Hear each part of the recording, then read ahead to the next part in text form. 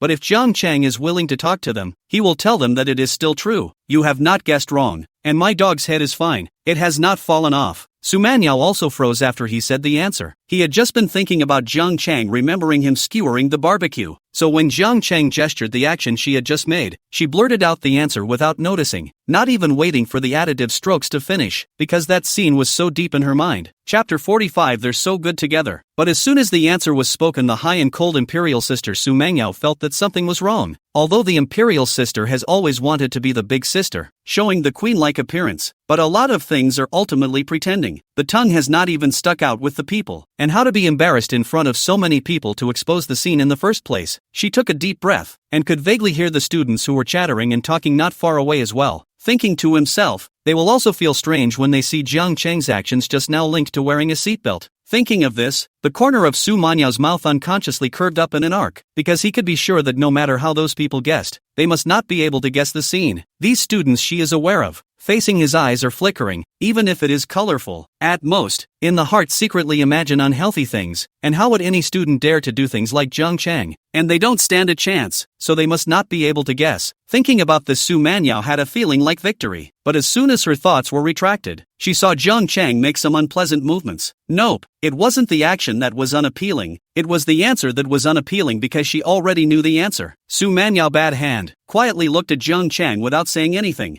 Jiang Chang touched his nose and pulled out the piece of paper that he had just written his name on and tore it up. There are 2 words written on it, Jade Feet. He had just made the simple gesture of touching his hands together as if he were plating something, and then pointing to his shoes. This action was exactly the scene from last night, when he applied flower water to Su Manyao's feet. He just wanted to bet on whether the answer that came out of the reed high-flying imperial lady was feet, or jade feet. If it comes out as a foot, it may not be as much fun later on. If it's a jade foot, Jiang Chang only wanted to say, Imperial sister, let me die on your hands. You really understand me. But Su Manyao didn't say anything anymore and just looked at him quietly. Jiang Chang then reacted. Done. Just played big. He just couldn't help but start drifting away as the word school seatbelt came to mind. And for a moment he forgot to hang on for dear life. Also forgot to stop by inches in time. Climbed right to the top, tearing off this piece of paper number. Jiang Chang took the iron pen and was ready to write again. But before he could put down the pen, he paused. Nope. I can't believe I was scared by a look from an imperial sister. No,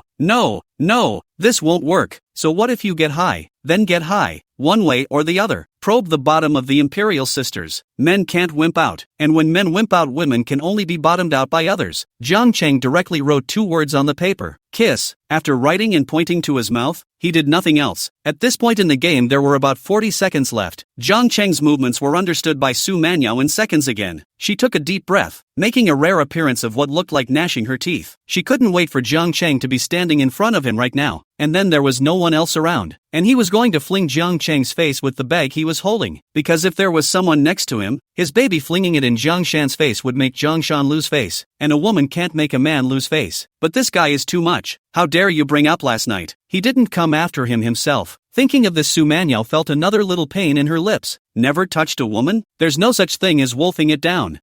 If you've touched it. No way. The high-flying imperial lady who had almost stormed out. Calm down. Just wolf it down. Probably starved for a long time. Jiang Chang stood opposite Su Manyao and watched as the imperial sister's face changed in a flash. He was apprehensive. Just now, he felt the killing aura coming from the imperial sister, and really felt like he was going to be knifed. But for some reason, the imperious girl's face was suddenly peaceful again. Darkness before the dawn? Has the royal lady already thought of me for this piece and that piece? Jiang Chang pulled out the paper with his name on it and tore it up. There were still 20 or so seconds left on the clock, but Jiang Chang was no longer going to continue writing nouns for the imperial sister to guess. He has scored 11 points, and repeated horizontal jumps above the bottom line of the imperial. A man who knows when to turn back is a pretty boy, and when it's time to turn back, it's time to turn back. The 30 seconds of clock time without Jiang Chang continuing to write down the nouns passed quickly. When the game ended, the surrounding crowd of eaters who had been suppressed cheered. Prof. Su is also too good to miss a guess. This is the crushing of strength. Anyone with Professor Su can win.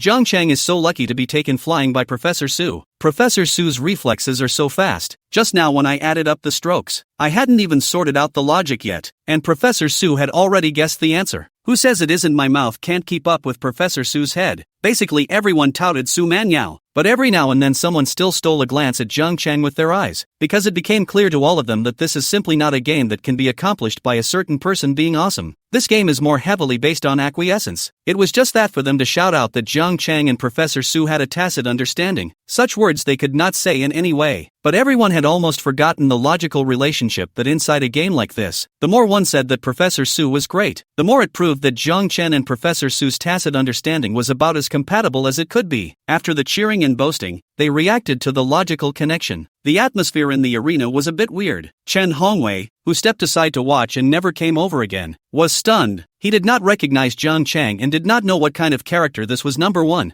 I just don't know why a person who came out of nowhere would have such a tacit understanding with Su Manyao, and he had just noticed Su Manyao's micro-expressions towards Zhang Chang. This kind of micro-expression messaging, he hadn't seen Schumann to do it to anyone before, and this student in front of him was the first person he had ever seen that Su Manyao would do micro-expressions for. Zhang Chang's class reunion committee member Li Jianming. He did not participate in the game, but watched the whole thing, at this time scratching his hair puzzled. Zhang Chang how to deal with Professor Su. He might not be able to do anything else, but he definitely had a knack for reading people's words, and from his observation, Zhang Chang and Professor Su of the music department were definitely more than just acquaintances or familiar friends, because he had just vaguely seen a little womanly gesture towards Zhang Chang on Professor Su's face. Although that feeling was fleeting, he could be sure he was definitely not mistaken. What kind of relationship would cause a woman to act like a little woman to a guy? That's ing love. It's wanting to be loved. So he sat there scratching his hair, looking at Zhang Chang and then Su Manyao. One professor and one student. Impossible. Absolutely impossible. But looking at it,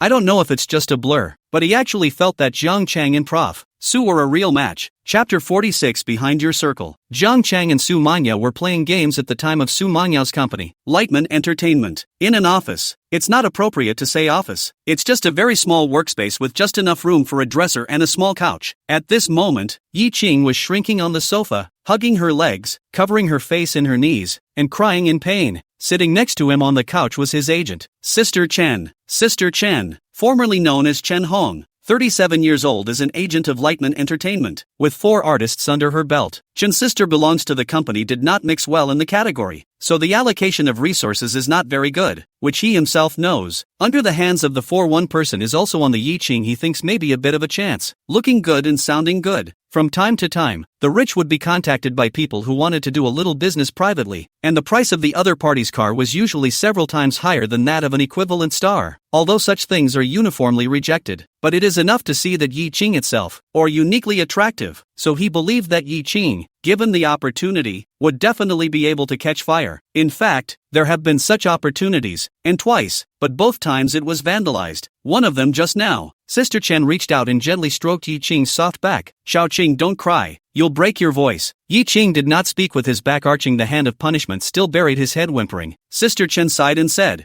this circle is like this, don't be anxious, there will always be opportunities. As soon as she heard Sister Chen say that there would always be a chance, Yi Qing cried even harder. Sister Chen's hand that went to help Yi Qing froze. She didn't know what to say. If she was to be blamed, it was her inability to even protect the artists under her own hands. Just then there was a knock on the door. Sister Chen raised her head before she could get up, and just after being knocked down and the door lock rattled for a moment without being opened, there came a thumping and violent rattling. This is where someone knocked on the door and then just opened it without opening it and started violently hammering on it. Coconut Green, who was crying loudly, was shocked. Crying stopped, raised his head with eyes full of red blood, a delicate face. At this time I see pity. Who is it? Sister Chen asked out loud. Open the door. Zhang Yanqi's voice came from outside. Sister Chen was shaken for a moment. She glanced at Yi Qing and saw that Yi Qing was already wiping her tears with the back of her hand in a haphazard manner, but the makeup on her balls, which was not obvious, was also spent at this time. Go open the door, Yi Qing said. He eased his feet off the couch and slipped into his heels before straightening himself out, reaching up to wipe the tears from his face in an attempt to make it obvious that he'd cried profusely, but that was clearly delusional. The door to the room was opened, and standing in the doorway was Zhang Yanqi in a deep V-sling, and standing next to her was his female assistant. Zhang Yanqi's face with a Qinghe smile. On the contrary, his assistant's face is one of mockery, looking at the open door, Chen slanting her eyes at people, still flinging her left hand. Apparently she was the one who just slammed the door and hurt her hand. Sister Yi Qing,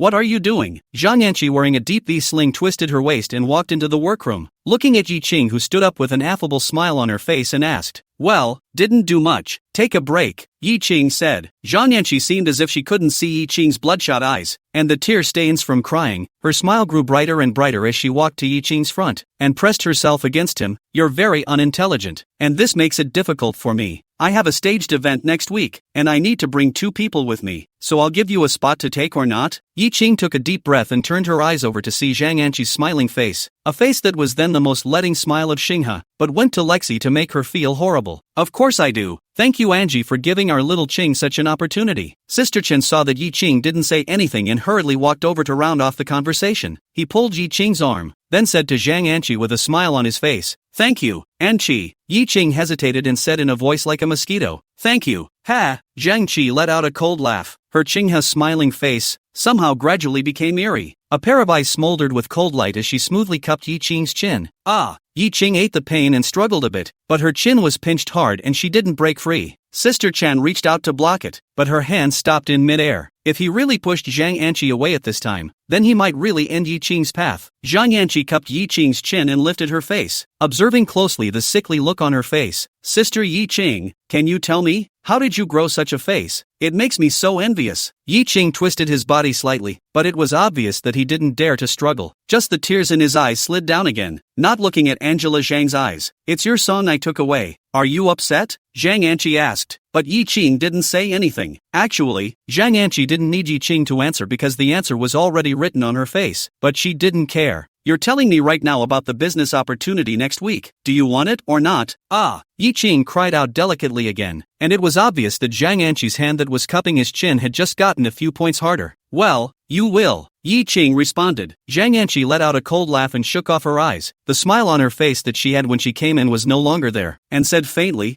I don't want to see your eyes red when I'm in the company. With that she turned and walked out the door. After going out, Zhang Yanqi's face changed. His just calmly leaving the scene of calmness is no longer there. Some anxious took out his cell phone and called Kongwei. Destroy Yi Qing. I want you to go back to Yi Qing and not give her a single moment's chance. Her lowered voice hissed lowly into the phone. What's wrong? Just an inadequate little man. Conway's voice came from the other end of the line. Zhang Yanqi said, this woman is too capable of holding back. Her resentment is already so heavy that an ordinary person would have to explode. But he still managed to hold on to the last line. You can't keep a woman like that. And she's not bad in her own right once you give her a chance. You and I are going to have a hard time, Conway said. I know how to handle it. I don't need you to teach me. With that said, Conway hung up the phone that he had hung up on. You, Zhang Yanqi, who was hung up on, looked at her cell phone and was furious. On the other end, Conway was sitting in his office at this time, his eyes looking at the cell phone that had been placed on his desk. Don't I know that she's on good terms in her own right? If her condition is not good, how could I possibly keep an eye on her? The lodge. After the first round of games, the second round will start again soon. Just after hearing the rules of the game,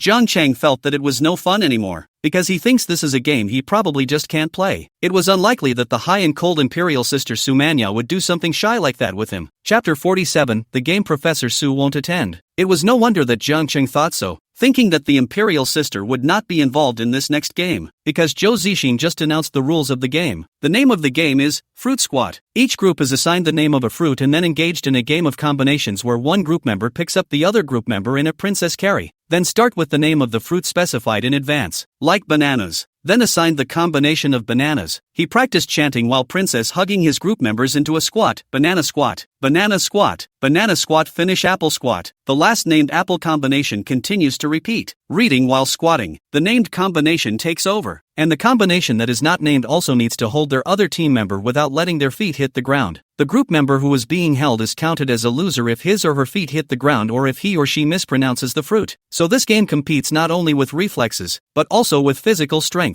Nowadays, students can't even squat up and down by themselves, let alone holding a person up and down. So as soon as the rules of the game were announced, the scene immediately became lively, and the shock that Jiang Cheng and Prof. Su had just given them seemed to have been overshadowed. There were male students patting their chests and giving assurances to their female classmates in the same group. Don't worry about it, my nickname is Slammer. I can squat them to death just by squatting. I practiced sparring at the age of 8 and taekwondo at the age of 9. Up and down squatting. Who can squat better than me? Xia Ye, don't worry, we're sure to win this game. What's the point of taekwondo? My grandfather practiced inspirational. I started to tie the horse stance at the age of 3. Rong, you don't have to worry. I have a steady downward force. It's just like an electric one. Others were weak and protested. Shall we change the game? Men and women don't get married. It's not that I can't afford to hug. I just don't think it's a bit nice to pick up a female student like that in public. Is it? I'm in favor of this. I also think we should change the game. I'm a decent guy. How can I put my arms around my female classmates? I don't find this kind of game spelling brute force interesting. Shall we play something that tests brain power? Instead,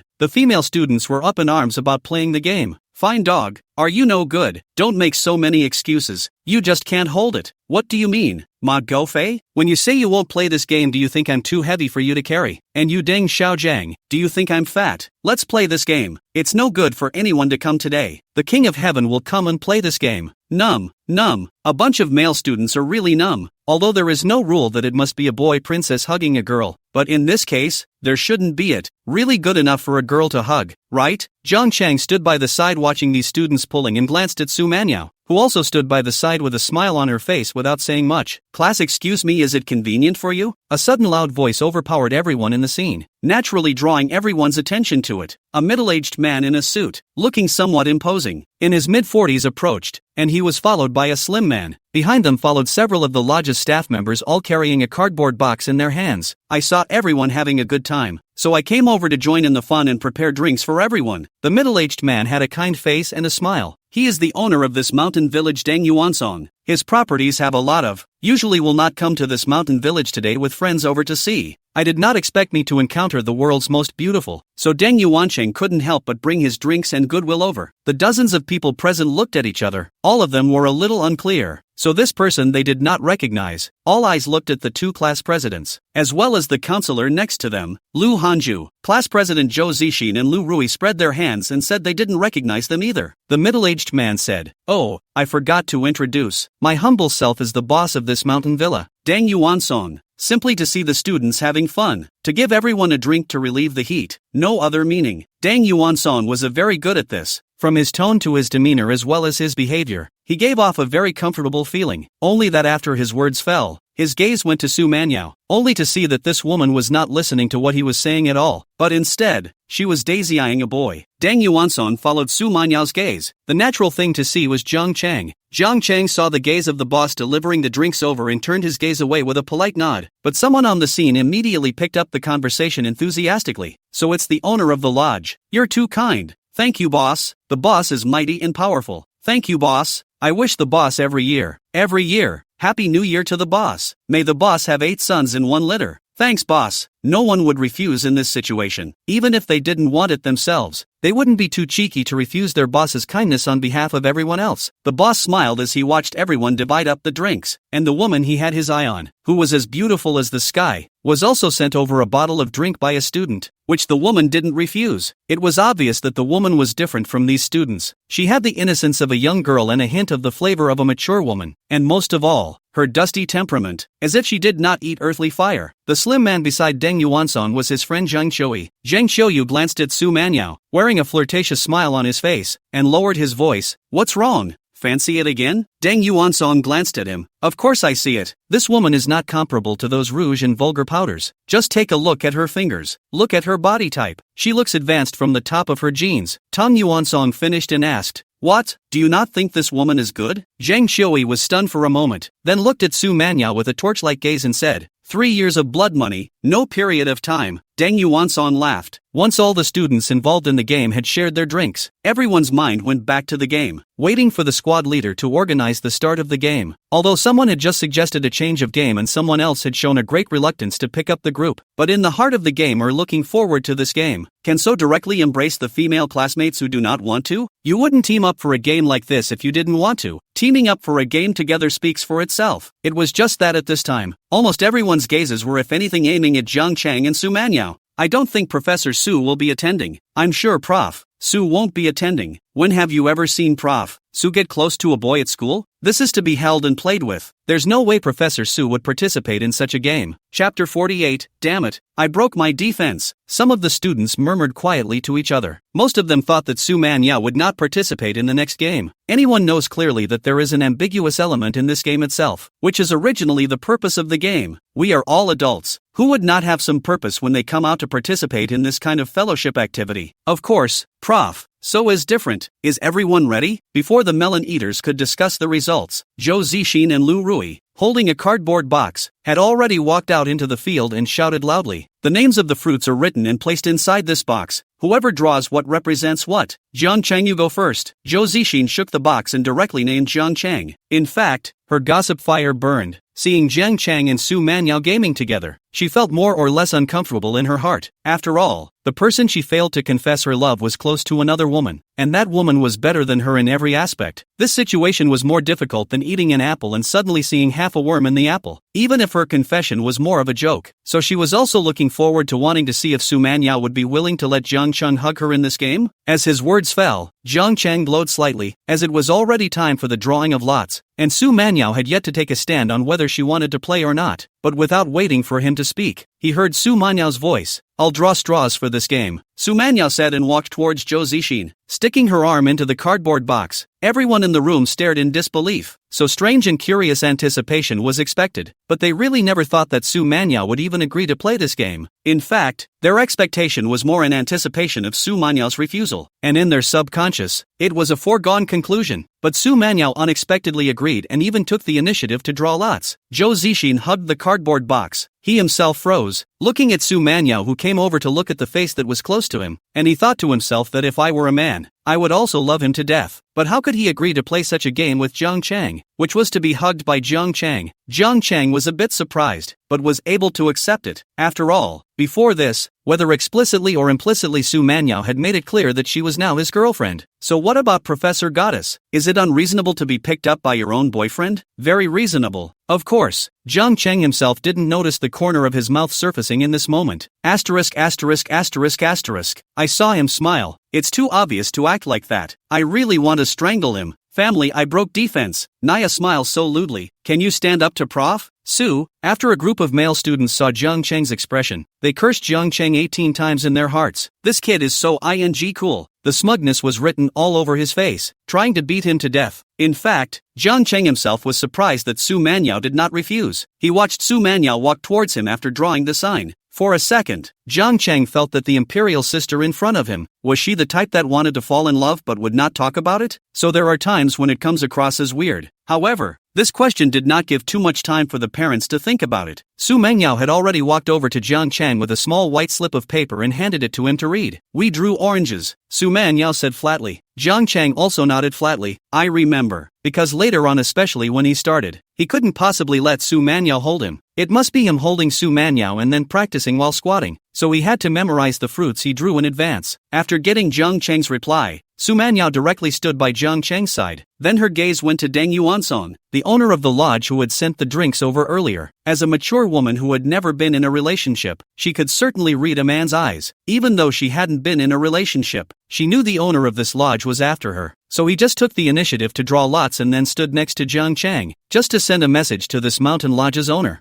I have a boyfriend. This scene was also seen by the owner of the lodge, Deng Yuansong, who saw the woman in this role and the young student standing together and close to each other. More exciting, baby, Deng Yuansong thought to himself. Jiang Cheng only felt that the imperial sister leaned over, leaning very close, making half of his body a little hot. This feeling made Jiang Cheng very uncomfortable. He wanted to wrap his imperial sister over and hold her in his arms, making his whole body hot. It's common sense that you'll be more comfortable with even heat. The two of them stood together, and not long after the draw was over, Zhou Zixin put down the cardboard box and said, Has everyone gotten the fruit they represent? Okay, no problem. It's drawn and ready to go. Hurry up and start. Hurry up and start. I can't wait to show off my muscles. Mine is bananas. Just yell at me if you don't. Asterisk asterisk asterisk asterisk mine is the banana. Don't you dare hurt me. Zhou Zixin stood in the center and smiled wryly, saying, "Then let's start with Jiangcheng, which stands for orange." There's actually a little trick to this game, which is to not let the fruit on top of your drawn sign be exposed. Because there were over 20 combinations on the site, some of the fruits had odd and uncommon names, and although they were all written on the cue board in front of them, the uncommon fruits most of the time, people just don't mentally pronounce them. And Zhou Zixin directly told how the fruits represented by Jiangcheng when announced. When the game starts in a few moments, many people will mentally practice oranges in a smooth manner. Then River City needs to do up and down squats. Zhou Zixin's purpose was simple.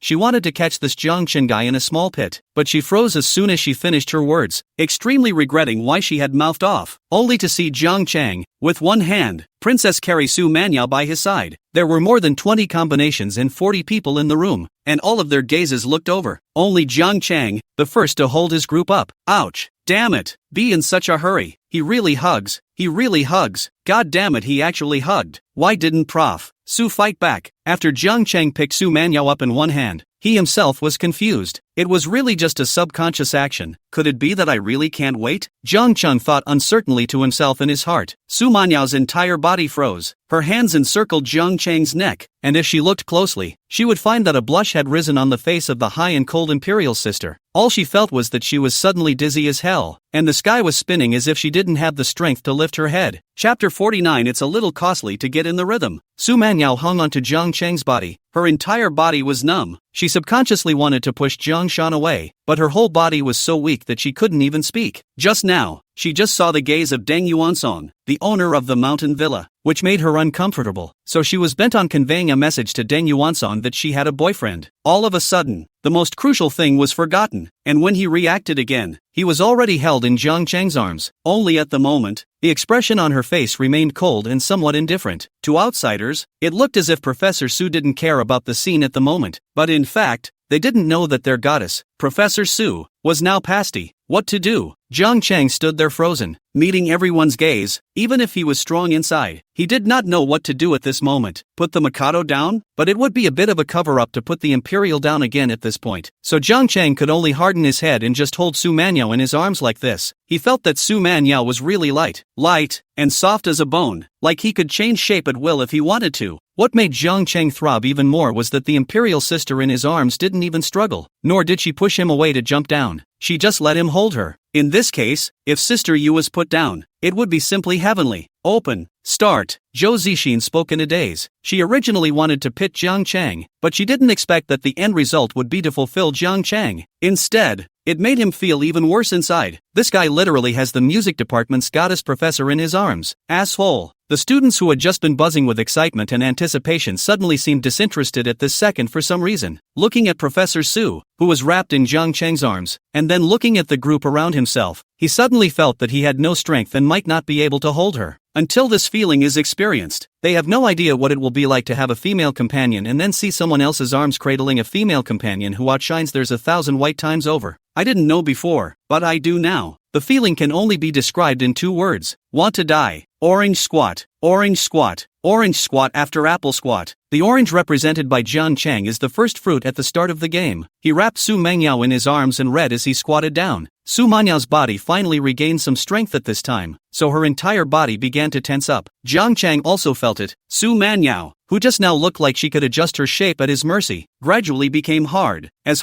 ice. Of course, Su Manyao wasn't the only one who turned hard. River City is actually the same. Hooligans. When Jiangcheng squatted down, Su Manyao felt something on his back and spoke in a lowered voice. Just say so on the mouth. The heart inexplicably but some relief. Instead of the body also relaxed a little. Jiangcheng himself certainly felt it. So listening to Su Manyao's accusations, he had nothing to say. One can only have a serious face. But the Mikado's whisper was another mouthful of hot air spraying over the side of his face. It's so hard to top. Apple squat. Apple squat. Apple squat after orange squat. The apple mentioned by Jiangcheng represents the combination of apple squat finish and then mentioned the orange. Jiangcheng glanced at him and could only pick up with a quick orange squat, orange squat. Orange squat finish pair squat. Pair squat. Pair squat. Pair squat finish orange squat. The baggage that had just been dumped out folded back in. Jiangcheng, who had the high cold imperial sister in his arms, had his face blackened. His eyes looked towards the combination that represented pair. That guy was a student in Jiangcheng's class. At this time his eyes were cast to the side, not daring to meet Jiangcheng's eyes. Jiangcheng could only pick up with orange squat, orange squat,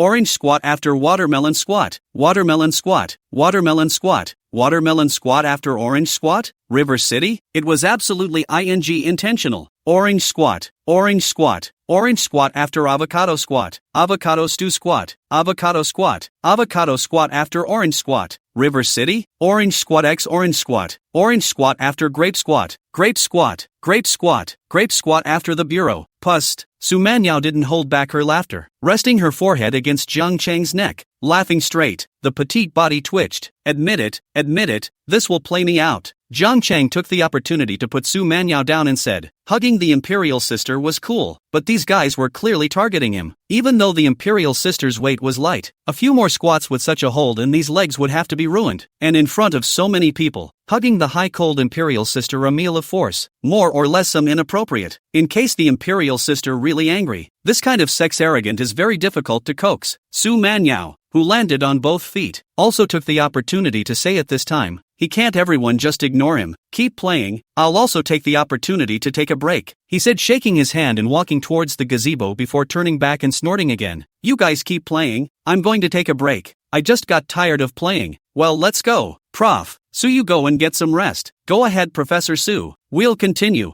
This is the people present. Since yesterday went out to build a group together since listening to Su Manhwa initiative to speak the most once. So soon there are people to support. I'll let Su Bai to go to rest really. Just looking at the back of Jiang Chang and Su Manhwa leaving, they had mixed feelings in their hearts. For a while they were a bit confused. Were they thinking too much or too little? Su Manhwa left, and Jiang Chang naturally followed him over. It had been intentional before, jumping repeatedly across the death line in front of the Imperial. That's all off the table. Just took someone in my arms directly in front of their student. That's more or less treasonous. Su Manhwa walked ahead and sat down in the gazebo, taking the initiative to leave a seat beside her for Jiang Chang. Su Manhwa asked, am I heavy and tired of holding me just now? No, absolutely not. Look, I haven't breathed a word. I can still hold you for at least 100 more. That said, you don't eat much. You're as light as a leaf. Jiang Chang reacted quickly and backhanded a rainbow fart over. But Su Manhwa just looked at Jiang Chang with light eyes and said, fine, then you can hold me for another 100. Jiang Chang, I admit I just spoke a little louder. I was joking. Su Manhwa blanked him. Seeing that Jiang Chang had not yet sat down in the seat beside her, Su Manhwa gazed into the distance, not knowing what she was observing, and opened her mouth to say, when you just held me in your arms, weren't you very happy? Why do I see you look like you're a little nervous? Her voice was made to sound like it had no emotion, and because of that lack of emotion, it seemed rather overbearing. Su Manhwa finished her own words, and a sudden wave of complacency grew in her heart. It was the first time since dating Jiang Chang that he felt in complete control of the rhythm. Just the price. It's a bit of a price to pay. Chapter 50, you're happy to do this, aren't you? Can Jiang Chang not be nervous? The public imperial sister does not need the situation. The imperial sister a forceful meal, in case the imperial sister flipped what to do, but nervousness is not good to show. I did not expect to be directly pointed out by the imperial sister. The momentum immediately lost 2 points. Jiang Chang saw the imperial sister in Chi head, looking at him like a victor, cold like a haughty queen. Gas won Su Manhwa heart comfort. Voice is very cold but very concerned said, look just put you tired sit down and rest. As she spoke on one side, she moved her but to give Jiang Chang a somewhat larger seat. Instead of sitting over, the half-gun ride sat across from the imperial. It was nice to make it to the Mikado's side, so he could smell his perfume, but sitting across from him only seemed more convenient. Wit. Obviously Su Manhwa also saw through Jiang Chang's small mind. A slightly flirtatious smile appeared on her face as she scraped Jiang Chang. It is in a woman's nature to love beauty, and the core essence or dialectical approach of beauty makes it appreciated by others. There are many levels of what is called others. For example, passers-by, friends, suitors, but none of these are as powerful as the appreciation of a lover. Jiang Chang and Su Manhwa exited the game. No one retained them. After all, not many people like to be abused. Even if they like to be abused, it has to be behind closed doors or with a little cover, which is so openly shattering their hearts. Can't really stand it. During the last round of the game, did you see Jiang Chen's term for private tutoring? And what did he write? In the gap between their preparations for the third game, someone quietly asked a friend beside them. My friend looked from side to side and said, as if he were a thief, I'd like to ask what Katsumi wrote. 2. The main reason was that in the last round of the game of writing nouns, Su Manhwa almost always guessed the answer in seconds. But in the end, 2 nouns were torn out by Jiang Chang, and when Jiang Chang wrote 2 nouns, the expression of the high-flying goddess professor was very storytelling, so that makes them even more curious. The sound of the 2 men's discussion was small, but it was still heard by those with sharp ears. The head quietly came over and said, I'm telling you guys,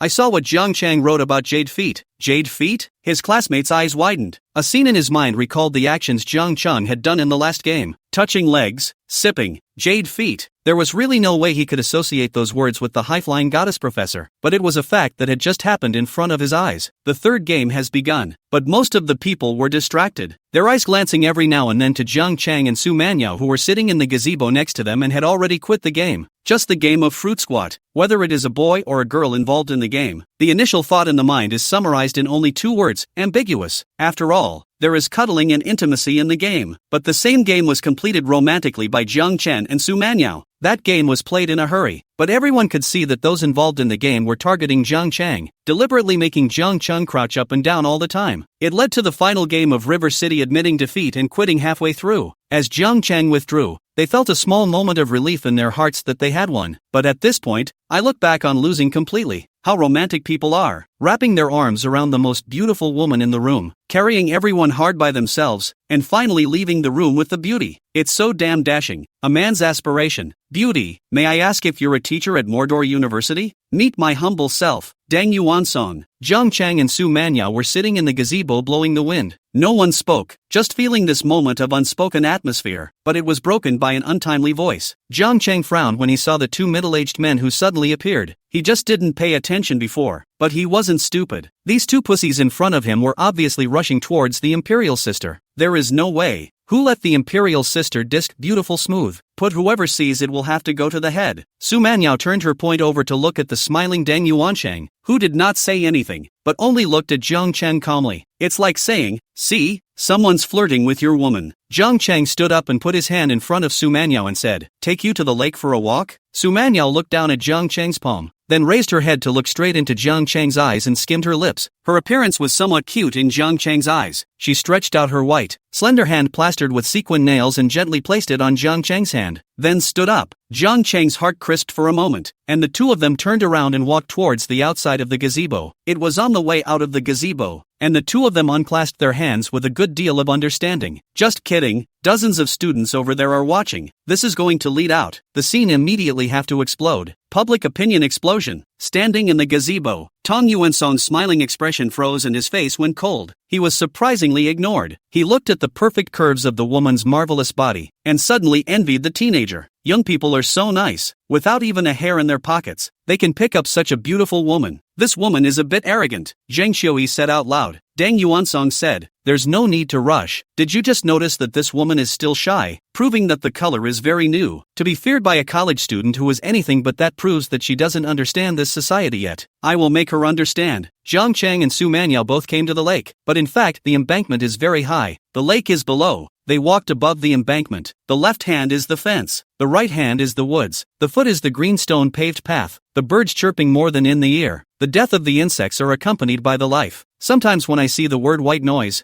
Jiang Chang will think it's all noise. Still divided into black noise, white noise? At this moment this situation Jiang Chang seems to understand why it is already noise. And in front of it there is a white word, because the voice was really nice and nurturing, like the ears would get pregnant, and the royalty around him was white. Jiang Chang looked at the Imperial Sister's side face. Most of the time the Imperial Sister looked like she was on top of the world, but after gradually familiarizing himself with it, Jiang Chang knew that the Imperial Sister's high and mighty look was really just that, and at critical moments he would always lift up his skirt or stretch out his little hand. Still very well behaved. I can't make it out. Is that sopping and the others fishing? Makoto asked out loud as she stood by the fence looking down. Jiang Chang followed the Imperial Sister's gaze. He had good eyesight. At the lake under the proposal, Sopping and his roommate were there, surrounded by 3 other girls, a few heads together, probably looking at the fish that had been caught. That's right, it's them who seem to be in love, Jiang Chang said. Then reach out and wrap your arms around your waist. It's a little different to watch your brother-in-law fish like this. What are you doing? Su Manyao asked. Jiang Chang blurted out, it's not convenient here. Su Manyao was stunned for a moment and reached out one hand to push Jiang Chang's shoulder, pushing him away. Skinning this, you're happy aren't you? Chapter 51. What's the fun in holding hands? It's the fun in holding feet. Pai is really happy with this one. Jiang Chang didn't gain an inch when he was pushed away and rubbed his hands together to see what happened. The Imperial Sister ranted, glanced at Jiang Chang and took a step forward. But I don't know if it's just a messed up heart, but I turned around and broke my heels. Ah! The Mikado let out a gasp. Jiang Chang reacted quickly to hold the Imperial Sister up. Hiss ouch! Ouch! Why don't you hurry up and sit down and let me see what's wrong? There were benches like those in the park right next to the cobblestone paved path. Jiang Chang helped Su Manhwa to go over, but the Imperial sister's one foot was broken, so she can only use the other foot to jump and walk. Plus his high heels were very thin. Just now it was because the heel was too thin that he stepped on the gravel and broke his foot. Now that only one foot is left to land on, it's even more inconvenient to jump like this. Jiang Chang paused and hesitated for just a second before reaching out and picking up the Imperial princess. Yikes! What are you doing? Put me down now. The Imperial sister ran with her hands slapping Jiang Chang's shoulders, but Jiang Chang was unmoved and held the Imperial sister towards the bench before putting the Imperial sister down and letting him sit on it. You're a real piece of work. The Mikado who made it to the top of the bench shattered with a sad face. When the high and mighty face reveals a little woman's mournful look, it really makes you want to hold it and kiss it. Jiang Chang also wanted to, so he squatted down and reached out to cup. But it's not the imperious face that's being held up. He took Su Manhwa's foot in high heels. Su Manhwa symbolically pumped it, but she was pinched by Jiang Chang and couldn't pump her foot, so she gave up. You're softer. It hurts. Su Manhwa touch media said with some aggression. Jiang Chang just looked at her and did not say anything. His gaze fell on the jade feet. He knew that it didn't really hurt at all. It was just a broken foot. It wasn't the skin that hurt. It was the force that hurt. And his hand didn't touch the bare foot of the broken foot. So the pain was just an embarrassing protest on the part of the Imperator. Jiang Chang ignored her protests and untied his shoes, took his shoes off and put them aside. Feet that had been painted with vermilion nail polish were exposed to the air, the toes scrunched up like they were shy. The Mikado skimmed her face to the side, grabbed her skirt with both hands, and leaned back in her chair. It's not serious. Temporary pain. Live blood, not fish, should not be a big problem,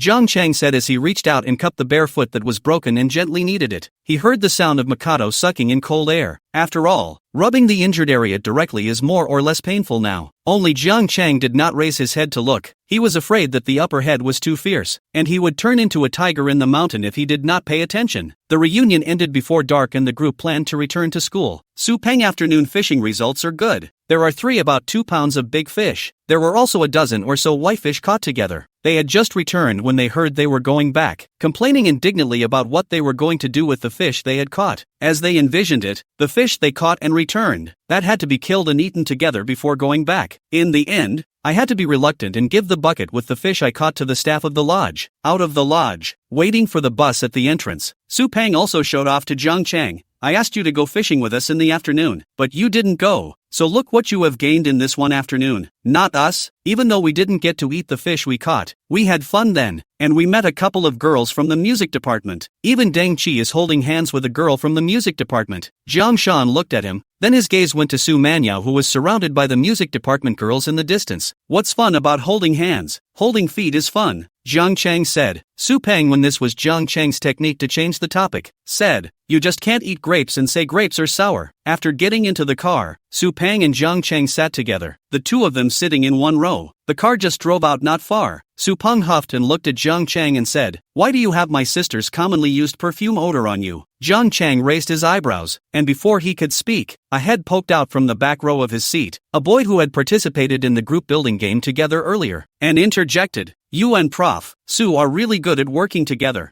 Jiang Chang looked back at him and hurriedly interrupted them. It's you guys who are too good. What game? Su Peng asked nervously. Jiang Chang said, you and the cerebellum did not develop like, out of the group building. That shall not do the group building game? Oh, Su Peng thought for a moment. So your perfume is. I told you that your cerebellum is not developed. So many mosquitoes in this mountain village don't know to spray something before going out. Look at me, I didn't get bitten by mosquitoes. Jiang Chang waved his arm around, looking at Su Peng again. There were red bumps and scratches on both hands, obviously bitten by a mosquito. I go still really ugh. How come you didn't get bitten by mosquitoes? Su Peng looked at Jiang Chang's hand and then looked at himself alarmed and asked. Jiang Chang ignored him and let him think for himself, which was nothing more than saying that it was the credit of the perfume. But the heart is thinking, I did not get bitten by mosquitoes, but and perfume does not have half a penny relationship, completely as the imperial sister is too tender, and the body has a milky flavor especially inviting mosquitoes. She attracts the mosquitoes fire away. There is no mosquitoes to bite me. It was dark when I got back to the dormitory. Both Teng Chi and Lu Tao went out, and both of them were radiant when they left. Su Peng caught the two men and asked who the appointment was and refused to say. In the end, Jiang Chang and Su Peng were left behind in the bedroom. Su Peng played the game, but Jiang Chang still has things left to do, and the details of the script that he promised Li Jinxing before. He actually hasn't made it yet. After all, it's impossible to recover 100% of what's in your memory. so it's a matter of adding your own creations and visions to the mix. It was a bit dull and boring after a while, and there wasn't even a good song. In addition to wanting to make some money by selling a song I wrote earlier, I actually wanted to have my favorite songs to listen to inside the listening apps on the market, but that actress voice didn't match, or the voice was already average. So Jung Chung just listened to it once and never listened to the song that sold out in the beginning, even though he was still doing well on the music charts. However, the last time he gave Yi Ching that little singer's legend, it was a good match for that girl's voice, and if it was sung the effect should be good. Thinking of this, Jung Chung opened his cell phone and flipped out Yi Ching's number from inside his address book. This was the last time Yi Ching took his cell phone and saved it voluntarily. The phone dialed. It took a while before the other side answered, sounding a little agitated. "Teacher Jiang, I'm Yi Ching." Yi Ching's voice came from inside, but it seemed to be a bit hoarse. Jung Chung frowned a little, thinking that he wouldn't go so far as to record that song and give his voice to Lua. He gave the song based on Yi Ching's voice, so it's reasonable to say that it's not so Shurjish, right? Chapter 52. A fierce tiger at heart, a fine scent of roses. Zhang Chang did not state his doubts outright. After all, this was someone's private matter and not his concern. It could be that she had too much fun with her boyfriend at night and lost her voice. He went straight to the point of his own purpose. "Did you record a demo of that song you were given last time? You send it to me to listen to it and see what needs to be modified." In fact, the song is sold to repair or not to modify. Zhang Chang does not care at all. He just wants Yi Ching to send the song to him to listen to it, purely just to make money without any other motivation to work. It is really boring. Need to listen to the song to relieve. But Yi Ching's voice on the other end of the phone stammered. "Jiang, Mr. Jiang, I'm sorry. I'm really sorry. I might not be able to give you the recorded song because I think that song is more suitable for my colleague." Zhang Chung frowned when he heard this, but he did not say anything and waited for Yi Ching to finish. On the phone, Yi Ching continued, "So the copyright of that song is given to my colleague. Maybe in some days the sample she recorded will come out. When that time comes, I'll definitely send it to Mr. Jiang at the first time." Zhang Chang coldly said, "Okay." With that he hung up. The other end of the phone has just finished showering. Wearing a white bathrobe, Yi Ching, slightly curled long hair is still wet, scattered and is exposed on the outside of the bathrobe's snow-white shoulders. She reached out to cover her mouth. Tears came out of her eyes. Zhang Cheng's side was holding his cell phone in his hand, and his heart was extremely upset. Although the song is sold as someone else's, but at that time when the idea of writing the song, because from the voice of Yi Ching, making money by selling it to people doesn't say much after all. Zhang Cheng picked up his cell phone and called Li Qingqin. He hadn't forgotten that the song Legend, which was actually given to Yi Ching, was only given to Li Qingqin and their company first for the time being, but there hadn't actually been a price negotiation or a contract signed. That means the deal hasn't been made and his song hasn't been sold. Hello, Mr. Jiang. Li Chenqian's excited voice came from the phone. Jiang Cheng directly said, "The script that was given to you before, and the song, this deal is suspended and not for sale." Serenity Li ABA couldn't react for a moment. "Mr. Jiang, may I ask what we did that you're not satisfied with? Feel free to ask me anything you want. I'll fulfill any request." You celery joy don't know why Mr. Jiang, who has always been so nice to talk to, is so fierce tonight, and fierce and rude, called and said nothing, just terminated the cooperation. Jiang Cheng had already finished notifying and could have just hung up the phone, but thinking about it, there was no need to make the other party unknown. He said, "At that time, I gave you that song because I like to listen to Li Qingqin's voice, and your request was for me to write a song for her, but our contract had not been signed yet, and you changed the person." Li Qingqin was shocked and hurriedly said, "Mr. Jiang, Yi Ching had no choice. She didn't mean to disgust you. The other party is a popular singer, and has a lot of power of speech in the company. Seeing that Yi Ching's song is good, he took it away. You must not misunderstand." Jiang Cheng did do an eyebrow. Hearing Li Qingqin say this, he probably knew that Yi Ching was nothing more than being stepped on, but this kind of trouble had nothing to do with him. Not important. The cooperation ends here. Jiang Cheng hung up the phone after saying that. Hey, Mr. Jiang, Mr. Jiang, hey. Celeste took her cell phone and saw that the call on it was hung up. He was so angry he took his cell phone and smashed it on the floor of his apartment. Pang! The phone cracked and the battery flew out. Asshole Conway. Pissed off. You sit down gently on the couch, gasping out loud for air. She knew that the reason for this was that Angela Zhang had taken her brother from Yi Ching's hands, and behind Angela Chang is Conway. She knew the reason but couldn't intervene because she was the President Su Manyao's person. If she intervened, it would represent his Su Manyao's attitude, and Su Manyao, as the president of an entertainment group that included music, film and television, entertainment economy, and other multi-dimensional groups, it was impossible to intervene in some small things or some independent projects. Otherwise the distribution of power is in a mess. From the president first. A group of companies of such a large size, it would be difficult for this one machine to run smoothly, so knowing the type of Li Chin can only endure. Because in principle, he begged the song from Jiangcheng, and in the end, it is also given to the company's artists, but also for the company to bring benefits. So from the body of Kongwei this matter cannot be picked out to complain about Kongwei's faults. It was just that she didn't expect it. It was just that he didn't expect Jiangcheng to feel such a great distaste for them because of this matter. But it's understandable when you think about it. People who are really good at what they do aren't as vulgar as they are, and have their own pursuits other than the money they trade. Jiangcheng dormitory. He closed the computer, did not continue in the work. Lu Tao came back from outside with a red face as if he had been drinking. Going out and being able to drink means that you are really asking out that childhood friend of yours? Su Peng said as he played the game and skimmed Lu Tao. Lu Tao froze, then said in surprise, "What's that supposed to mean? Can I ask out other girls?" Su Peng laughed, very mocking, said, "Come on you. People who asked you to drink with you for the first time, but also that childhood friend of yours, can like you this would like head." Lu Tao was greatly embarrassed, and was obviously spoken to by Su Peng. "Strip honestly. It's undressing to get ready for the shower, not doing anything else." But Su Peng didn't let him go yet, saying,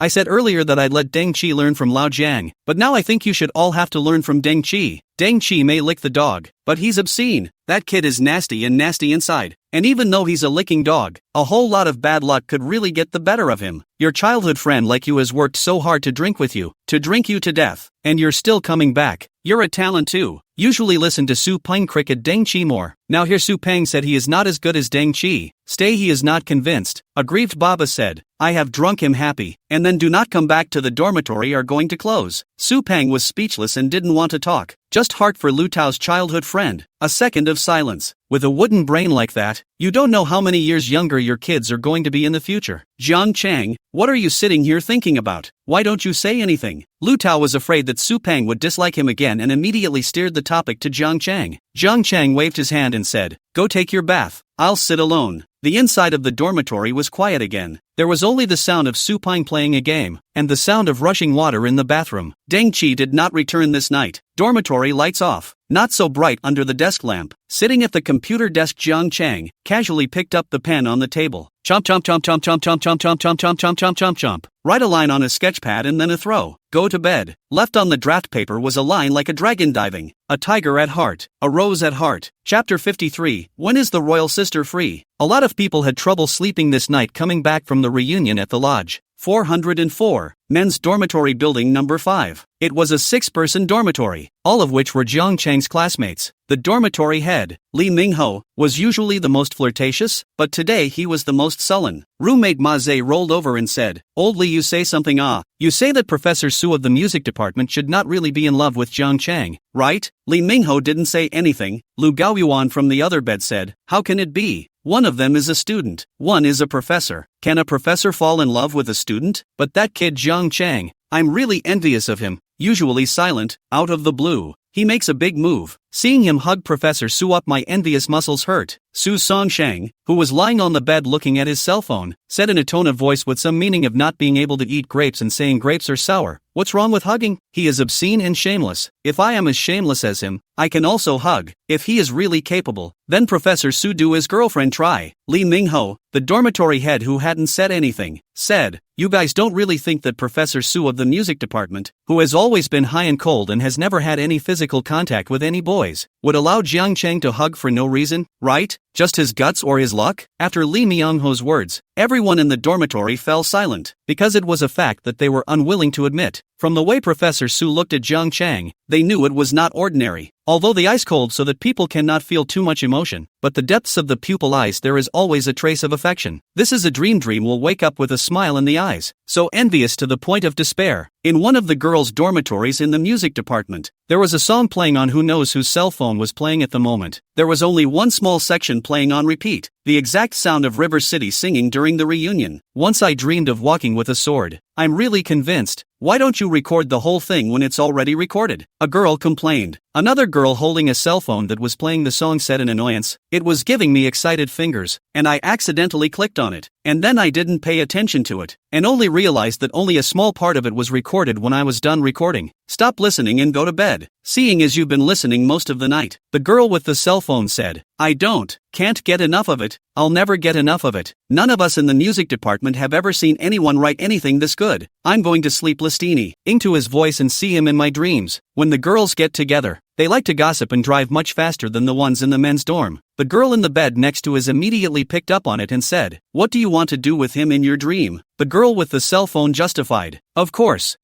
you win." A few of the roommates' gazes came over and someone asked, "You like him so much, why don't you go after him?" Didn't even leave contact information. Did you? The girl holding the cell phone was silent for a moment and said, "You guys don't think that in Magic City University, someone can steal a man from Professor Sue, right? That's too much to look at." The others don't speak. In fact, why wouldn't they think so? But whenever there was an opportunity, they struck out on their own, mainly in front of Su Manyao and Su Manyao to steal a man. It was something that could make people desperate. Jiang Cheng's dormitory. He had already gone to bed. Su Peng muttered, drumming, "Just now I was saying that Deng Qi, this licking dog is lewd and nasty. I can't help but take advantage of something, but it turns out that this kid has really come out of the woodwork, and he didn't even go back to the dorm tonight." Lu Tao unconvincingly whispered, "He came back to our dormitory closed, and now is nestled in the internet cafe. Sleep is not certain." But no one paid any attention to him. Incompetent whining from a goon dog that goes unheeded. "Jiang Cheng, I love you." There was a sudden navigational sound that resonated throughout the dormitory building. The felicitous echoes echoed between the dormitory buildings. Asterisk asterisk asterisk asterisk, who's so fierce? Su Peng shouted as he lay up from the bed. Bull, he jumped to the ground and ran to the restroom window. It sounds like a girl, but the bottom is kind of like a tank. Jiang Cheng was also shocked. The dormitory was already closed in the middle of the night. Who was so fierce? He climbed up to see. All that could be heard outside was another shout from the boys in the dormitory building. "Who is the visitor? I thought Lu Bu was already invincible. Whose ministry is this? Which throw hair is Jiang Cheng? Jiang Cheng, I love you too. Jiang Cheng is here. I am Jiang Cheng. Go back, little sister. I am not going to like you." Asterisk fakey. Jiang Cheng went halfway and returned to the bed to sleep. Let them make a mess. Jiang Cheng died. He blocked out the garbled voices and continued to think about himself. If the person shouting down there had been a royal lady, he might have been somewhat interested. But for the imperial sister to shout like she had her head in the sand like this under his dormitory building, Jiang Cheng would rather believe that Su Peng was Emperor Qin Shi Huang. So in the face of the gossiping voices that gradually resounded throughout the dormitory building, Jiang Cheng felt that it was more important to think about thinking about his planning now. He has little incentive to make money per se, but he sells the rights to his songs and screenplays to make money. But the purpose of making money, Jiang Cheng himself did not think clearly. Just in Su Peng a dormitory, from his only words, can understand that his family is very unusual, so this also means that the imperial sister's family is the same. After all, the imperial sister was Su Peng's own sister, so before he didn't think too much about it, thinking that's how it should go. It should just be more money. But when you seriously think about it, making a lot of money is predicated on a career. A career based solely on selling copyrights is not considered a good career, and you really have to get your career off the ground yourself. It's so hard to listen to a song.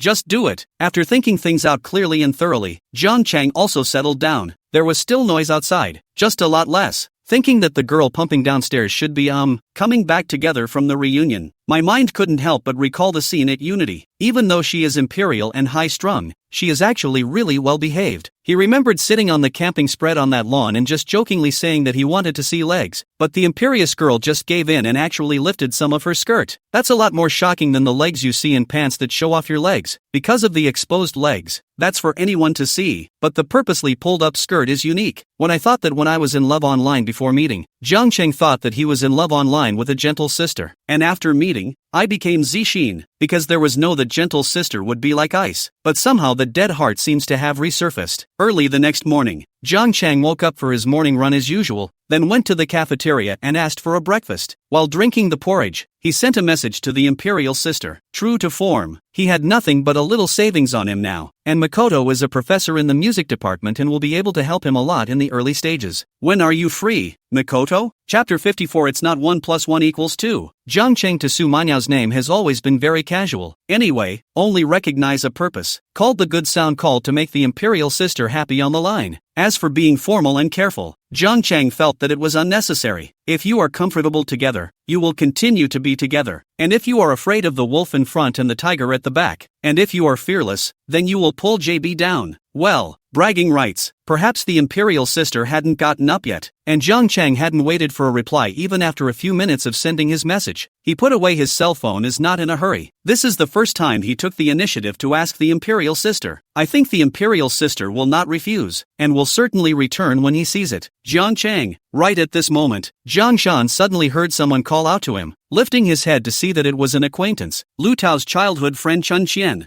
Jiang Chang had met with Chen Qian a few times, all with Lu Tao. In Jiang Chang's impression, Chen Chang is a girl with a heavy literary flavor. Her looks are not considered to be much of a sign. Her features are beautiful wearing glasses, and she has no problem matching Niu Tao. But today there was a girl next to Lu Tao. The girl was wearing a duck-tongued hat, and Jiang Chang noticed that his skin was very white, and the neck exposed by the collar of his white t-shirt looked like it was so bright that it would reflect light. The two men came alongside with their breakfast. Chen Qian asked, "Does anyone do it here? Is it not convenient for my party to do it here?" Jiang Chang froze for a moment. Lu Tao was not there. It always felt a bit strange to sit together with the other party's childhood friend, but still spoke out and said, "I'm alone. You sit. See, we'll sit here." Chen Qian pulled the girl beside him to sit down, then introduced, "CC introduces you. This is the Jiang Chang I told you about. He is my brother Lu Tao's roommate. This is True Sky, my bestie." From the front end of the introduction with a smile on his face, Chu Siki greeted Jiang Chang. "Hello, I'm Chu Siki. I've often heard Chen Qian mention you. Nice to meet. I often hear Chen Qian mention me. Isn't it bad for Chen Qian to keep mentioning me?" Jiang Chang knew that this was polite. He said, "Hello, River City." It was only at this time that Jiang Chang noticed Chu Siki, who was wearing a duck-tongued cap, and compared to Chen Qian,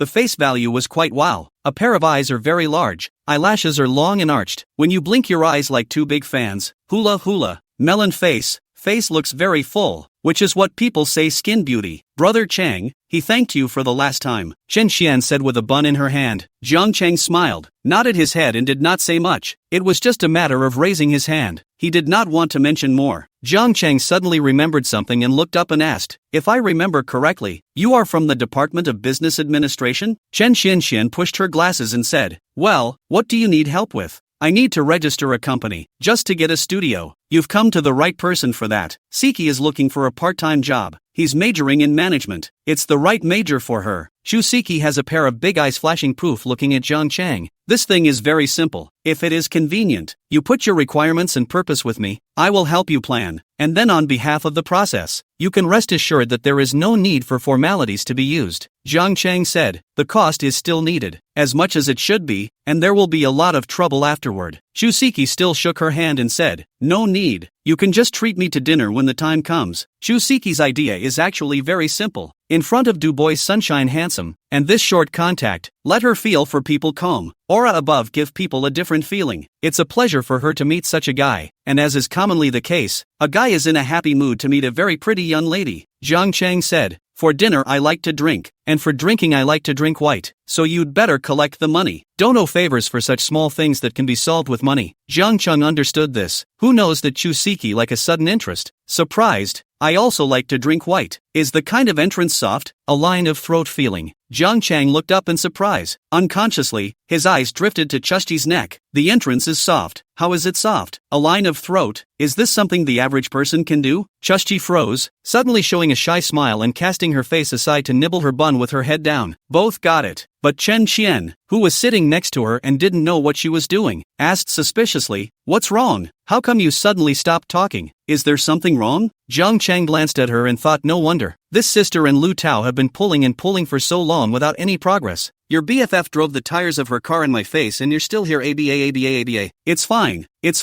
I'll check you in at noon after I finish my 2 classes today." Chu Siki, the veteran driver, hurriedly interrupted her girlfriend Chen Qian's inquiry. Then he turned his head to Jiang Chang and asked, "Brother Chang, can you tell me what kind of studio you're opening? And then whether I want to register for an individual or a limited company license? And then what is the main role you need the license for? And the official seal, do you need these?" Jiang Chang paused for a moment, having the feeling that he had found the right person, sounding professional, with a sense of customizing the service to the client's requirements. Outside of the cafeteria, Su Manya was wearing a white plain dress and stepping on her sandals with high heels was walking this way. Perhaps it was because she had just woken up, making her entire body look extremely languid. Her hair tied casually, a few strands of hair falling from her forehead. Early in the morning, students have to get up early to pass by the side of the eye. The morning breeze, such as a fairy like a woman, inevitably do not let the heart ripples, as if the dream has not yet awakened. Any way you look at the woman in front of you, she looks like she's floating only in a dream. But at this moment, Sumanya's mood was not as beautiful as he appeared to be. She didn't go home when she got back from the reunion yesterday and stayed at the school. Early this morning, he received a message from Li Qingqin, mainly telling him about the matter of Zhang Anqi robbing Yi Qing's song. For the development of a small singer like Yi Qing or being oppressed by her peers, Su Manyao wasn't that concerned. The survival of the fittest is a constant. There is no absolute fairness in any industry anywhere, and absolute fairness is the greatest unfairness. For example, how can a high achiever who has studied hard for dozens of years just cooperate with uneducated assholes and take the same resources? What makes the accumulation of the same number of large ones surpassed by mere hard work and study? In the same way in the entertainment industry, what makes a person who has worked hard on the drill unable to compete with a white person who is like a vegetarian? It was normal, but Su Manyao was equally amazing as Conway went more and more over the top. What's more, Li Qingqin tells her that Mr.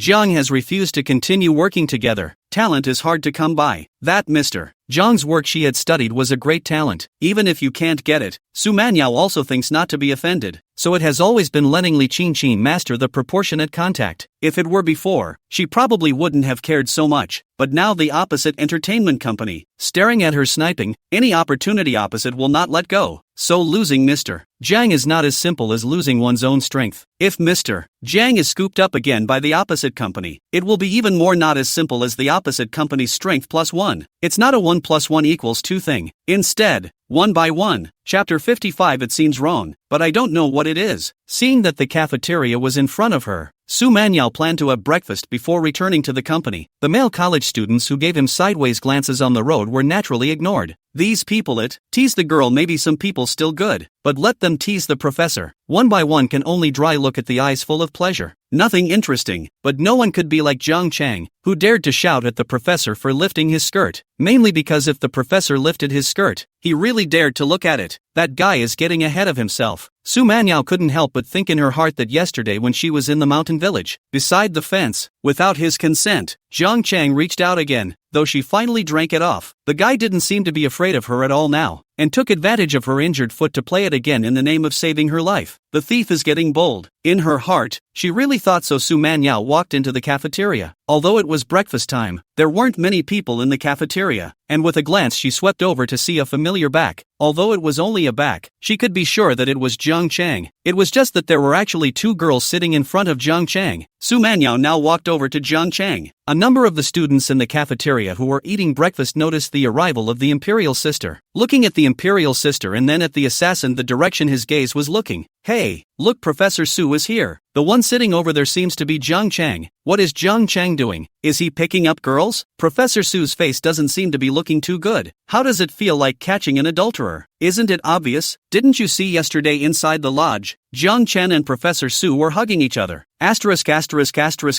What are you talking about? Someone hugged Prof. Su, just now. The two students in gossip. They are yesterday together from the mountain village played back. Heard next to an uninformed person over to ask them immediately shut up and do not talk about it. And at this time, Shen Xian and Chu Siki, who were sitting opposite Zhang Chang, both stood up with their own dinner plates. Chen Xian said, "Enjoy your meal, Brother Chang, we're full." The two of them walked some distance away from each other. Chu Siki suddenly turned back to Zhang Chang and said, "Brother Chang, you remember to bring your ID card." Oh. After saying that, Chu Siki even winked at Zhang Chang. "All right," Zhang Chang answered. Suddenly he felt as if his back was a little cold. Sweat hairs unconsciously stood up, subconsciously looked back, only to see the Imperial Sister standing behind him, her hand still on her chest looking at him coldly.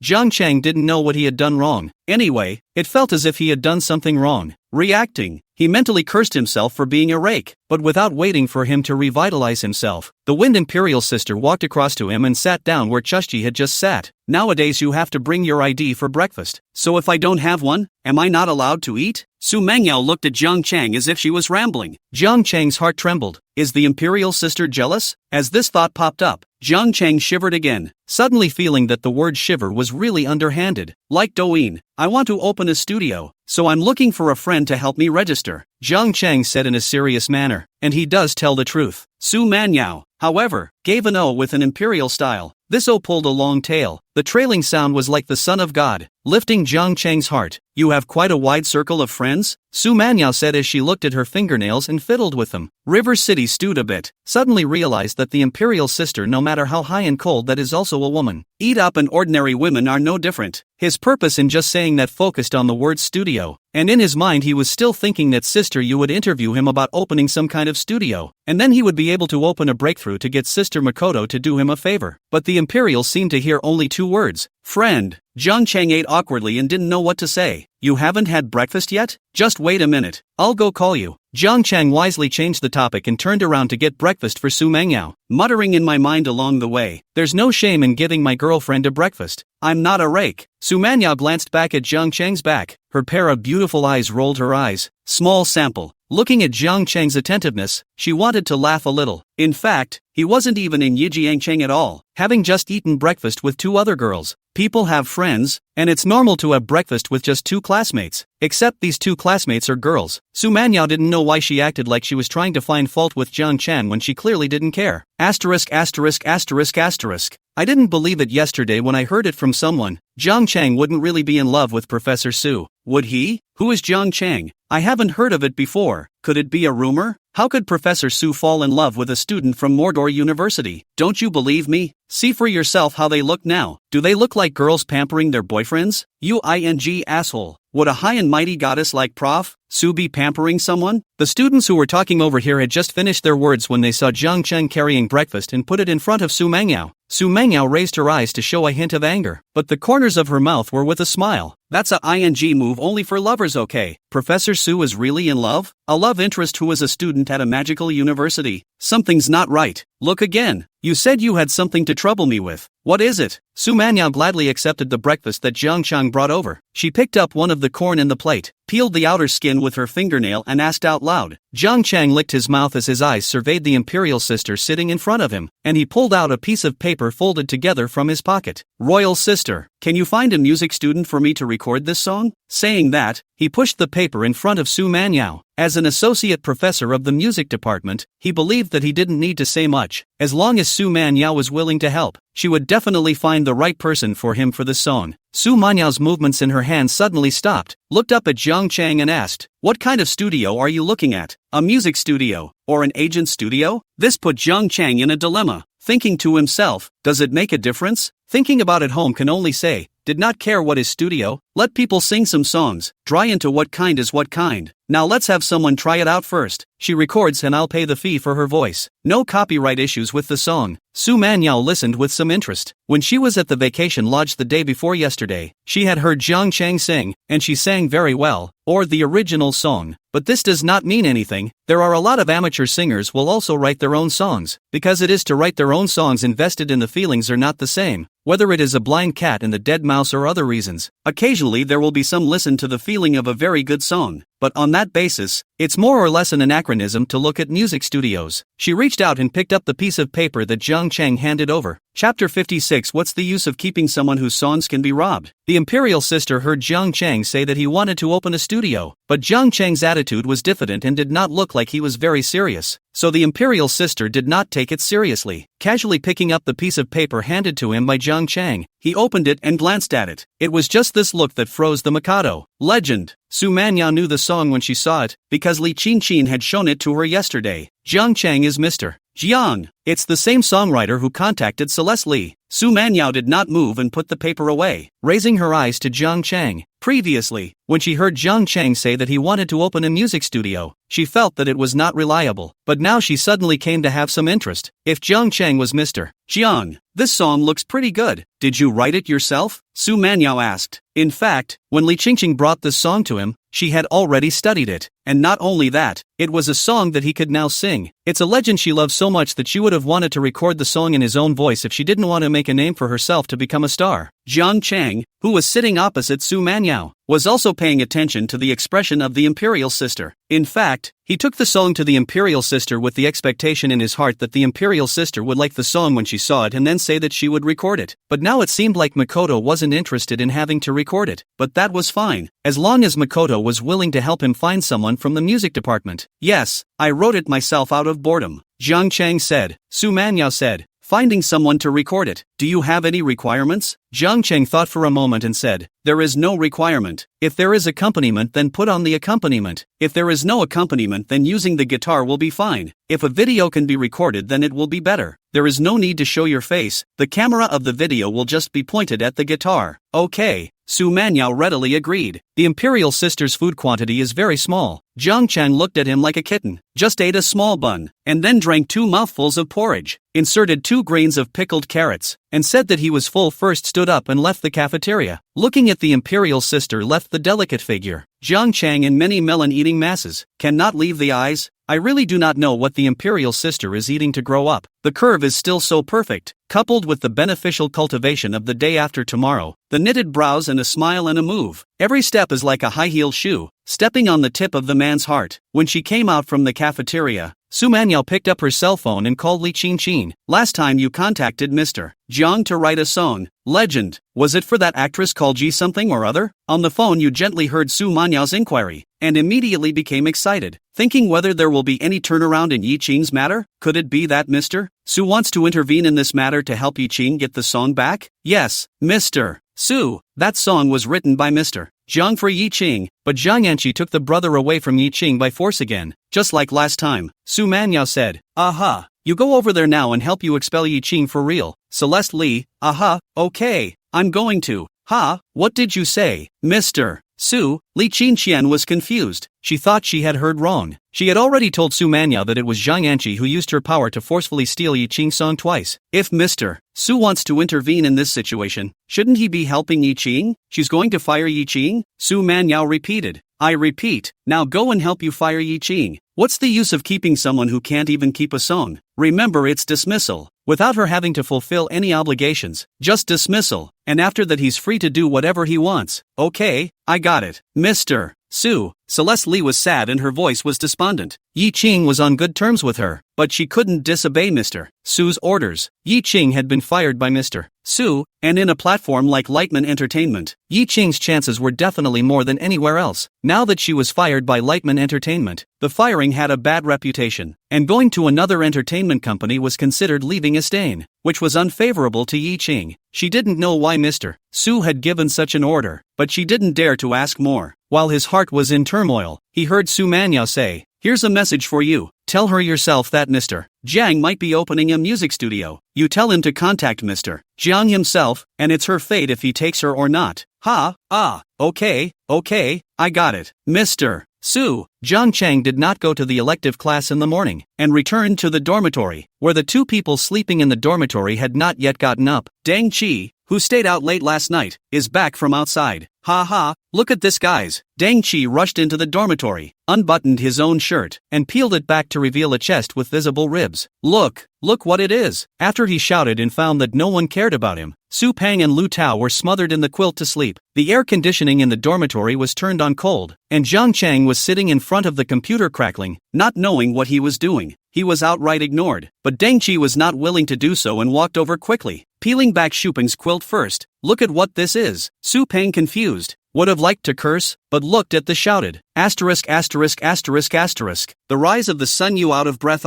With this yell from Su Peng, Lu Tao, who was smothered in the comforter, was also startled and poked his head out curiously to look. Jiang Cheng also turned his head to look over. Since everyone is looking at their own Tanchi suddenly complacent, thinking, or Su Peng good? What is the matter? Let Su Peng everyone's attention over. What is this? Is this some kind of serious disease you've contracted? Lu Tao asked in confusion. Deng Qi immediately said with an unhappy face, *******, you single dog. You don't know anything about it. Xing, you come, you tell him what it is. Jiang Chan lazily ignored him and turned his face away to continue picking at the keyboard. On Deng Qi's chest was a mass of red marks, the same red color that was formed by scraping, except that the red marks were uniformly shaped like a lip print. What is it? Lu Tao was still confused. Deng Qi said, my girlfriend sucked it. You have a girlfriend? Lu Tao was shocked. It's not right. Su Peng wiped his eyes and pulled Deng Qi over to take a serious look. Deng Qi was a bit embarrassed and pushed Su Peng but couldn't. Finally Su Peng saw clearly, shouted, how the hell do you these 3 have fingerprints? You didn't give it to yourself with your fingers, did you? How can it be? This is my girlfriend sucking, Deng Qi said. With his other hand he pulled his shirt up to button it, and say no. Su Peng pressed his hand and peeled him over, shouting, "Still say no, don't you move, I'll try to peel one now." With that, Su Peng reached out and pinched the flesh on Tang Chi's chest, pinching it with 2 fingers and yanking hard. "Yell at the stuff that's pulled." Right at this said, Jiang Cheng's cell phone rang. "It's an unfamiliar number." Chapter 57. Consider meeting your parents. Jiang Cheng glanced at it. It was an unfamiliar number. Deng Qi was still yelling from his dorm room, and he clicked to hang up. "Anyway, I don't know who's calling, and it's not a good time to answer the phone in such a noisy environment. So if something's really wrong, I'm sure they'll call again in a while. Harassing calls not so much. You really pinched it yourself." Su Peng let go of Tang Qi. After his verification, he had already determined that the marks on Tang Qi's body were pinched out by himself with his fingers. It's not like I pinched all of them. I only pinched a few. Most of them were sucked by my girlfriend." Deng Qi defiantly weaseled, but no one believed it anymore. Jiang Cheng had a smile at the corner of his mouth. In fact, just when Tang Qi came in, he realized that something was wrong, so he was not surprised. "Just thinking in my mind, is it that all girls like to suck on strawberries like this? And if one day the imperial sister also wants to suck on it, is it agreeable or not? Go and do your spring dream." Su Peng suddenly shouted, startling Jiang Cheng. "What? Does he even hear the hearts of men? How can he know what's in my heart?" But he was relieved in the next second, only to hear Su Peng say, "Tell me honestly, did you stay out all night at the internet cafe last night, and then pinch yourself like this, dreaming springtime dreams, hoping that everyone you found a girlfriend? I'm really not." Tang Chi's eyes reddened with excitement. Lu Tao was still dumbfounded at this time and asked, "What's going on here?" Su Peng glanced at him and said in a bad mood, "Just get over it, don't ask. When your childhood friend marries someone for the wedding, remember to call me along."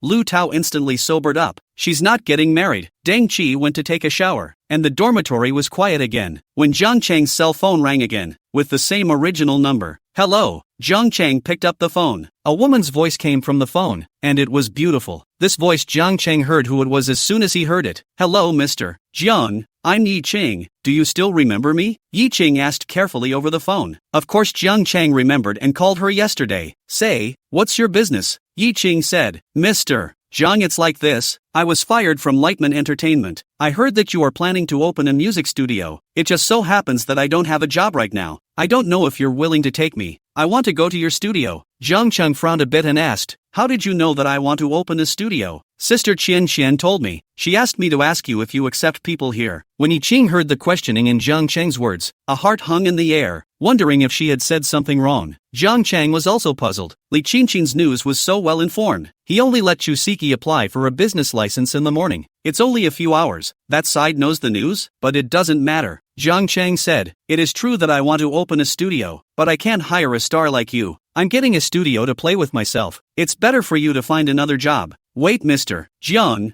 I'm not a star. I'm just a small singer. I just need a basic salary." "Mr. Jiang, can you give me a chance? My place is not suitable for you." Jiang Cheng hung up the phone after saying that. He liked Yi Qing's voice, and there were quite a few pieces that were suitable for a singer like Yi Qing to sing. Jiang Cheng's idea of this studio was only decided last night, and he hadn't gotten it before, and he didn't know how the future would be. So for Yi Qing's worship of the doc, Jiang Cheng directly chose to reject it. One step at a time is the best. They are now on the hundreds of thousands of deposits. The opening to find a small star. The step is big, easy to pull the egg. In the afternoon, Chusiki side of the news. The registration process has been completed, and now as long as the 2 days to collect the courier, get the business license on the line. Jiang Cheng sent over the registration fee to Chusiki, as well as the labor fee, but Chusiki refused to take it, and in turn told Jiang Cheng that Jiang Cheng's studio had just opened, and was definitely short of manpower, and she asked Jiang Cheng if there was anything she could do to get a position and a job here in Jiang Cheng. Hearing Chusiki say this, Jiang Cheng did not force himself any further and said, "Alright then, this will be counted as part of your bonus." Chusiki was overjoyed. Jiang Cheng's words potentially meant that he had agreed to her coming to work at the studio. She had been looking around for a part-time job this semester, and there were quite a few entrepreneurs on campus, but she hadn't found one that he was happy with. But when she saw Jiang Cheng today, she inexplicably had a feeling that this boy was very affable and stable and dependable, and she gave birth to this idea then. "There is one thing that you need to do right now," Jiang Cheng said. Chusiki said, "Ready and willing to serve. You find a studio field." Jiang Cheng released the first job task to Chusiki, looking for a studio site, and then gave Chusiki a rough idea of what he was looking for. 3 days passed in the blink of an eye. The tutorial stayed at the school for the past 3 days, and there was intermittent contact with Makoto. Sometimes he messaged her, Sometimes she messaged him, but for the past few days time Makoto didn't come to school, saying that she was busy with things in the company. Jiang Chang had heard that Imperial Sister was the president of a constant enterprise, but what exactly was the enterprise Jiang Chang did not go into detail to understand, and now he wanted to understand even less. Understand more, always a little diaphragm. After all, the girlfriend's skin white, beautiful, long legs, rich and powerful enterprise, they are left with hair long chi. What's the point of going to investigate more in this situation? You want to be a soft touch? News also came from Chusiki's side. A suitable studio with office space as per Jiaqing's request. She found it. She asked Jiang Chang to go over there in the afternoon to take a look, and had already talked to the properties. As for the company's business license, when all the things settled, just move the address over. Jiang Chang looked at the schedule. There was nothing to do in the afternoon, and the others agreed to come down. There is another thing is that in yesterday, Yi Chang again gave Jiang Chang phone you have also said very sincere. Anyway, to express a meaning, no matter how also want to join Jiangxin's studio.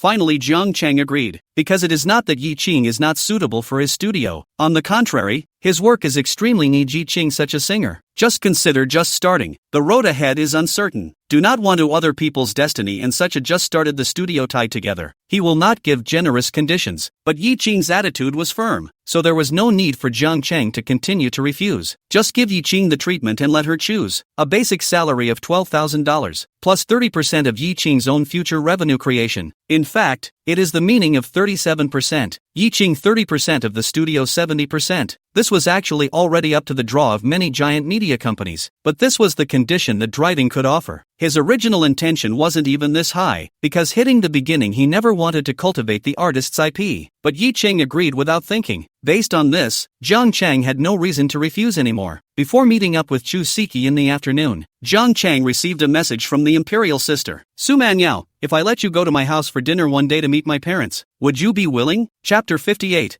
As long as you have the guts. The Imperial Sister takes maternity leave. The Imperial Sister suddenly sent a message asking Jiang Chang if he would be willing to take him home to meet his parents one day. When Jiang Chang saw this message, the corners of his mouth almost cracked with laughter. It's amazing that the Imperial Sister could give birth to such thoughts. She's got a lot of nerve. Jiang Chang calmly replied, I'll think about it. Su Manyao's message came back immediately, and Jane was appalled. Get out. Meet. Consider it done. See, Jiang Chang replied. Makoto, you're a. Jiang Chang looked like he couldn't see the Imperial Sisters cursing and replied with a flying kiss over. And then the Makoto stopped talking. Jiang Chang put away his cell phone. If you have the guts, the royal lady takes maternity leave. Jiang Chang and Chu Siki had arranged to meet at the school gate. Jiang Chang arrived first. His own face value sunshine handsome, 1 meter 83 people standing in the crowd, not to say cranes. That is also affordable to the audience. The schoolmates coming and going had sideways glances, and there were also people who went up to talk to them, but they were all politely rejected by Jiang Chang's. Jiang Chang, who was in his sophomore year of college, responded enthusiastically to the schoolmates' pickup lines completely unnecessarily. After all, the freshman's brother wants to pick up the sophomore's sister. The junior seniors like the sophomores too. Senior seniors like sophomores too. It's the big ladies who wonder if they'll feel tired. Not much time. Chu Siki came, tied a ponytail. Today did not wear a hat. Wearing a white t-shirt on the waist tied a small knot. The slender waist to outline. A pair of long legs wearing tight jeans. The perfect curves wrapped elastic full. Feet stepped on white pops shoes, appearing youthful vitality, full of vitality. Walking, ponytail aflutter. Shaking the road. How many schoolmasters and schoolmates of youth? Hello boss. Chu Siki walked up to Jiang Chang and shouted playfully. Jiang Chang gazed at this girl. According to this, face value is more suitable to be a vase, but it seems that the other party can really do things too. There is a face value and a little bit of ability, so that when you think about it, it counts as something. The job you are looking for is somewhere. Lead the way. Jiang Chang said. Okay. Chu Siki directly shouted a cab from the side of the road. Jiang Chang sat in the co-pilot. Usually he liked to sit in the back row, but today Chu Siki sat in the back row, so he gave up his seat. In the car, Chu Siki was like a naughty child, restlessly sticking her head out from the center and asking Jiang Chang, Boss, am I the first employee of the studio? Jiang Chang nodded. True Sky said, Boss, then why don't you draw me a pie? Jiang Chang was puzzled and asked, Drawing what pie? Chu Siki tilted her head and leaned back in the chair to look at Jiang Chang. Said, Of course it is to encourage me to work well, so that I have the motivation to do things more vigorously, and later the company step by step,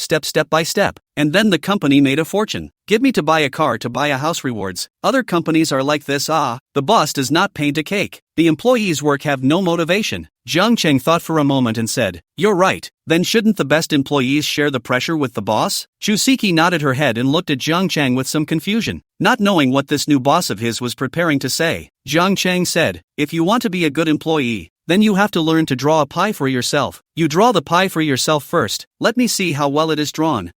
Chusiki was stunned and looked at Jiang Cheng with wide eyes. I've heard of bosses painting pies for their employees, and I've heard of employees painting pies for their bosses, but this is the first time I've heard of bosses letting their employees paint their own pies. What kind of operation is this? However, she had just thought of teasing Jiang Cheng, but she did not expect to be molested by Jiang Cheng in turn. The driver, who had been concentrating on driving all the way, glanced sideways at Jiang Cheng at this time. I thought the capitalists would wipe their eyes if they heard about it. You even have to let people's employees draw their own pies, live long enough to see it. Then looked from the rearview mirror, sitting in the back row of the Chusiki, the inner integrity. No messy thoughts of the driver's eyes cannot help but light up. This girl is really watery, is to follow the wrong person. Trusky failed to tease her boss and slumped into the seat with a disheveled perm. After not too long, the cab's speed dropped. The driver stretched his head and then looked at the navigation. There seems to be a small car accident ahead, a little bit of traffic jam. If you guys are in a hurry, get off the car and walk over is also fine. Jiang Cheng saw that on the navigation. Their destination wasn't far away, and after thinking about it, he turned back to look at Chusiki, only to see that Chusiki had a bitter look on her face. Jiang Cheng turned his head to the driver and said, "It's fine, just wait a little longer." "Yay, long live the boss!" Trusky shouted from the back row, making a victory indication. Not far behind them on the road, a Mirage was also blocked there, and in such a jammed car-crowded situation, the Mirage maintained a 2-meter vacuum around it, and even the right-hand lane was left empty. This is not at all the owner of the Phantom. Strong bullying, but the surrounding cars do not dare to approach, which to slightly scratch a little. It is not allowed to say a year are all in vain. Seated in the Mirage's car were Su Manyao's parents, with the chauffeur driving. Su's mom looked young and charming. Su's dad was a middle-aged man, a little bald, and the image of the two sitting together was that of a typical boss and noblewoman. How long is this traffic jam going to last? Su's mom, wearing a casual cheongsam, frowned and complained. Su dad, wearing a suit, patted the back of Su mom's hand and said, "Why, it's a day off anyway, so what does it matter if you gamble a little?" "No, I'm just upset." Su's mom pouted. Su dad coaxed, saying, "Why are you upset? Are you still thinking about Manhwa not coming home?" Su's mom bristled and didn't say anything, but of course her attitude had already shown. He called Su Manhwa several times, asking Su Manhwa to come home for dinner, but Su Manhwa was unwilling. In fact, they had already found out who the boy beside Su Manhwa was, a student at Mordor University. Finding that out wasn't hard for them. After all they had to do was check the surveillance of the street where they were. The two old men were stunned when they realized Jiang Cheng's identity. The daughter who was so high-eyed and arrogant that she got a college student from a modeling college as her boyfriend? They wouldn't dream of it. But for Su Manhwa's choice, the two did not object. They believed Su Manhwa's vision. After all, their own daughter is not an 18-year-old schoolgirl. That high and low is also a professor at Magic City University, or a business owner. They are now wondering if it's a student or not a student. Instead, they were thinking about what methods they could use to make Su Manhwa take the initiative to bring this boy to them earlier. Although they knew Jiang Cheng's identity, but in the case that Su Manhwa did not take the initiative to bring Jiang Cheng over, they did not dare to go to Jiang Cheng, and if Su Manhwa knew about it, she would lift the table of the family. Seeing that Jiang Cheng had no other ideas, just one thing, he wanted to hold the baby. You see that young man in front of you, looking a little familiar that way? Chapter 59. Otherwise such a beautiful girlfriend will be someone else's in the future. Look how that person in front is a bit familiar. Su's mom suddenly pointed to the front of the car and said to Su's dad beside her. Su's dad frowned at the sight, thought for a moment, and said with wide eyes, "That's Jiang Cheng." When they went to investigate the identity of Jiang Cheng, they have seen the video of Jiang Cheng, see very clear, and after that, they also retrieved Jiang Cheng's file from the school. Ordinary family, but innocent. There is no record of what has done bad things. Why is he here? Su's mom asked curiously. Su's father looked at his wife with wide eyes. Isn't it normal for him to be here? This road isn't our home. Oh, that's right too. Didn't you just say you were going to look at our newly acquired commercial building? Wait, I want to see River City. Su's dad showed a disgruntled expression and didn't say anything. Su's mom gave him a blank look. That's her daughter's boyfriend. Why are you still jealous? Turns out there was just a traffic jam. The sidewalk to their left had no idea what was going on, and passers-by began to gather there. On the other side of the sidewalk is a very large work lake, enclosed by a white marble railing. Many people stood by the fence and propped their hands on it to point toward the artificial lake. Jiang Chang was sitting in the car with his eyes closed, when Chusiki saw it and shouted, "Boss, something seems to have happened over there." Jiang Chang opened his eyes and looked over to his left. He frowned, then quickly pushed the car door open and ran down, jogging toward the fence on the left. "Boss, wait for me." Chusiki also hurriedly got out of the car and followed. How did this little girl fall in the middle of that? How did she get over there? Looked like she couldn't swim. You see, it's probably not going to work. It's going to sink soon and no one is going to save it. You're talking here and you're not going to save it. I can't swim. Quickly come to people to save. I have an old man and a young man. I really don't dare to go to the rescue. I want to save it too. A single drowning man will hold on to what he can with the greatest strength of his life. Even if he's a little girl, the strength in this water is terrible. Somebody help her. She's going to die if no one saves her. Everyone around was anxious, but no one went down to save them. Below the fence, there were several other children of 5 or 6 years old crying out, supposedly the companions of the little girl in Ruoshui. Take it. Jiang Chang shoved the cell phone into the dehumidifier's hand and directly spared the difficult like jumping with you. There was no hesitation at 3 meters high. Chusiki anxiously shouted and reached out to grab. Not catching Jiang Chang. Boss, wait. Pang. Jiang Chang had jumped into the water. Chusiki had been anxious to death. So many people around watching. No one went into the water. But Jiang Chang jumped down. This situation made her heart give birth to a bad feeling. Come on, lad. Faster, lad. She's going to last. Hold on. Just hold on a little longer. Someone will be here to save you soon. It has to be saved. It's a little life. All of you and no one to save it. Just one other young man jumping in. A couple of old men and women up there yelled. Some people saw Jiang Chang jumping down and wanted to jump down as well. After all, kindness is something that most people have. It's just that many times it's really the strength that doesn't allow it. 2 young men tried to jump and were pulled back by their female companions, presumably their wives or girlfriends, who held him back for dear life. In the end, under Jiang Chang's drive, there were still 2 people who jumped down and followed Jiang Chang to swim towards the little girl. Jiang Chang was a fast swimmer and swam to the little girl's side in a few swoops. The little girl is estimated to be playing with water next to the fall, and then do not know how to swim, chaotic flopping, more and more flopping farther and farther away. At this time has been away from the shore of the distance of 10 meters. A poof, save, poof, Gollum, help. Gollum. Save the face. The little girl squeezed her eyes shut and fluttered her hands as if they were fitted with little motors. Jiang Chang scooped him up with one hand and stood to swim to the shore. The little girl seemed to know that someone had come to save him as well, wrapping her arms around Jiang Chang's neck and opening her eyes. Thank you, brother. Jiang Chang was a little surprised that the little girl could still be calm and thankful at this time. It's okay, hold it. Aha! The 2 people who swam behind them reached out to pick up. Jiang Chang did not need. The little girl was very calm, wrapped her arms around Jiang Chang's neck and did not move. In a short while Jiang Chang swam to the shore with her. First put her up. The 3 companions of the little girl, wiping their tears while pulling the little girl. The people on the shore cheered and applauded a lot. Jiang Chang climbed up from the water and walked towards the stairs next to him. There was a small pier in this place, and there were stairs next to the pier, connected to the road above it, and the little boy and girl, they came down from here to play. Since the little girl had already called up, Jiang Chang was not going to care about the rest. When you get to the river city above you are surrounded by people. Young man, you're too good. If it wasn't for you today, this little girl would be lost. Saving a life is better than building a 7-floor pagoda. Young man, you've accumulated great merit. Hold still, young man. I'll take a picture of you. Still a student, aren't you? From which university? Got a girlfriend? Boy, my daughter is your age. Would you like to be introduced? A group of people surrounded Jiang Chang and chattered. Jiang Chang slightly lowered his head to break the people apart and pushed his way out from inside the crowd. Give way. I still have things to do. Excuse me, please. I have a girlfriend, a wife. Squeezing out of the crowd,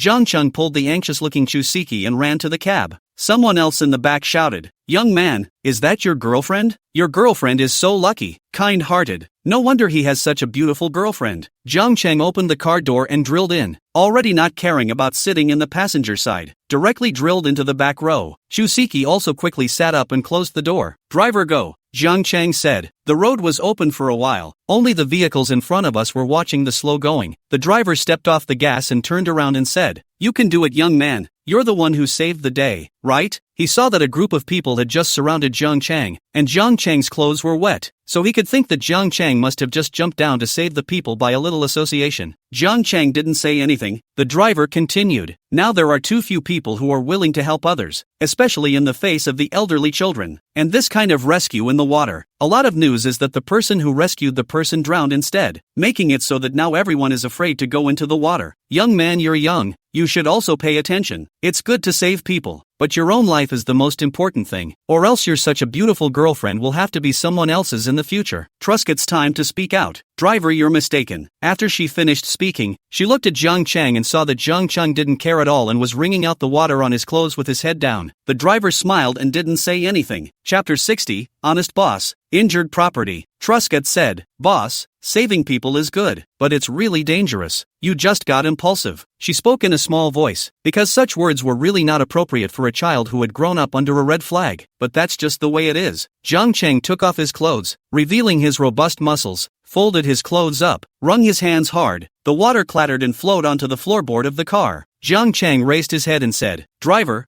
I'll count the cost of washing the car for you when I settle the bill later. The water flowed onto the car. I'm sorry, the driver said. Why? It's all a small matter. You're there to save a life. How can I charge you for washing the car? That would make me feel bad on my conscience. Jiang Chang did not argue with the driver on this issue. He turned his head to look at Chusiki. Only Chusiki turned her face away to look out the window. The girl's earlobes were a little red, probably because she had just been misunderstood by the driver, which made her heart embarrassed. Jiang Chang said, I was very small when I went to the village. A person went to play by the pond. The bottom of the foot slipped and fell down. At that time I did not know anything. I thought I was dead, and blindly flopped inside the water. Chusiki turned her face to look at Jiang Chang. Jiang Chang continued, having experienced that kind of despair once, there is no way to forget it in one's lifetime. I was saved by a passing farmer uncle I didn't know, who lifted me out of the water, cursed and left. I'm sorry, Trusky said with a slight bow of her head. Jiang Chang did not say anything. It was just a small episode. He just saw that Chusiki was worried, so he explained, pull over underneath the driver. Jiang Chang suddenly said, because he saw that the store next to the road had clothing for sale, and the clothes he was wearing were all wet and definitely uncomfortable to wear. Plus,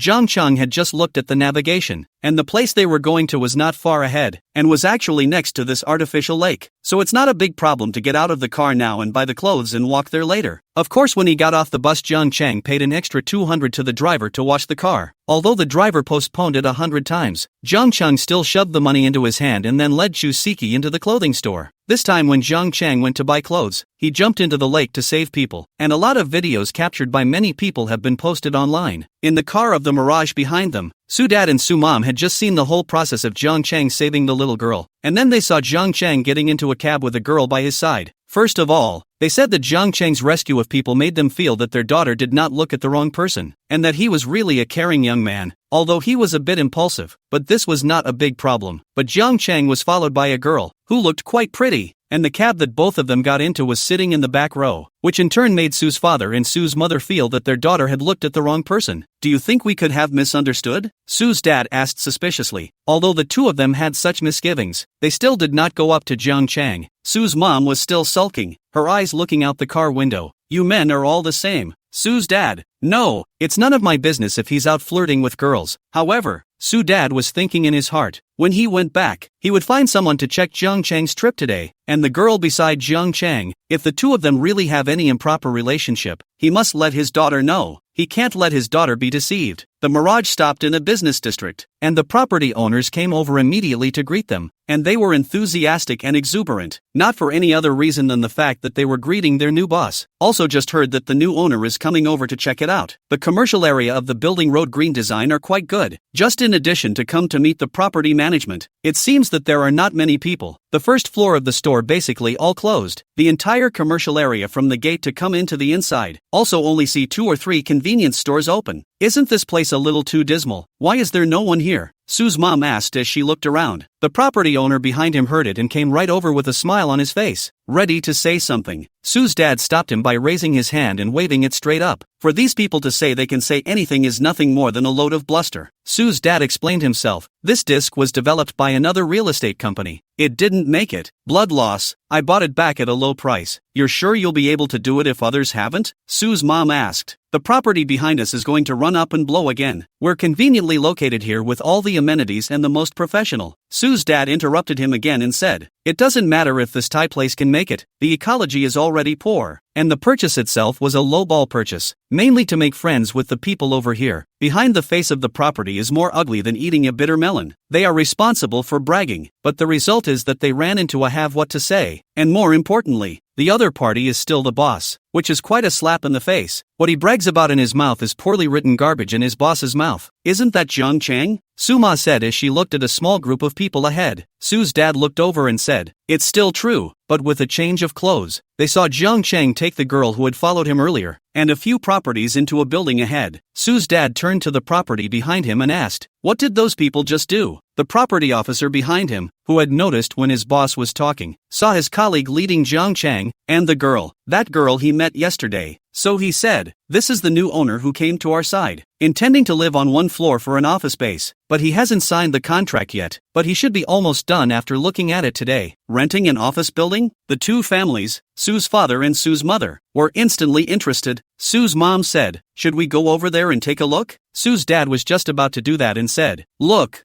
go, let's just not tell him who we are. Then he turned to look behind him. Followed him a dozen people said, that what? Lou manager is it? You call people are first to go. Stay two people follow me together on the line. With me to see go. Good. Manager Lou immediately nodded his head and went to make the arrangements, letting everyone else who didn't have anything to do go back first as he followed behind the big boss with two people. The group of people also walked towards the building that Jiang Chang and the others had just entered. B Block 3. Jiang Chang had already bought new clothes to change into and took Chusiki with him to follow the property upstairs to look at the house. This commercial area was not much crowded, but the location and environment were really good, and I thought that the rent should be relatively low for this kind of place. So at a cursory glance, it fits right in. Not bad, boss. Ha? Chusiki asked smugly as she followed behind Jiang Chang. Chapter 61. The one in my family has no talent and can only inherit the family business in the future. Jiang Chang was satisfied with the environment of this business district. Once inside the building is a lobby with two elevators on each side. Mr. Jiang, please, this way I'll show you around. They took the elevator to the third floor. Property brought Jiang Chang inside an empty office area. This office area out of the door. It is very empty. It is an industrial style of decoration. The front hall is tiled. To the inside office area, the floor is covered with carpet, but the whole field has no tables and chairs. In addition to the public office area, there are also recreational areas, smoking area. Beyond the office area in the lobby are a number of office instructions, all separated by frosted glass. The overall look is that of the most common office building. The property that led Jiang Chang to them was a uniformed young lady, who walked in front to give Jiang Chang various introductions. Because of the office building space, if there's just a little bit of loudness, there's going to be a lot of echoes too. So a few people were looking in when they heard footsteps coming from outside. The property lady of Dolly and Jiang Chang hesitated and said awkwardly, Mr. Jiang, please wait a moment. I'll go take a look, the lady from the property said and walked outside. Jiang Chang also followed over. Chusiki had been observing Jiang Chang. This was the first job that Jiang Chang had instructed her to do besides registering the company. It could also be said that it was her first job assignment after joining the company, so she was very concerned about whether Jiang Chang was satisfied or not. So she also wanted to see what kind of a person this young boss of hers was. Outside, the men were really Sue's dad and mom. The property lady didn't recognize Sue's dad and mom, but she did recognize manager Lou, who was following behind. That was their boss. Mr. Lou, are you here to see the house too? The young lady asked. Mr. Lou hurriedly introduced. This is the boss of our Yangli industrial zone. Mr. Sue's dad, hurriedly made a gesture of purification to him, and then with a grin on his face, the property ladies were startled. They worked here and knew that they were behind a huge enterprise. Anytime they met the so-called leaders, when had they ever heard of meeting the boss? Immediately flattered and nervous. Just at this time, Jiang Chang brought Chusiki out from inside as well. Sue's father saw it and immediately said, "What a coincidence. Young man, we meet again." Jiang Chang frowned slightly, a little bewildered. He could be sure that he did not recognize these two couples with outstanding temperament in front of him. Sue's father immediately said, "Oh, You don't know me yet. Just now you were saving someone on the road and I happened to pass by, so I know you. Sue's mom also said with a smile on her face, there aren't many young people who are caring and willing to help others nowadays. Everyone chooses to keep their heads above water nowadays. You're quite kind and do good deeds without leaving your name. Everyone at the scene was looking for you, but you walked away. Jiang Cheng suddenly realized that this was the case, but that's not exactly recognition, meaning he nodded his head in greeting and said, it's a small thing. If you see it, you can help. It just so happens that I can swim. Sue's dad smiled and nodded his head very pleased, then suddenly needed to look away and asked, I see that you are not very old. Are you here to live in the office building to start a business? Jiang Cheng nodded and said, yes, I want to get a studio first. Good young people were also good Sue's dad praised. Then the words changed and said, unlike my family's unproductive guy, when the time comes, he can only mix up and fall down, and go home to inherit the family business. River City. Why does that sound a little off-putting? Oh yeah, I forgot to introduce myself. I'm the owner of Yongli Industrial Zone. Sue's dad added. Jiang Cheng sucked in a breath of cool air and said in his heart, haven't you hurt me enough? Do I look satisfied with this office building? Junior. Sue's dad asked. Jiang Cheng nodded. His eyes looked at the lady from the property and said, what is the price for renting this floor? In fact, the approximate price Jiang Cheng is aware of. A little expensive. The specifics can be talked about again. Although it's expensive for the studio to rent such a large space to begin with, it's still needed for long-term growth. In fact, Jiang Cheng himself hadn't even seriously thought about the fact that the real reason he had rented such a large venue in the first place stemmed from his inner ambition. He didn't really want to just mess around at all. When the decision to start his own business was first born, his subconscious mind had only one thought, to get bigger and better, to create another success. The lady from the property glanced at her own boss to see that the boss had a big smile on his face and didn't say anything. She said, $268,000 a year, and at the same time, we can also package. Before he could finish his words, two voices coincided. Expensive, expensive. One of the voices was spoken by Jiang Cheng. The other voice was from Sue's dad. The lady was confused. The customer said it was normal to be expensive, and was ready to talk about the price itself. But what's up with the owner of the house just saying it's expensive? The approximate price setting guidelines here are approved by the owner. The owner now says it's expensive? Jiang Cheng also looked at Sue's dad unexpectedly, wondering what new game this old den was up to. Sue's dad was a little embarrassed and said,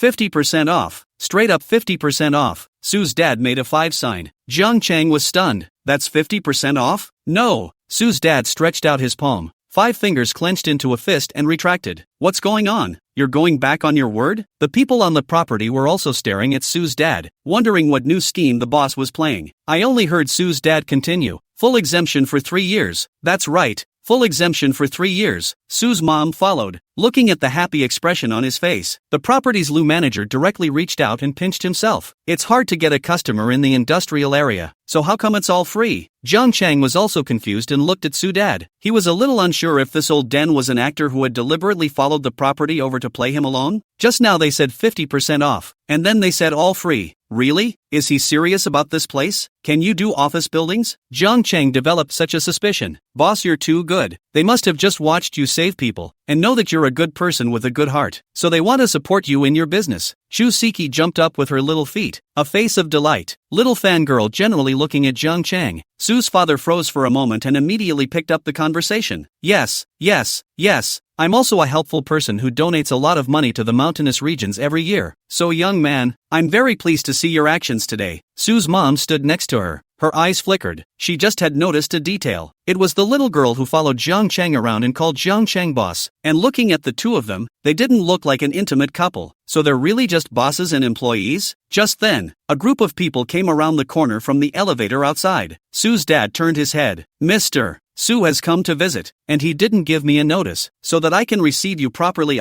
It's rare to come once. The property's general manager Lou turned his head to see this group of new arrivals, and his scalp tingled. It's all in this district. Officially. Chapter 62. Young man, do you have a date? The people who came were none other than the official people of this district. They had just received a call and heard that the big boss, Mr. Sue, had come to their area. Businessman again, rich is just a businessman, but the enterprise to this extent Sue boss. In the eyes of the official, can be more than just a businessman so simple. It represents the money is the tax, is the development. Wingley Industrial Estate was acquired by Mr. So the official district boss brought a group of people with the intention of coming to meet Boss Sue. But just after arriving here, I heard people say that Boss Sue had led people along to see the office building. What kind of person could make Boss Sue personally lead to see the office building? Which made the district boss curious. On the way, he made a lot of guesses, but after going upstairs, he saw that Jiang Chang was a young man who should be a college student who hadn't graduated yet. There was only one thought in Mr. O's mind. Maybe it's Mr. Sue's son-in-law. He knew that Boss Sue had a daughter who taught at Mordor University and hadn't found a date yet, and there had been a scandal not long ago because of the reason why they first cooperated with Boss Sue and let Boss Sue attract capital to their side. The district general manager paid more attention to Boss Sue's boss during this period of time. At that time, he guessed that the person Boss Sue's daughter was looking for would be a student from Mordor University. Now that he saw Jiang Chang, accompanied by Boss Sue to look at the building, he had to suspect that this was the boyfriend of Mr. Sue's daughter. Good day, old Mr. District. What brings you here too? I just came over for a casual look. Sue Dad also greeted with a smile. After the two shook hands and exchanged a few pleasantries, the district's boss looked at Jiang Chang and asked with a kind smile, "Do young people rent office buildings? How is it looking? The environment here is good, right?" Jiang Chang was only here to choose a site for his studio and did not have much interest in these strangers who rushed over. But he could tell from the surprised and unexpected looks of those property staff that the status of these people who were expected to come was not ordinary. The place is okay, it's just that the price is a bit high. It's all empty. It's not like it's a thriving place. Jiang Chang's words were very direct. He was just a customer who came to see the house. He did not know these people. There was nothing to be polite about. Besides, if he's not capable, no one else is going to make any friends with him just because he's polite. The property owner wanted to say something, but was interrupted by Sue's dad, who said directly, "Comprehensive. Just said full exemption already." As soon as the district boss who had just arrived heard what Sue's dad had said, his eyes flashed and he secretly said, "There really is a doorway." Although he still wasn't 100% sure that the teenager in front of him was Boss Sue's son-in-law, the importance attached to this teenager could be seen from Boss Sue's attitude. He already had an idea in his heart. No matter if he was selling Boss Sue's face or what, he definitely couldn't let this teenager go home disappointed today. Jiang Chang didn't think as much as the old boss of the district. He shook his head and said, "This is not necessary. Saving people is my voluntary. One size does not fit all. Business does not fit all. Bringing these two things together will inevitably lead to more unnecessary trouble in the future." Sue Dad did not expect Jiang Chang would refuse. In his opinion, the reason he gave has been very sufficient. Directly all the rent. Most people have such a cheap will take advantage of. But Jiang Chang refused, and he heard the details inside Jiang Chang's words, saying that to avoid unnecessary trouble in the future. In fact, this potential realization is illustrating Jiang Chang's heart, not wanting to leave a loophole in such a thing, so as not to leave worries. In fact, this is what Sue Dad has been most concerned about since he has been in business for so many years. That is, business is business. Favors are favors, and one size fits all. Otherwise, it only takes one problem and you are likely to lose your reputation for a small loss. Chu Siki, who was standing beside Jiang Chang, looked a little anxious. She had just heard the big boss across the street say that she wanted the rent to be free, and she was overjoyed. But his own boss actually didn't accept it. It made her think about it in any way, but she didn't dare say more. Jiang Chang didn't say much. He just looked at Sue Dad and waited for him to make an offer. 68,000 a year. This price on the basis of the junction seems to be less and not much less, but think there should be other policies. That is, after paying a deposit to deliver in installments. After all, this industrial area is really empty. When Sue Dad saw Jiang Chang's gaze, he could appreciate Jiang Chang's determination, not just saying polite words, but really wouldn't just accept his unconditional rent waiver. So after thinking about it, he said, "Young man, don't worry, giving you a full 3-year waiver is not me making things up out of my empty mouth. And it's not because you saved someone's life that I'm favoring you. You're a college student, right?"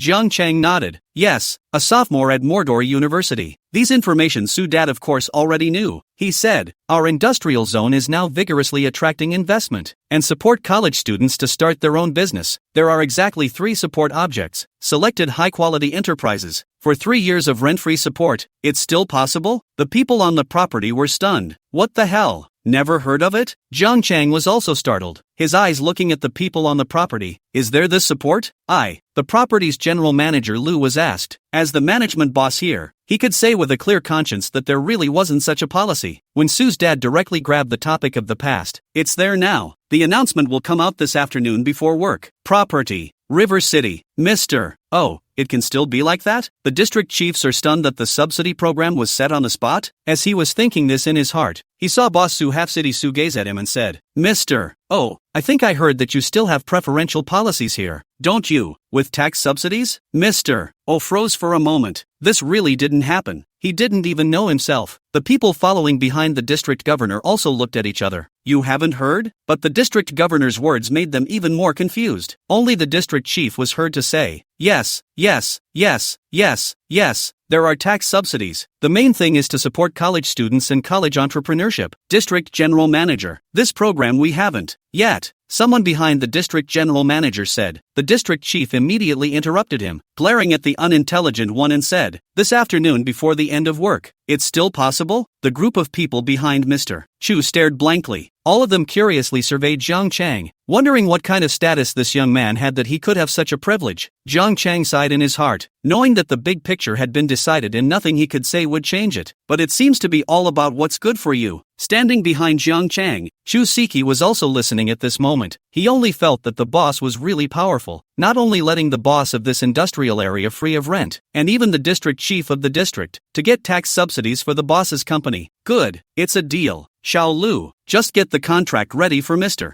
Jiang to sign later. The general manager of the property hastily nodded his head in agreement. Su's mom suddenly interjected. Jiang Chang, right? Young man, do you have a date? Chapter 63, I'm going to run away with my girlfriend. Su's mom Wang Lin suddenly asked Zhang Chang if he had a girlfriend. This gave Zhang Chang froze for a moment. His eyes looked towards Wang Lin, and when he saw Wang Lin's expression with an ant smile on her face, he shuddered and his posterior tightened. You're not going to introduce your daughter to me as your girlfriend, are you? No wonder Zhang Chang gave birth to such thoughts. After he saved the little girl from inside that lake, many of those Moncler jacket sale ladies who surrounded him had to introduce their daughters to him. And then when he thought about these two, who had just been trying to give him favors one after the other, if one were to say that there was a reason for what happened, from the current situation, it seemed that Zhang Chang could only think of this one reason, which was that these two couples had taken a liking to him and wanted to introduce their daughter to him as a girlfriend. Zhang Chang hurriedly shook his hand and said, I have a girlfriend. We have a good relationship and are discussing marriage.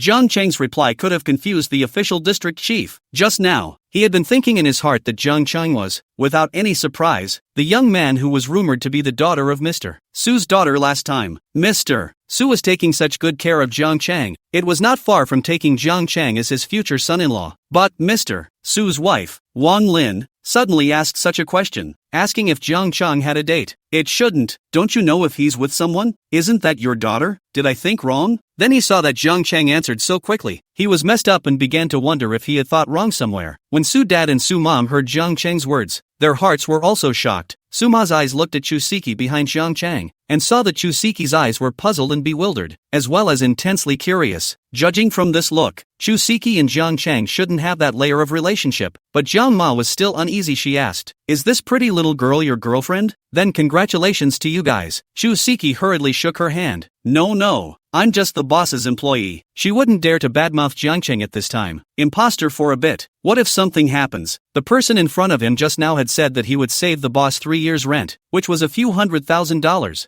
Zhang Chang explained lightly, my girlfriend is busy with her work and has no time to come with me. Su's father and Su's mother simultaneously sighed in relief and looked at Jia Chang with an even hotter gaze. From Zhang Chang's answer can be judged, Zhang Chang did not back his own daughter in the outside mess, and this little girl is really just the relationship between the boss and the staff, and even looks like it is not the kind of particularly familiar and intimate colleague relationship. It seems a little strange, and just now when he asked Zhang Chang if he had a date, Zhang Chang answered very quickly, and from this he could tell that Zhang Chang loved his daughter very much, and that the two of them had quite a good relationship. Oi, nope. Wang Lin suddenly realized the key issue and asked, you're already discussing marriage with your girlfriend? Su's father also reacted when he heard his wife say this, and his eyes looked at Zhang Chang expectantly. They're moving so fast in their relationship that they're already talking about marriage? Zhang Chang met the gazes of the two men and thought to himself that they really wanted to introduce their daughter to me. Otherwise, why were they so concerned about my personal issues? So Zhang Chang immediately said, yes, my girlfriend and I have a very good relationship. We will definitely get married. He said that even if his parents don't agree, he wants to elope with me without a bride price. The two of them, Su Dad and Su Mom, looked at each other and sucked in a breath of cool air, thinking, when did we disagree? I'm holding my hands up. Su's mom tensed up,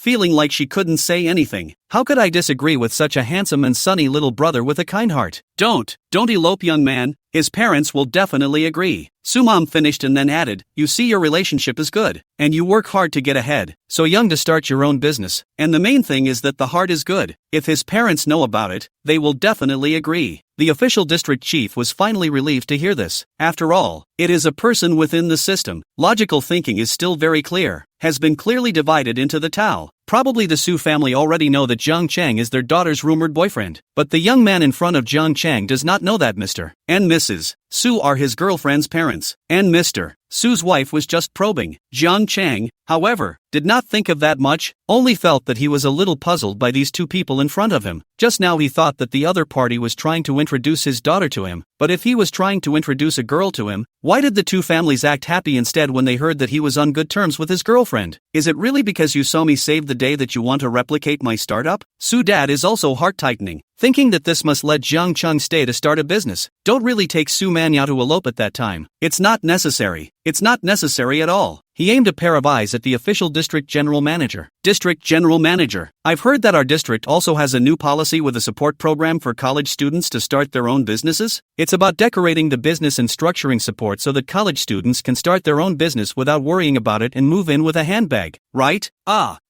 Yeah. Right. The district general manager also reacted quickly and immediately picked up the conversation. The complete policy hasn't been announced yet, and we're looking for high-quality companies to use as test points. I think the companies in Jiangcheng are just fine. They can be our test subjects. The district general manager finished, and then felt where it is not right. Immediately added, I see Jiangchen, this person is an honest and trustworthy person. I heard that I just saved someone, right? I believe that the vision in the book, the descending enterprise, is set as the first enterprise of our test. He finished and took care of one of the assistants beside him by saying, take notes. The assistant at his side said, we. The district chief directly interrupted him, don't us, wait to go back and make an announcement. The helper didn't say anything. Well, the rules and policies were all set on an ad hoc basis, and he had a feeling that if the young man in front of him now said a word of dissatisfaction, it was assumed that the policies that had just been set could be changed again on the spot at any time. Does this look satisfactory to you? After arranging all this, Suma asked with a smile on her face. Jiang Chang said in a budding voice, satisfied, very satisfied. He really did not dare to say that he was not satisfied. He was afraid that he said that he was not satisfied in front of this group of people and do not know what to make a mess. Give a little more and he really wouldn't dare ask for it. 3 years of rent-free of tax discounts, and now the renovations and office building architecture are being fully underwritten. It's really turnkey. Deng Shichi followed behind Jiang Chang, and the person looked dumbfounded. He was worried when he saw his boss go to the rescue earlier, and thought about when he would try to persuade him not to be so impulsive. But right now there was only one thought inside him. Save. Save a few more. If he could do it all over again, he would have to jump into the water without the boss's help. It doesn't matter if you can swim or not. You mainly like to be helpful. Chapter 64. This time it's not a private theater. The two of them, Su Dad and Su Mom, watched Jiang Chang and the others leave and then also got into the car. Sitting in the car, Su's mom hurriedly pulled her husband's hand and said, think fast, quickly think of a way to get Manhwa home. I want to talk to her. How can we elope? It's totally unnecessary. Su Mom is anxious. Jiang Chang and his daughter's relationship is good. She is very happy, but good enough to elope. It is not necessary. Su Dad business is a good hand, but this child love thing he really do not understand. He did not say do not agree with his daughter and Jiang Chang together. Mainly because their daughter hadn't even told them that she was with Jiang Chang. I just want to object, but I don't have the chance to, right? Why are we talking about eloping? Su Dad thought for a moment and said, it's not like you don't know Manhwa's character. He's not willing to come back. What can you do to force her? Su's dad sighed and shook his head, trying to scratch it. Su's mom said, I have an idea. If she doesn't come to us, we can go to his house to find her. Su's father hesitated and said, will she be angry if we go to her house without her permission? Su's mom wasn't happy and said, which one do you choose between her anger and her elopement? Su's dad sucked in a breath of cool air, like he had made up his mind of some sort. Then we'll go to her house tomorrow night. The two families decided so happily, planning to raid Su Manyo's home tomorrow night. After coming out of the Yangli industrial zone, Jiang Cheng's entire body was in a bit of a trance. Trusky was more in a trance than he was. Show the owner the company grounds. The site does look good, and it's 3 years at no cost, and there's help with the renovations, so it's just a matter of waiting to move in. It's like a dream. Jiang Cheng couldn't understand this whole thing either, and could only attribute it to the fact that good people have good karma. But when he saved the little girl, he He really didn't think about what kind of return he was applying. On the way back, Jiang Chang and Chu Siki chatted about wages, and finally settled on a base salary of $4,550. And if you do well, you can add more according to the intensity of the work as well as the company's earnings. 4005 hired a senior student from Magic City University. Jiang Chang is still quite satisfied. The two separated when they arrived at school. It was just that the gaze that Chu Siki looked at Jiang Chang had changed from the initial curiosity to some admiration. Jiang Chang returned to the dormitory alone, and on the way, he received a message from the imperial sister.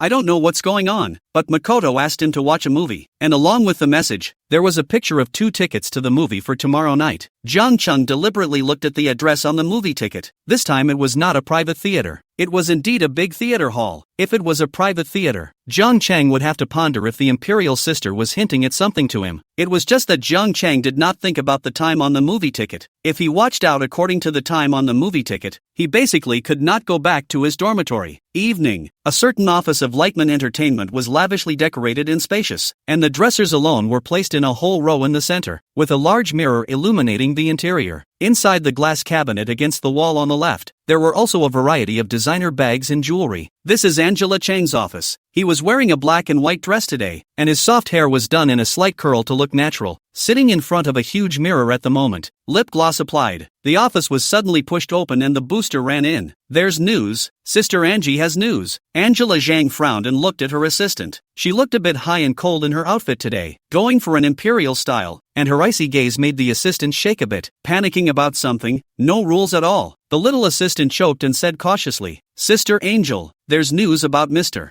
Jiang you asked me to keep an eye on. He's at the big stall with his classmates right now. Mr. Jiang just went and rubbed himself up and said, in what and which ones? She knew that Yi Qing had been expelled, and as for the reason why he was expelled, he felt that it must have something to do with the song he had taken away from Yi Qing, but she didn't care about what exactly it had to do with. What she cared about was that after that song was brought over, Mr. Jiang refused to cooperate, including the song she brought over, and she couldn't sing it, and then Yi Qing was fired. So in the past 2 days, he still kept an eye on Coconut Green, who had already been expelled, as well as Mordor University, which had also buried people to keep an eye on Mr. Jiang's movements. During the daytime, someone reported that Mr. Jiang had gone to the Yangli Industrial Zone, but she didn't have time during the day, so she didn't go to Jiang Chang. And of course now there's news from River City. Seeing that Jiang Anchi was nervous because of Jiang Chang's news, the little assistant hurriedly said, they are at the big stall, not far from us. The drive is about 20 minutes. They should be going to have a late-night snack with their roommates. There is no one else around. Hurry up and prepare the car. Let's go. Jiang Anchi smoothly lifted her baby and headed outside. Okay, I'll call the driver now. The little assistant made the call while running after Zhang Anchi, just looking at Zhang Anchi in front of her who was stepping on high heels and still walking as fast as she was, secretly thinking in her heart, so jealous of those long legs. On the Jiangcheng side, he was indeed at the big stall, dragged over by Su Peng, because during the reunion, Su Peng had promised to treat him to a big meal. In fact, this matter, originally just to dispel Su Peng's doubts about his own bubble his sister, but Su Peng took it seriously. Yesterday rest day. Today pulled Jiang Chang to come out to eat a snack. Jiang Chang was originally reluctant. A trip out today was already quite tiring, but Su Peng said that the dormitory hadn't gotten together for a long time, and Lu Tao and Deng Qi were clamoring for a meal, so the group came out. We must not get drunk tonight. All 4 of us are here. How long do you think it's been since we got together? Whoever doesn't drink tonight the other 3 will beat it together. Just after arriving at the stall and sitting down to order, Su Peng yelled, Lu Tao, a Han Yu from the northwest, shouted, come on, who's afraid? Come on, whoever doesn't drink is a dog, but it's also shouted alone. Then a Su Peng looked at Jiang Chang and then looked at the other 2 roommates and said, say, are we missing something? Don't you all have girlfriends? All call out ah. Lu Tao was the first to say, don't talk nonsense, I don't have a girlfriend? Hiss, I hear how your words are not right. Su Peng looked at him with hatred and said, why do you make it seem as if it's still a shameful thing for you to have a girlfriend?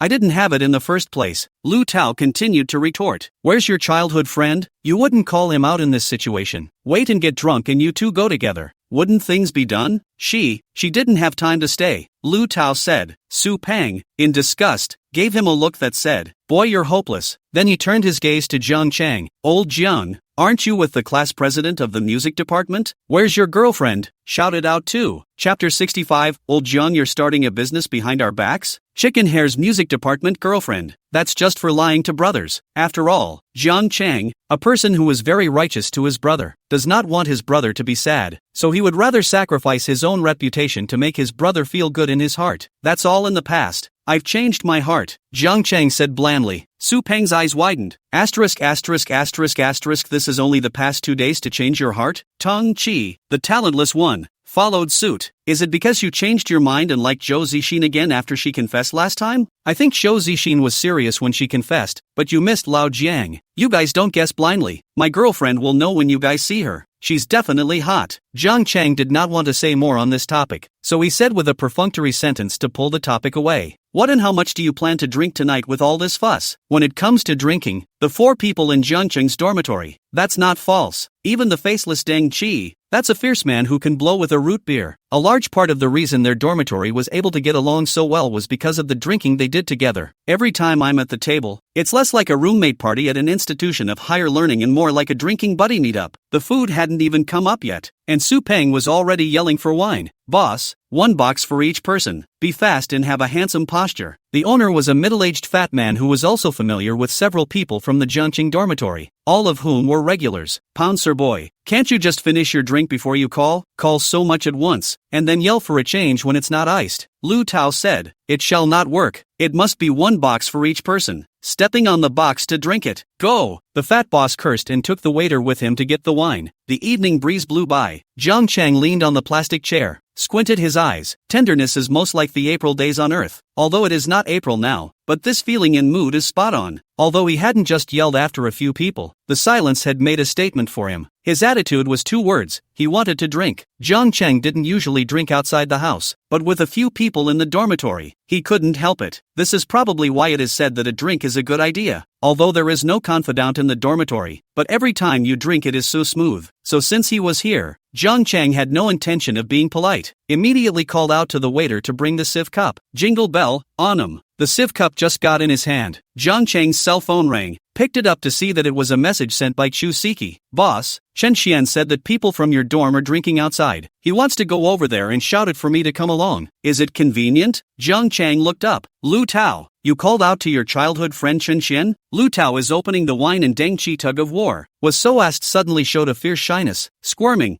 Don't say that. Not good to hear. Just friends. Well, no answer is already equal to an answer, shouted Lu Tao. Ha ha ha, that's right, the man is to be fierce. Have to get out of the way. Tonight buddy to help you. You take Chen Xian to go to the room. Don't go back. Lu Tao stammered that he was not such a person, and Chen Xian was very pure, but his voice did not dare to be louder for fear that Su Peng would scold him. Jiang Chang lowered his head and replied over to Chu Siki with the message. Convenient. They are all friends. If you don't have anything to do, just come along and play. Chusky, okay, we'll be right there. I'll draw a light makeup. River City. I don't know if I can say you don't draw after replying like that, can I? I really don't know what you have to say to me if you're going to wear makeup. Jiang Chang put away his cell phone. Lu Tao suddenly reacted and asked, how did you know Chen Xian was coming? He had just sent a quiet message to Chen Xian after being told by Su Peng. How could Jiang Chang know? Many thoughts flashed through his mind, and his gaze, unconsciously, wandered over Su Peng and Jiang Chang. Lao Jiang is the one who picks up his sister, the school's goddess professor. Without Su Peng's knowledge, he won't even spare my Chan Xin? Su Peng and Tang Chi's gazes also looked at Jiang Chang. Their childhood friend is coming over. How did you know? Jiang Chang looked at them breathlessly. Does Chen Xian have a roommate named Chu Siki, who is now an employee of my studio? Just sent me a message that he is also coming over. Studio? What studio? Lao Jiang, you're starting a business behind our backs? Su Peng was the first to discover the crux of the matter. The other two looked over with puzzled eyes. Jiang Chang said, create what business?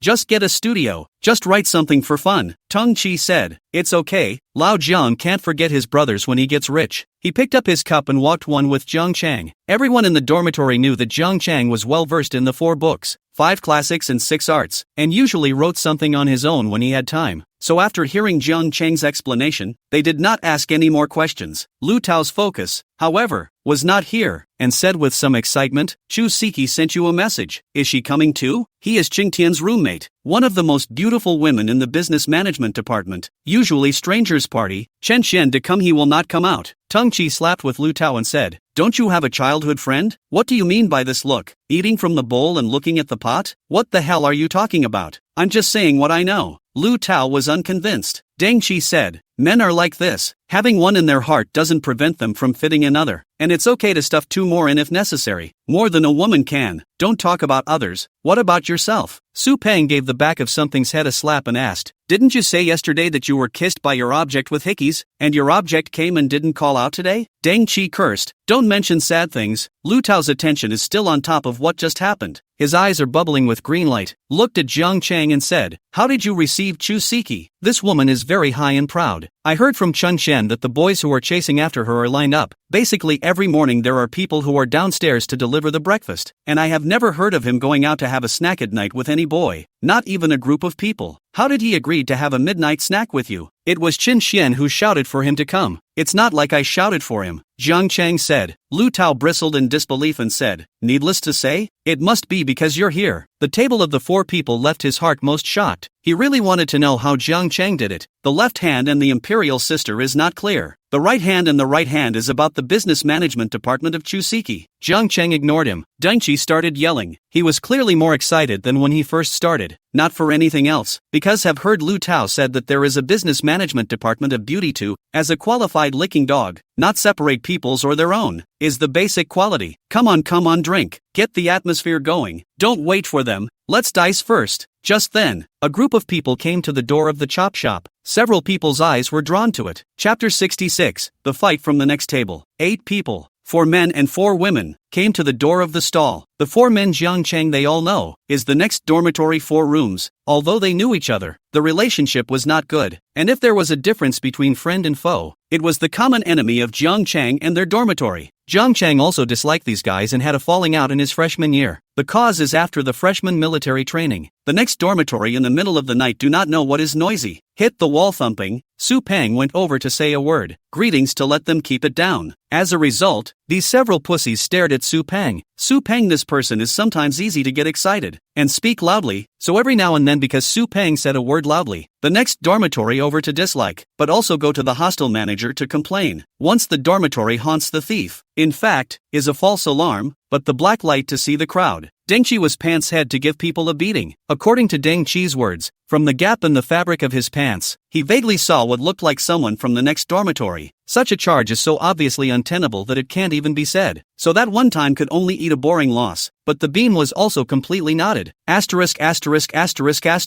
It's really distracting. I see dogs everywhere. Su Peng yelled as he turned his face away. The few people who came in, the boys among them also saw Jiang Chang and the others. Their faces collapsed. Then they were so agitated by Su Peng. One of them, the taller Sun Ning, stepped forward and yelled, "What did you say?" Su Peng stood up majestically. "What I say has nothing to do with you. Are you a dog? Come up by yourself? Say another word? Come on." Sun Ning was pulled back by his own companion. "Forget it, give me face. Don't bother with single dogs." Lu Jia, who was next to Sun Ning, said as he pulled him. This sentence instantly stabilized Sun Ning. "Yeah, I'm ing bringing the girl. They're 4 bachelors. I'm a dog if I don't abuse these 4 bachelors tonight. Ha ha ha, forget it, let's sit, come on. This is the table to sit at. It's a good spot. It's a big table. There's a lot of us. Sit next to each other." The few people in the next dormitory seemed to have found a cool spot, and immediately did not take Su Peng's excitement to heart, and all sat down at the table next to them. Each of them was accompanied by a female companion. Whether they were from Mordor University or not I don't know, but they were definitely college students. I can see that the college life is good, and every girl is well groomed in white. Mother asterisk.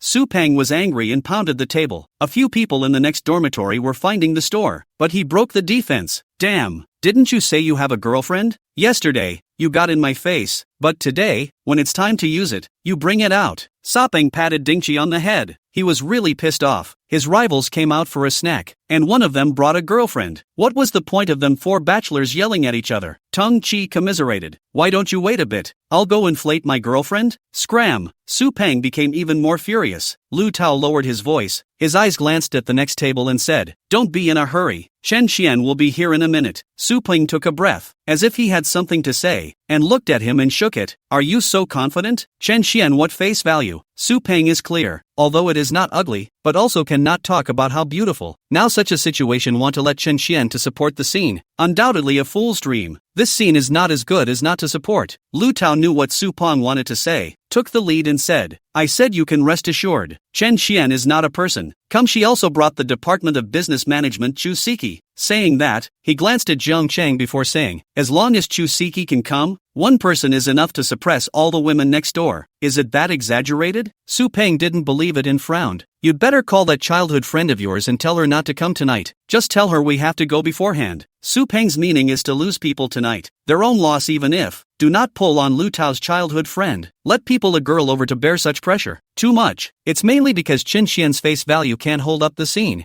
Just trust me. You'll know when it comes. Lu Tao insisted. Tong Chi pulled Jiang Cheng's arm and asked, is what old Lu said true? That what's her name Chu Siki is really that pretty? Jiang Cheng glanced at him. You can kill her if she is not pretty? It's more than a little rude to message someone to go back when they're already here. Don't think so much. Let's play our game. Jiang Cheng said as he picked up the beer and filled the glass in front of him. In fact, Jiang Cheng heart is also not happy. Their own dormitory a few people out to drink. Originally happy. Who knows will come so a few eyesore. A couple of women at the next table, as if they too could see that the atmosphere at the two tables was not right, exchanged pleasantries inquiring about what was going on, only to see that the boys they asked, one by one, with arrogance on their faces, reached out and wrapped their arms around the girl's waist, showing off as if they were showing off, looking towards Jiang Cheng and their side. It's like saying, a bunch of single dogs. Deceitful. Su Peng pounded the table in anger and said, don't force me to shake women from the clubhouse. Yeah, hurry. Deng Qi was very uptight. Jiang Cheng immediately stopped it. Don't fool around. Some things are like switches. The first time you turn them on you get 1,000,000 times. Today you can rock women from the clubhouse. Tomorrow you can go to the clubhouse and get bitten by women. And the day after that you can sleep in the clubhouse and get bitten with women. So it's better not to. Hey, did I keep you guys waiting? Suddenly a clear woman's voice came. Jiang Cheng and the rest of them, including the people at the table next to the next dormitory, all looked over with their gazes. It's average. It's not pretty. Ha!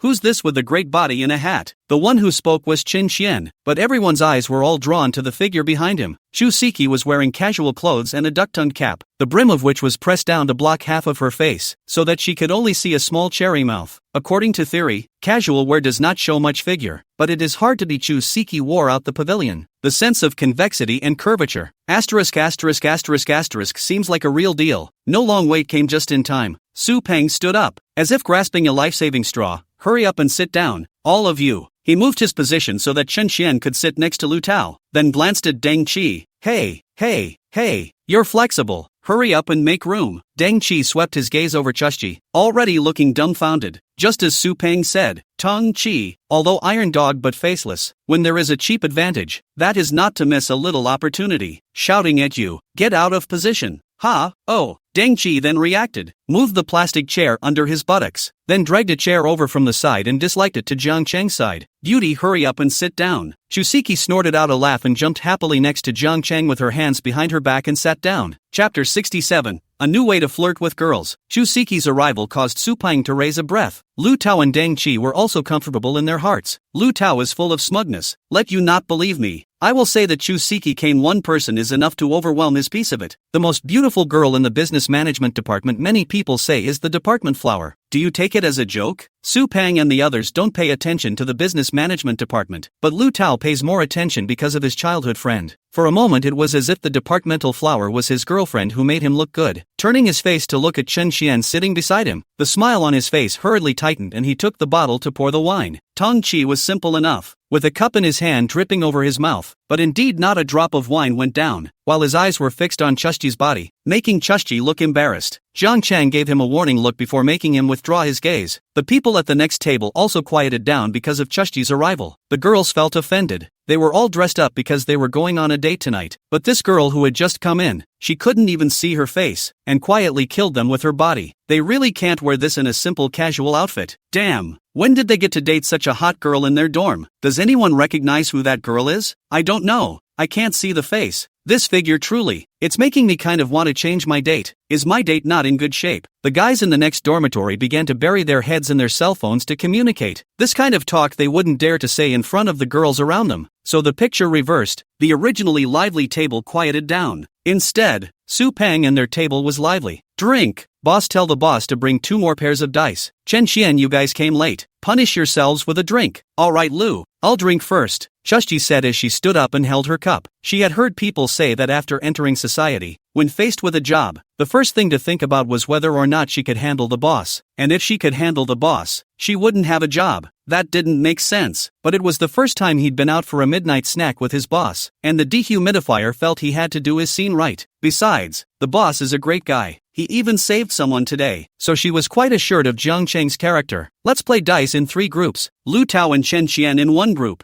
Jiang Cheng and this beauty Chu Siki in 1 group, and I begrudgingly have a group with Teng Chi, this street-fighting boy. Su Peng began to host the big game. This guy is a righteous man who can convince the people and has a bold personality, and no one has any objections to him presiding over it. I'm not much of a player. Old Brother Chang is relying on you, Chu Siki said as she grabbed Jiang Cheng's arm with both hands. She had wanted to call out to the boss, but considering that my current occasion was Jiang Cheng's roommate party, plus the fact that he didn't know if Jiang Cheng would want the studio's information to be known by his roommate, she temporarily changed her mind. Jiang Cheng said, "It's a small thing." He picked up the color cup and put it in front of Chu Siki. "I'll tell you a secret. The more you don't know how to play, the better your luck is. There is a novice protection period. If you don't believe me, you blow on it." The chef is surprised and looked at Jiang Cheng and then at the dice in his hand. Can it really work? Chu Siki didn't believe it, but still gave face to her mouth. Her pink moist little lips, an air hole appeared in the center, and blew a breath into the dice cup. This guy works? It's not like I'm blowing fairy air.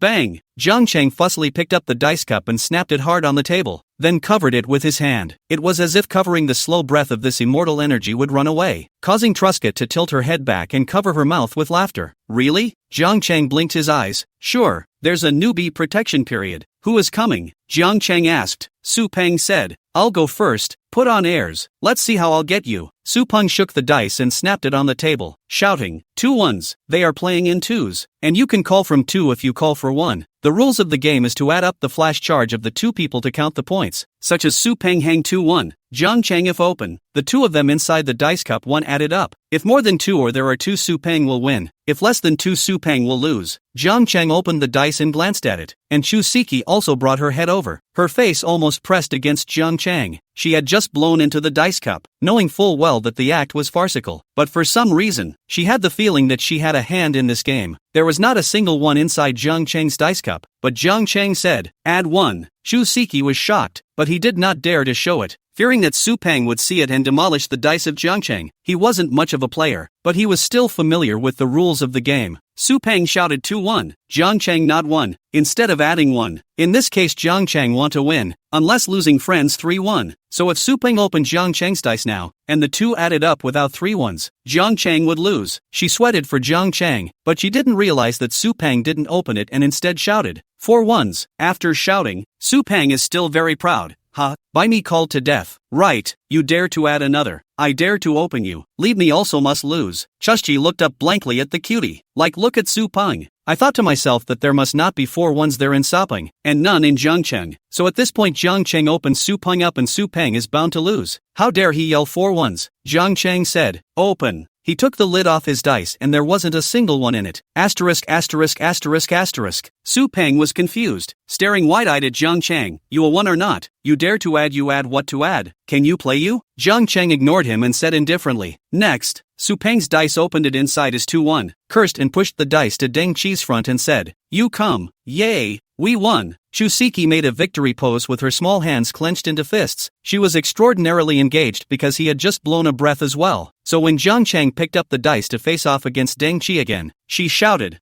"I'll do it, I'll do it." Su Peng was about to tell her that it wasn't her turn until Jiang Cheng lost. However, he saw this girl take the initiative to pout and blow a few breaths towards Jiang Cheng's dice. Huffing and puffing, Su Peng was filled with black lines, but seeing that Chu Siki had finished blowing, next to Jiang Cheng, she smiled sweetly. Su Peng instantly understood, his gaze shocked as he looked at Jiang Cheng. "I lost it. Can it still be like this?" He figured that next time, if he asked a girl out for a drink, she would also make her blow 2 first blows on his dice, so that if she won, she would feel like she was in a common struggle with him. But if you lose, it's impossible not to lose. Chapter 68. Are you coming home tonight? Jiang Cheng and their table had been playing for a while when the people at the next table found out what was going on. The 2 girls they're dating don't seem to be close to them. I could have sworn it wasn't their girlfriend, and if it was I'd eat. And although that woman has a good body, her face can't even be seen, so maybe she looks like her mom doesn't want to recognize her. I guess they called them over to save the day. They don't look good at first glance. What else would they be wearing hats for? And they don't seem to know each other very well. Look at them. 2 talents and 2 girls, and they're the ones who haven't gotten laid yet. The 4 guys at the next table buried their heads in their cell phone snaps, and the girl next to them, left out in the cold, asked, "What are you guys doing?" "Drinking." "Drink. Let's play craps too." "Baby, we're in a group." "Trojan horse," one of the boys said and gave his girlfriend a kiss on the cheek. The other 3 saw and followed suit, all hugging and nibbling on the girl next to them. That could make the books look hot. His eyes went to Chusky. "Forget it. You can't nibble on this one. It's a brothers." "Jiang Chang, hurry up. You nibble one too." Su Peng couldn't help himself and reminded Jiang Chang. Jiang Chang looked at the little cutie, the same way he looked at him. Chusiki originally didn't understand what was going on, but after looking at the next table, and then at Su Peng's and their expressions, she instantly understood a little. A few more people played for a while before Trusky got up and said, "I'm going to the restroom. I'll be right back." When Chushchi came back again, it was like a different person. The hat was removed from her head, and her slightly curly hair spilled down soft and silky like a waterfall, and just went to the restroom. Seems to have made up a bit of makeup. The 5 features trimmed exquisite. Put on a light lipstick. The whole person looks fresh and beautiful. Su Peng finally realized that Lu Tao said that Chu Siki was the department flower of the business management department. He believed it. Deng Chi drank a lot, originally in the steamed buns to eat, picked up the cup and took a sip of wine, and saw Su Peng and Lu Tao both looking at the back of Jiang Cheng. He followed suit and looked back, and the wine that had been in his mouth came back out. Snap! Sa Peng gave him a pussy pocket. Out of the blue, out of the blue. "Bro!" Deng Chi hurriedly panicked and wiped his mouth with a tissue. Chusiki mischievously sat down beside Jiang Chang and made a face, spitting out her little pink tongue and wiggling it a few times. The pretty girl has a penetrating mind and has already figured out that Jiang Chang and this one of theirs are not dealing with the one next door, and she has to back up her boss. Jiang Chang drank, his face slightly red, looking at the naughty Chusiki somewhat speechless, but do not say it is quite cool really, especially seeing a couple of boys at the next table with fly-eating faces. Chusiki came over. "Boss, can I do this? Is it enough to support the scene?" Jiang Chang didn't say anything and gave him a brain crash. Trusky beamed and rubbed her hand over her forehead a few times. A few people at the next table saw Chusky, who had taken off her hat and made up her makeup, and her red drunk face looked like it was darker than the bottom of a pot. They really didn't expect that these few pups in the next dormitory, who had been bachelors, would actually be able to get a date with such a beautiful chick. The girls at that table, too, fidgeted and got unnatural. No one likes to be someone's greenhorn. At the moment they weren't even green. They paled in comparison to the girls at the next table. "What are you looking at?" One-on-one. Su Peng, who had the bottom line, looked at Sun Ning at the next table and shouted. Forrest didn't wimp out even when he stretched his neck. Come on, let's see who's afraid of who." Of course, they're talking about singles, not fights. There's no need for that. The so-called one-upmanship is a dice-shaking game.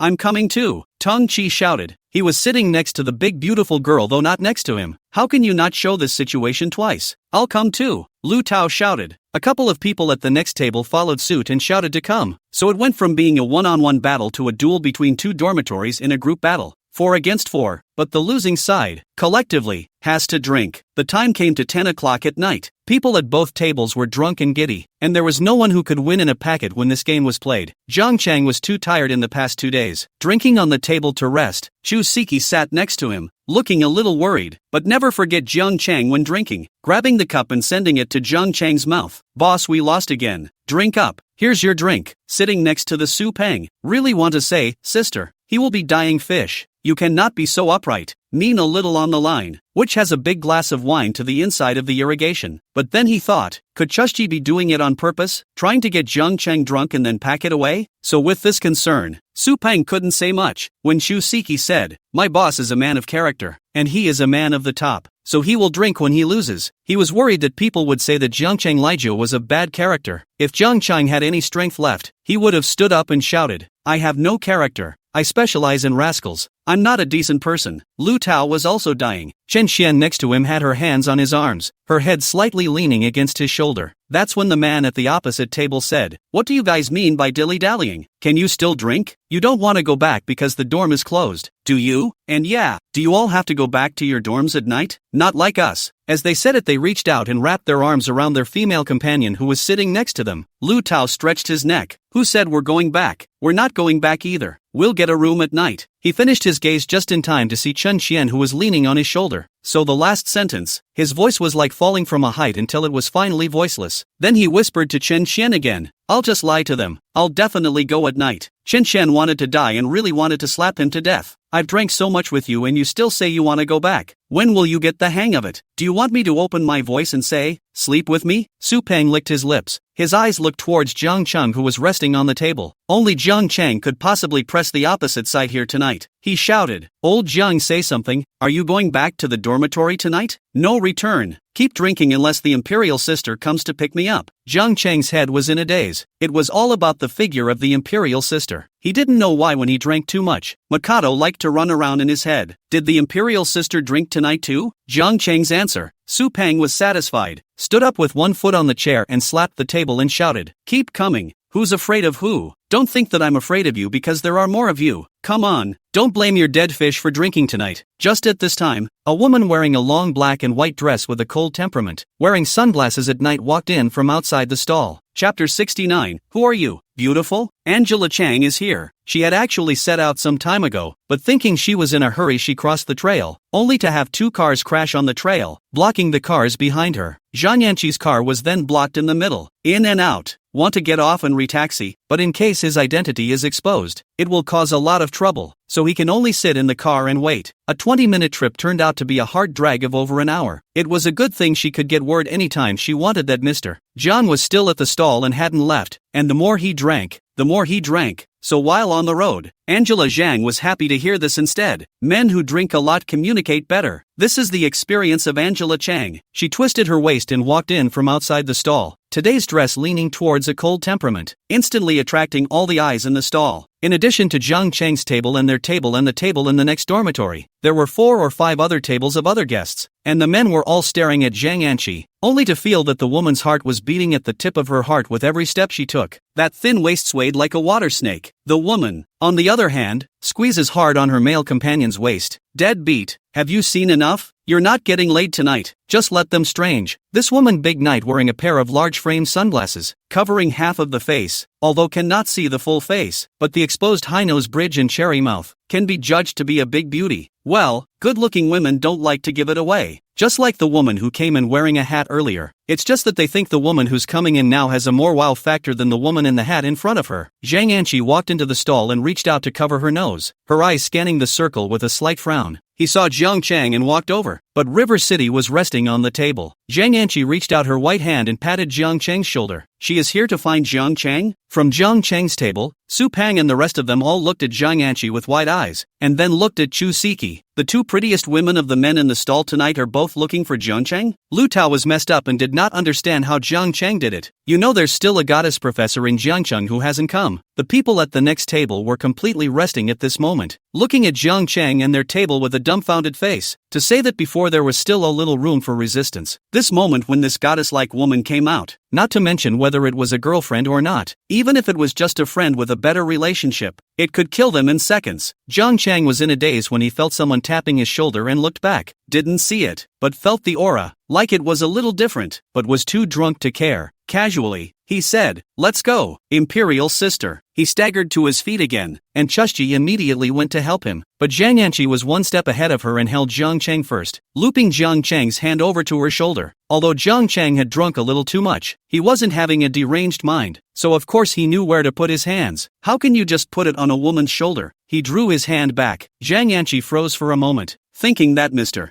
Jiang was really extraordinary, knowing how to protect himself even after drinking too much. The result was that the next second the arm that had been drawn back wrapped around her waist and then tightened. "Let's go, Imperial Sister. No more drinks." Jiang Chang's eyes narrowed slightly, pulling his head in a goony manner. How did he know that the person he was hugging was Zhang Yanqi? Self-righteousness. The Imperial Sister came, and did not think that the Imperial Sister is about to watch a movie tomorrow. Today he is here to eat a snack. The Imperial Sister is unlikely to come. The body of Zhang Yanqi, who was being embraced, stiffened for a moment, but immediately relaxed, and last time a smile appeared at the corner of her mouth. It has a winning flavor. As long as Mr. Jiang likes it, everything is fine if he takes the bait. Well, Zhang Yanqi was put in Jiang Chang's arms to help Jiang Chang and then walked outside. His business car was parked outside. The gazes of the entire snack stall moved along with Jiang Chang and Zhang Yanqi. Su Peng was in a daze. Damn it, how did he get another Missy? But now that Missy was going to take Jiang Cheng with her, his first reaction was to stop it, but he thought that this was his brother's happiness. Supping steadies himself. A group of people watched Jiang Cheng being taken away by the young lady. Deng Qi was purple with envy of guile. Chushji stood there biting his lip. He saw the boss greeting this woman who had just arrived. The boss knew this woman and it was the boss who had asked the woman to take him away. River City is gone, pulled a woman, and the woman walked away. The two material PKs don't play out, and River City finishes. No school tonight, all of them. Who goes back to school and who's a puppy? I'm going to get a room tonight too. Not going back to school. How old are you? Who goes back to school when it's a night out? And I wonder if certain people don't even have girlfriends and don't go back to school and don't know what to do. Do they get a room and eat chicken all night? There's no girlfriend not to go back to school can still go to the internet cafe overnight. Both dorms yelled conspiratorially. The table across the street was literally each bringing a girlfriend. And it was normal for them not to go back to the dorms tonight for a smoke-free shootout. Of course, Su Peng and Tang Chi were a bit embarrassed, but with the wine at this point, they absolutely couldn't wimp out. Chen Shi pulled Lu Tao's arm, and when she heard him yelling about not going back to school tonight, she was a little happy and reached out to stop the car. Then it's a deal. None of us are going back to school tonight. Let's get a room, Chen Xian said. Chushji followed them out from inside the chop shop and heard them all say they weren't going back. She thought about walking to the side herself to get a cab, and then sent a message over to Chen Jian, saying that she was going back to school first. Boss, Jiang Cheng had already followed his pretty sister, and the rest of the people here, except for Chen Xian. He didn't know anyone else well, and it was obvious that Chen Xian wanted to follow the tall boy. Then she's left on her own.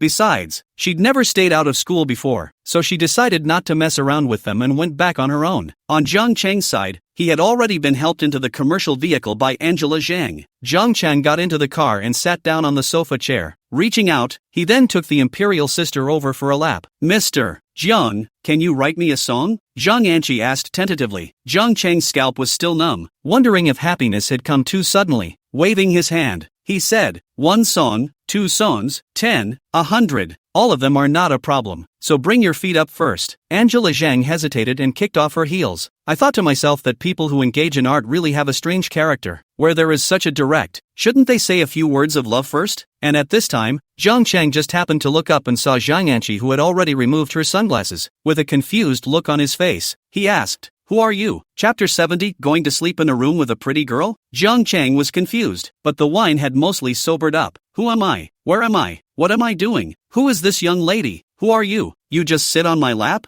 Jiang Cheng pushed Zhang Anqi away. Ah! Zhang Anqi let out a cry of surprise and almost fell on the floorboard of the car. Her gaze slightly tinged with resentment as she sat down on the sofa next to her. Mr. Jiang, I'm Angela Zhang. When you want someone, you call them a royal sister. And when you don't, you ask them who they are. Who is Angela Zhang? Jiang Cheng asked in a confused manner, but the brain also spun. He looked at the face with some familiarity and gradually remembered. Wasn't this the same star who had taken a song he had sold earlier? Zhang Anqi bit her lip as she thought of Jiang Cheng's request just now. Instead of answering the parent's question, she crossed her legs and stepped on Jiang Cheng's sofa with the same foot that she had just kicked off her high heels. Then with a soft voice, she said, I'm Angela Zhang, and I came to see Mr. Jiang today to ask for a song. No songs, not a single one, Jiang Cheng said as he leaned towards the sofa and wrapped his arms around his temples. What's going on? How come I'm here when I open my eyes? Zhang Anqi was unwilling. Her voice said politely, Mr. Jiang, you just promise me. You want a song on a song, then legend can give me? When she finished speaking, she saw Jiang Cheng looking down and rubbing his temples, so he continued softly, Mr. Jiang, I'm willing to spend money on it. Or Mr. Jiang, what kind of request you have, you can just say it, and I'll do my best to satisfy you. Satisfying Conway is satisfying anyway. It's better to satisfy Mr. Jiang, who was quite handsome, but when he finished, Jiang Cheng never said a word. After a while, Jiang Cheng raised his head and looked out the car window. At this time, the commercial car was traveling on the road. The traffic was not too little at 10 p.m. Jiang Cheng said, send me back to where I just came from. Mr. Jiang, won't you think about it anymore? Angela Zhang said. Jiang Cheng was still a little dizzy at this point, but the alcoholic nature had already passed. He turned his head to look at Zhang Anqi. This face looks okay, just too much powder. the body is also good, but compared to the imperial sister is far from it. Mainly, this woman had already badgered one of her own songs, but that saga was originally intended for Yi Ching, and when Yi Ching sang it, she would have a song to listen to, but this woman still wanted to grab it, so Jiang Chang did not have half a good feeling towards Zhang Anqi, plus his eyes looked past Zhang Anqi with a flirtatious face. Jiang Chang suddenly became even more disgusted. He had long heard about the stories of your circle, and today he saw the tip of the iceberg. Where did you bring me? Send me where? Jiang Chang paused for a moment, realizing that the logic was a bit off, and added, pull over and let me out of the car. Mr. Jiang, can't we discuss this? Zhang Anqi was anxious. He looked at Jiang Chang with a cold face. His heart was anxious. He did not know what to think of as a good solution. The foot that was on the sofa also kept rubbing upwards, was dying to go straight to Jiang Chang's mouth, if that would help. Jiang Chang pushed his leg away. Stop or not? Call the police if you don't stop. Angela Zhang froze. No, is that how boys protect themselves out there these days? True, it's not a good idea to be together. 55. I'll buy the legend for $500,000 all copyrighted. Jiang Chang only said 2 words. Stop the car. $800,000. Stop the car. The figure of $800,000 made Jiang Chang's eyelids jump. His current savings didn't even add up to that much, though it wouldn't be hard for him to make that money if he had the idea to try and make it. Still, the number was tempting now, but the addition was rejected. Retrieve the honor. In the end, Jiang Chang thanked Zhang Anqi for all her kindness and got out of the car on the side of the road. And then I took a taxi to the school. When he hit the big car, Jiang Chang felt that time was going to run out and the dormitory was going to close, but he was holding out a tiny bit of hope that it was night time, in case there were fewer cars and the driver was driving fast enough to catch the door unclosed. Angela Zhang's side was infuriated. It's going to be straddled and the feet taken out. But, Mr. Zhang surprisingly ran away. Am I that unattractive? I'm a big star. She felt humiliated by this one, and his little assistant was sitting in the passenger side watching, which was embarrassing for him, but that's not the point. The point is that Mr. Zhang refuses to sell her the rights or even write her a song. What's so good about Yi Ching? He wants fame but no fame. He wants works but no works. She's not even a star. It's not just better looking. I'm not so bad, but without the star power. Can you be exciting just by looking good? Zhang Anqi sat in the back row of the wrestling couch, complaining that the little assistant sat in the front row of the co-pilot pursed his lips and did not dare to speak. It was the kind of deal she thought she'd better know about. The less the better. What's more, the deal hadn't even been made yet, and Angela Zhang was disliked by the other Mr. Jiang. From a woman's point of view, the little assistant felt that Mr. Jiang was a particularly attractive man. Standing in Zhang Anqi's little assistant's perspective, she wanted to say, Sister Anqi, Yi Ching is really prettier than you. Jiang Chang got into a cab and went back to school. The car has not yet arrived at the school. Jiang Chang looked at the time. Has been too late. Wait for him to get off. The dormitory must have been closed, but there was a school in front of them, and Jiang Chang hadn't thought about where he was going, so he didn't stop the driver. When the car arrived at the school entrance, Jiang Chang saw a familiar figure. Truscott was crouching alone in the flower bed next to the school's main entrance. There were a few boys passing by around who were coming out from inside the school and were looking at the rental from a distance, hesitant to go up and say hello. At this point it looked like Chushji had a little bit of a pathetic look. Jiang Chang walked over, just as one of the boys also walked up to Chusiki. Is the pretty girl waiting for someone here? Can I add a WeChat? True Sky glanced at the boy who had greeted her. Don't say a word. Jiang Chang's roommates and Chen Xian and the others said they weren't going to go back to school tonight, but Chusiki wanted to come back, but she came back alone. To the school entrance, she thought of another problem. She was out with Chen Xian. If she went back only by herself, her roommate will definitely ask her where Chen Xian went. At that time, she couldn't explain. If she said Chen Xian went to a room with a boy, she was worried about the damage to Chen Xian's reputation, so squatting in front of the school door hesitated. This hesitation also passed the dormitory closing time. She thought she would just have to get a room on her own tonight. Only the more she thought about it, she never stayed out on her own under normal circumstances. So in a bad mood, I don't want to pay attention to anyone. Jiang Chang walked over and tapped the shoulder of the boy who accosted him. Move over, let me do it. Jiang Chang said, will the beautiful woman go to a room together to sleep? Chapter 71, Rooming with a Beautiful Woman. Video hit. Jiang Chang walked up to Chusiki and said, pretty girl want to sleep in a room together? The brother who had come over to accost Chusiki gave his jaw a shock and looked at Jiang Chang with wide eyes. He couldn't help but take a step back. This brother must be crazy. Good, Chusiki said, looking at Jiang Chang with a pair of eyebrows, a smile creeping onto her otherwise indifferent face. That big brother took 2 more steps back as if he had seen a ghost, looking at the 2 men unconfidently. I didn't sleepwalk through the ages. When did I become something I couldn't read? Then he really watched the girl who was squatting by the flower bed, indifferent and temperamentally contributing. followed the hooligan who was jerking off and left. It's still possible? The big brother looked around and saw a schoolgirl in jeans who seemed to be standing on the side of the road waiting for someone. He walked over and mimicked the expression of Jiang Chang, who had just fished for Lan Dan, and said, "Pretty girl, want to get a room together and sleep?" Snap! Without any pause, a forced pocket drifted up, solidly glued to the face. "Pouncer boy, you got the balls to say that again. See if I don't beat the out of you." The big brother staggered back in fear, only to see the schoolgirl chasing after him with her handbag and reaching down to take off the shoes on her feet. The big brother turned and ran in terror as a soul flew past his ear. "Pouncer boy, have the balls to say what class you're in." Big bro covered his face and ran wildly in panic. "Why is it different with me?" Su Man Yao's parents' home. The two families had dinner and were watching TV. It was really just the TV on, but they were talking about what they had heard Jiang Chang say today, that his daughter was going to elope. They are how to think cannot imagine. So many years, never had any gossip and rumors with the boy's daughter. To just do not fall in love. Once in love with the whole big one. First of all, they could be sure that Jiang Chang was the boy who had gone to the private theater with the female number, which was something they had investigated well. But when Su's mom tentatively asked Jiang Chang today, Jiang Chen said that he and his girlfriend were discussing getting married, and he also said that if his girlfriend's parents didn't agree, she was planning to elope with him. Is there something we did not do well? Scared Man Yao. We did not say that we do not allow her to fall in love. It is her own do not talk about. Besides, never asked her to find what kind of boys. The object condition is general is general. We also did not say do not agree. Why to elope? Su half city was anxious. Su Mom Wang Lin said with a sad face, "Maybe it's because we care too little about Man Yao. Tomorrow we'd better go together to take a look at her. Isn't it just to find a college student's brother as an object? His old cow eats young grass. We didn't say her. How come he himself is still thinking of eloping first?" Halfway to Sioux City, eyes oddly looking at his wife. He always felt that when his wife said that the old cow ate the young grass, she carried a full of resentment, as if the grass was not hers to eat. She was a bit sour.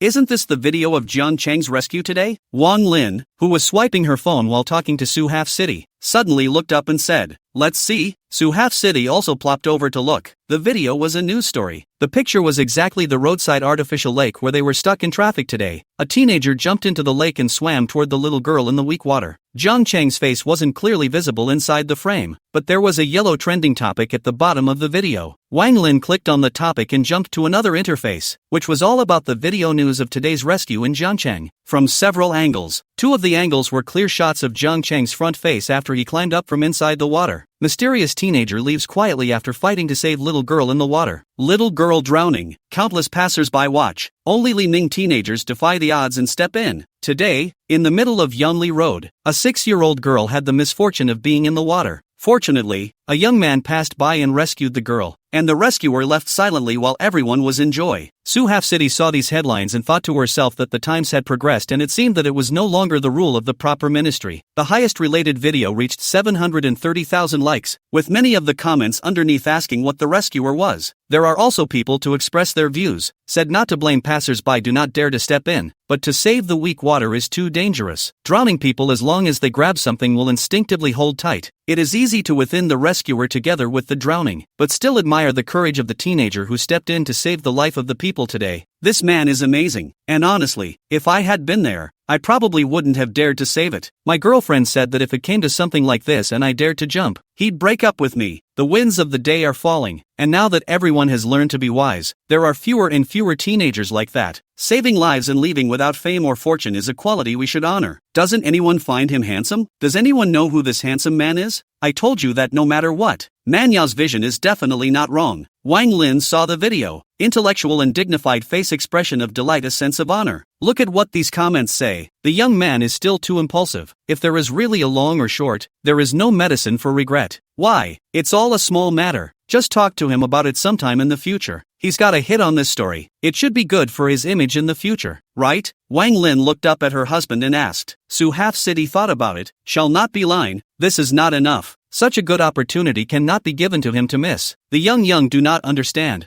I understand. It still has to be me. Su Half City immediately took out a cell phone from his pocket. This cell phone is surprisingly not a smartphone. In this day and age with a black and white feature phone, and now it's just the old people who will use such a cell phone. Su Hancheng quickly dialed a number. Xiao Ma, it's me. Well, did you see a story in your news department about a mysterious teenager drowning a little girl? You wait to see it? There's nothing going on. It just means the traffic is charging him up again. How much to fill? Full. The sunrise, yeah, just that one. full of it. Hey, Xiao Zhang ramen. Su Half-City personally made a few phone calls, then called her secretary to arrange another wave. Only after arranging this did Su Half-City feel relieved. Something like this might not do much for the average person. Maybe a banner. But if Jiang Cheng enters the Su family later, that's different. It's a resume that capital can't buy, and an invisible knockout as well as platitude in many places. It's like when the fox got mess. Quack. The word used to describe it was married. Although Jiang Cheng's move was not that exaggerated and could not reach that height yet, it was different. Chapter 72, Grinding Open Rooms? Worth it on earth. Jiang Cheng didn't joke and really took Chusiki to a room. The school's dormitory has been closed. It is impossible to sleep outside on the street for a night. Chusiki High and Low is also their own employees. Reimbursement for a night of flipping is not a big deal. It's not like we're going to be reimbursed hundreds of millions of dollars. A few $100 million won't do for an outsider. Only for a royal lady. Save it for now and give it to Makoto when she wants it. So of course a room with Chusiki is 2 rooms. The next day is very early. The dormitory opened the door. Chusiki went back to the dormitory. The results found that Ben Dry did not go back to school. Chen Xian surprisingly in the dormitory. As soon as she entered the dormitory, the eyes of the other 5 people in the dormitory went to her. It's rare news that the business management department stays out at night during the accident period.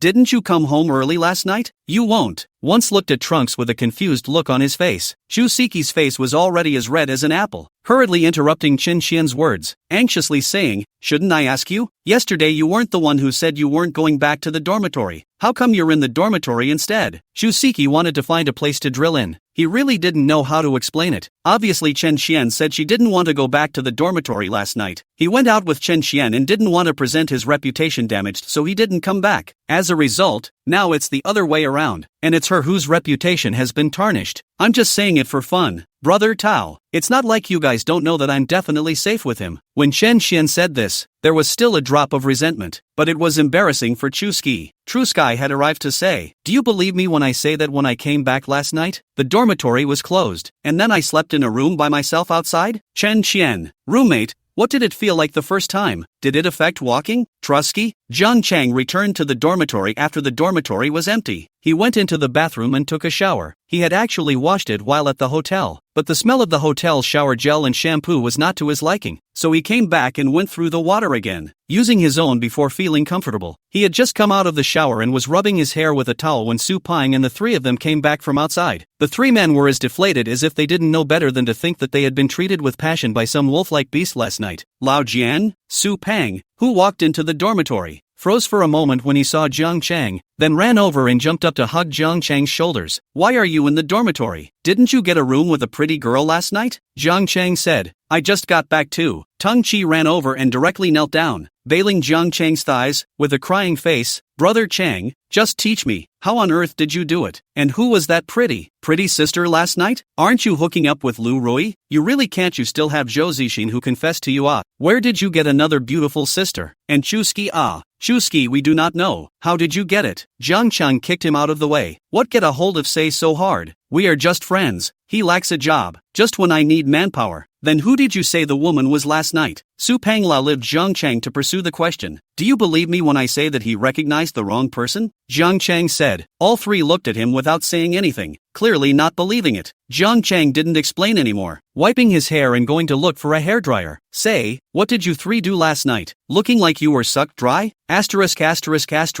Speaking of this, I am angry. Su Peng went over furiously and gave Deng Qi, who was lying on the ground, a kick, and said, "After Qin Qian left yesterday, the 3 of us went to a room together. Then I went to take a shower, but it turned out that this kid, Deng Qi, had gotten a small card from somewhere, and he was so cheap that he took it and made a phone call. It didn't take long for someone to come knocking on the door, and when they opened it there was a line of police standing outside. I followed him to the police station for a night of education before he was released by others." Jiang Cheng was speechless. What a trio of oddballs. The 3 people still had a lot of questions they wanted to ask Jiang Cheng, but they were really too sleepy from tossing and turning all night, and they all climbed into bed and didn't want to move a bit. I didn't go to my morning class either. Only Jiang Cheng went to class in the entire dormitory. On the way to the classroom, Jiang Cheng realized that many people were giving him sideways glances, causing Jiang Cheng to touch his face from time to time. wondering if he had grown something on his face, but after looking in the mirror to make sure, there wasn't anything wrong with the way I looked. As soon as he arrived at the classroom, he was surrounded by people, which gave Jiang Chang a whole lot of confusion. But as soon as he heard what everyone said, Jiang Chang understood. It turned out to be the video of him saving people yesterday. Jiang Chang, you are also too good. How did you have the courage to dare to jump? Jiang Chang, do you know that it's dangerous to do that, even if the other person is just a small child? But in the water, if he clutches your hands tightly and makes a strong effort to pickpocket you, there's nothing you can do about it. Jiang Chang, I want to make babies for you. Why did you leave after saving someone? I heard that little girl's family is rich and her parents are looking for you. So handsome. You're practically my idol. If you weren't my classmate, I would have suspected that it was a posed shot. The way you jumped into the water and the flowing hair tossing motion after you came up, it was simply handsome. The video has been exposed, and I don't know who shot it. Disliking his face and shooting it, clearly saying that it is not him, certainly can't be said. Jiang Chang can only cope with it one by one. Right at this moment, within the people surrounding Jiang Chang, some of them looked out of the classroom window. Then there was the phenomenon of people passing on, looking out the window more and more. It turned out that it was Su Manyao passing by outside the classroom. Today Su Manyao was wearing a white formal dress. The upper mountain was a small suit draped over. The lower body was a professional skirt that came to the calf position. Her hair was draped over, and the two sides of her hair was clipped behind her ears with two small clips, making a ladylike hairstyle. Because of the last group building, Su Manyao's popularity in Jiangchang, inside their class, had reached its peak. Unconsciously, many people's gazes were looking towards Jiang Chang, because the interaction between Jiang Chang and Su Manyao during the group building was still fresh in their minds. Jiang Chang was also looking at Su Manyao's figure. Although he was no longer considered a stranger to the Imperial, every time he saw it, there was a sense of awe that was at first sight. Humanity is worth it. I wonder, for the movie appointment tonight, if the Imperial sister is wearing the set of clothes that she is wearing right now. Jiang Chang thought this in his heart. After 2 classes, Jiang Chang packed up his things and came down from the teaching building. He was shouted at just as he exited the stairwell, and looked up to see that it was the class president, Dicky Chow. Jiang Chang, I'll give you a message for the counselor. Chapter 73, I'm asking you to give me a step down, not a patch up.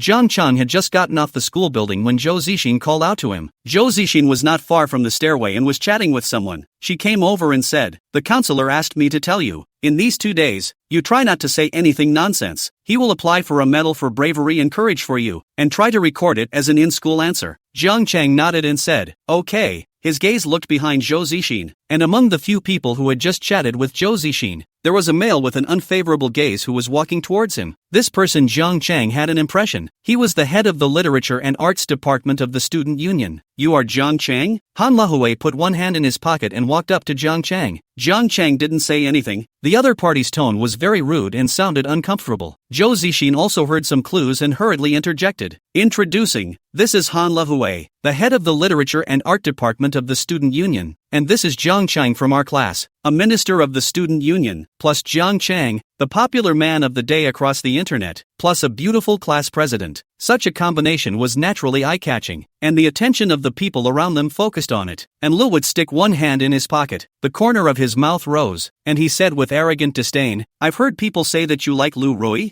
Lu Rui? Jiang Chang froze for a moment, almost not thinking about it for a moment. It was a good thing that Su Ping had chanted in his ear a few times, so that he was somewhat impressed. Just don't know in front of this person is what big disease. Look like this looks like a schoolboy hanging Su Da's set. Give yourself to engage in demonstrations or rob a woman or fair play that set of tricks to come? As he was thinking this, Han Lahui really said, you can stay away from her in the future. You don't have a chance with her. There's no way Lu Rui would like you. Jiang Chang was exasperated and laughed. Could falling in love really lower one's IQ? The man is as good as out of his mind. He hooked his finger at Han Lahui, who frowned at him, not knowing what it meant. Jiang Chang hooked again. Come over here and I'll talk to you. Han Lahui sat with a frown undoubtedly close to Jiang Chang and put his ear to it. Zhou Zixin, who was standing next to him, was a little nervous. His small hands clenched into fists, and he was worried that the two of them would cause some sort of conflict. Part to this Han Lahui also annoyed, is not just the student union? You like other people?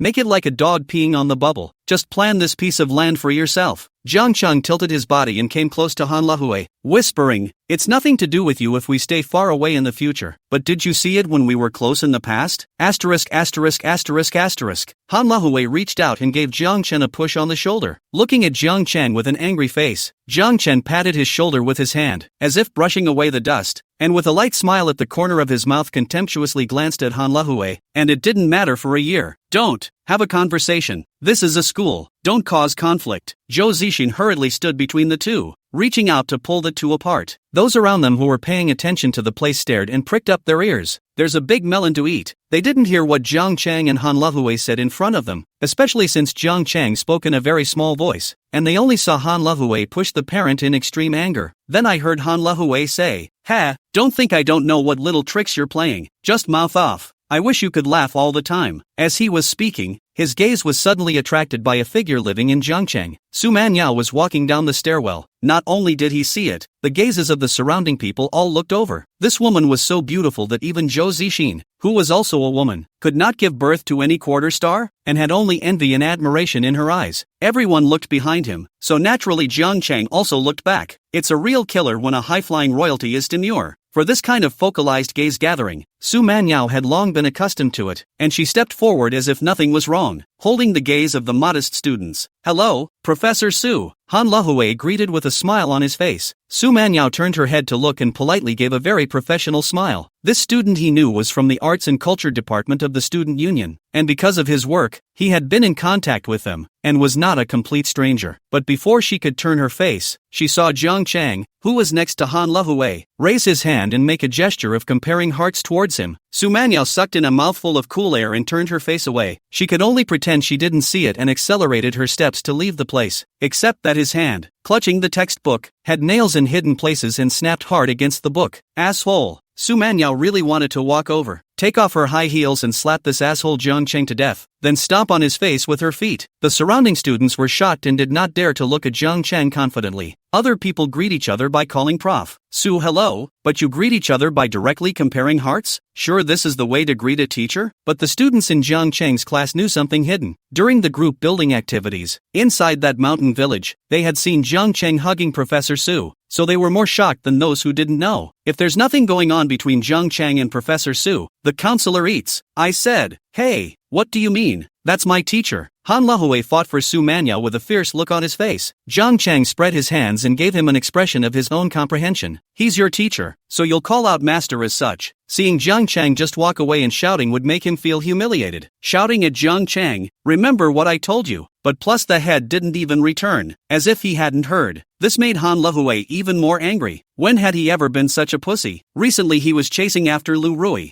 and just now because of some publicity work Zhou Zixin looked for him just in time for him to see Jiang Cheng. I had heard from people who had been to the lodge before that Jiang Cheng seemed to be interested in Lu Rui. In fact, Han Lehue didn't care. Just seeing the beautiful-looking Zhou Zixin then seeing Jiang Cheng keeping quiet and acting like an honest man. He just wanted to catch Jiang Cheng to brush up his presence, but he didn't expect to run into a big prick, which instantly made him mess up and look retarded. It came back to him a moment later, angry enough to want to spit blood. "Is this person notorious in your class for liking to get high off of his mouth?" Han Lehue felt that he should find a way to salvage a little bit of face, and he gazed at Zhou Zixin for the Q&A. The main thing he wanted to do was to sit Jiang Cheng's mouth high on him. As long as Zhou Zixin nodded and said yes, those people around him would categorize Jiang Cheng as the abnormal one. Then the face he just lost would not be lost. After all, how can normal people reason with abnormal people? Zhou Zixin was in a difficult situation. Whispered, "Don't bother with him, Jiang Cheng, this person is honest. His nature is straight, to speak will not turn, just like to tell the big truth. The heart is not bad. Want to die?" Han Lehue felt a little dizzy. "I'm asking you to give me a leg up. It's not for you to fill in." Chapter 74, A Request to the Imperial Sister. A pretty girl's pitch. River City is gone. Han Lehue was stabbed again by Zhou Zixin and couldn't take it, so he could only retreat in defeat. Finding a place where no one was around, he took out his cell phone and sent some text messages to Lu Ruiru.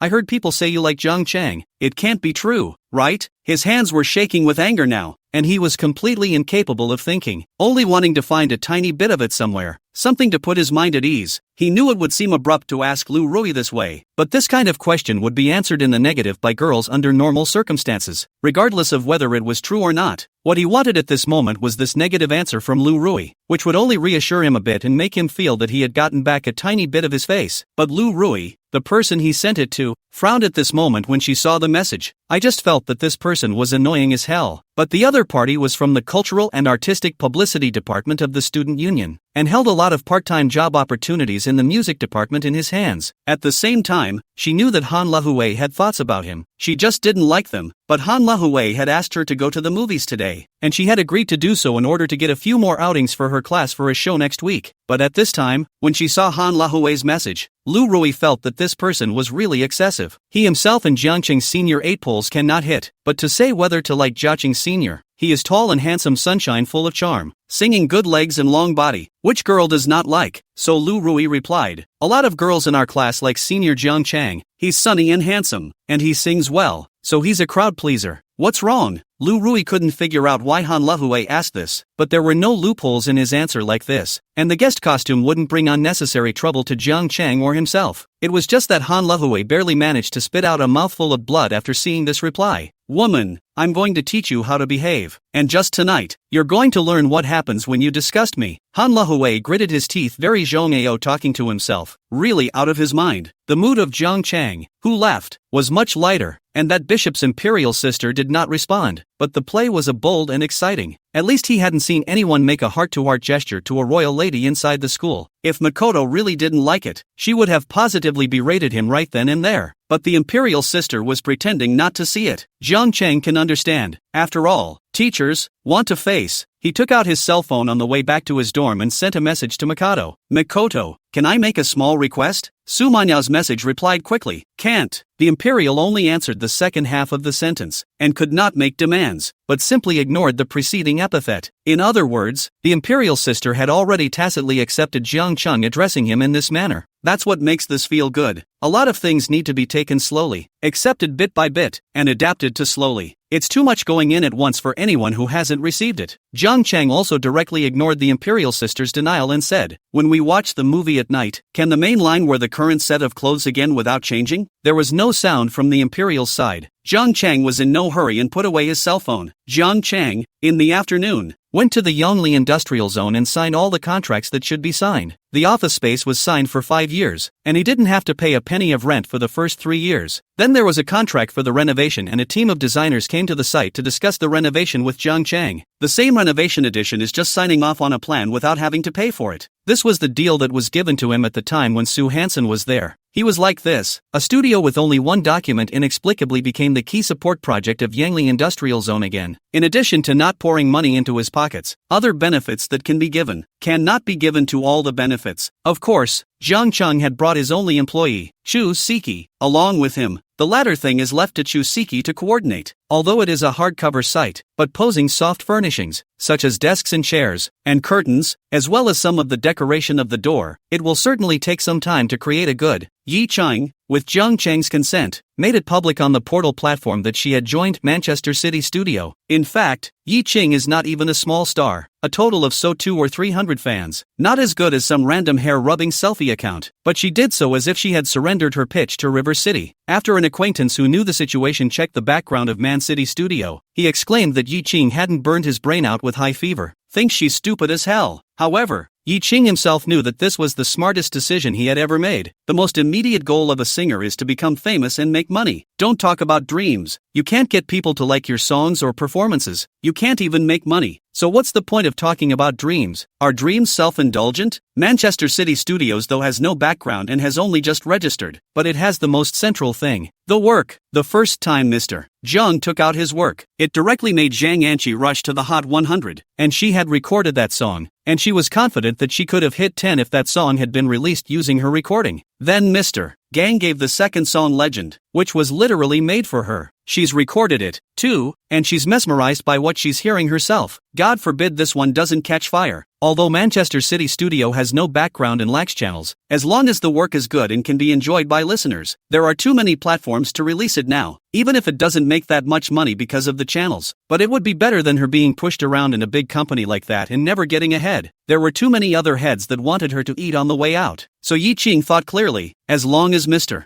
Zhang was willing to give her works, even the toughest environment with no background, even a vegetarian debut can kill it. So he issued this pitch. Not many people care, but Angela Chang cares. This was because she had learned through her inquiries that the Man City studio that Yi Ching had joined was backed by Jiang Chang. This led Angela Chang to transform into a little desktop cleanup artist, pushing everything on her desk to the floor in one fell swoop in her office. What's so good about Yi Ching? I've delivered. haven't I? Humiliating me 3 times. Do you really think I'm easy to bully? When the song is brought to me, terminate the collaboration, preferring that the rights not be sold rather than sung to me. I come to the door of my own accord, act me out on purpose, and end up humiliating me. So you've been eyeing I Ching for a long time. So what if you're talented? Let's see how I'll stomp on you. Angela Zhang was furious in her office, and her little assistant stood beside her trembling. In fact, Zhang Yanqi threw such a big tantrum that also stemmed from the fact that she had a bottom line in her heart, because Conway, in addition to having her back, helped him get a strong boost today. Lin Muyang, gold medal composer, Chapter 75, Imperial Sister, let's go. He's scary. One of Yi Ching's cast-offs. It was originally made for Jiang Chang, but Jiang Chang didn't really care much and instead provoked Zhang Yanqi's anger. Angela Chang wasn't the only one who was angry, but also Conway. So Conway took advantage of the fact that Lin Muyang happened to come to Mordor to give a lecture, and through contacts and favors, as well as certain lesser-known means, he got Lin Muyang to agree to write a song for Angela Zhang. His purpose was simple, to make Yi Ching envious, to make Yi Ching turn back. Yi Ching was the woman he had seen, other than Su Manyao, that he wanted the most. For the woman he got, he used a lot of tactics, and Angela Zhang was just his gun to steal Yi Ching songs for him. He stepped on Yi Ching's inability to get out of the way, just to make Yi Ching wake up one day and beg him. When Yi Ching is gone, after a lifetime of simmering the eagle's eyes in place, the eagle flew away, which he could not tolerate. As night fell,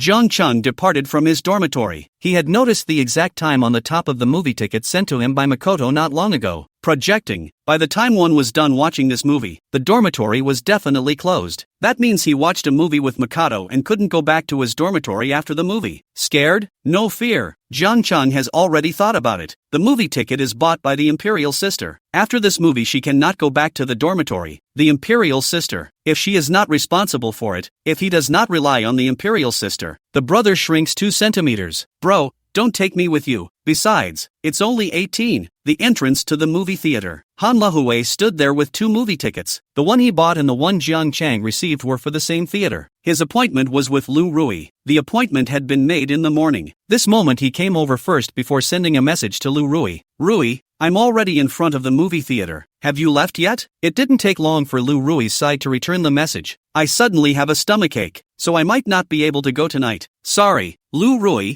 who was in the dormitory, rejected it outright. This should never go. He didn't pay attention to the time in the morning. I just realized that the dorms were closed when they cleared out after this movie's time was up. That means he won't be able to get back to his dorm if he goes out tonight. Han Lehui played a good game. Having only begun to get in touch with dating, the setup turned out to be so deep that Lu Rui felt that even for the sake of some part-time job slots for her class, she couldn't take the risk anymore. Han Lehui's eating is too ugly. And then there was the question Han Lehui asked her this morning about appearing to have a major illness. But Han Lehui, who was standing in front of the movie theater, was dumbfounded to see the informant. We agreed to go to the movies. Why did you say no at the last minute? Wouldn't it seem silly to be stood up in front of a movie theater already and be stood up? A fire bubbled up in him. I'm already in front of the movie theater. Are you sure you don't want to come? Lu Rui look at this tone, but also to temper. No, you are a cadre of the student body. Do not know thought you hold the power of life and death. I told you I can't go out today because I have a stomachache. Han Lehui, you are thinking of Jiang Cheng, right? Really can't understand. How can you look at that kind of beggar? I tell you he has no quality. That is, he can't contact the girl. Just know you this one looks pretty, so make hard to tease you. You still really think he can give you what? Lu Rui, are you taking the wrong kind of medicine? Jiangqing senior beggars don't know girls anymore? Lu Rui gasped and laughed, and didn't feel that she could peacefully coexist with someone like Han Lehui, gasping, do you know that others, Jiangqing seniors, and Professor Su are all very good friends? People will not recognize girls anymore? Also, Senior Jia Chang and I are just ordinary friends, not even ordinary friends. Maybe people don't even remember me. It's fine to slander me. Don't go and slander someone else again because of me. Han Lehui was so angry that he wanted to smash his phone. He's very close friends with Professor Su? Just listen to him dead blow. None of your class will be attending the business in the Wynn Business District next week. He finished his words and viciously pressed the lock screen on his phone. The whole thing froze in place as he looked up. Who? Prof. Su, and Jiang Chang. This was not the point. The point was that he saw Professor Su holding Jiang Chang's hand and walking towards the side of the movie theater. Something's not right. Look again. Wiped his eyes. This time Han Lehui could see that it was really Professor Su, the high and cold Professor Su. At this time, even had a hint of a small woman's posture on her body, looking at Jiang Chang's arm, and was walking towards this side of the movie theater. For a moment, Han Lahue didn't know if he was crazy or if the world was crazy. Jujong Professor Su was wearing a snow-white casual long skirt tonight. The long skirt is very wide and caged down, and it can't cover Professor Su's beautiful curves. This maxi dress is not suitable for formal occasions, but it is a great choice for an evening stroll goddess outfit. The hem of the long skirt revealed a pair of white jade feet, stepping in transparent flip-flops, spontaneous and pure desire. I don't know if it was from being angry or something else, but Han Lahue only felt a hot fire rush through his heart. 2 tubes of nosebleed and puffed. Zhang Chang was walking towards the movie theater with Su Manyao, both of them. They drove over together. It was Zhang Chang who drove Su Manyao's car, being held by Su Manyao's hand. Zhang Chang's heart was happy and unhappy. What's cool is that my sister really knows men, and this casual yet pure lustful outfit just reaches Zhang Chang's heart. Unhappy, obviously today, and the imperial sister said, can wear the daytime set, demure and formal professional dress, but the imperial sister is very rebellious. Not tight, not demure, but also go the opposite of loose. It brings out the casual air of a lazy girl, so loaded it's a pain in the ass. Not a big deal. Pretentious. From the corners of Zhang Chang's mouth, which was harder to suppress than an AK-47, one could tell how he was feeling at the moment. Hey, isn't that who? Should I call you an ambulance? Zhang Chang saw Han Lahue and asked. Han Lahue's gaze danced over Zhang Chen and Su Manyao's bodies a few times, and he hated that he had just gotten dizzy and reacted too slowly to dodge it. One could only say stiffly, it's fine, it's fine. Thanks to Zhang Cheng's classmates, 2 tubes in the district, must be nothing to worry about. Yakker, let's go. He's so scary. Su Manyao glanced at Han Lahue as if she didn't recognize who this person was and pulled Zhang Cheng away with a disgusted face. Who is this man? I don't know. He's like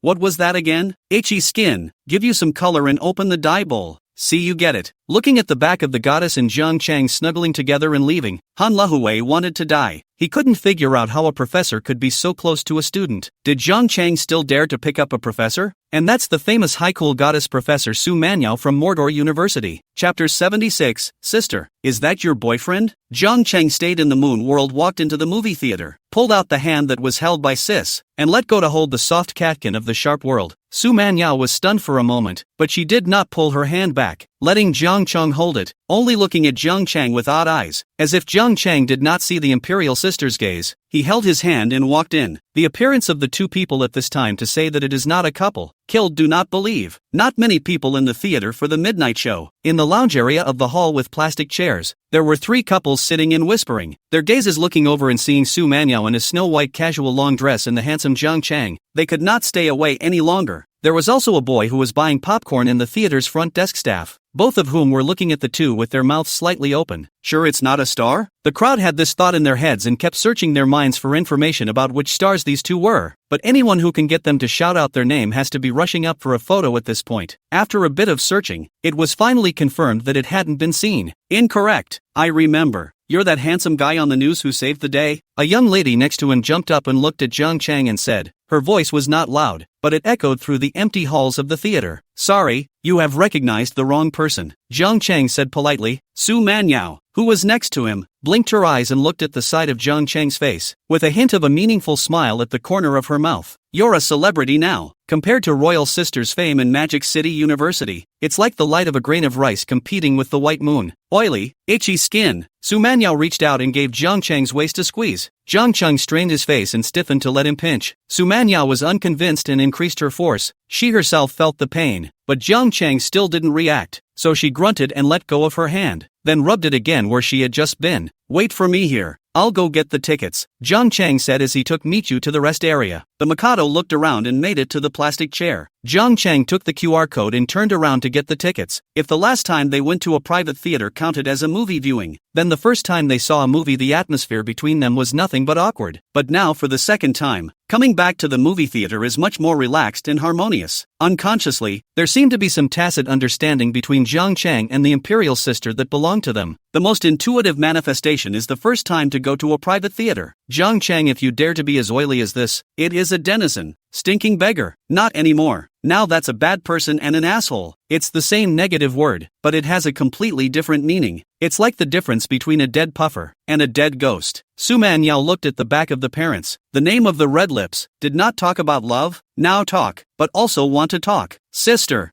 is that your boyfriend? A couple next to them who were also waiting for a movie to be scheduled. The girl among them was probably around 18 or 20 years old, poked her body towards Su Manyao and asked tentatively. Su Manyao's eyes gurgled a bit and nodded her head and said in a nasal tone, "Aha, you guys are so good together. I almost thought you were a couple making a movie on the silver screen." "Thank you," Su Manyao said politely. The young lady who spoke nodded her head and didn't say any more, as he felt as if the pretty sister was a bit cold. But in fact, she didn't know that the lumpy in front of her more actually grew a face that was naturally high and cold, as if at this time, her sister's heart didn't think much at all. But instead, because his question asked her sister's heart, her sister was responding to her passionately. Seeing that the girl suddenly stopped talking, this was Su Manyao who also withdrew her gaze. After all, one says to people, "You said it well, can you say more?" That would be rude. "Mr. Su," a sudden voice interrupted Su Manyao's thoughts and she looked up. Then out went the frown. But the displeasure in his eyes was fleeting, and he quickly regained his composure and looked at the man and said politely, "Hello." The person who walked over was none other than Lin Muyang. He was a gold medal composer in the entertainment industry and had worked with Su Manyao's Lightman Entertainment. This time he came to Mordor and went to lecture at the music department of Mordor University. He also had contact with Su Manyao. He had heard before that the owner of Lightman Entertainment was beautiful, but pretty women she'd seen plenty of, so she didn't take it seriously. But this time when he saw Su Manyao for the first time, he felt that all the women he thought were beautiful that he had seen before were nothing but rouge compared to Su Manyao. "Mr. Su, are you coming to watch the movie too?" Lin Muyang walked over to Su Danyao's side and sat down in diameter. Su Manyao's face was cold. She didn't answer Lin Muyang's question and asked, "Mr. Lin, may I ask what you have to do?" Lin Muyang was embarrassed for a moment, but he quickly slowed down. "I had heard that Mr. Su of Lightman Entertainment was cold by nature." Lin Muyang laughed. "Nothing much. I made a rare trip to Magic City and came over to get together with my friends," Su Manyao said faintly. "Then there's something the company can talk about." She didn't pick up on any of Lin Muyang's topics, but the so-called gathering of friends, Su Manyao felt that it was more like he was lying to ghosts. Because of Jiang Cheng's presence, she could have checked a lot about the entertainment scene recently. Places like movie theaters are mostly filled with couples coming together or parent-child parents with kids. And then there are groups of girlfriends, or young cliques. Career big men would never come to a place like a movie theater to get together with friends of their kind. However, Su Manyao was not interested in Lin Muyang's question. Su Muyang only thought that Su Manyao's character was like this, and continued with a hot face, "Is Mr. Su also with a friend?" Su Manyao didn't answer his question, only raising her eyes to look ahead, because River City came back from picking up the tickets. But Su Manyao's movement of raising her head set off the perfect curve from her chin to her collarbone, and her snow-white neck, which made people want to leave a hickey. Lin Muyang looked dumbfounded for a moment. Even he, who had seen countless beauties, couldn't help but gulp a little and nearly lost his temper. "Beautiful, so beautiful. Who are you, sitting so close to my girlfriend?" A sudden voice interrupted him. He turned his head to look as a teenager walked over and stood next to him, extending a hand to hold Su Manyao. Then he pulled Su Manyao and left. "No, what the hell? Who's this, Mr. Su?" Lin Muyang subconsciously shouted. Su Manyao did not turn around and let Jiang Cheng hold her. Jiang Cheng turned around and said, "Total what total? Did not see the off-duty time? There is no public morality. Still let people have some private time. Stinking capitalists. Off-duty still this total that total," he said as he pulled Su Manyao and left. Lin Muyang was confused. "How dare you call me a stinking capitalist? If you really want to talk about capitalists, Su Manyao is the capital, okay? I'm just a ing lyricist. P.S.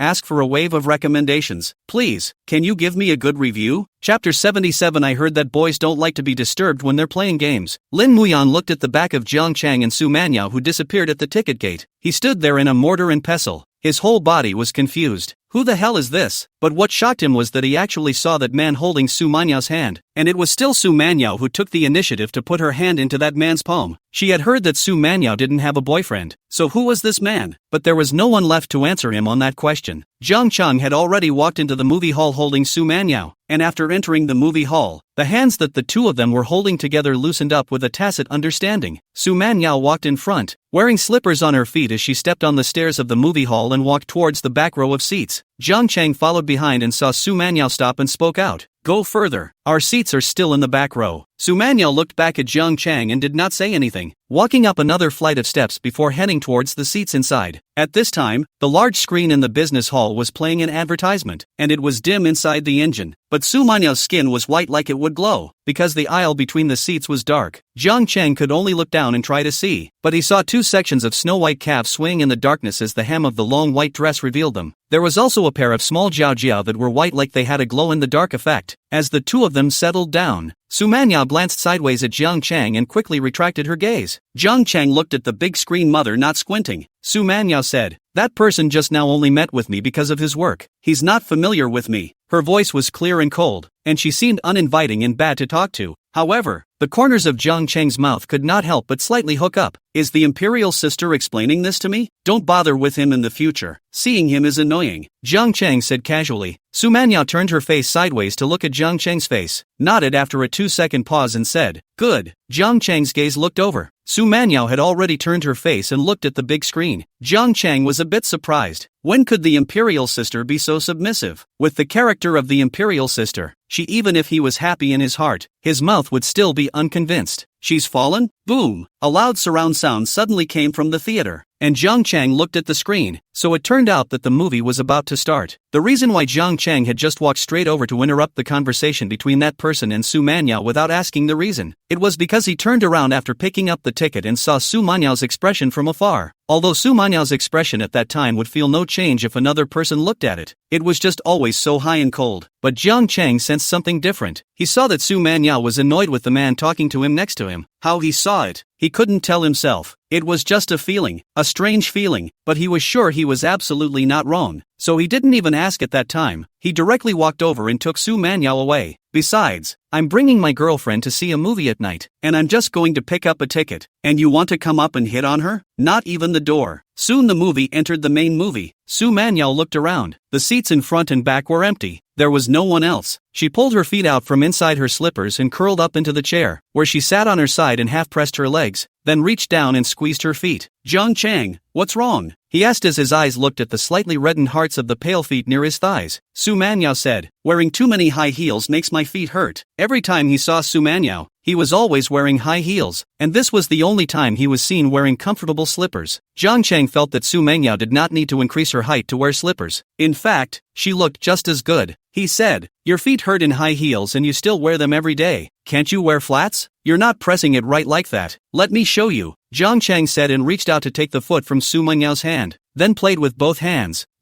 Then press up with both hands. Su Manhwa felt the sliding of the fingertips on the center of her foot, a little itchy, and shrank. In the darkness she surveyed Jiang Chang and couldn't help but roll her eyes. "I said, if you hadn't been so handsome just now, I wouldn't have rewarded you." The image of the hand that Jiang Chang had just walked over and extended directly to her in the lobby of the theater and then looked at her condescendingly was still floating in her mind. She saw a sharp confidence in Jiang Chang's eyes then, as if she knew he would reach out and put his hand in his. Yet it was true, and in that moment she couldn't help but put her hand, outstretched, on that palm. After a while, Jiang Chang raised his head and interrupted Su Manhwa's thoughts. "Alright, have you learned it yet?" Jiang Chang let go of Su Manhwa's feet and said in a serious manner. Su Manhwa didn't say anything and just stared at him in the darkness. Jiang Chang was made uncomfortable by the look and turned his face away. This woman is so ungrateful. She can't even say thank you for helping her press her foot. "And this one," said Su Manhwa, who hadn't said anything. The next thing Jiang Chang felt was a white shadow reaching out to him, and there was an extra warm mass in the palm of his hand. "Oh, I can't even say thank you. Can I help you?" Jiang Chang refused, removing the white feet from his palms. "Press it yourself," Jiang Chang said. The foot came back up and into the palm of the hand. Su Manhwa said in a small voice, "No, I can't press as well as you." "No press." Jiang Chang resolutely refused. "What's wrong with you? You're just pressing the button. How humiliating." "Alright," Su Manhwa said with a clear and cold voice, but when he was about to draw his feet back, he realized that his feet were clamped down by Jiang Chang. Then he heard Jiang Chang say, "Is it annoying?" He said this with his mouth, but his fingers kneaded. Su Manhwa, who was as cold as an iceberg, could not help but stifle her laughter and let Jiang Chang play with her. "You want to see black silk when you've just been friends with me for a couple days? Can I still not know what you like?" She looked up at the big screen. her eyes sweeping over the seats in the theater. In the dimness, Su Manyao's brows furrowed, not because her feet were itchy from Jiang Chang, but when she bought the tickets to choose the seats, she saw that the tickets of this movie hall were selling well. At that time also thought, by a lot of people in the theater, and Jiang Chang together as other couples, a good movie, to make up for the last regret. And with the crowd there were sure to be a lot of couples as well, so she could see what other couples were doing and learn how to get along with the object. But now looking at the situation in front of her, inside the entire theater plus her and Jiang Chang, there were no more than 10 people who could see, and all around her was empty. Only diagonally in front of her, separated by a row of seats, sat a man and a woman. The girl leaning on the boy's shoulder should be a couple. Su Manyao looked at Jiang Chang. Seeing that he was playing vigorously, she felt that it was better not to lean over. She heard that boys don't like to be disturbed when they are concentrating on playing games. Just then, the sound of the movie fades into romantic music that clearly doesn't match the picture of the movie. Chapter 78, Imperial Sister. Is this a hint to me? The sound of the movie inside the theater turned into romantic soft music. Everyone who was watching the movie noticed that something was wrong, and even though there were only about 10 people in the theater, there was still a chorus of chatter. Jiang Chang also raised his head to look at the screen. The picture on the screen remained unchanged, but the sound was wrong. Su Manyao drew her feet back into the slippers at this time. She and Jiang Chang looked at each other. Both saw the doubt in each other's eyes. The next thing he saw was the steps at the side of the theater, and a figure running up holding a white object. The man ran up and stood in the middle of the steps, stopping suddenly, as if hesitating. Then he walked towards Jiang Chang and Su Manyao. When he got closer, Jiang Chang could see that this person was wearing a hat and holding a large bunch of roses. The roses were wrapped in a white decorative light veil, and the dark red roses in the center were not so conspicuous under the dim light of the studio. The man came over and shoved the hugging rose right into the parent's hand.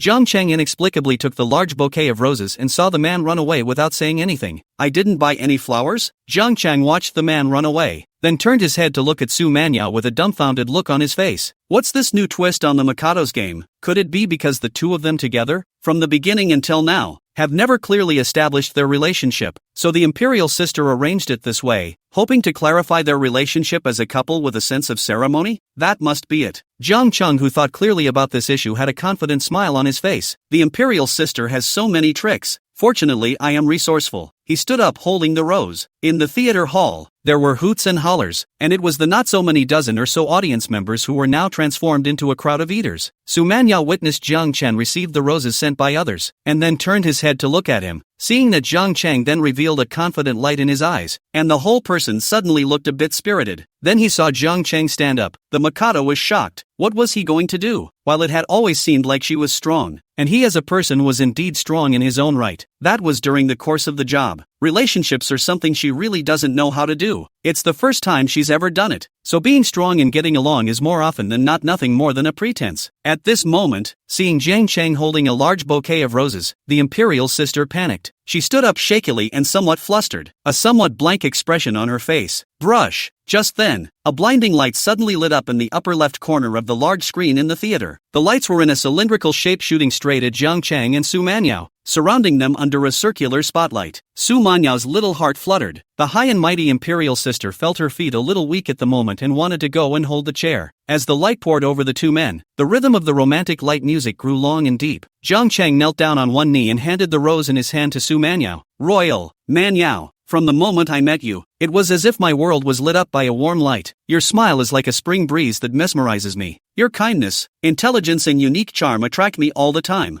I know that I have fallen hopelessly in love with you. Will you let me accompany you and walk through every day of the future together? Manyao, be my girlfriend. It almost made Su Manyao earth vomit, but the feeling is really uptight and dizzying. Su Manyao's hand unconsciously held onto the seat next to her, and her other hand covered her cherry mouth. For a moment, I didn't know what I was supposed to do. It wasn't like she hadn't seen this kind of image before, and had lost count of how many people had confessed their love for her like this on the playground where he passed by when she was in college. And then what she had to do then was also simple: ignore it and just brush it off. But now, together, promise him to be together. This is too beautiful. I'm jealous. Don't say yes to him. Men are no good. That little brother is also handsome. Envious. The watermelon crowd played their part at this point and started to get up in arms. After a brief moment of hesitation, the high-flying imperial sister came back to her senses. The panic faded from his face at this point, and he was back to being that icy cold. The eaters in the theater seemed to sense that the atmosphere was so wrong. Ice cold is too ice cold. This girl's temperament was just too icy cold. How to look at it appeared to be uninviting. Those boys even felt that if they were allowed to greet a girl like Su Manyao, they might not dare to act even if they had summoned up all the courage they could muster. The people who were up in arms gradually quieted down, their gazes all staring at Su Manyao. Guess it's a no? No chance. One look at the girl's face and I know it's hopeless. He seems to hate that boy. I don't see a hint of emotion in his eyes. It feels like another story of a high-flying goddess and a licking dog. All hearts thought so, and whispered to their companions. But just then, they saw the high-strung woman crouch down slightly and take the large bouquet of roses in the boy's hand. Then a white hand was stretched out to take the boy's arm. Then her light and very pretty lips parted slightly to spit out the word, good. A simple word, coming out of this high and mighty goddess' mouth, was like heavenly music. Surprised she agreed? They saw a faint smile emerge on the cool woman's seemingly high-class face. The smile was faint but warm. Just that faint smile already trumped the touched expression of any confession they'd ever seen on an internet video. A hint of elation shown by a high-strung woman is better than a pompous person crying out in pain.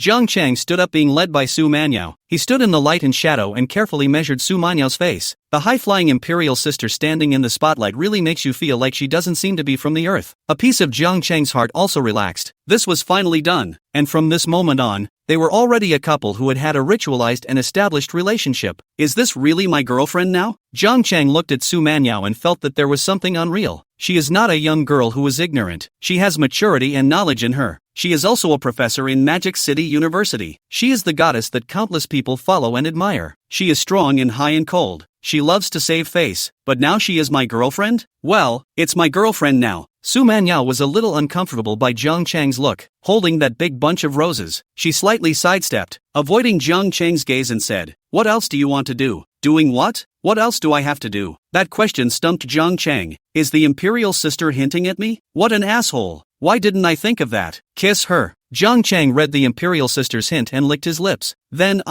just, offended. Chapter 79. What if they punch me together on impulse? Jiang Chang wiped his mouth and was ready. Although Su Manyao's gaze did not look at Jiang Chang, she had already sensed that the atmosphere was not right. As if she realized what was going to happen next, his heart inevitably tensed up, and his feet couldn't help but sidestep back a tiny bit, but then stubbornly moved back into place. The surrounding 10 or so eaters also saw the signs, and the atmosphere was once again high as they began to cheer. Kiss a kiss. Give me a kiss. Come on, give me a kiss. By the end of the day the voices are neat and tidy like they've been trained. Here we go. Jiang Chang took a small step forward. Looking at the imperial sister's side face, the king of heaven couldn't stop it even if he came. It's no use for Su Peng to come. I'll kiss this little mouth. Jiang Chang. Wow. Just then the theater's headlights turned on, brightening the dimly lit theater, and a large group of people rushed in where the doors had been. They were cheering, holding paper tube salutes in their hands, and the excitement showed on every face. Everyone swarmed in. All sorts of shouts came out of his mouth. Jiang Chang shifted his eyes to look over. The imperial sister even hired a group actor? That's something he didn't expect. Su Manyao's brain was also a bit confused as she looked at the people who rushed in. Jiang Chang wouldn't have invited all his classmates over, would he? However, when the group of people rushed in and their gazes landed on Su Manyao in the center, holding the flowers, they first revealed a look of amazement and then froze. Not only because Su Manyao is pretty, and who is this? I don't recognize him. Then their gazes went back to Jiang Chang. Who's this? I don't recognize him. Dumbfounded. Everyone was dumbfounded, looking at Jiang Chang and Su Manyao frozen in place. The cheering that had just been going on also stopped and became quiet, leaving only the rhythm of the music. The expressions on the faces of the eaters froze. Don't even know what's going on. The psyche is full of questions about how these people are awkwardly running in when they are clearly enthusiastic. Then the gazes of those who had just rushed in looked at the couple not far away next to Jiang Chang. One of the girls with a ponytail was surprised. Li Sanjiang, why are you here? The boy known as Li Sanjiang had a face darker than the bottom of a pot, and when he heard what this ponytailed girl said, he became angry. Shouldn't I be here? I'm confessing to my girlfriend and I'm not standing here. Where am I? He's pissed off. He had been planning for a long time to pick today as the day to confess his love to his girlfriend, and a long time ago he had all but booked this show at the theater. Then after the preparation, he sold a few tickets by way of platform diversion, with the intention that some unfamiliar eaters would see his highlights. But after all the preparations were made, the first thing that went wrong was that he didn't know why two eaters were sitting in the seat he had intended to keep for himself. When he came in he was going to go over and talk to those two, but his girlfriend next to him pulled him back and said forget it, they'll just find a random seat next to them. The theater was empty anyway. Thinking that today was a critical day and he couldn't start an argument with his girlfriend, he agreed to sit next to him.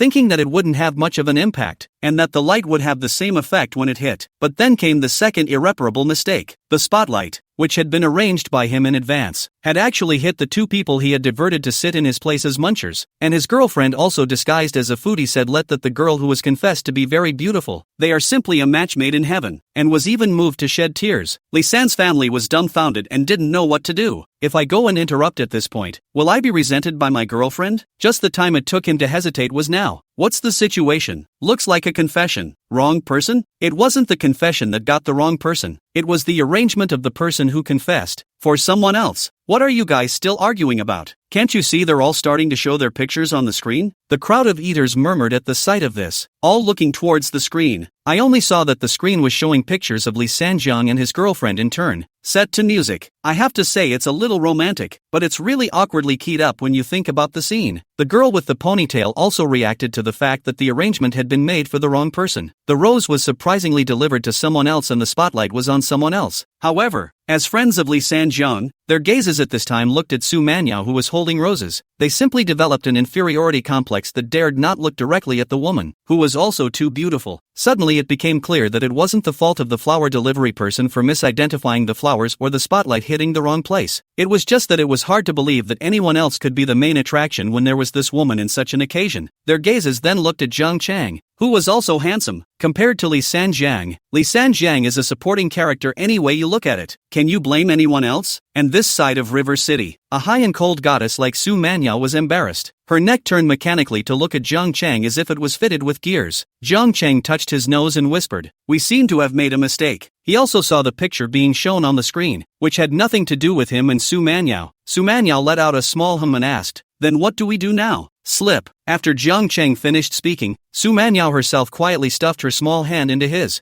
Zhang Chang gave a clear cough and held Su Manyao's hand in full view of everyone. Walking towards the steps of the movie hall, all eyes were on the two of them, moving with them. When he passed by Lee Sanjiang, Zhang Chang paused for a moment and took the bouquet of roses from Su Manyao's hand. Then he handed it to the stupefied Lee Sanjiang, not caring whether he took it or not, and forced it into his arms. Then he led Su Manyao down the steps toward the bottom. Su Manyao slightly lowered her head, as if she was looking at the road beneath her feet. In fact, at the moment her scalp was too numb to look up. What kind of business have you never been in? What kind of big game have you never seen? But I've never really seen a weird scene like this before. How embarrassing to have a scene arranged by someone else used by yourself. It was good that she found Zhang Chang surprisingly able to withstand the pressure. His back straight, a face all not false to meet everyone's gaze to hold her. If she could talk now without dying socially, she wanted to compliment Zhang Chang. Slugger. If the imperial sister's thoughts were known by Zhang Chang would tell her, "Sister, you really misunderstood. I don't want to, but there is no way. Can't you see there were at least 20 people who just rushed in? If I don't look reasonable, what if they all punch me together on impulse?" Chapter 80, the dormitory is closed. Why don't you go to my house? Zhang Chang held Su Manyao's hand and walked away. The scene left a crowd of eaters and Lee Sanjiang's friends and family. Everyone looked at each other with a weird atmosphere, not knowing what to say. The figures of Su Manyao and Zhang Chang just now were still floating in their minds. Just now the confession does not seem to be how exaggerated, just plainly sent a bouquet of flowers. But that scene, just like an eternity, cannot forget the moment imprinted in the depths of their memories. It's so romantic. The deep musical rhythms were still playing in the theater. Lee Sanjiang's girlfriend was stunned, looking down at Lee Sanjiang and then at the roses he was holding in his hand, and asked, "Is this what you set up to confess to me?" Lee Sanjiang didn't dare to look his girlfriend in the eye and said, "Yes, I set it up for a long time." Everyone looked at the two of them nervously, wondering where things would go next. They feel that this matter really does not blame the couple just made in heaven. It is really the two of you and the other two people stand together.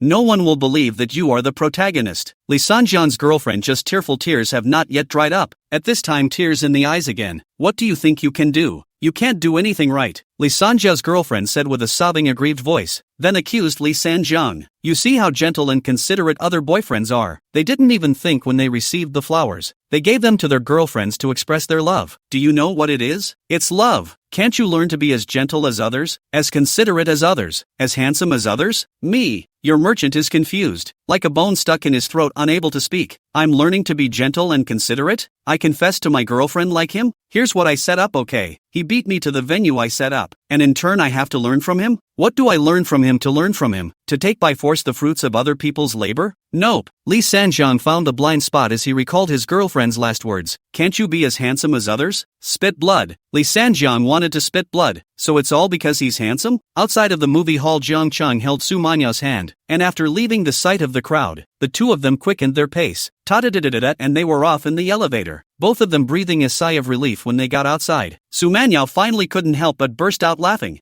so hard that her flower branches were shaking. Jiang Cheng also found it funny and gazed at Su Manyao for a moment, a little lost in thought for a moment. This was the first time he had seen Su Manyao laughing happily like this. Su Manyao noticed Jiang Cheng's gaze, the smile on her face tightened, ruffled her hair around her ears, and retracted her hand that was being held by Jiang Cheng. Coughing lightly, she stood again like a high-flying goddess on the side of the road where the evening breeze was blowing lightly. The cars on the avenue were coming and going. The lights were flashing. Su Manyao gazed at the traffic and said, I thought you were that attentive. But it turned out that it was all someone else's work. Jiang Cheng, a little bottomless, rubbed his nose and said, the same. Su Manyao looked at him, then put her hands on her back and hooked them together, and said in a clear and cold voice, now, let's go back. Jiang Cheng looked at her. My dormitory is already closed at this time, so I can't go back to the dormitory. He had watched the time before he came, and without any concealment, he asked His Excellency how he would respond. Su Manyao knew that Jiang Cheng was staring at her and let out a soft "oh." Then neither spoke, letting the evening breeze caress their faces. Su Manyao forehead a strand of hair hanging down by the wind swaying, so that his nose is a little itchy, nails rubbed, and then looked at the sloping shoulders and said, so late to go back, then why not go to my house? Beautiful. Jiang Cheng felt his scalp numb for a moment, and some of them pecked their mouths in triumph, their tongues circling inside their mouths, their hands fluttering back and forth for a moment, reaching for your lips with a smile that couldn't be stopped on their faces and said, that's not very nice, is it? That's polite. Of course, we all know it well. Isn't it the tradition of the country to have a little fun at times like this? Then he heard Su Manyao say, oh, well then, find yourself a room to sleep in. River City? Jiang Cheng froze. He looked at Su Manyao, hoping that you were just being polite. You'll stop pretending if I'm polite? He turned and walked away. Yes, Jiang Cheng is dead. The hemp idol you picked. I'm gone, and Jesus can't stop me. Hey! Su Manyao stood in the evening breeze with her back, a pair of white feet in flip-flops, looking at Jiang Cheng's furious back and shouting. Jiang Cheng didn't look back. Hey! Hey! Hey! Wait a minute. Su Manyao hesitated for a moment, bit her lip and rolled her eyes at Jiang Cheng before chasing after her. She pulled Jiang Cheng, then turned Jiang Cheng around, pressed her hands on Jiang Cheng's back, and pushed Jiang Cheng's back to walk back. Okay,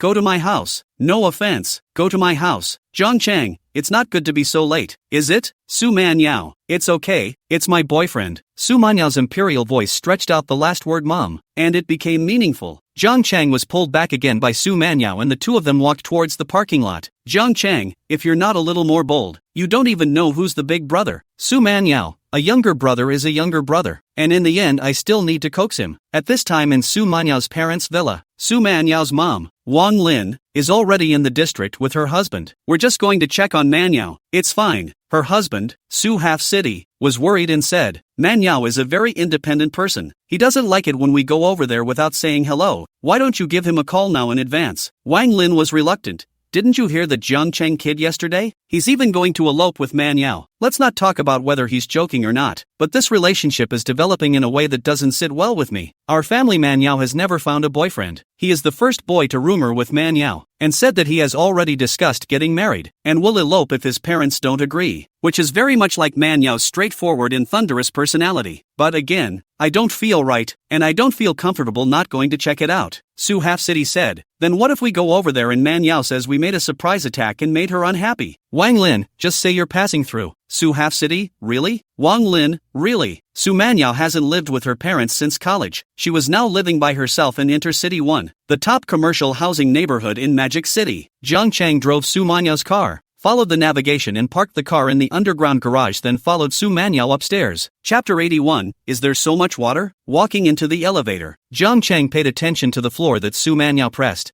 47th floor, really high. Su Manyao's house is a one staircase, one family type. The elevator out is the welcoming room. The right-hand side is the fire escape. Opening the door, the lights of the room automatically lit up, and Jiang Cheng saw that on the left side was a large side of crystal shoes and stacked shoe cabinets with warm yellow light shining on them, which were filled with high heels, black, white, red, lacquered, spaghetti root, bandage, the list goes on and on. No wonder you said your feet hurt. As far as the eye can see, all high heels, a pair of shoes of casual shoes, sneakers cannot be seen. Su Manhwa opened the cabinet underneath the side and took out 2 pairs of slippers from it. Here's a pair of slippers for you to wear. They're new. Good. Jiang Cheng paid attention to the style of the slippers, which was the same as Su Manhwa's, just 2 sizes bigger, and looked really new. The 2 of them changed their shoes and closed the door. Jiang Cheng noticed that Su Manhwa seemed to have become a bit formal, although she did not show it. Jiang Cheng did not say much and walked into the room. To say that he had come to Mikado's house tonight to do something, that wasn't really true. Jiang Cheng hasn't been so tigerish, but if something could be done, Jiang Cheng believed that he was not a polite person. You're staying in this room tonight, I'll show you around. Su Manhwa walked over and said. She had slippers on her feet, and in a setting like the house, she looked like a newlywed wife in any case. Jiang Cheng's gaze landed on Su Manhwa's face. She was still as high and cold as ever, but the 2 blushes on her face and pink earlobes couldn't be fooled. Mikoto tensed. What are you looking at? Su Manhwa asked in a clear and cold voice as she walked forward without slanting her eyes. Jiang Cheng followed behind Su Manhwa to see the room he would be sleeping in tonight, and casually said, in looking at the mature sister, there is just a kind of flavor that little girls don't have. Click. Su Manhwa suddenly turned around, her pair of beautiful eyes staring at Jiang Cheng, with a sharp edge flashing inside. You calling me old? Her voice sounded like it carried frost and possessed the ability to freeze people in place. Jiang Cheng was then frozen by her. Done. Su Manhwa slowly took a step towards Jiang Cheng. Jiang Cheng could not help but back away. You're saying I'm old? Su Manhwa asked again. Jiang Cheng leaned against the wall and was cornered by Su Manhwa. No, I said you are mature. Jiang Cheng said. Su Manhwa said, mature is old. Jiang Cheng felt Su Manhwa's warm breath spraying on his face. He did not speak. How do you coax? Kiss her? He saw Su Manhwa approaching, getting more and more refined, like she was trying to drive him to death. Wave. Too close. Jiang Cheng kissed it with a beak. Su Manhwa froze and looked at Jiang Cheng in a daze. Jiang Cheng was also flustered in his heart. He didn't know if this was right or wrong, and he had mainly never coaxed a girl. I mean, the imperial sister is pretty, Jiang Cheng said against the wall. Su Manhwa took a deep breath and glared fiercely at Jiang Cheng, then turned towards the living room, rubbing her nose in it. Sleeping? You sleep on the sofa tonight.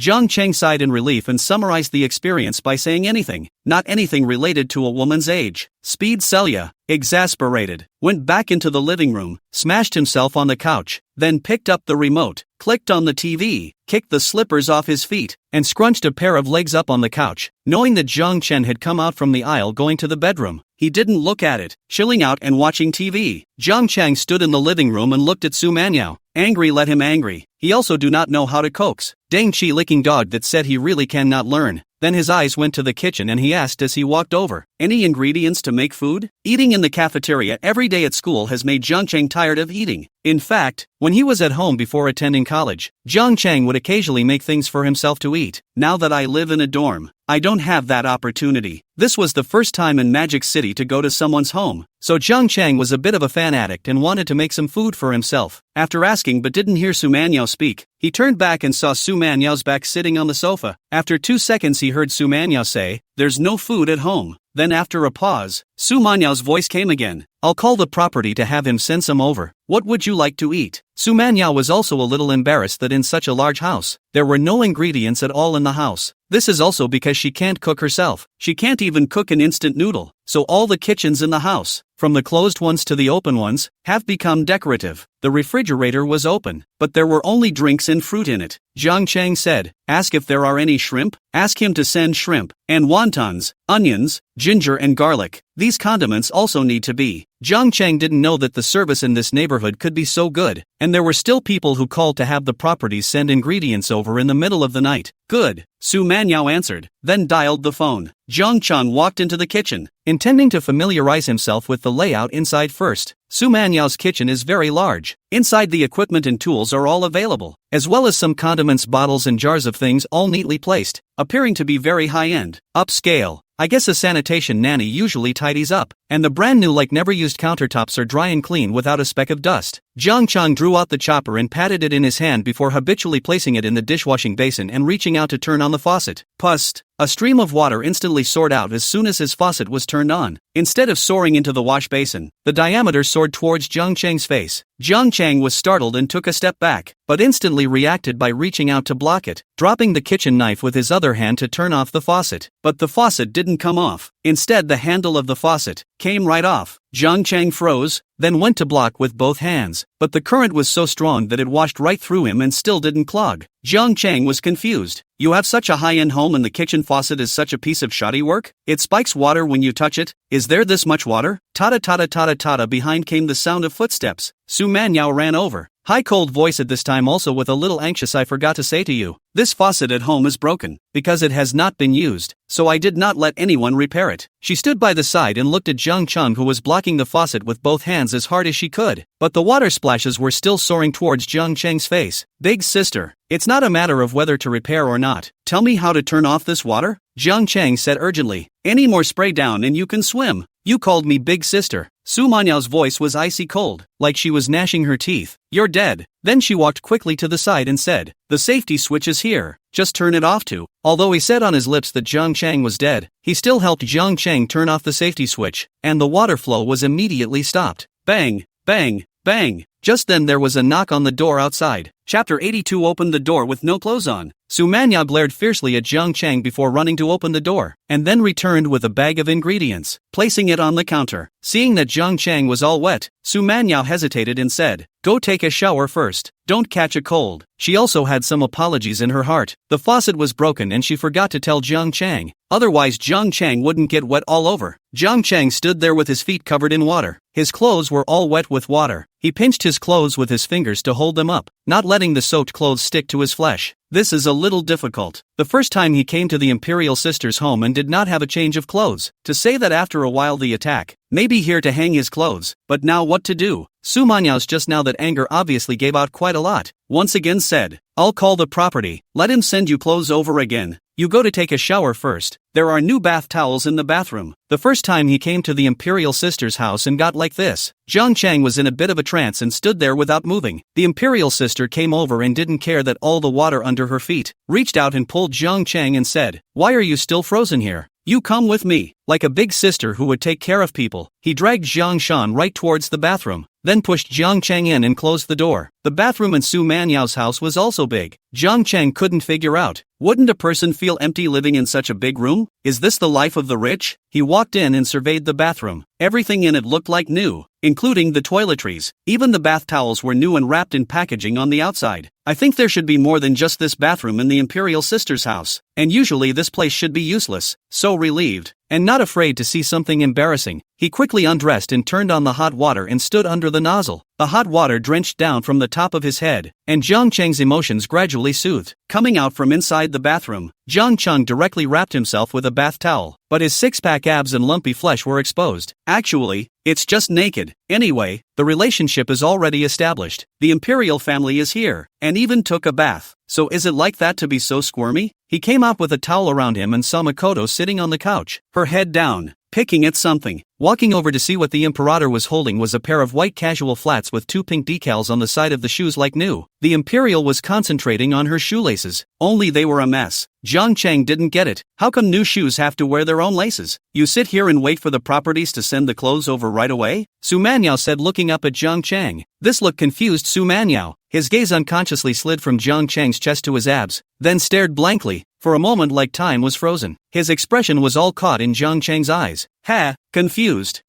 Su Manyao really looked confused, and it took several seconds before she hurriedly retracted her gaze. Rather, he didn't say anything about Jiang Chang not wearing a top, as if the thing that had just confused him hadn't happened. She pulled the laces she had put in back out. Why are these laces such a pain in the ass? Can't you just not have to tie them like you can with heels? Jiang Chang listened to her voice as if she was a bit annoyed. I guess if I let the Imperial wear it a little more, she might get anxious. Jiang Chang sat down beside the Imperial sister, then took the shoes from her hand. Let me give you the shoes to put on. With your laces on like this, when you walk out people will still think that you are single with no one to take care of you. Jiang Chang did it on purpose. He had just seen the Imperial sister's earlobes reddening, but the Imperial sister, who wanted to save face, just died without saying anything, so he couldn't resist another strong attack on the Imperial sister. The shoes in the Imperial sister's hand were allowed to be taken away by Jiang Chang. Her eyes looked towards the television, biting her lips and not saying anything, as if she suddenly wanted to watch the television. Jiang Chang nodded and then looked at the shoes in his hands, loosening all the laces of the shoes that the Imperial sister had just worn again, intending to wear them again. The imperial sister sitting next to her quietly squinted at the movements in Jiang Chang's hand, then immediately looked at the TV again. After a moment, she quietly squinted for another look. "Bring your feet over here." After a while Jiang Chang said, "Oh," Su Manyao answered. Her eyes were still looking at the TV without any slant, but a pair of feet were placed in front of Jiang Chang. Jiang Chang reached out and brought one foot over and placed it on his thigh, then slipped the shoe on, tying a bow after the kiss. The other foot pulls over and puts on a shoe to tie his shoelaces. Now realizing that this was the wrong way to tie them, he retied the bow loosely, then tied the two sides of the laces together in a knot. Raising his head to look at Su Manyao, the imperial sister was watching the TV in a serious manner, but Jiang Chang knew that she was pretending. With a light laugh, Jiang Chang did not say anything, only his gaze fell to the imperial sister's legs. Because of the sitting, the skirt slid up a bit and you could see the entire calf below the knee. The imperial's calves are straight and round, but thin and white. Dum dum dum dum dum dum dum dum dum dum dum dum dum dum. The knock on the door sounded again, and this time Jiang Chang was ripe for the picking, placing his imperial sister's feet on the sofa and taking the lead in getting up. "I'll go open the door." It must have been the property guy coming. Neither one thought much of it. The imperial sister saw Jiang Chang get up and go to open the door, her shocked back facing her. It was then that she quietly reached up, covered her face, and then pressed the back of her hand against her forehead, as if checking her temperature, then immediately retracted his hand again. His eyes glanced in the direction Jiang Chang went to open the door, and then continued the TV in a serious manner. The door of the room opened. Jiang Chang froze, for it was not the property that stood in the doorway, but the couple he had met that day when he had gone to the job site. Why would they come knocking on the imperial's door? Jiang Chang frowned. "Stalking me, thinking this is my home?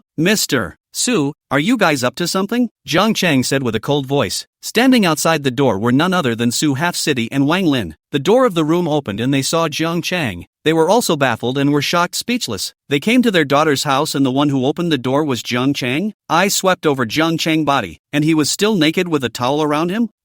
Su Half-City was embarrassed, opened his mouth to say nothing, took a hard breath and brewed it up. He found the feeling strange himself. Obviously he should be the one who was angry about seeing another man in his daughter's house. Or not to say angry, he's the one with the dominance. But Su Manyao didn't like her life being intruded by others without greeting. It was already risky for them to come over this time without saying it in advance, risking Su Manyao's anger. But now they had come across such a scene, and Jiang Chang was really there. In is as far as it goes, and they've thought about situations like this ahead of time. But it didn't occur to me that Jiang Chang didn't even have any clothes on when he opened the door. Chapter 83. How am I going to get there if you don't let go of my foot? The three men stood in the doorway staring at each other, each with their own thoughts, all pondering the situation at hand. Just at this time, Su Manyao's voice came from inside the room. "You're going to die. Tie me up and run, and don't come over here and untie me. I don't know how." The imperial's voice was tinged with anxiety and reluctance. Su Half-City stood in the doorway. His entire body froze, staring wide-eyed at Jiang Chang, and then looked inside the room behind Jiang Chang. Only he couldn't see the living room from this angle. His jaw dropped in shock. "My daughter has never been in love before and once said she would never get a boyfriend in her life? How long has this been going on? And why are you playing tie-up? Playing so fancy?" Wang Lin also nervously grabbed her husband's arm and listened to her daughter's petulant cries from the room. She looked at Jiang Chang's abs with a grimace. "He looks like a sunny guy. How can he bully people like that?" Jiang Chang's scalp also tingled when he noticed the gazes of the two. He just had a whim and randomly tied the laces of Su Manyao's two shoes together. Where would have known this was happening? These two people outside designated to misunderstand when they heard Su Manyao's shout, but Jiang Chang couldn't explain it well. "No, why do you have to explain? Who are you two? What's to be done?" Jiang Chang said with some annoyance. "For no reason at all. He might be misunderstood as a pervert. Whoever put it on the shelf should be annoyed." And there was no way to explain.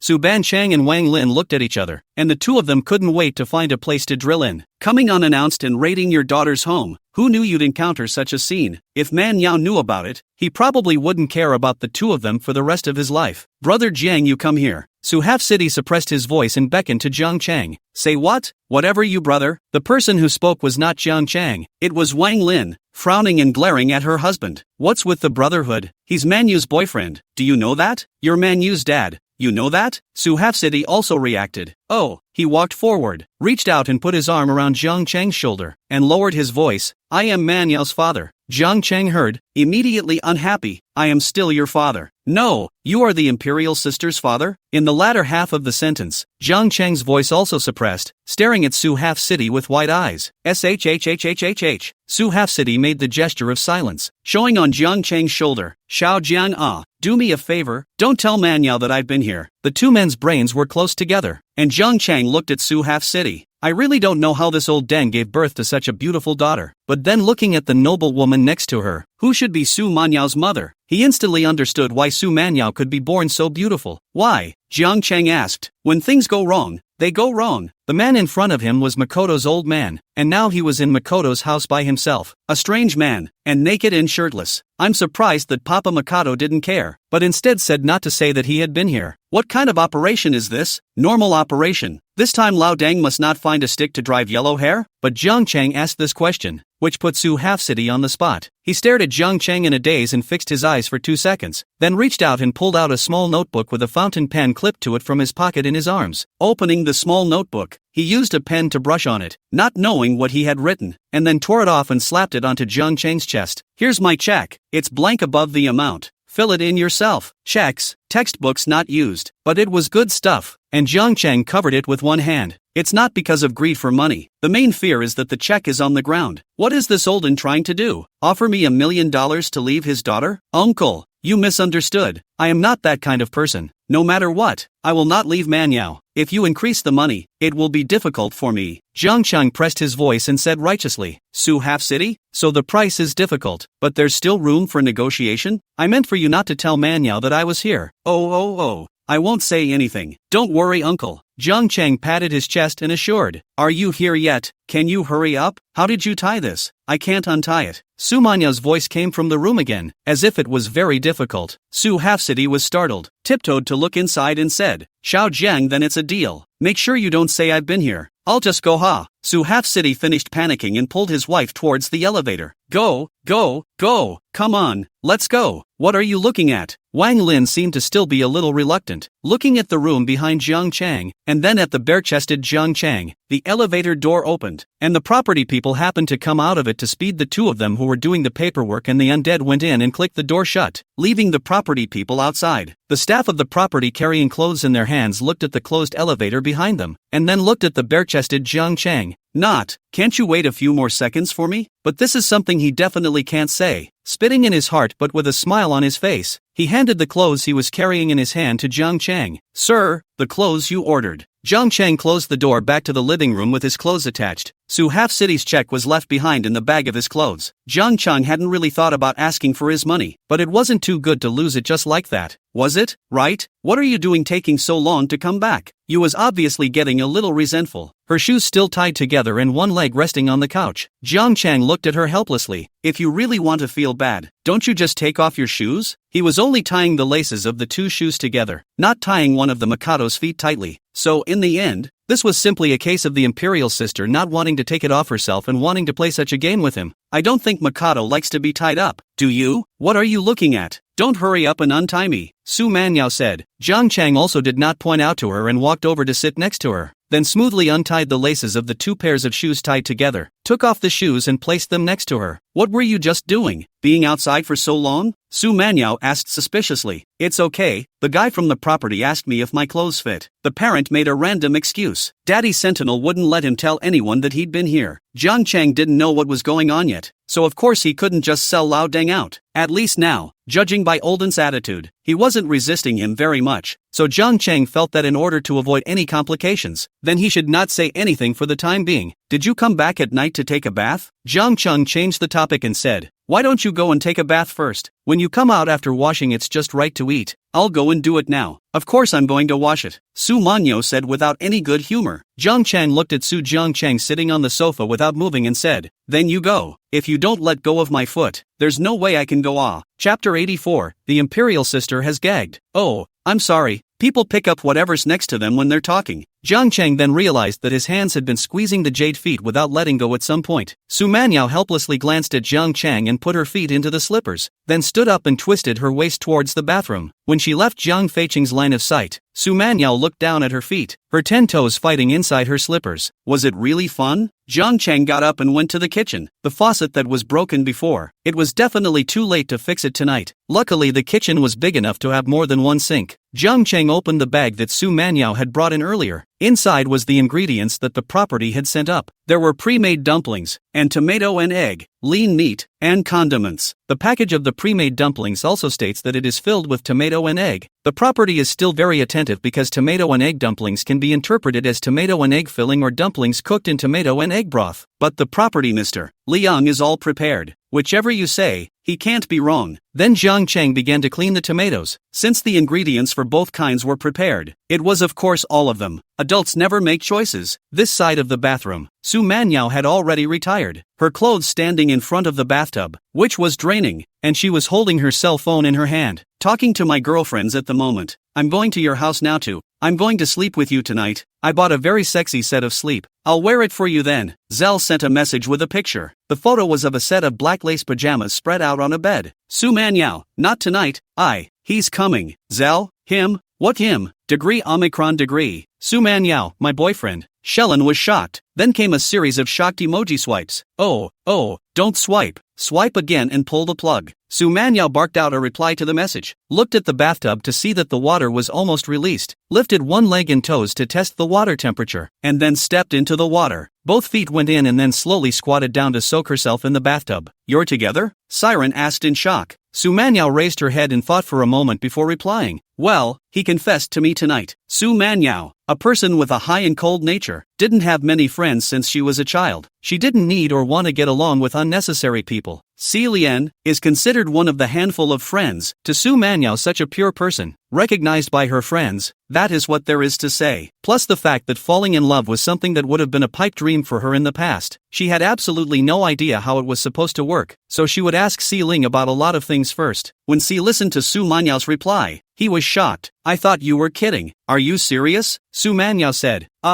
So how is he? He's at your house now? Su Manyao, Serum, so how is he? Did he do anything to you? When Su Manyao saw the message, she looked at her feet that were soaking in the water, and then said, no, he's giving me food down there. Siren, what? Degree, is it growing that fast? My high and mighty goddess, you wouldn't have been taken over, would you? It's over. Su Manyao can naturally read Si Lang's message, and is not a little girl anymore, has not eaten pork, has not seen a pig run. She knew that Zell was mistaken, but it seemed like she was the one who made the mistake in the first place, so he changed his mind and said, no, it's dumplings. He's in the kitchen making tomato and egg dumplings in soup. Zell, you scared the hell out of me. Phew, say, your college brother's boyfriend. He can cook, young, handsome, and can cook. Why does that sound like I'm a little envious? Si Ling sent over a very corny emoji. Su Manyao Avenue, I guess he's just doing it for fun. If he can get in the mouth and eat it, even if it's great. Su Manyao couldn't cook herself, not at all, so she didn't believe that the even younger Jiang Chang could make something delicious. Si Lian did not dwell on this issue and asked, so are you with him now? Can you take a picture of him and show it to me? Girlfriends' boyfriends are so exciting to think about. Asterisk. Q. Su Manyao replied, then directly locked the screen on her phone, setting his cell phone on a nearby wooden stand. He reached down and cupped a bowl of fresh water and pounced on his chest. After not much time, Su Manyao got out of the bathtub and wiped off the water on her body, then put on her long skirt-style pajamas. At this time, Jiang Chang was heard shouting outside, Imperial sister, how much longer do you need? The dumplings are already done. They don't taste good when cold. Su Manyao didn't even think about it and replied, I don't even eat late-night snacks. You eat. It's true that he doesn't eat late at night, but it doesn't really matter if he eats a little bit because he's the type of person who can't gain weight no matter how much he eats. Just thinking that the dumplings were made by Jiang Chang, a clear-eyed college student, she was a little afraid to eat them. After all, later on Jiang Chang in case he gave her a bowl of dumplings and then she couldn't eat one bite, it would hurt Jiang Chan's self-esteem, so in order to avoid this kind of embarrassment, she decided that it was better to just refuse to take a bite or go out later to mean to try a bite. But get in your pajamas and blow dry your hair and come out of the bathroom. A fresh aroma of tomato and egg blossom came to Su Manyao, couldn't help but roll her throat and swallow her saliva. It's a little fragrant. Want to eat? She walked towards the living room in the same step, and then she saw Jiang Chang put the dumplings on the coffee table, and he was still sitting on the living room carpet, and was taking a big mouthful of dazzle. For some reason, Su Manyao, who had always lived alone, suddenly felt that this image in front of her eyes at this moment was very coordinated. I hadn't felt it before, but now it suddenly felt like if this one figure was gone, would the living room seem like something was missing?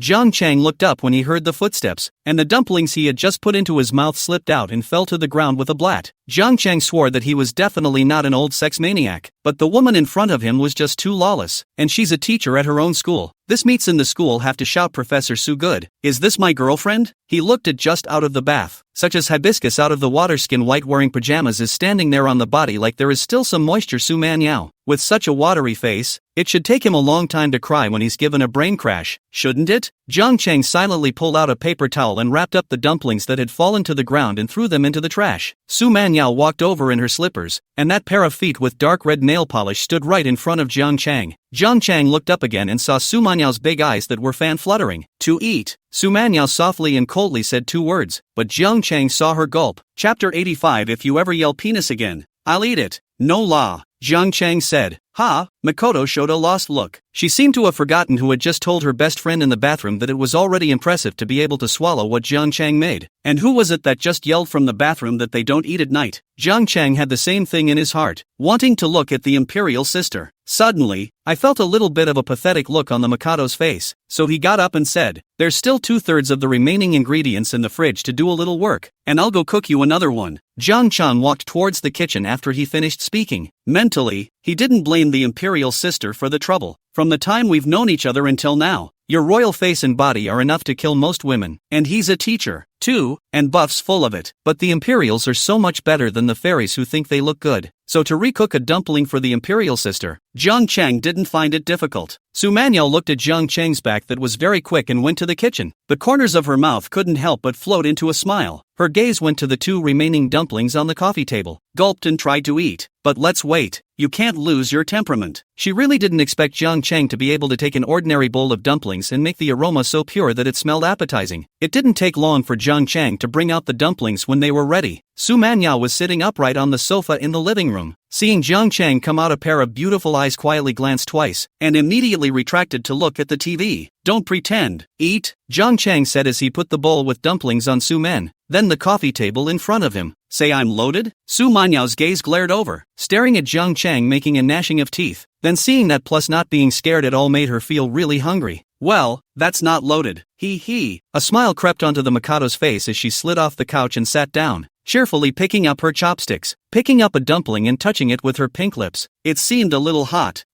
Blowing hard twice to make sure it wouldn't burn his mouth. He then cocked his mouth and took a tiny bite with his teeth. The first bite was only the dumpling skin barfed and eaten. The soup inside runs out and falls into the spoon that holds the dumplings. Suck it. Lips held the spoon and sucked in a mouthful of soup. Not bad. Su Manyao turned back, looked at Jiang Chang who was sitting on the sofa, and said indifferently. Then he turned around again and huffed and puffed and blew twice on the dumplings in his spoon. Jiang Chang looked at the imperial sister with an odd gaze. Is the tone of voice bland and the body honest? Jiang Chang also did not know how much the imperial sister was going to eat. He himself was feeling not full, mainly because he had eaten in a big cafeteria for a long time, and for the first time he made his own food. His appetite was particularly good, so in comparison, he cooked a few more dumplings the second time than the first. But in the end, surprisingly, all the bowls were eaten by the imperial sisters, and not a single one was left. He even heard the imperial sister barfing after she finished eating, and if there were any more, she could probably eat 2 more. Jiang Chang sat on the sofa, just in time to see Su Manyao's back, thinking that according to the small savage waist 2 hands can completely hold. How did she eat this big bowl of dumplings? Makoto sat up on the couch after eating and wiped her mouth, only then realizing if she had let herself go too much, but it was all done, so I had to pretend nothing had happened. Pick up the remote on the table and start choosing a movie. People pretend they're busy when they're nervous or embarrassed, and the same goes for high-flying royals. That's not my student sitting next to me, that's my boyfriend. That's not my student sitting next to me, that's my boyfriend. That's my student sitting next to me. Ugh.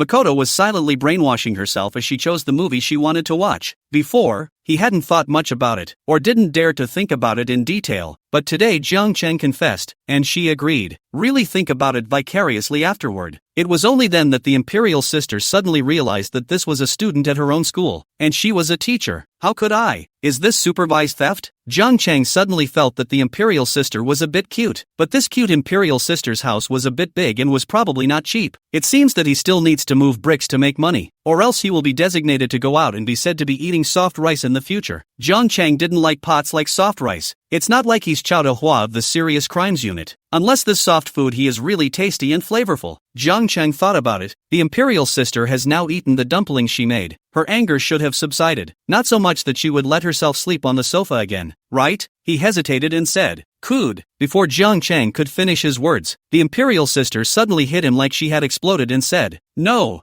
Jiang Cheng was stunned for a moment. This was the first time he had seen the imperial sister react like this. Usually no matter what time of the day the imperial sister was breezy looking, as if she would never be agitated. What's going on with the imperial sister? I haven't even said it yet. Why not? Jiang Cheng also got angry and asked back, "I just don't want to sleep on the couch. Why are you so excited? We just got together and you're letting me sleep on the couch. What's the rest of your life gonna be like? There is absolutely no compromise. The family discipleship has to be preserved. Isn't it just that this is your house? Isn't it just a bigger house at home? To master the whole unhappy, master do not live. I don't want to live here. I have to live here." Because Jiang Cheng was thinking about the family disciple position when a pair of white-shod feet had been tucked into his arms. Then the imperial sister, whose eyes were already looking at the TV, was heard to say flatly, "Only this." Jiang Cheng swallowed back hard the words that were on his lips. "No, I'm just asking if it's possible not to sleep on the couch. Why is it even rewarding? It's like going over to your boss on payday and asking him if he can't deduct your full attendance for being late this month, only to have the words halfway out of your mouth when your boss pulls out a bag of bonuses and slams them on you, and then comes back with a comment that that's all there is to it, and more won't do. May I ask how your excellency will respond? Of course it's a carry and run. Talking less and doing more is an essential skill for an adult. So Jiang Cheng didn't say anything, just do things. But gradually, the imperial regretted it. At this point it seems as if it would be a bad idea to ask him to take his foot back. Would that make you look weak? She had just been intimidated by Jiang Cheng, although she was now tempted to fall in love. But it's still kind of scary to be heckled, and it's too soon to be heckled right now. So it was a moment of shock and excitement, and I shoved my foot through it. But that guy's not being polite at all right now. The imperial sister felt weak for a second, being taken by Jiang Cheng, so he adjusted his mind and said, "Little brother, aren't you happy with your sister?" He looked at Jiang Cheng with a silky gaze.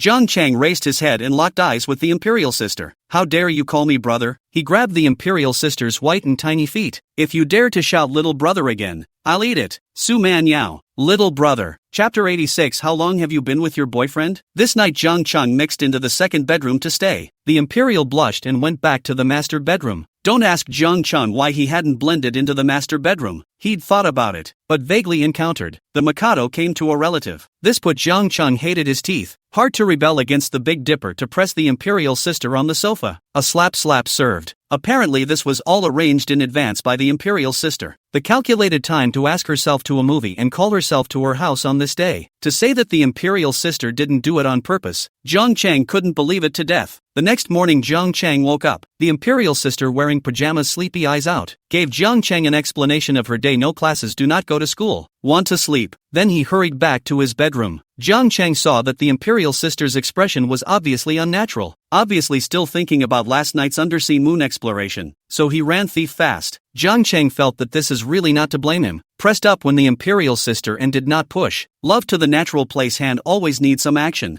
I just don't know if Mikado's lipstick is poisoned. I think I ate all of it last night, but it should be fine. At least there's no tummy ache now either. So Jiang Cheng went downstairs by himself and took a taxi back to school out of the cell door. For the next 3 days Jiang Cheng didn't see the imperial sister person again. In imperial sister's words, she didn't have classes these days, she was busy with the company. But Jiang Cheng felt that there was something wrong with the atmosphere, as if some subtle changes had arisen after that night. It could be that the imperial sister wasn't ready for this. That's what Jiang Cheng thought. He wasn't in a hurry, since the imperial sister's heart was in turmoil. Let her calm down. After all, one needs to be calm in the face of an impulsive teacher and a rebellious disciple, and calm is the way to go. On the fourth day near the weekend, Jiang Cheng sent a message to Yi Qing. calling her to come over to record the song. The company side of the decoration is still in progress. According to Chu Siki's report, has been installed almost, but the studio needs equipment has not yet entered the field. So Zhang Chang planned to take Yi Qing to a commercial studio to record first. Zhang Chang returned to the dormitory at noon. There was no class in the afternoon. He planned to have a good sleep and wake up before going to the recording studio. Dormitory. No class this afternoon. Go to the basketball team. No. Take you for a ride. We have a game booked with the foreign language next door today. Su Peng came out of the bathroom in the dormitory and said to Zhang Chang with gusto. Zhang Chang said, "No go. I am not interested in playing basketball. Don't disturb my sleep." Su Peng hate it's not fight said,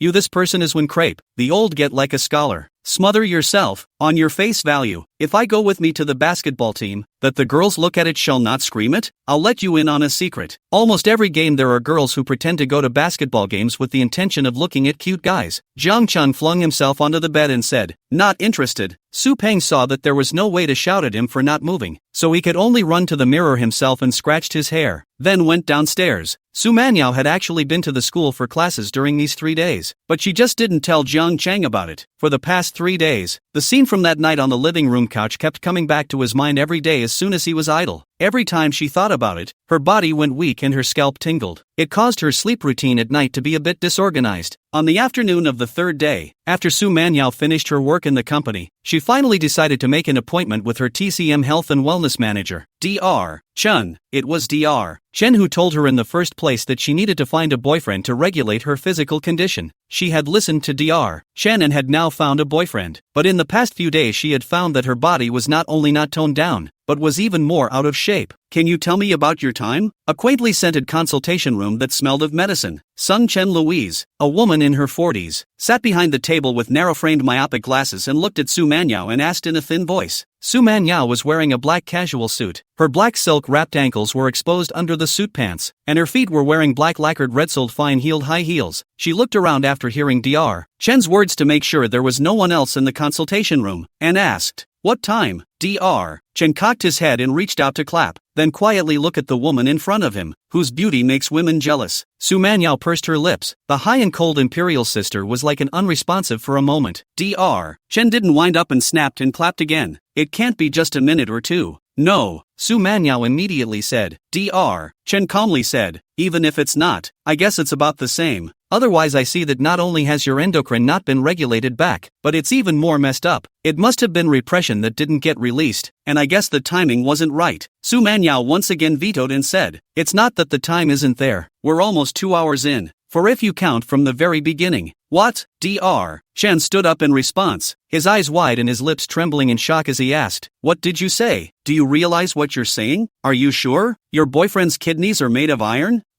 This way, you introduce your boyfriend." "No, give me his contact information." "Me, I just want to check his body." "Ha ha ha, actually I don't want to check him that much la. That's funny. Forget it, let's talk about your problem again." Dr. Chen gathered himself and sat back in his chair and asked again, "Can you tell me a little bit about how you did it?" "Well, I want to understand the process clearly so that I can make a more accurate judgment of your body." Su Manyao sat on the wooden chair opposite Chen Yi Temple, looking at the startled Dr. Chen. He was more or less skeptical of this physician's mental state. However, Dr. Chen had a good reputation and his professionalism was given recognition in the circle. Su Manyao was relieved when she thought about it, then cleared his throat. Even when the high and mighty imperial sister talked about such things, she was still more or less shy. The blush gradually crept up his cheeks and ironed his earlobes. She looked down and pursed her lips and said, "We started out on a date to see a movie, and then we got out of there after the movie and took the bus home, and it took about 2 hours to waddle here, and then we cooked dumplings at home." Dr. Chen had already prepared melons, but hearing this felt wrong and reached out to interrupt. "Wait a moment, let me ask you a question. When you say 4 hours, do you count it from watching the movie?" Su Manyao nodded her head honestly. "Aha." Dr. Chen sucked in a breath of cool air. He wondered what the woman in front of him was thinking. Is there something wrong with the way I'm expressing myself? Didn't I just applaud? But at least one thing that was a relief to his heart was that at least 2 of those 4 hours were non-existent. "You continue," Dr. Chen said, wanting to hear just how long. Chapter 87. No, he's my student. Dr. Man believed that his professionalism would not judge wrongly.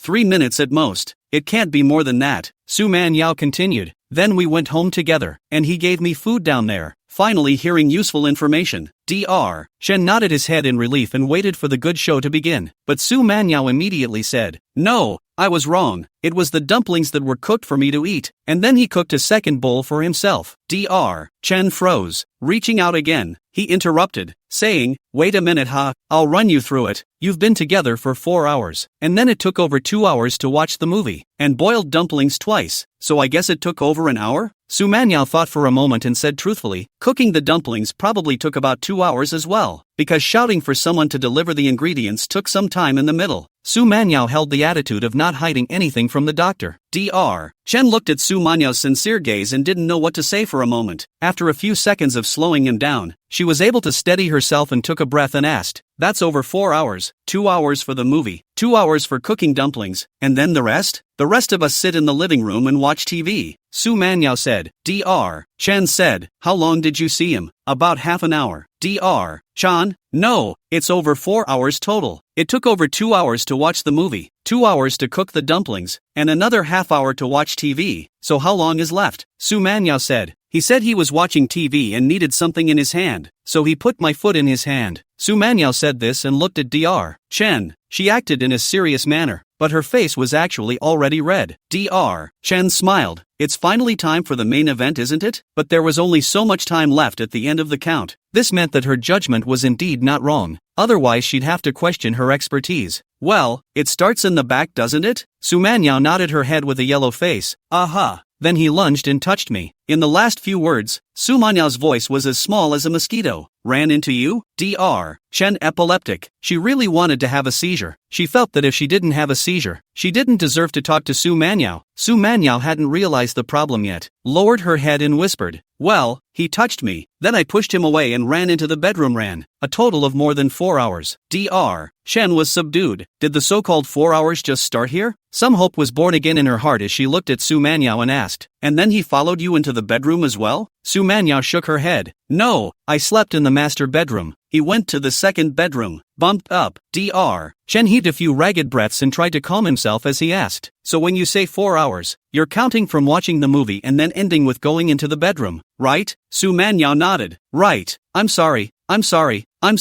Dr. Chen leaned back towards the backrest on the wooden chair below his buttocks and quietly began to wonder about life. It was a good thing that good professionalism pulled her back from a heart that wanted to die. She redirected her gaze to Su Manyao, trying hard to keep herself calm, and said, "I don't mean the time you spent with your boyfriend. I mean, how many times have you guys been in the same room since you've been in a relationship?" "That's the one." Dr. Chen was making a motion that required a mosaic. "About how long?" Su Manyao, the high and cold imperial sister, blushed like a ripe peach. No. Dr. Chen was confused. She looked at Su Manyao and said, "You don't have it, so how can this be adjusted? Getting a boyfriend conditioning means that." Su Manyao was also confused, a small mouth slightly open, a pair of large eyes wide open looking at Dr. Chen. For a moment she didn't know what to say. What she thought she meant by seeking a boyfriend's conditioning was that her body needed the nourishment of love. So the need to be nourished by love is that nourishing.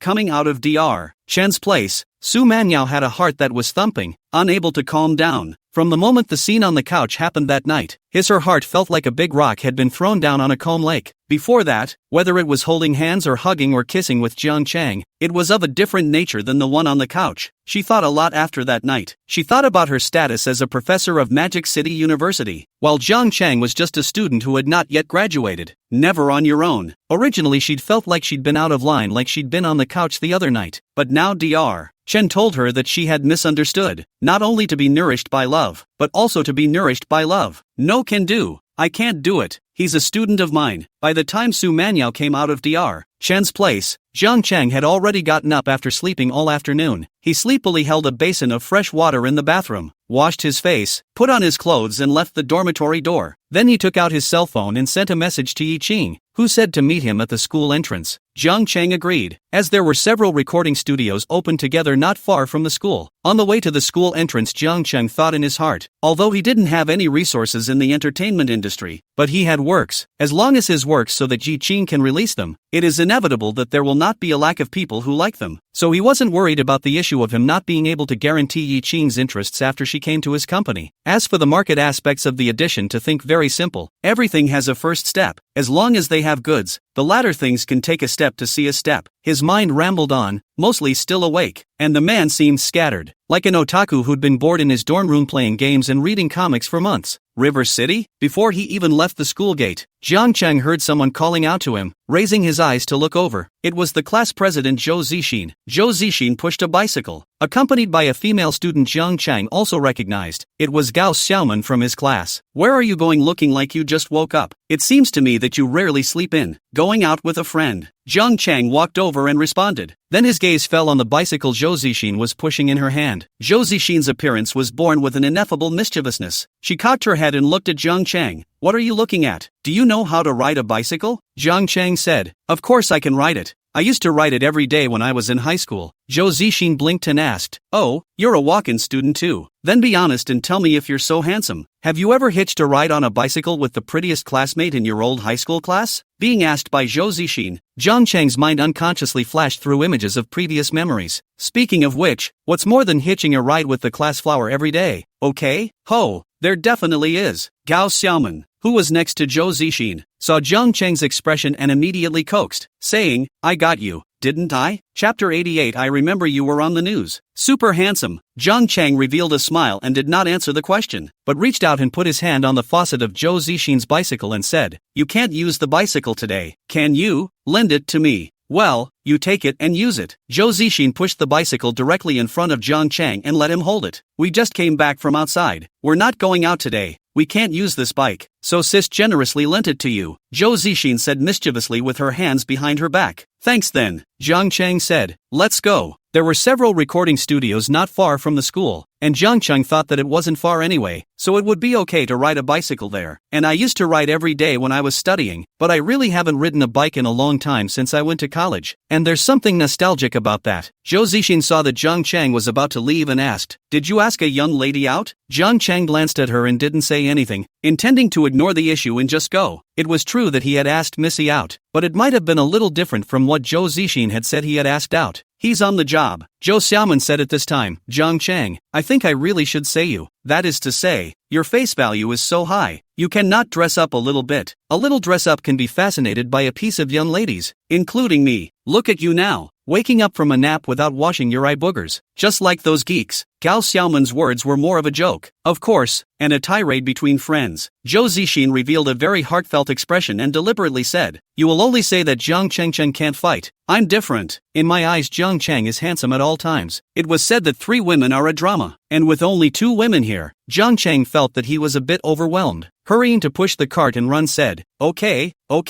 I'm not going to bull asterisk you guys. The 2 girls giggled and looked at Jiang Cheng's distant back. Gao Xiaoman said, you confessed your love to Jiang Cheng during the last group building activity. I have a feeling you're serious, right? Which is not. Zhou Zixin turned around and walked in the direction of the dormitory building, not wanting to talk more about this with her best friend. Gao Xiaoman noticed Zhou Zixin's expression, and with her knowledge of Zhou Zixin, she guessed correctly. She chased after him and pursued. I guessed it right. Is it true that you like Jiang Cheng? Zhou Zixin turned her face and gave him a blank look and said, isn't it normal to like Jiang Cheng? He's sunny handsome, he writes songs and can sing, he's a good writer, and he has a great personality. Seeing Zhou Zixin admit it so graciously, it in turn made Gao Xiaoman whole. For a moment he froze and said, so if you like him so much, why don't you try to get in touch with him? Zhou Zixin sighed and said, contact what?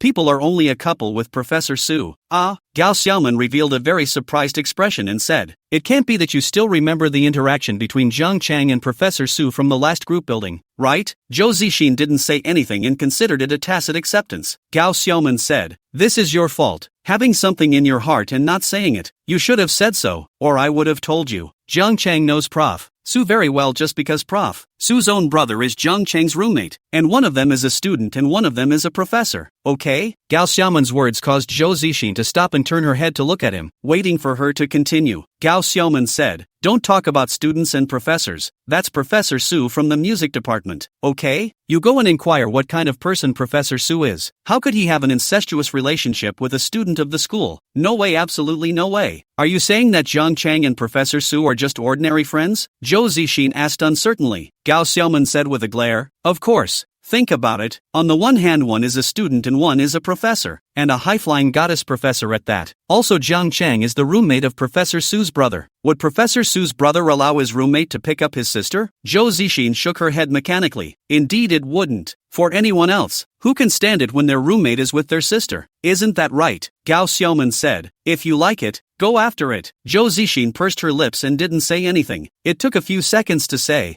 I'm suddenly hungry. Why don't we go to the cafeteria and get something to eat? Jiang Chang pushed his bicycle out from inside the school, and just after he came out, he met Su Peng. He was coming back from a game with the basketball team. He stood outside a snack bar wearing a basketball-playing undershirt, as did a couple of guys from the basketball team. There were 4 or 5 other girls in cheerleader outfits with them. Su Peng pulled Jiang Chang over as soon as he saw him. You finally got up. We are all back from the match. I will take you over to introduce the beautiful women to you. Su Peng pulled Jiang Chang and said. Jiang Chang pushed the bicycle and said, I still have something to do. You guys play first. It wasn't like he knew anyone on the basketball team, so he didn't have the slightest interest in going over there to join in the fun, but was hard dragged over by Su Peng. Don't be shy. Bring you over to eat something together. Did you see that? Those ladies are cheerleaders. Don't they all have high face value? But after he finished his words, he himself felt that something was not right. Really, to say that if you want to say that it is beautiful, that night when you have a snack, come over and take the initiative to look for the woman in Jiang Chang. Although the woman is wearing sunglasses, but it can be seen that it will not be worse than these few cheerleaders. Jiang Chang was pulled over by Su Peng, and he surveyed the people on the scene. One was the co-captain of the basketball team. What was his name? He forgot. He had heard Su Peng say it before, and was very tall, almost 2 meters, but the looks are a bit scary. The face is pitted with pockmarks. Although a good education makes Jiang Chang know that you cannot judge a person by his appearance, but Jiang Chang, this person does not like to be educated. So in the face of such a pockmarked face, Jiang Chang's heart is not comfortable. But for such a pockmarked face, there was a girlfriend who was okay looking and could score 70. The other few are members of the basketball team. All of them are very tall in size A. Jiang Chang with them in comparison to be a small number. A few of the girls on the cheerleading squad, in their teen uniforms, the kind of chest-skimming tank top sportswear that perfectly complemented their youthful vigor. The group's energy came together like a black hole sucking in the gazes of the passing schoolchildren. Jiang Chang walked over and their gazes all looked over to survey Jiang Chang. Let me introduce to you all. This is my brother Jiang Chang. Handsome, isn't he? When Su Peng walked over, he introduced himself. The girls on the cheerleading squad were very facetious in their support, and little Ying complimented Neru on her handsomeness. I so want to know who you are. Basketball team vice captain's girlfriend Ma Lily. Suddenly eyes flashed with essence, stretched out the finger. Chaozhou Jiangcheng shaking said, last 2 days I saw you on the news. You saved a little girl, is not it? At that time handsome. At her words, the basketball team's co-captain's eyes brushed over. Chapter 89 News. You're the one who saved the little girl and then left without saying anything or leaving your name, aren't you? I saw that news too. If it wasn't for the news, I would have thought it was a movie. It was really handsome. The way your hair is all messed up. I wouldn't have recognized you if Lily hadn't said something. A few of the cheerleader girls immediately recognized Jiang Chang and chirped and started talking. A very white-skinned, tall boy from the basketball team came over and patted the parent on the arm and said, you can do it, brother. There were so many people on the scene at the time that no one dared to save them, and you were the only one who dared to jump into the water. Have you eaten, brother? Together. A man behind the boy followed suit. Su Peng stood next to him with a face that smiled as if everyone else was praising him. The vice captain of the basketball team, Li Juanhao, whose eyes had been sizing up Jiang Chang, and who had just seen her girlfriend's excitement at seeing Jiang Chang, was upset and came over to say, brother, your name is Jiang Chang, right? I'm Li Juanhao. Are you interested in joining our basketball team for fun? As soon as he said this, everyone's gazes all looked at him in disbelief. Their basketball team are all big and tall, how to say are also professional, like Su Peng, do not know how to mix in. Although Jiang Chang into the water to save people on the news, is a positive, very positive energy figure. When this situation to pull people into the basketball team, why? Jiang Chang refused. Forget about joining the basketball team.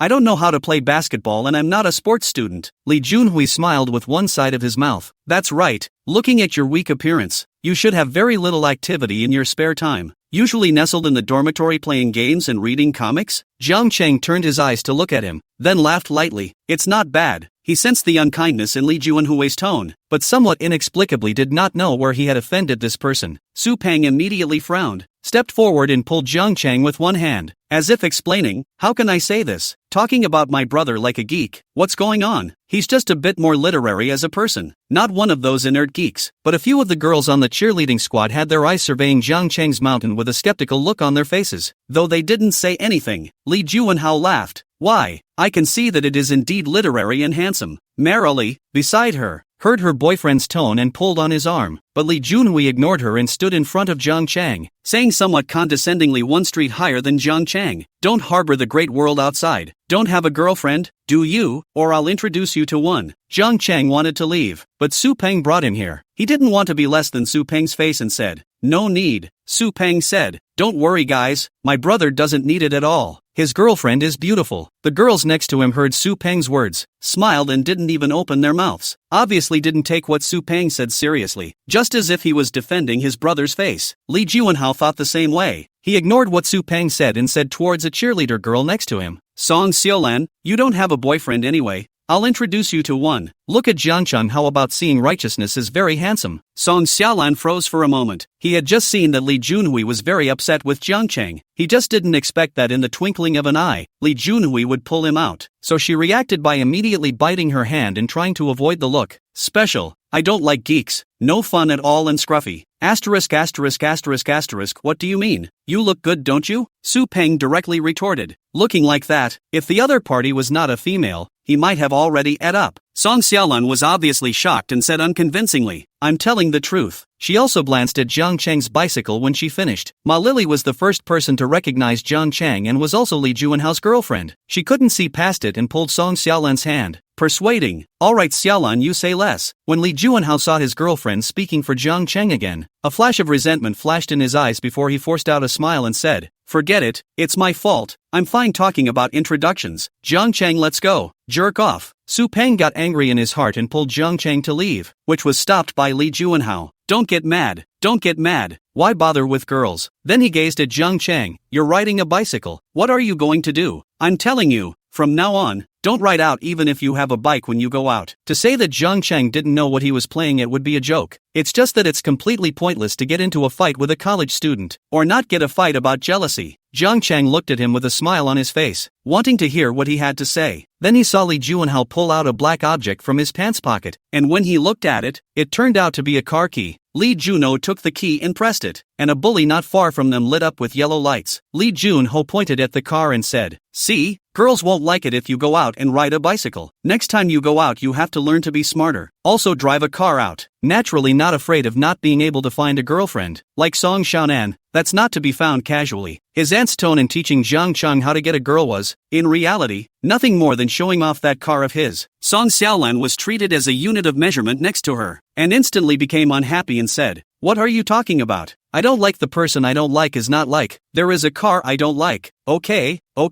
just kidding, Li Jungo said with a wave of his hand. Song Xiaolan hummed and didn't say anything anymore. Of course she wouldn't flip out with Li Juanhao, or wouldn't she be cheapening Marilyn? His eyes went to Li Juanhao's bully parked on the side of the road, and he felt that the passenger seat of that car should belong to him. Li Juanhao pacified Song Xiaonan on his side and said towards Jiang Cheng, do you think I'm right? On the surface he looks like he's teaching River City to get the girl, but in reality how many college students can drive a bully? This meaning of not being able to drive is saying that you can't learn even if I teach you. Our segments are not the same. Jiang Cheng still had a smile on his face and said, I don't think so. See how I feed you a pile of. Jiang Cheng thought to himself. Su Peng, who stood beside Jiang Cheng, also sneered and said, I don't think it is necessarily with the car to pick up the girlfriend. Can there be true feelings? This kind of feeling is also rare for beggars. Really want to compare whose car is good? Jiang Chen went to put out the families. It is estimated that the current parking lot of the Magic City University together may not match the value of his garage.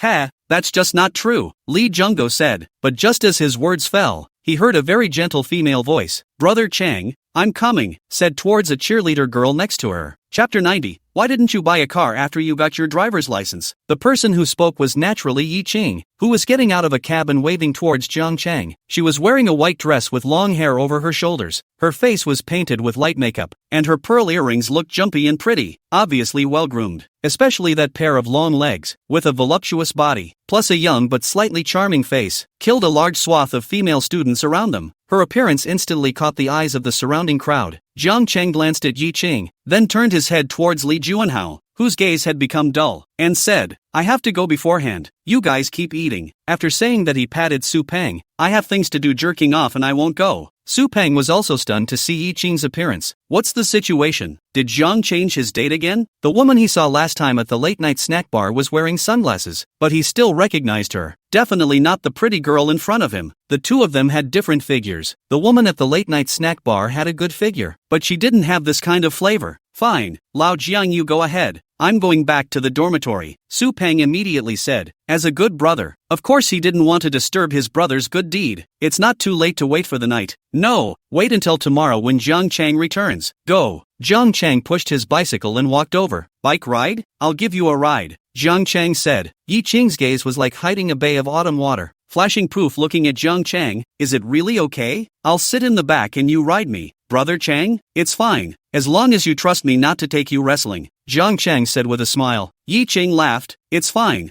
I'm not afraid of my long legs. I'll jump down when I have to fall. Zhang Chang, alright then, get in the car and let's go. Zhang Chang mounted the bicycle. Yi Qing sat sideways in the back, her hands pulling the clothes on his waist. Yi Qing was more or less embarrassed when he got on the bicycle and saw that many of the students around him were looking at the two of them, but thinking that he had already followed Mr. Jiang, and would definitely be on a very big stage in the future. And if he couldn't get used to such a usual attention, how could he get used to the attention of the crowd on the stage? Thinking of this, he instantly raised his head and met everyone's gaze and wrapped his arms around Zhang Cheng's waist. Who is this schoolmate? Haven't seen her before? When did we get another such beauty in our school? Which department is this? I don't think he's a student at our school by the looks of him. Maybe he's graduated? No, I'd rather believe he's a schoolmate because he fits my image of a schoolmate so well. And did you see those legs? I could play with them for 10 years. Can I get a girlfriend even if I ride a bicycle? Is it too late for me to go sweep up a shared bike? I can't figure it out. Doesn't it say that the prettier the woman, the more materialistic she is? Then what did I just see? The surrounding students were talking, but Zhang Chang had already walked away with Yi Qing on his back. Su Peng saw Zhang Chang gone. There is also envy in his eyes. Turned back, Li looked at Li Jun. He did not say anything, like inside the school to go. Those cheerleader girls didn't look so good at this point. First of all, the woman who appeared out of nowhere completely stole the limelight from them, and compared to that woman, they were like ungrown baby girls. As cheerleaders, dressing up in a particularly energetic way today added a great deal of confidence in itself, and it did attract a lot of attention, but now it's all shattered. At this second they even wanted to tear off the clothes on their bodies and wash off the makeup on their faces, lest they compare themselves to others who were not as peaked as they were when they looked back. Li Ren-Juanhao stood there with the car keys in his hand looking at the parents' backs, and others were dumbfounded, thinking about how he had just taught Zhang Chang that having a car was the only way to find a girlfriend. When Zhang Chang rode off on his bicycle right in front of his eyes, hitching a ride with a beautiful woman, one's own girlfriend and just that woman put together to compare, can only be said to be like a person. He wanted to die. Zhang Chang left the place and left the matter behind. If you say you're going to feed him a big pile of, you're going to feed him a big pile of. Normally, it's not a problem, but today Yi Qing happened to come over, so this must not be used? The wall layer just rode a bicycle and hitched a ride on a woman that all the pedestrians on the road envied when they saw her, and wobbled towards Lu Inping's side. There are recording studios not far from the school, and they opened here to try to make money from the students. It wasn't long before I arrived, but it suddenly occurred to me that I hadn't borrowed a key when I borrowed the bike, and the bike had a lock but wouldn't lock. All he could do was find a convenience store next door, buy drinks, and then tell the owner to park it. Coming out from inside the convenience store, Zhang Cheng took a sip of the coke in his hand and said, "Don't you have a driver's license?" Yi Chang, who stood next to the well-behaved model, said, "I've already taken the driver's license. I can drive." Although he didn't know why Mr. Zhang asked him this, he answered truthfully, thinking that it could be that Mr. Zhang was thinking of how to reward her later. Like rewarding a car? Who knew that? Zhang Cheng said, "You know how to drive. Why don't you buy a car? Otherwise we wouldn't be as inconvenient as this." Yi Cheng? No. Why does it seem to make sense? There are many recording studios in this neighborhood.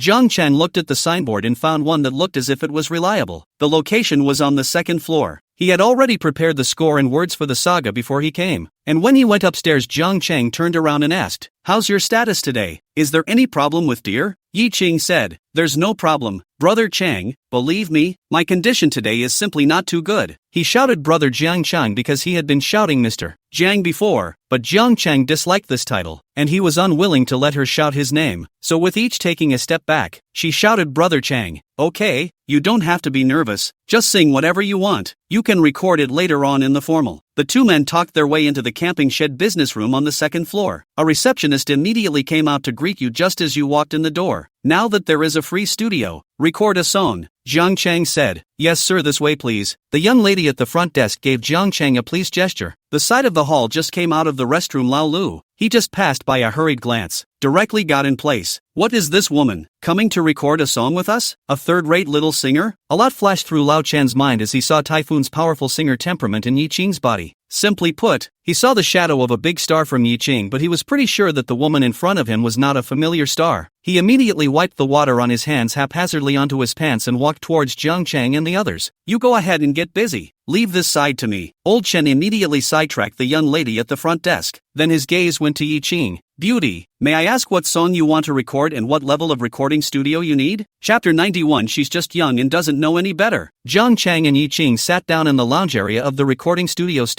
and when Lao Chen came over, he stood aside the receptionist. He sat across from Yi Qing and asked what services Yi Qing needed. Yi Qing slightly flustered. She just followed Jiang Chang to record the song. She is not the boss. Jiang Chang is the boss. She turned her head to look at Jiang Chang to see Jiang Chang did not. Yi Qing only softly out of the voice said, I want to record a song that I sing myself. Snap. Old Chen, as if he had a major illness, slapped a slap and said, Good, beautiful, we are professionals here. You may not know, have you heard of the entertainment industry's gold medal composer? Mr. Chen Yongwang? That's right, Mr. Chen Yongwang is our boss here. You see, the name of our place is Yongwang Recording Studio. I'm Mr. Chen Yongwang's younger brother, Chen Wangwang. You can call me Lao Chen. The older brother is called Chen Yongwang. The younger brother is called Chen Wangwang. Good name, but Jiang Chang does not know any Chen Yongwang teacher or not. This has nothing to do with the song he is going to record, as long as there is a recording disc that can record the song he is going to record. However, Yi Qing was well informed because of his career hearing the other parties say that this recording studio was opened by Chen Yongwang. He brightened his gaze for a moment and said, Okay, then, let's record here then. Yi Qing said. His gaze flicked to Jiang Chang who was sitting next to him. Jiang Chang was still calmly sitting there without saying anything, just looking at this guy who called himself Old Chen. A pair of eyes staring at Yi Qing, the green light coming out of his eyes. He really suspected that he was going to pounce over and eat Yi Qing in the next second. And Yi Qing was like a mature white rabbit with a rhyming face, but she looked a bit dopey and cute. Which song are you trying to record? Or an original work? Lao Chen asked. Jiang Chang placed the paper he was holding on the table and pushed it over. The lyrics and the score are here. Just record according to this. Keep a small handful of beard body type. Some slightly fat brainwashed. Only then did he put his attention to the unassuming teenager next to him. Just one look at Old Chen and he didn't take it seriously, thinking that this should be the assistant of the beautiful woman in front of him. Boyfriend? Doesn't matter. A boyfriend this unkempt can't keep a beautiful woman like this on a leash. He took the lyrics, opened the folded paper, just glanced at it and looked up, directly ignoring Jiang Chang who handed him the lyrics, and said to Yi Qing, Your lyrics aren't very good. I've just listened to you speak with a really beautiful voice. Such a good voice is used to sing this kind of mundane songs. It's really too much of a waste. I've got some of Mr. Chen Yongwang's handwritten songs here. Do I want to let you pick? I have some songs written by Mr. Chen Yongwang himself. Do you want me to let you pick one and try it out? He didn't even look closely at the lyrics in his hand. The studio was open here. Most of the people who came to record songs were students from Mordor University, and he'd already seen more than enough of those people bringing over tracks and lyrics that were simply a dime a dozen, and wouldn't be a surprise all year round. Ha, no, don't. Yi Qing was completely confused by the reaction of the person in front of her. She was here to record a song. That legend she had sung the other person before when she was in the company. And to say that the song was mediocre and ordinary? It's okay, you can try it. It's definitely better than this one song you brought yourself. If it's not better than him, I'll eat. No, if it's not better than the song you brought over for you to enjoy, I'm recording it for you for free. Oh yeah, if you like, I'll recommend a package for you of $88,000. But our job is to manage to make good karma. And when faced with clients who have the strength to be likely to become big stars in the future, such as those like you, we can usually get a 20% discount. But Missy, I think you'll be a big star in the future. You have to trust my intuition. So this time, for the 88,000 package,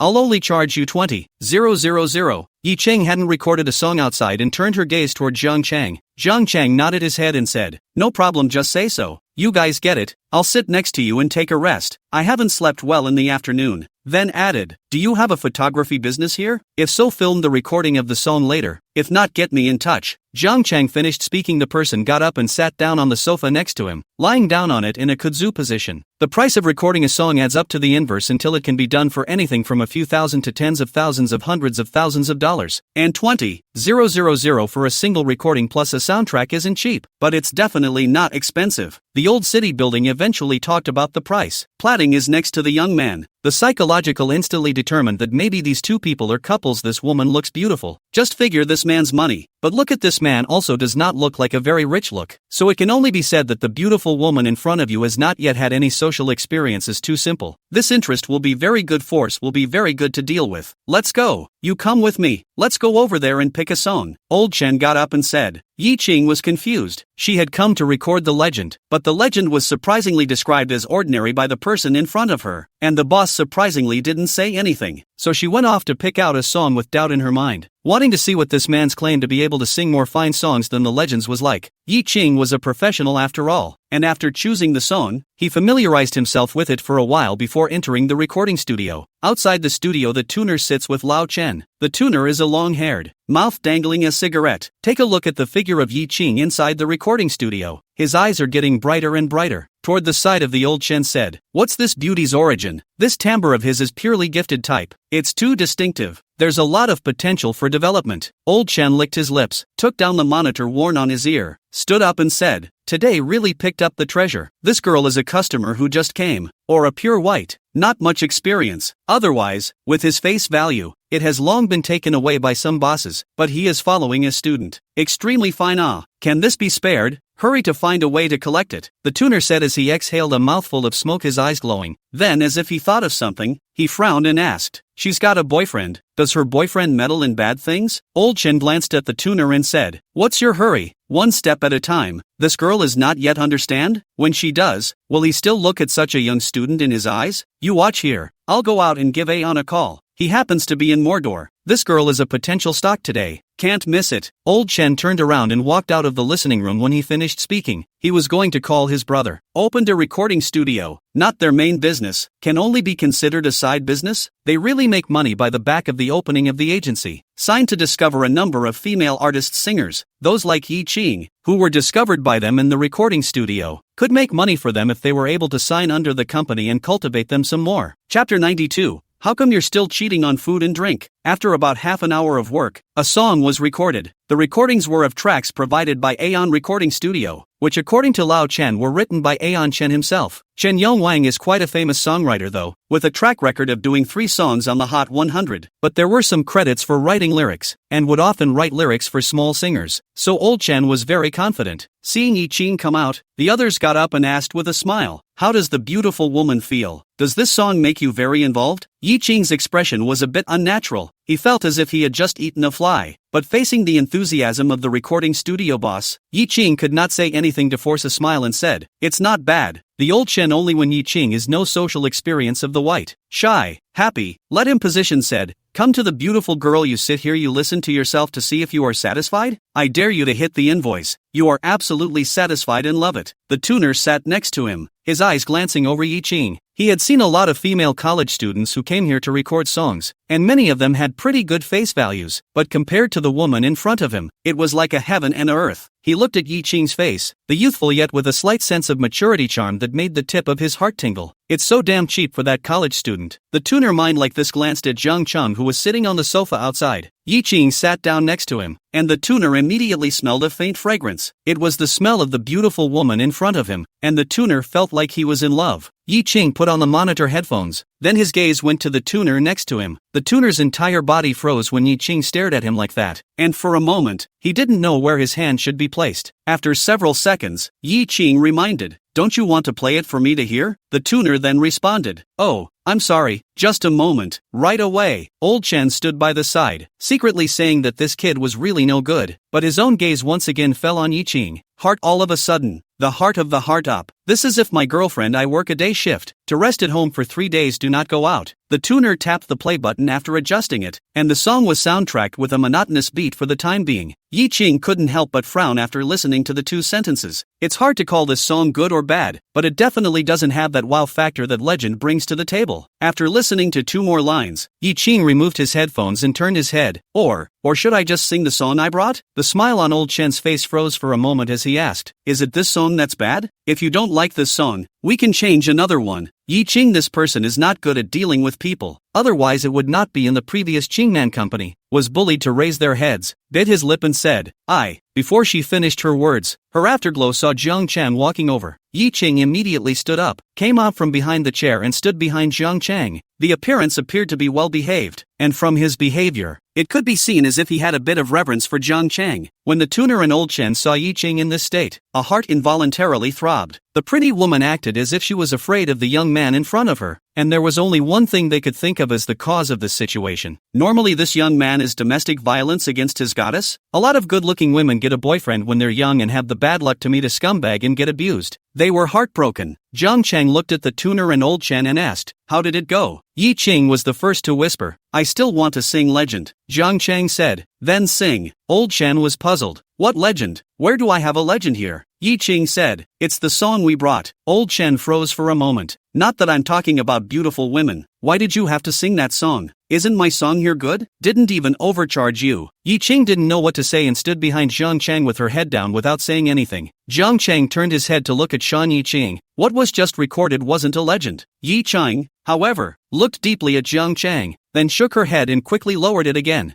Jiang Chang revealed a helpless look. He didn't say it before and thought that Yi Ching could handle it. After all, this was something that could be done by just rejecting it directly. It was supposed to be here to record the saga. However, seeing Yi Ching's appearance, it was obvious that the ability to reject people was almost zero. No wonder I was bullied at my previous company. Jiang Chang rewatched it, and Lao Chen said, then let's re-record the song we brought over. Old Chen cocked his head and sucked in his breath, staring at Jiang Chang for a while before saying, just tell me what's wrong with my songs here. Although I said that if you're not satisfied with the songs I have here, I won't charge you for the recording fee, but you can't pretend that you know what you're doing. What do you think can be a good song when you bring it over? The Jiangcheng people's purpose was to come to record the song. Of course, they would not bother with him to necessarily fight out whose song was good and whose song was bad. He said casually, that's okay, keep recording, I'll pay for good or bad. Old Chen was exasperated. People have said to pay money he has no reason not to record, and just recorded the song as his own unauthorized, but being dismissed like that, especially when the other person was a mediocre-looking college student, made him upset. Just you kid don't know what kind of luck you have, abducting such a good-looking girlfriend and letting you pretend to be one. Old Chen's face turned not so good, and with it he said with some coldness, okay, then I'll record it for you, and then you can listen to it for yourself. And if the song I chose isn't as good as the one you brought, I'm going to go eat. No, how come you people are still cheating on food and drinks? Jiang Chang also did not expect Old Chen to say such words and felt funny looking at Old Chen. Brainwashed angry beard all forked up. Well, you kid wait to hear it yourself. Come let's re-record. Old Chen turned to the tuner. Then Yi Ching re-entered the recording studio. The legend that had just been casually thrown to the side was picked up by Old Chen, who made a copy and handed it to Yi Ching. Then the tuner starts by making a quick, simple beat, from the computer. Doing the beats, the tuner's psyche starts to nail it down further. Though he hadn't seen the finished product, he hummed softly to the beat, and the melody was alarming to him. Old Chen, who was next to him, who was reading the lyrics carefully for the first time, had been completely mesmerized by them. The hands holding the lyrics sheets were trembling imperceptibly. Chapter 93, You'll Be on Fire. When Lao Chen got the lyrics and read them, he was dumbfounded. There are so many students who come here to record their songs that he comes in contact with, and the vast majority of them come over with original compositions, but 90% of those pieces are in one pile, and one layer is in two. But was this list of lyrics he was now holding in his hand really from a college student? Just because of one more glance at you in the crowd. Never forget your face. Just this first sentence. He repeated it I don't know how many times. Damn it, why didn't I look harder before? Old Chen regretted it in his heart. He didn't even look at the lyrics list when he received it, and with a glance that was just a do-over he confidently said that his lyrics here would be better than others. It's better now. He turned back to look pitifully at Jiang Chang who was standing behind him. He was tempted to ask, Big bro, if you have such a classic, why couldn't you have warned old bro earlier? I've been working for nothing. This time when Yi Qing walked into the recording studio, his entire state had changed drastically. Legend. That's the song she wanted to sing. Just as Yi Qing walked into the recording studio, 3 people came outside. It was Old Chen who contacted to shoot the video. This chain of their business is well established, as a number of students who come here to record their songs need this service. So a deal was quickly made between the 2 parties, and then it was time to move on to the recording of the song.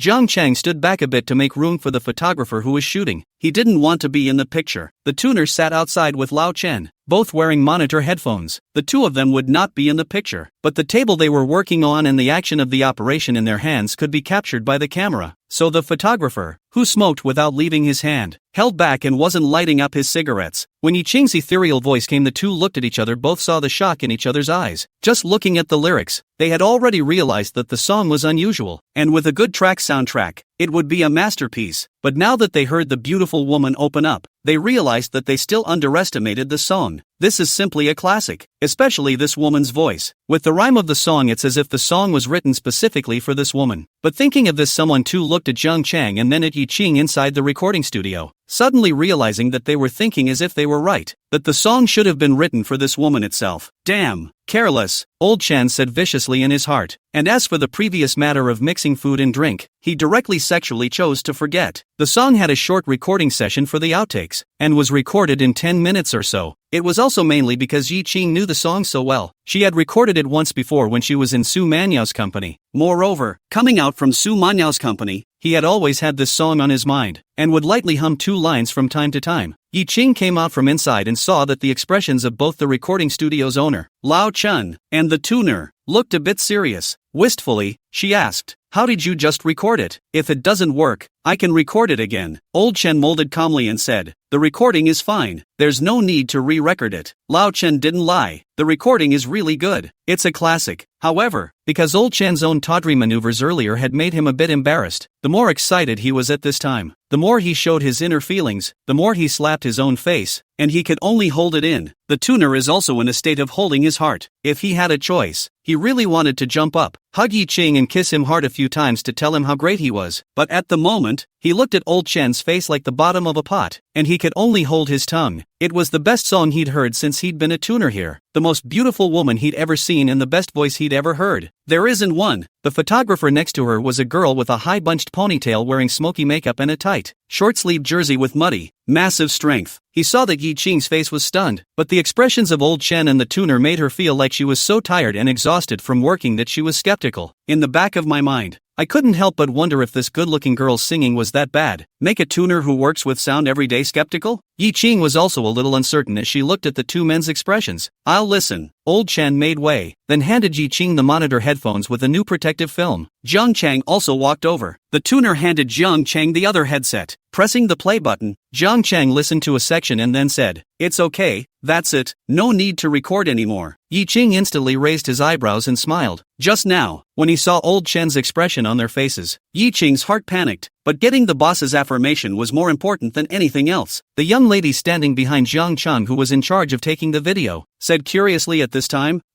"Can you let me listen to it?" He really wondered just how bad a girl who looked this good could sing. Then after this man heard it, he actually said that it was okay. In his opinion, Jiang Chang must have said so in order to make his girlfriend happy. Jiang Chang handed the headphones in his hand to the young lady who was photographing. The photography lady wore it on her ears. He just listened to a few sentences, stared at Jiang Chang with wide eyes, and then looked back at Yi Qing. This is you singing?" Yi Qing nodded. "Aha, I sang it. Really just listening to this voice, I have a feeling that you are which big star. It must be a big star, because only a big star can give people sing this feeling." After he finished canceling, the headphones added, "Not only is the singing good, the lyrics are also excellent. I think the point is that the melody and the lyrics are just amazing, and as long as the voice is still able to sing along, it's going to be great." Yi Qing was also a bit cloudy and fluttering by the compliments. It had been a long time since he had felt this smooth in his work career. This photography painted with smoky makeup of the young lady. The small mouth is like an open gate. And blah blah blah said, "Young lady, you really excellent, let people jealous people, beautiful voice is good to listen to. Right, the song is also good. I think you will definitely fire. Big fire, special fire." Old Chen and the tuner standing next to him felt that this photography's young lady, although chirpy and farcical, was not wrong at all. Yi Qing was the most promising vegetarian they had seen in so many years. If we can get this woman signed, maybe our company can move up the first-class circle as well. Old Chen was thinking this in his mind, but he heard Yi Qing say, I didn't write the song, Makoto did. Chapter 94. You're straightened out, and there's no charge for any of it today. Makoto wrote this? Which Shingo? Everyone's gazes went to Jiang Chang because after Yi Qing finished speaking, she looked at her male companion with a light in her eyes. This is Makoto? He wrote it? The old city is a little afraid. This college student face looks like fresh meat, but do not trim how to look like a person with such sentiments, nah. But it seems that after a certain level of sniffing, there are more or less quirks that you hold on to. The young lady in photography also twinkled her big eyes as she looked at Jiang Chang. Little brother, so you're so good. Did you really write these lyrics? Spirit bristled without denying it and said, do you have any tools here? Let me use it and I'll make the tracks. Upon hearing this, Old Chen stretched out his hand and slapped it on Jiang Chang's arm and said, brother, you're out of line. Those who didn't know saw him for his and thought how well he would know Jiang Chang. Lao Chen continued, leave such things as composing to us. You have to believe in composing lyrics. It may be true that we are a bit worse than you, but you have to know that my brother is a Chun Yongwang gold medal composer. Old Chen finally felt that he had saved some face, but in order to ensure that he would no longer turn into a mongrel, Old Chen felt that he still needed to play defense and asked, brother, are you a professional composer? Have you learned it systematically? Jiang Chang honestly said, no, it's true that he didn't learn it systematically. He taught himself to compose a song a long time ago, though, and at the time it was also so that if he ever wanted to write something out in its entirety, the professionalism would be able to keep up. When Old Chen heard Jiang Chang say this, he was relieved. A smile appeared on his face and said, that's right, leave the composing matter to my old brother. If you are not satisfied in a while, I will let my brother personally compose this song for you. No,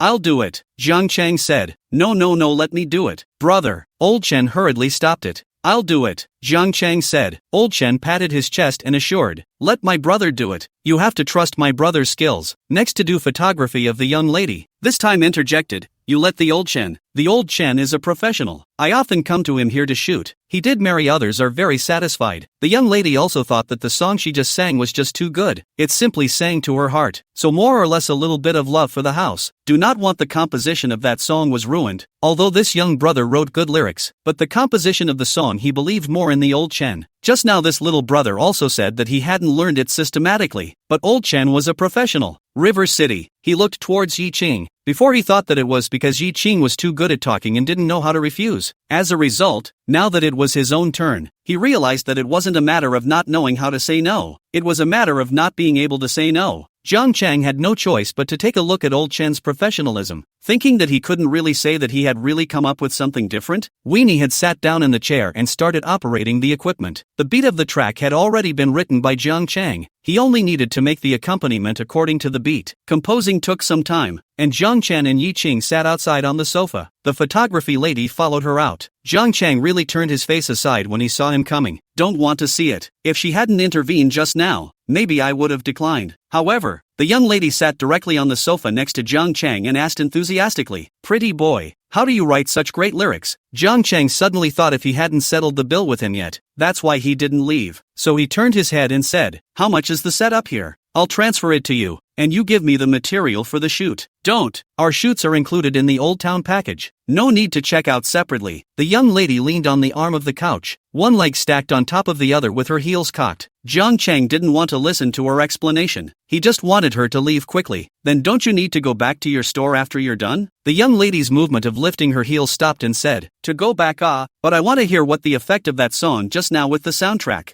Jiang Chang didn't say anything. After working for almost an hour, Old Chen hurriedly ran out and said, it's done. You all come over and listen. When Jiang Chang passed by him, he also reached out and put his hand on Jiang Chang's shoulder, patted it twice with force and said, brother, when you listen to it later, you'll know that I'll satisfy you. The group went back into the workroom just outside the recording studio. The tuner was ready to audition the headphones that Yi Qing and Jiang Chang had sent on his behalf. Hearing the song plus the soundtrack coming from inside, Yi Qing's eyes flashed. To be honest, she was quite satisfied. Hey, little brother, can I have a listen? The young lady in photography couldn't hold back. Jiang Chang gave her the headphones. The young lady put on her headphones and laid her upper body down on the workbench, the top of her backside cocked up like she could put a bottle of water in it. Just as soon as he heard it, he turned around with one eye cooing to express his excitement. After listening to 2 more segments, the young lady held both sides of the headphones with both hands and said, I told you that Old Cheng's skills could be fine. right? His composing is quasi-problematic. Old Chen stood next to the intention of the smug eyes, and from time to time glanced at Jiang Cheng. He is not afraid of anything else now, but he is afraid that Jiang Cheng will talk to him again about what he mixed food and drink before. Waiting for everyone to put down the headset, Old Chen bottomed out and said, "How about it, brother? This time satisfied with it?" To say the lyrics, his hair really wasn't as good as Jiang Cheng's. He had to admit that. As a professional, there is still an appreciation for the fact that there is no way to open your eyes. But when it comes to composing like an addition to this kind of layman, that's definitely not enough to look at in front of him. He was already waiting for Jiang Cheng's compliments, but Jiang Cheng said, "It's average, can't talk about any problems, but it has no flavor." No flavor? Old Chen stared wide-eyed, unable to believe that this was coming from the mouth of Jiang Cheng. 37 degrees. Is he playing hard to get? Old Chen wouldn't be able to block by Jiang Cheng's sentence. The tuner was also surprised and looked at Jiang Cheng, wondering if Jiang Cheng was a sophomore who was unwilling to recognize others' excellence. The young lady in photography was straightforward in nature and said, "It's so good. And you say it doesn't smell. Do you like it to smell really bad?" River City. Yi Cheng, who had been standing by the side and hadn't said anything, said at this time, "I trust Brother Cheng's judgment." Old Chen turned his head back and went to look at Yi Cheng. This girl is hopeless, born with such a pretty face for nothing, will be slagged off by this scum. Dude, since you said this one of mine has no flavor, I'm sure you have one that does, or you come to the whole. If you are better than me, this accompaniment. I Old Chen today to speak the words of all costs are not charged. Chapter 95, Get Out of the Way. I'm going to start. Old Chen felt that he had to get a hard-on at this time. He couldn't carry the reputation of being a mongrel. Whether or not we can flip it depends on this wave. He finished with his gaze fixed on Jiang Cheng. The tuner and the young lady in photography also looked at Jiang Cheng, and Yi Cheng's eyes showed anticipation, having been exposed to two of Jiang Cheng's complete works. But he was exposed to both of these works on paper, and had never heard a tune made by Jiang Cheng himself. Jiang Cheng said, "Good." He took a seat directly next to him at the workbench. "Then bring your equipment and start operating." The young lady in photography sighed and said, "Ah, another long wait?" Although she sighed, the young lady still didn't leave. She was also curious about what kind of tunes this young brother could come up with to be able to talk so loudly. No one responded to him. Old Chen, their eyes are staring at the screen of the computer in front of Jiang Chen. What to see this young man in the end, the whole what tricks? He can write words, not a professional, he can still compose? Jiang Chen only took 20 minutes to operate. "Alright, come here and listen," Jiang Cheng said to Yi Cheng. "Good." Yi Cheng walked to Jiang Cheng's side with some small excitement, then picked up the headphones on top of the workbench. After she put the headphones on her ears, Jiang Cheng pressed the play button. Old Chen and the tuner as well as the young lady in photography had their gazes fixed on Yi Cheng. They saw Yi Cheng put on the headphones and stood there without moving. Although the backdrop is provocative, but miss, you give some reaction. Ah, you do not move. What is going on? Old Chen was a bit anxious. Then they saw Yi Cheng's body tremble slightly. What's going on? Old Chen was confused and exchanged glances with the tuner. At this moment, Yi Cheng covered her mouth with her hand, and she couldn't help the tears slipping from her eyes. She wanted to cry and laugh, so the moment was incongruous on her face. At this time, Old Chen and the others finally realized that Yi Cheng was listening to crying. Old Chen's eyes widened. What kind of soundtrack can make a girl cry? So he picked up the headphones, then used the mouse to click a few times on the computer and replayed it. Just hearing the intro, Old Chen frowned. Something's not right. Look again. Listening. Old Morning removed his headphones and stood there frozen without speaking. He felt that he didn't read the yellow calendar when he went out today. How did he run into such a calamity as Jiang Cheng, specializing in restraining him? The tuner revealed a suspicious look at Old Chen, then picked up the headphones. The tuner looked at Jiang Cheng with his mouth open, his eyes full of unbelief. What the kind of fairy compositions are these? So good at writing songs and so good at composing them? Why don't you come and tune it? What are you listening to? Is it good or bad? Can you give me a listen? The young lady in photography timidly said. The long-haired tuner handed her the headphones. The youngest sister couldn't help but exclaim after hearing a few sentences this time. Wow, this is fantastic too. You're so good, little brother. I realize I'm in love with you. The photography lady suddenly froze when she finished speaking, then looked at Jiang Cheng. Say, do you have a girlfriend? After he asked. His afterglow saw Yi Cheng standing next to him. Then his gaze fell back to Yi Cheng's chest. A little younger than me. But, sorry, pretend I didn't just ask. Jiang Cheng glanced at the photography young lady breathlessly, then said to Old Chen, "If it's not a problem, just export all these clips as well as the finished product to me." Old Chen hung his head inside. "It's no problem, just wait and I'll get it for you. Old Chen and I are as good as our word, and this composition of yours is indeed far better than mine, and I said I wouldn't charge you for it." Jiang Chang said, "As much as it should be. No need. We agreed earlier not to," Old Chen said in an affirmative tone. Jiang Chang did not dwell on deleting the position to give the Old Chen to get it first. Just at this time a middle-aged man walked in through the studio door. He was wearing a shirt, and although his face was a little wrinkled, he gave off a bit of the indulgent charm of a middle-aged man. The visitor was none other than Chen Yongwang. Chen Yongwang had just walked in when he saw Yi Qing standing there in a pavilion, and his eyes couldn't help but light up. "It's awesome. It must be this woman. So many people, what are they doing?" Chen Yongwang said out loud as he walked over. "It's actually saying to the crowd that he's coming." Old Chen turned around and immediately walked over, saying, "Brother, you're here just in time." Old Chen thought to himself that he must let his brother hear the words written by Jiang Chang, as well as the song he made. But Chen Yongwang will be out of the meaning of the Old Chen winked. Thinking I cannot knock just right, he had been busy outside. It was Old Chen who called him, and he hoofed it to the recording studio right after he hurriedly finished his important business. The moment he saw Yi Qing, he knew he hadn't come to the wrong place. "Is it recording a song?" Chen Yongwang asked knowingly. Then his gaze landed on Yi Qing. "The beautiful woman should be you, dear. I see you have the temperament to become a star singer. Thousands of where a horse's ass does not where." This is Chen Yongwang, and the entertainment industry after dealing with many female stars summed up the experience. Yi Qing was also somewhat curious as she was sizing up Chen Yongwang. She had heard of this person's name but had never seen it before. He nodded. Chen Yongwang said, "Has it been recorded? Can you give me a listen? If it's suitable I can personally make the music for you." Chen Yongwang's face was set with confidence when he uttered these words. He believes that any vegetarian would be thrilled to hear him. Chen Yongwang, composing the music himself. But to his disappointment, Yi Qing seemed indifferent and instead said, "Thank you, we've already made the song." Chen Yongwang raised his eyebrows and asked, "I don't think you know me yet. Let me introduce myself. I am Chen." Before he could finish, Yi Qing said, "I know you're Mr. Chen Yongwang." Now Chen Yongwang got confused. How could the woman in front of her not react to him doing it himself when she knew him? Chen Yongwang had the feeling of a punch hitting cotton. He felt like he'd be all over the place if he didn't prove himself today. "In that case, Missy, give me Lu Ziheo's song. I'll make you a tune and then you can listen to it." Old Chen's eyes widened and he hurriedly walked over to pull his brother back. "Brother, no. They've already gotten it done. No need to make it go. Can Chen Yongwang stand this? What's going on? My name, Chen Yongwang, is no longer good enough? I say I'm going to do it to go, and you all say you don't have to? Is what I do so unattractive? No way. All of you go away. I'm going to start loading. Composing." Chapter 96.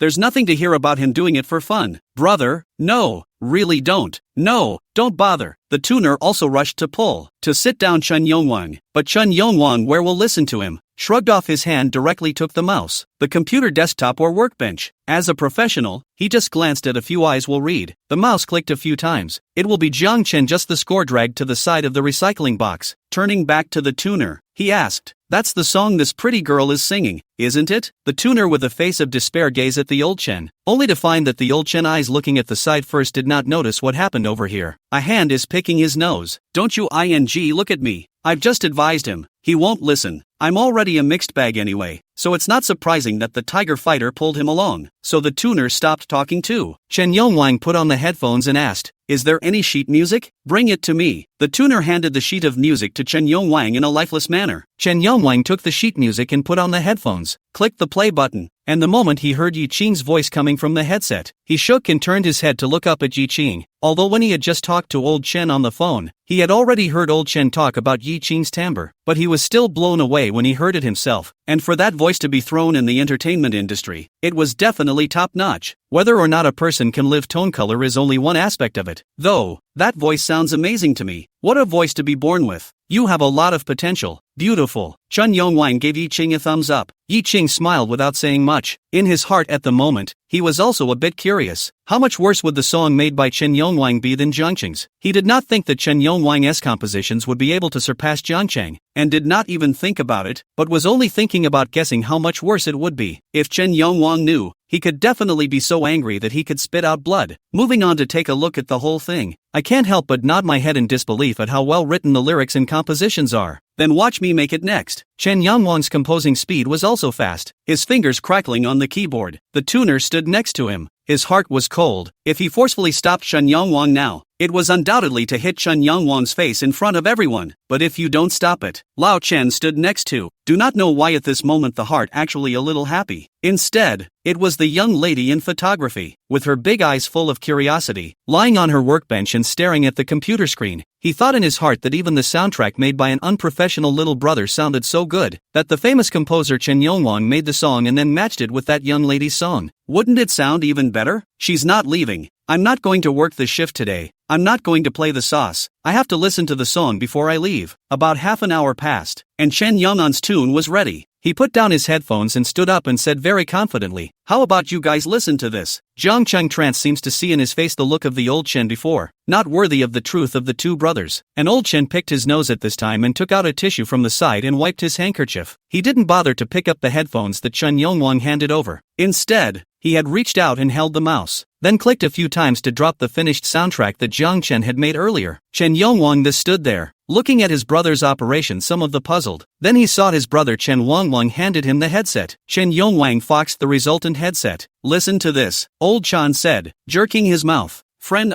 somewhat unsure, took the headphones and put them on his ears. Then his expression froze. Everyone was staring at him. After a while, Chen Yongwang cancelled the mail and slowly put it on the desktop. Ha ha ha. Chen Yongwang laughed. The big filial son came out from behind the chair and said, "Aya, today's weather is really good.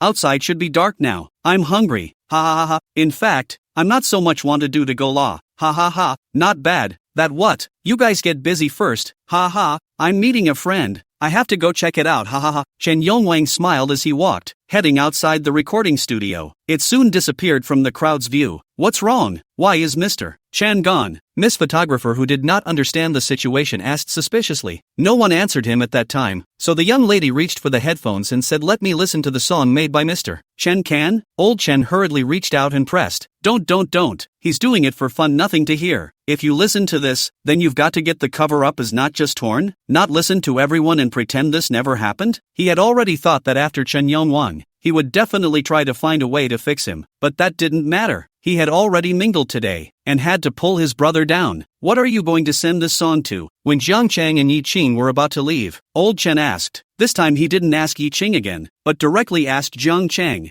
Jiang Chang said, "It's not confirmed yet. Let's see what happens." Old Chen nodded. His eyes glanced at Yi Qing, who was standing beside him in a well-behaved manner, then said to Jiang Shan, "Have you ever considered joining an agency? We have perfect resources and channels." Jiang Chang laughed and said without picking up, "Let's go. I'll see you next time when we record a song." Looking at Jiang Chang and Yi Qing's departing back, Lao Chen sighed and said first, just to see when these two people released their songs, whether there would be any star singers who would also release their works in the same period. It would be fun if it did. Coming out of the studio, it was already dark outside, and it was already 8 o'clock at night. If anything, when he came, a heart of Yi Qing was still hanging a bit. Now he was really relieved that Legend he had actually recorded it, and it was still composed by Jiang Cheng himself. There are no great distribution channels or operations, but that's okay. He used to be in another company. Even if there were excellent operations and channels inside the company, it was not her turn to use them. "Do you want to eat something before going back?" Jiang Cheng asked Yi Qing. Yi Qing said, yes. Of course she was willing to eat with Jiang Cheng if she could. It was just that if Jiang Cheng didn't mention it, she didn't dare to say anything. It even felt that if Jiang Cheng hadn't kept a low profile, he could have become famous at any time. At that time, singers and stars in the entertainment industry would line up to try to invite him to dinner. On the way to dinner, Jiang Cheng sent a message to Chusiki. "How's the studio renovation update coming along?" Trusky's message quickly replied, "Boss, I was just about to tell you. Our work site has been renovated. I just got back from the site and I'm still in the car. Chapter 97, she wants to pull it out." The recording studio that Jiang Cheng and Yi Qing were looking for was not far from the school neighborhood. So coming out of the recording studio, Jiang Cheng walked to find a late-night snack store so that it wasn't too far to go back to school after eating. It just so happened that Chusiki came back from the workplace, and Jiang Cheng gave him an address to come over for food together. The three men met at the big stall. It was the first time that Chusiki and Yi Qing had met. Seeing Yi Qing, Chusiki was surprised and said, "I said it's no wonder. How come the boss doesn't pick me up and doesn't have any subterfuge ideas for me?" "So it's because there's a big beautiful woman around."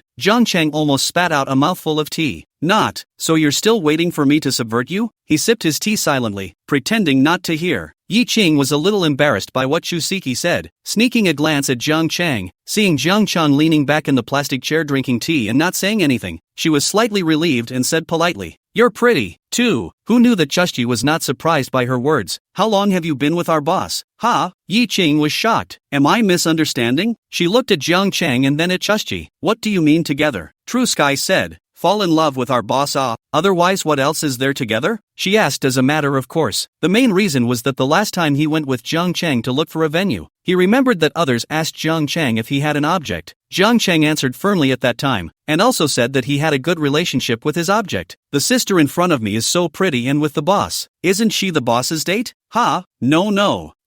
You might have misunderstood. Yi Ching hurriedly bit his hand looking flustered. He felt that it was not right for him to deny it, and it was not right for him not to deny it. If the denial was too firm, it would make Jiang Chang lose face again, but if he didn't deny it, it wasn't in the first place. Yi Ching, however, didn't think that much about it, and picked a peanut rice with her chopsticks and stuffed it into her mouth, saying with some regret, "Oh, well, I got it wrong then." At this time the boss who served the food was coming over with plates, and after putting the things on the table, he said to Jiang Chang, "The fried beef river that your girlfriend ordered just now, the beef is not available." Ha? Yi Ching froze for a moment and said in a panic, "It's fine. No need. The owner said, "Why don't I get you a different kind of fried noodles then?" Yi Ching hurriedly shook her hand. No, I'm not eating." All she wanted now was for her boss to go away quickly and stop talking. Just now, he and Jiang Chang, both of them, arrived at the big stall before Chu Siki. When he ordered something he ordered a flowing river, not realizing that the boss had mistaken him for Jiang Chang's girlfriend. Still not admitting it, Chu Siki stared at Yi Ching. "Even the owner of the late-night snack store knows that you and the owner are a couple, and you're actually lying to me that you're not." Yi Ching covered her face and didn't know how to explain. "Just wanna hide my face under the table." He threw a look of help to Jiang Chang, but Jiang Chang seemed as if he didn't know what they were talking about, and was generally alone in a quiet daze. "Yeah, well, I broke it down, didn't I?" Trusky grunted. Jiang Chang sat next to him, and in his heart, he wanted to slap Chu Siki to death. "You're the one with the big mouth. Yakking," he was said by Chu Siki, "are feeling some social death, do not know how to shoot, can only pretend not to hear."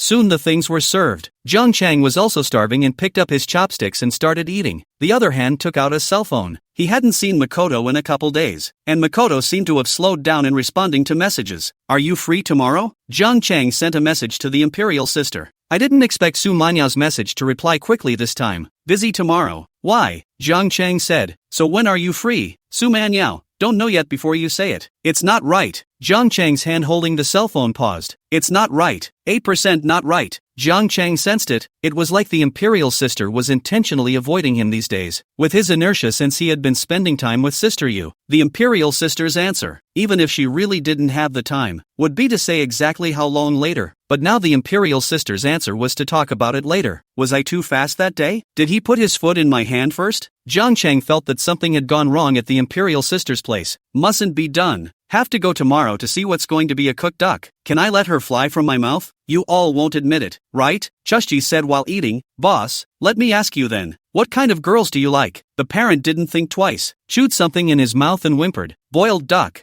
Yuck." Change the question. "And tomorrow you're going to work overtime at our studio." True Sky paused for a moment and said suspiciously, "Boss, what are you doing overtime tomorrow?" Jiang Chang did not have the good sense to say, "Overtime do overtime." True Sky, Lightman Entertainment. Angela Zhang had just finished her work and came out from inside the recording studio. She was wearing a white tank top with super short hot pants today, a bit of an energetic look. Just as he came out, several sisters surrounded him outside. It's inappropriate to call them sisters, but they're really all Lightman Entertainment. Some semi-warm female singers. "Sister Angie, congratulations on another new release. I'm so envious of Sister Angel. I heard that this time it's Big Brother Suzukiyo who wrote the song for Sister Angel. It's sure to be a hit. It's mainly because of Sister Angie's voice. She sings so well, and with a slightly better song, Sister Angie could make him a huge hit. Congratulations in advance to Sister Angie. This one will definitely be on the hot list again." A group of people flattered Zhang Anqi. In the past, Zhang Anqi would have been very happy to hear them say that, but now Zhang Anqi just smiled, took the bag handed over by her assistant, casually dealt with a few sentences, and walked towards the elevator. She had just finished recording the song Lin Muyan had written for him, and it was not bad. Within her previous work, she herself judged this one song to be top-notch, but she sang that one legend that Mr. Kong wrote last time. The songs she recorded today are going to pale in comparison to the legends. If anything, in the elevator Zhang Anqi's assistant whispered, "Just now Mr. Li Muyang called again, pressing, and we asked how much longer it would take." Zhang Anqi impatiently said, "Got it." She was now rushing over to the restaurant, where Lin Muyang had already opened a private room and was waiting for her. She knew what Lin Muyang wanted, and it was nothing more than wanting his body as much as Kong Wei did. Is it that easy to just give the egg? Zhang Anqi got his face on the car the whole time. If he didn't still have something to do, he wouldn't even go back for dinner tonight. But Lin Muyang still had songs in his hands, and this time the songs he took out weren't the best. The good stuff was still being pinched in Lin Muyang's hands. All Zhang Anqi wanted to do was how to pull the real how out of Lin Muyang's hands. Chapter 98, the first work of the studio. Zhang Anqi went to accompany Lin Muyang. Because she's a star, she's a goddess to many. She was worried that if she followed her heart's performance and went out to accompany Lin Muyang without showing reluctance, it would make him stand on the stage in the future and not have the courage to face the gazes of those fans. After arriving at the hotel designated by Lin Muyang, Zhang Anqi got off the car and walked into the hotel, took the elevator up the stairs, then turned to her assistant and said, "Wait outside." There were some things that the assistant really wasn't comfortable knowing. The little assistant knew his way around and waited in the lounge on the second floor. Zhang Anqi found the box Lin Muyang had booked, stood at the door and took a deep breath, frowned and cursed asshole in a low voice. But when she pushed open the door to the box, a smile was already on her face. "Mr. Lin, I've kept you waiting. I was just recording a song and there was some delay." "Sorry." Lin Muyang in the box stood up, his eyes blazingly scanning over Zhang Anqi's body, especially when he saw her water snake waist. Lin Muyang gulped. He pulled open the stool next to him and said attentively, "No delay, no delay. You're tired from recording the song. Hurry up and sit down. Eat first." Zhang Anqi wore a smile on her face and twisted her waist as she walked over, not moving as she finished observing the situation inside the box. At this moment, there was only her and Lin Muyang. There was no third person. Zhang Anqi was a little annoyed in her heart, thinking that Lin Muyang was too eager and wanted to take advantage of the situation after only giving one song. Zhang Anqi sat down beside Lin Muyang, who pulled his chair closer to Zhang Anqi and asked, "Is the song recorded today the one I gave you? Really love you?" Zhang Anqi revealed a delicate smile and said, "Yes, Mr. Lin.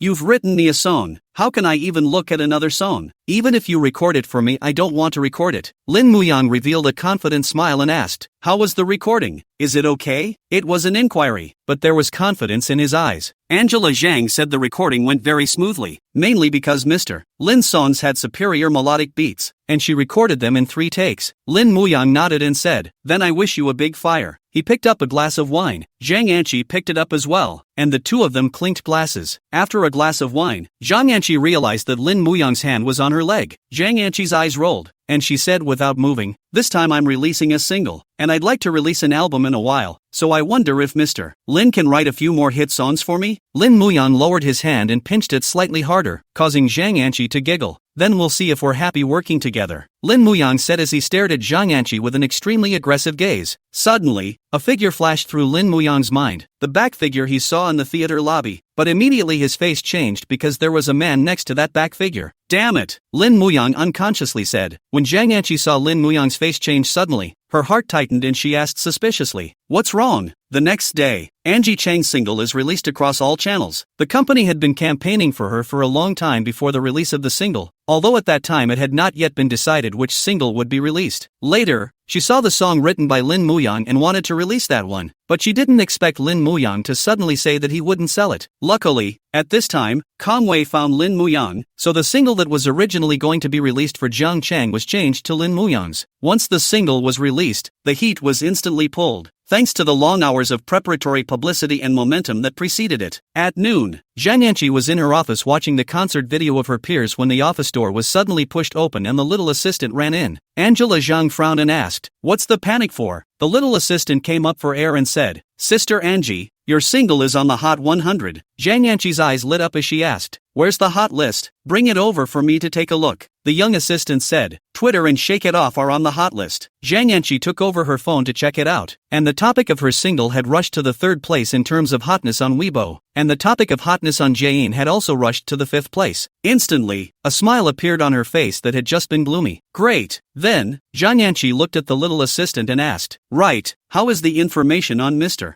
Zhang that I asked you to check last time?" The little assistant replied, "I've already found out. Mr. Zhang opened a studio on his own, and the address is inside the Yangli commercial district. Studio? Zhang Yanqi pondered for a while and said, is there any other schedule in the afternoon? Make some arrangements, and you and I will go together in the afternoon to see what's going on with him. The studio in Jiangcheng has been renovated. The venue is huge, but the studio staff is only 3, a boss, an employee, an artist, Jiangcheng Chisiki, and Yi Cheng. The 3 men were in the office lobby of the studio at the moment. Chu Siki sat in front of the computer and operated it. Jiang Chang and Yi Cheng both stood behind him, all 3 of them staring at the computer screen. Boss, do I think you should give me a raise? Chu Siki turned her gaze back to Jiang Chang and said in a sultry manner. Jiang Chang glared. What's wrong? Is there something you're not happy about? True Sky said, can I be willing to do it alone with 2 people watching? Then stand up and let me do it. Jiang Chang said. Trusket gave him an angry look and turned back without speaking. Honest work. Only a short video was displayed on the computer's screen, which was exactly the footage taken yesterday when Yi Ching recorded the song. The video was put together by True Sky and has been set to recorded music. Boss, am I really sending no clock? Chu Siki, somewhat uncertain, turned around and asked. Jiang Chang said, if you don't release it, what are you waiting for? Shuski bit her lip and said, boss, do we need to burn an incense before releasing it? What if it doesn't catch fire? After all, this was the first video released by their studio. Would it be too demotivating if they couldn't even cheat by sending out a few likes? Yi Cheng, who was standing next to him, hadn't said a word, just one hand propped up on the chair slightly bent over the exploding figure in somewhat of a free fall. Jiang Chang said, is it possible to burn incense and he will live? Hurry up and send it. For River City he's got a lot of work, this is just testing the waters. And it's not like you're making money off of it yet, so it doesn't matter if it fires or not. Just fire a shot first and let the bullets fly for a while. I'll send it then. Chu Siki tapped the publish button and posted the video to the Shake platform. Wrap it up. Jiang Chang stood up straight and said with a clap of his hands. True Sky turned around and asked, are all platforms released? Jiang Chang said, it doesn't matter, as long as you like it. He turned and walked away when he finished, leaving behind Yi Ching and Chu Siki to look at each other in disbelief. Chu Siki's eyes widened as she looked at Jiang Chang's back and shouted, hey, but Jiang Chang completely ignored her. Chapter 99, a woman should use her horseback shot when he's not looking. Trusky was confused. What do you mean? Whatever, are you the boss or am I the boss? Shouldn't the boss give his employees many tasks that they can't complete? Shouldn't they make their employees work hard to make money for the boss? Why did you just leave like that? So what do I do next? Trusket finds herself as if she has nothing to do. Then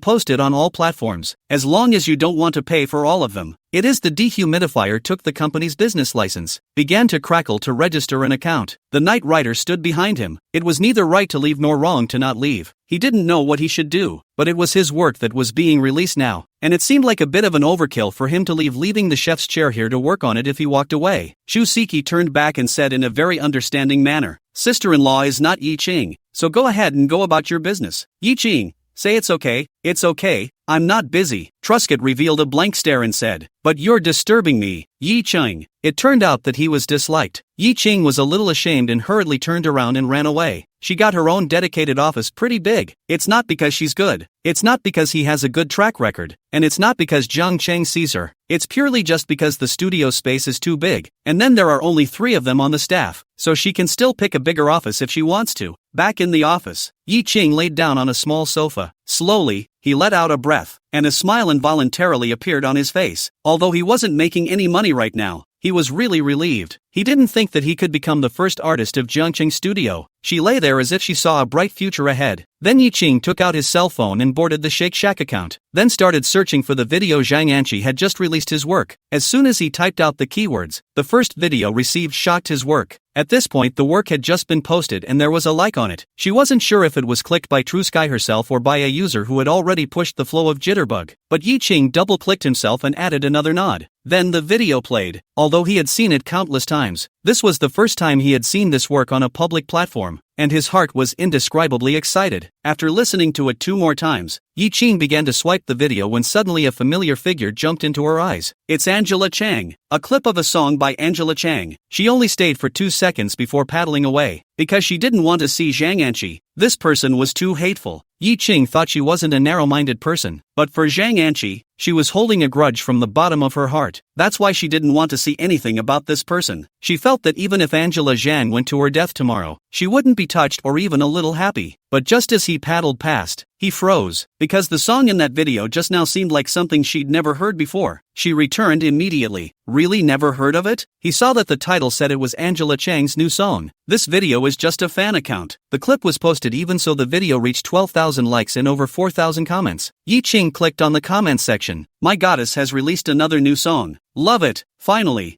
I'm waiting for you, Angela Chang, I love you. Really love you. Just like the title of the song, I really love you too. I have to say that Zhang Anqi still has power. Everyone else relies on one song to eat for the rest of their lives. And then our goddess Zhang Qi has already released 2 classics this year. Why do I get the feeling that this new song isn't as good as the previous one that at least had you in it? Yi Ching is familiar with the song At Least There's You, as the song itself kind of belongs to her. He had picked it out of the company's music library and had recorded it ready for release when Angela Chang heard it and cut it off and snatched it away. So when he saw this song, Yi Ching's heart vaguely ached. And the song was written by Jiang Chang, his current boss. Yi Ching endured the stabbing pain in her heart and clicked on the reply below that one comment. I also think that the previous one at least had you even better. Mainly because the melody and lyrics of that song seem to be a bit more moving. Of course that song is better. The mood and realm is different. Although I also like the new song released by Angela Chang, I have to say that it's true that the previous one was a bit better. Seeing such comments, Yi Ching's heart became even more uncomfortable. But she was relieved to think that her new song was going to be released as well. In fact, ever since the last time her pick, or at least you, was snatched away by Angela Chang, she's been having nightmares in her sleep for a long time. It had always been a thorn in his side. Can this work I released today surpass him? Yi Ching's heart gave birth to this thought, but immediately he dismissed it as impossible to exceed. This is because their studios simply sign up for an account to post their work. Unlike Angela Chang, he already carries his own traffic and the company has been building up his momentum since long before, including the release of new songs now. Will also hire a lot of water army to push the heat, as well as channels to take a big advantage. That's the difference between a star and a wild singer. Yi Ching sighed, then shook his head, wondering if he was being too serious. Blinded by Zhang Anqi's hatred, it's actually pretty good now. Yi Ching was content with where he was now. Just after slipping away from this video, Yi Ching couldn't help but search for his work that Chu Siki had just posted. At this point he had 5 likes and 1 comment on his work. Seeing this one comment, Yi Ching's eyebrows jumped a smile that couldn't stop creeping onto her face. He clicked on the comments excitedly. Hey, this blogger what's his name sings pretty well. Good review. Yi Ching was even more excited, even though there was only this one comment. In the other office, Chang took his cell phone and was sitting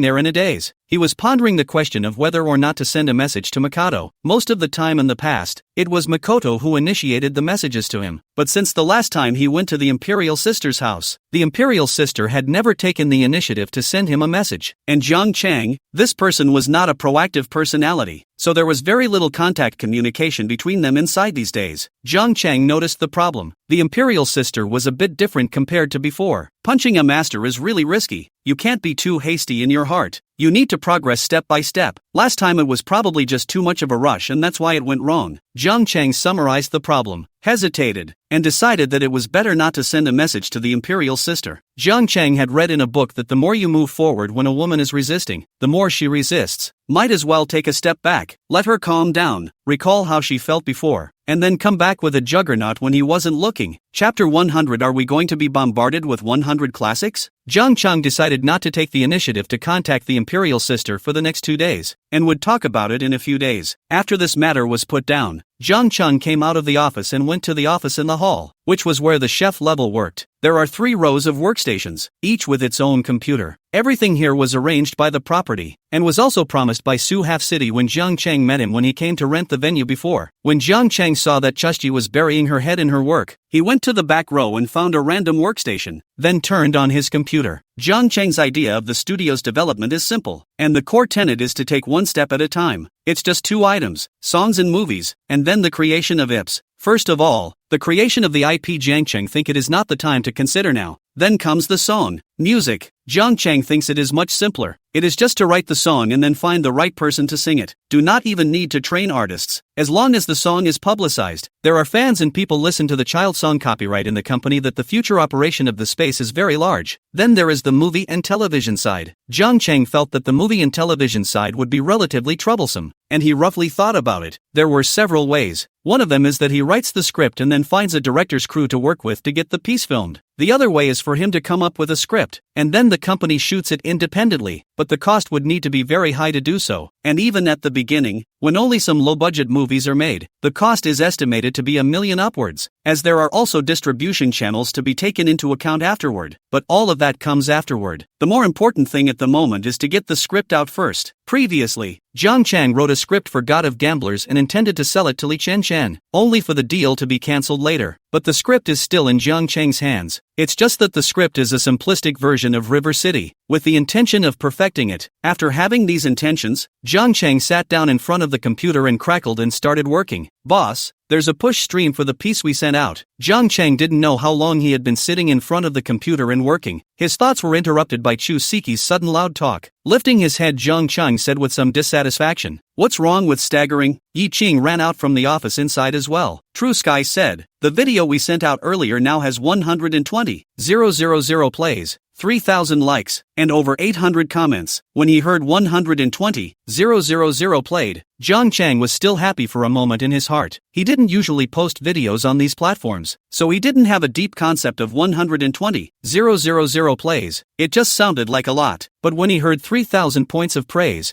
Jiang Chang was not interested. "Never posted a video. Haven't seen a video yet? Then some of the slightly better videos. Others have hundreds and hundreds of thousands of likes. A video with 3,000 likes is just too tame." Yi Qing had actually been noticing the likes of her own work inside the office, so she was no stranger to the data that Chu Siki had spoken out. She had also just heard Chusky talking about the video having traffic, so she hurriedly ran out to see Jiang Chang's reaction. So he had just been paying attention to Jiang Chang's expression. When she saw that Jiang Chang's face didn't seem to have much joy, Yi Qing's heart was silent and a little lost. She wondered if she had sung too poorly, so after releasing it, the results did not satisfy Jiang Chang. Jiang Chang also saw Yi Qing come out and saw both Yi Qing and Chu Siki looking at him, with the atmosphere all the way here. Jiang Chang said with a smile on his face, "Very good, go for it." "Just nothing?" Trusky asked. Jiang Chang said, "Further? Cut." Chu Siki snorted at Jiang Chang and said, "You don't care at all." After Chu Siki finished speaking, she turned her face away in exasperation and crackled back to work. Yi Qing looked at Jiang Chang and saw that Jiang Chang's eyes were fixed on the screen of the computer. She swallowed back what she wanted to say and turned back to her office. Jiang Chang's eyes peeked out and he was relieved to see that Yi Qing had left and Chu Siki was ignoring him. Chu Siki was right. As far as the results of this video that was being sent out right now, he really didn't care at all. Fire and not fire, and how for Jiang Chen is not important, because he knows that as long as he is willing, the studio will definitely fire. Only level a part of the question, as well as the step question from where to start fire. It's even an exaggeration to say that he could bombard dozens or hundreds of classic songs at once if he wanted to, from the Magic City University to find a group of music students over, each recording a song. Do not have to go to the studio to record directly after recording to send. He couldn't believe that it could not be hot with such a record. And if this wasn't hot, it would be too much of a shame for that civilization that had once existed. It's just that this will definitely cause a big reaction. That's why Jiang Chang felt that he had to take it one step at a time, or else suddenly blowing up dozens and dozens of 300 classics is definitely going to cause a lot more trouble. Jingle bells. Just then the doorbell rang. Because they are in a public office hall on the inside of the office area, outside the studio is a glass door that is normally closed and people from the outside can't get in, mainly because they don't have a receptionist. So a doorbell was installed so that if someone visited and rang the doorbell, the person inside the studio could hear it. Chu Siki turned back to look at Jiang Chang. Jiang Chang also looked up at Chu Siki. The two of them eye to eye stared at each other for 3 seconds. Chu Siki let out a cold pit. "If I drive, I'll drive the evil capitalist." She finished with a grunt and got up and walked outside the common office area to open the door. Not long after, Jiang Chang heard the voice of the person who came in talking. There was something familiar about the voice. Soon Jiang Chang saw the comers. The one walking in front was the general manager of the property he had seen before, followed by 2 big sisters of the property. "You're here, Mr. John?" The general manager came in and greeted Jiang Chang when he saw him. "There's a favor I'd like to ask you." Jiang Chang heard the other party address him as Mr. John, a little uncomfortable, but did not say much, stood up and said, "What is the matter you say? Help if you can do your best?" His own company renovation property out of a great deal, although it is also receiving money to do things, but in the future may be stationed here for a long time, so the property has what to find him to help. Jiang Chang is still happy. Making a good relationship will make a lot of things easier in the future. The general manager did not say anything first. Instead his eyes surveyed the office area and with a smile on his face, he asked Jiang Chang. Is Mr. Jun still satisfied with the decoration here? Jiang Chang nodded and said, it's okay. The general manager's smile froze for a moment, thinking that there was still a big difference between Jiang Chang and those old men in society. So he felt that in front of Jiang Chang, doing this kind of leathery pleasantries would rather seem petty. He then said directly, I wonder if it's convenient for you this afternoon. Would like to borrow this workplace of yours for a while. Chapter 101, Renting a Venue for a Theater Group. The general manager of the property said to Jiang Chang, there is a theater group that wants to borrow the office space of our Yangli commercial district to shoot some footage. In fact, this is a mutually beneficial thing, and it will be useful for the publicity of our Yangli commercial district. In itself, we have our own workplace, yes, and it was agreed before. But, the general manager said this and looked at Jiang Chang with some stammering. Jiang Chang said, just say it straight. Only then did the general manager continue. I'm ashamed to say, our Yangli commercial district office building, now the best decorated office space is you here. And there are many other empty ones that are not decorated, because we put a lot of effort into renovating your place. It's better than any of our existing workspaces, in order to make our Shapely business district look a little bit better. So I want to borrow this venue of yours and give them a little bit of footage. Jiang Chang looked around at his workplace. There were only 3 staff members in total, and all the equipment itself was prepared during the property's renovation. They had come here with just their personal belongings and nothing else. So Jiang Chang said there is no problem about how long it will take. The GM said, just use it for an afternoon, 3 hours or so. Jiang Chang nodded and said, no problem. At this time a big sister from the property who had just followed the general manager and had just gone out to answer the phone and walked in at this time. Her eyes swept over Jiang Chang and the general manager. GM1 asked, what's going on? Big sister said, Xiao Chen's side called to say that the crew has arrived and is downstairs. Okay, no problem. The general manager said to the eldest sister, go and call them up. Then turned his head again to look up to Jiang Xiang Jiang Chen. Then I will trouble Mr. Jiang, I am sorry to bother you. It wasn't long before there was a cacophony of noises coming from outside the office area, and the general manager went out to pick up someone. Then Jiang Chang saw a group of people coming in. Some of them had long guns in their hands, as well as professional lightning equipment. The crowd protected the 2 exquisitely dressed men and women in the center. Jiang Chang thought that this should be the man and woman in the camera. However, he didn't have much interest after just a glance and retreated to the side with Chushchi. This venue is very good, more suitable than I expected. A middle-aged man wearing a director's hat, holding a document in his hand and surveying the circle with his hand stuck in his waist, said. Then he looked back at the group of people who had just come in with him and asked, is it okay here? Everyone on the scene looked at him. No one said anything. Obviously he's the director. You direct and you ask others. Who dares to say no? So it took a couple of seconds before someone flattered. Great, I think the venue is great. Director, we'll just shoot here, right? Both of those men and women also nodded their heads that there was no problem. The next thing they saw was the crew starting to set up the scene to look for camera positions, while the 2 heroes and heroines were situated on the sidelines, with several assistants waiting on them. The 2 of him just sat on the couch and chatted like no one was watching. My goodness, what a surprise that I've seen a live one. Jiang Chang heard Chu Siki pull his arm and said, what live? Jiang Chang asked. Chushchi's eyes widened as she looked at him and said, no way, boss, you wouldn't not recognize him, right? River City? Xiao Jingyuan. Chu Siki said excitedly, it's very hot, okay, boss, you wouldn't not recognize Xiao Jingyuan, right?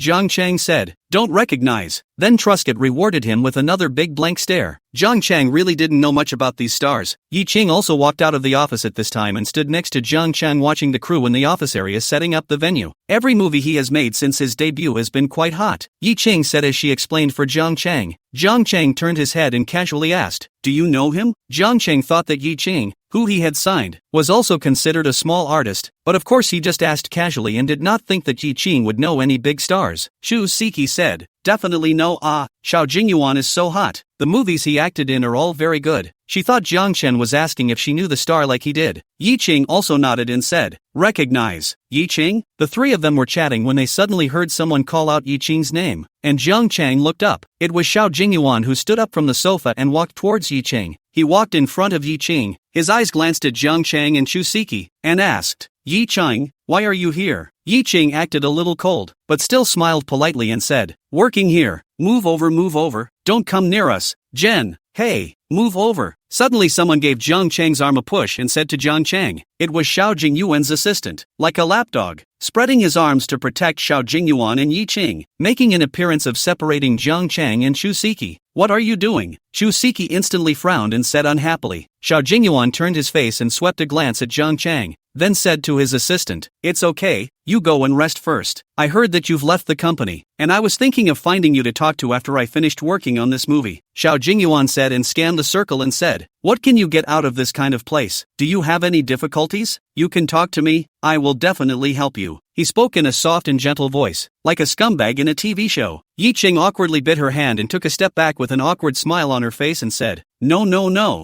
need. In fact, he and Xiao Jingyuan are not familiar. Just before in the same company met a few times. Xiao Jingyuan initiative to find him to chat. That's all. And to Xiao Jingyuan, a small artist like Yi Qing was the best to hold. This was his favorite type, as it was the most obedient and well-behaved of the little entertainers, and not any worse looking than the stars who were already famous. For example, one of the hottest singers among the company's singers, and Xiao Jingyuan felt that he was not as good as Yi Qing. It's not that the singing isn't as good nor as talented, but it's simply not as good as the quality. It's okay, we're all co-workers, if there's anything you can tell me, it's fine. Xiao Jingyuan continued, but Yi Qing backed up having already retreated behind Jiang Chang. This allowed Jiang Chang to stand in the center, separating him from Xiao Jingyuan. This made Xiao Jingyuan embarrassed, and it made him look like some kind of beast. "Hey, what are you doing?" Suddenly Jiang Chang heard Chu Siki behind him, shouting in a delicate voice. He turned his head to look just in time to see the man who had just pushed his arm moving his computer. Chapter 102. The bigger the shelf, the more resources it gets. This delicate voice of Chu Siki startled Xiao Jingyuan's assistant. He had just gone to escort Xiao Jingyuan. Then Xiao Jingyuan told him to go rest first, but the others were still setting up the venue, so he casually walked around to take a look. Then he saw an open computer screen, displaying a document. The format of the document he looked familiar. Curiosity drove. He picked up the mouse and clicked to see. Found that it was a script. Just watched it for a couple of moments and found the clips surprisingly interesting. So straight away they checked it out. A loud shout from Chushji's side drew everyone's eyes over. Jiang Chang also frowned and Chu Siki together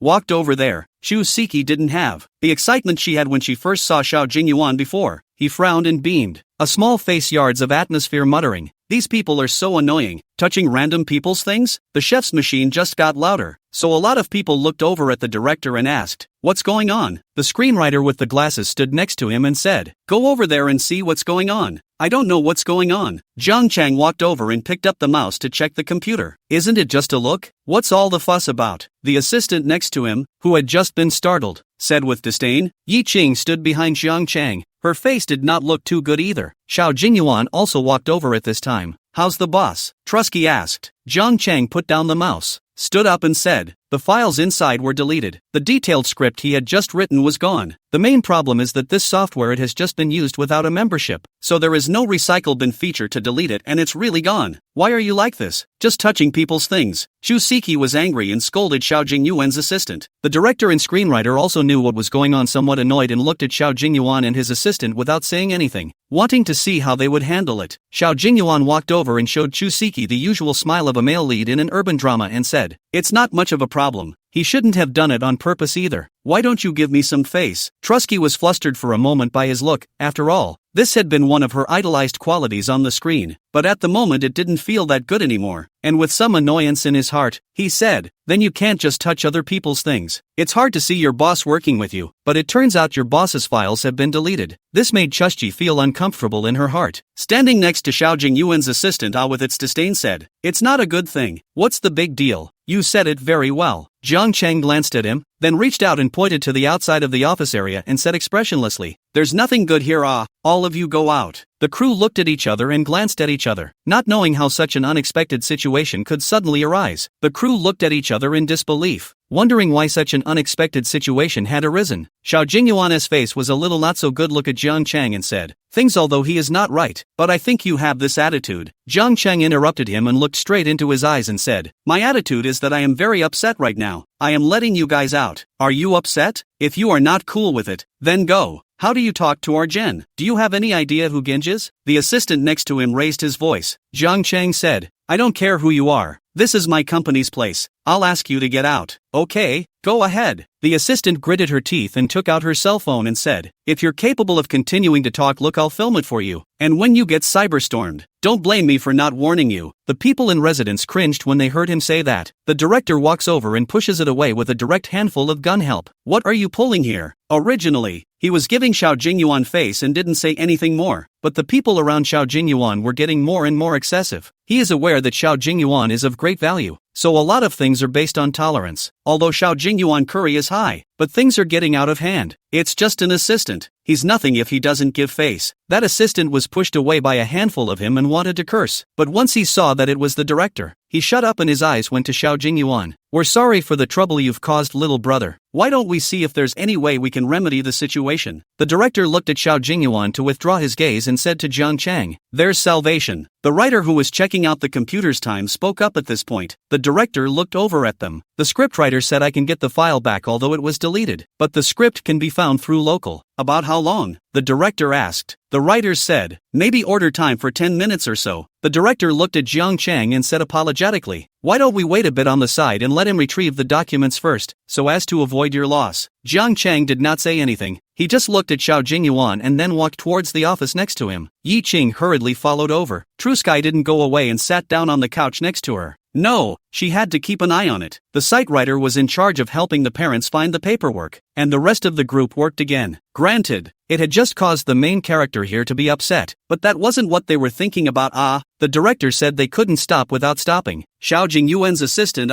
walked to his side and whispered, I don't know what kind of garbage stuff, so what if I find it back? Xiao Jingyuan frowned and said, keep your head down and don't be so impulsive. The assistant said, I did it on purpose. It's too degrading to let you rush if I don't, but if we all look weak, we'll have no prestige. Don't worry, it's all a matter of experience. The more they stab people, the more they care. The only kind of actor who's not hot and has no skills is a wimp in the theater. Xiao Jingyuan didn't say much and walked towards the sofa next to him to sit with the heroine. In fact, he knew what was going on. That's how he gradually caught fire. And that's how his agent set him up after he gained a little bit of fame in the first place. At first he was puzzled, but later he realized that the more of a prick he was in the theater, the hotter others thought he was, and the resources in drama were tilted in his favor. What just happened? The heroine-like actress asked. Xiao Jingyuan said, harm, nothing much, just a small resource working in the company to brush up the existence. Then the two chatted happily. At that moment a field agent ran over to the director. Director, Angela Chung is here. Chapter 103, Unknown Vegetarian and Big Star. The director frowned when he heard someone informing him that Angela Zhang was here. The eyes of the field and crew on the set also looked to the doorway of the work hall. Zhang Anqi wasn't exactly a top streamer, but she was still a popular big star. Many of them, even if they were in the same company as Angela Zhang, had not met Angela Zhang in person. The director walked toward the door, thinking to himself, how did Angela Zhang come here? Although it was said that Zhang Anqi had some curiosity in the entertainment industry, singers and movies and television belonged to two fields, and he hadn't received any notification from the company that they were going to arrange small roles for Zhang Anqi. But just before he took 2 steps, he was pulled back by the screenwriter behind him. Director Wang Qiangwei, wait a minute, come over and see what this is. Wang Qiangwei was distracted for a while. His brows tightened. Zhang Anqi's arrival had already made him unhappy. This kind of traffic star running to the crew without announcements, more than likely to be in trouble. The screenwriter pulls him again and yells at me for looking at what's there to look at with a crappy file. The screenwriter, seeing the director dragging his feet, pressed his voice and said, I see a good thing. It's a screenplay. I've had a rough scan of the story, it's very good. The director's eyes flickered for a moment, and once he heard that it was a script, he was instantly energized, and a script that could be praised as good by this screenwriter he was working with probably wouldn't be too bad. He followed the screenwriter over, not bothering with Angela Zhang anymore, and looked at the screen of the computer. It wasn't long before Angela Zhang walked in, followed by a small group of people. Among them were her assistants, the company's personnel, and the property's old boss, who had just gone down and followed Zhang Anqi after seeing him. The general manager of the property's eyes were green and bright at this point. He was preoccupied with the exposure of the business district he managed. Although investment attraction is not his main scope of responsibility, but it is not completely and he has nothing to do with it. As if the entire business district is now empty. His general manager do not know how long he can still do, not to mention the commission and bonuses. So the general manager came up with a couple of personnel from the property and followed Angela Zhang's back in a frenzied manner. As soon as Zhang Anqi walked into the working hall, her eyes scanned the entire room, but she did not find Zhang Cheng's figure. so she could not help but frown. Xiao Jingyuan had originally heard that Zhang Anqi had come, and he was still a bit unconvinced. After all, if he wanted to talk about popularity and value, Angela Zhang was even higher than him, so he felt that Angela Zhang shouldn't come here to visit him. But I never expected to really see Zhang Anqi's figure appear at the entrance of the office hall. He really came to visit me? That's right, that's what Xiao Jingyuan was thinking, because today this venue was just shooting some few shots, and they would leave after that. So Angela Zhang wouldn't have come here if she really had something to do to find the crew. And there was no one else here worthy of Angela Chang coming over. He was the only one who acted as the lead actor on the scene. He walked over to greet him and said, "Angie, what brings you here?" Didn't say anything in advance either. He and Angela Zhang were both from the same company and were considered to be artists who had made a name for themselves, so they knew each other quite well and met often. When Zhang Anqi saw Xiao Jingyuan, she just barely smiled perfunctorily and said, "It's okay to come over and take a look." Sure enough,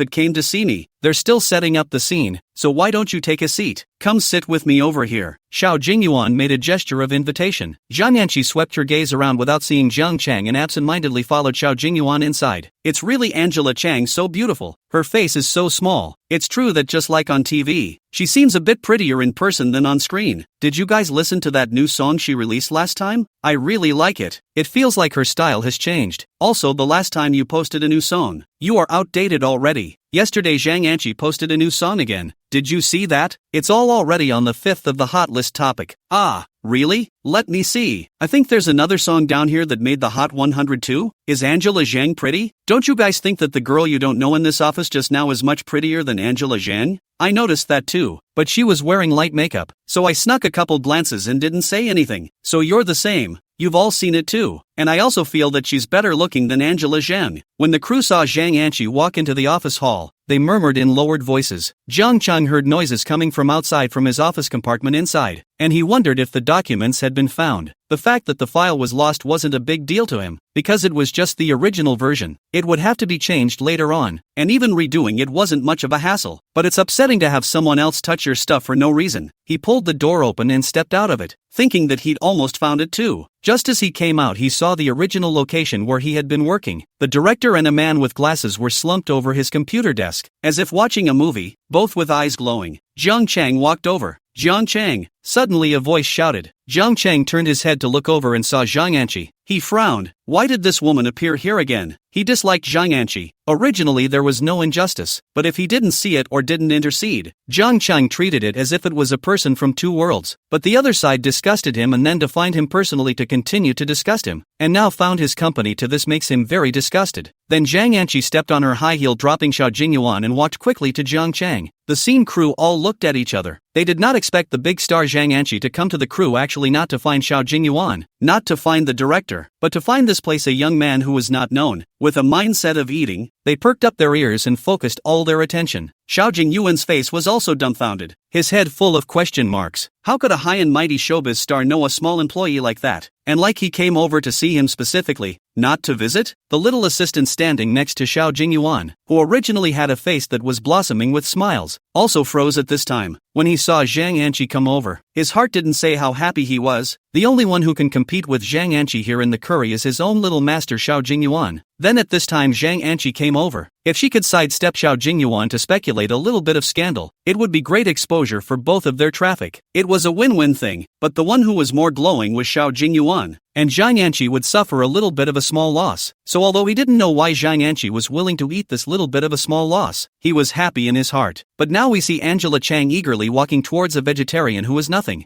The assistant was confused. He was also considered half an agent, and in the circle, he had really never seen such a person as Jiang Chang. Zhang Anqi did not care about them that much. She walked to Jiang Chang and said directly, "Mr. Jiang, I came over this time to look for your cooperation." Chapter 104, Two Big Brothers Seeking Cooperation at the Same Time. Cooperation? Everyone revealed a look of surprise. In fact, just now when they saw Zhang Anqi looking for this unknown and never seen before young man from Jiang Chang, they thought a lot in their minds. He even thought to himself that it wouldn't be the white boy that Angela Chang had taken a liking to, would it? But I didn't expect Angela Zhang to come over, but said very respectfully, "Cooperation?" Their gazes all looked at Jiang Chang. How they looked like a student-like young man. What could he possibly have with Angela Chung? Jiang Chan looked at Zhang Anqi and thought to himself that this person was annoying. He was about to open his mouth, but he heard the director, who had been lying there looking at his computer, say in an admiring voice, "Hello, are you addressed as Mr. Jiang Chang? I'm Wang Weiqiang. Can I interrupt for a moment?" Zhang Anqi turned her head, her gaze looking towards Wang Weiqiang. She frowned. She really wanted to talk about business. She didn't know what this Wang Weiqiang was interjecting. Wang Weiqiang saw the look in her eyes, but completely disregarded it. "You Zhang Anqi in the singing world fire. Off my movie making what business?" If it was normal he'd have let one step go, but not now. And Jiang Chang directly raised his leg and walked over. What's wrong? He was more concerned about getting his script back than he was about getting his script back, which was the fruit of more than 2 hours of his labor. Zhang Anqi stood there and saw Jiang Chang walking directly away from her. Her face was a shade of green and white. This feeling of being abandoned. She hadn't tried it for a long time. The surrounding melon eaters also had their mouths wide open when they saw this scene. Jiang Chang surprisingly ignored the big star Zhang Anqi. Does he even know who Angela Chang is? What do you think? Angela Chang took the initiative to find him and he didn't even take it seriously? Xiao Jinyuan stood not far away and saw the scene, itching to find a place to drill in. As soon as Angela Zhang came he went up and posted it. But now when the object of his posting posted someone else they ignored it. And that person is still a nothing vegetarian in his eyes. The director saw Jiang Chang come over and said frankly, "We have found the file you lost, but I'm very sorry. I looked at your file out of curiosity when I just got it back. I'm a director and I think we have a chance to work together." Xu Siki didn't know when she came over and stood next to Jiang Chang, pulling Jiang Chang's arm vigorously, then leaned over to Jiang Chang's ear and said with a pressed voice, "Boss, he's Wang Weiqiang. I've never seen him before, but I know his name. Every one of his movies is great and there are a lot of classics." Everyone at the scene watched as she whispered on Jiang Chang's ear. There were popular singers, movie and TV stars, and box office killer directors. So you two really didn't care about the occasion and just whispered? But what shocked them even more was that Wang Weiqiang said the word cooperation to this young man. What the hell is he? Collaborating on something? Why do box office killer directors and popular actresses want to work with him? You should know that Wang Weiqiang has produced many classic works. He is notorious in the circle of picking scripts. Even the instructions of the capital he does not buy. The works are to maximize the possibility of shooting in accordance with their own wishes and ideas. He'd ask a young man to work with him? Shooting a groupie? Jiang Chang thought for a moment after listening to Chusiki, then said, "We can consider it. Let's find out more about it when the time comes." Jiang Chang really didn't know much about such cooperation, so he didn't agree to it at once. The general manager of the property,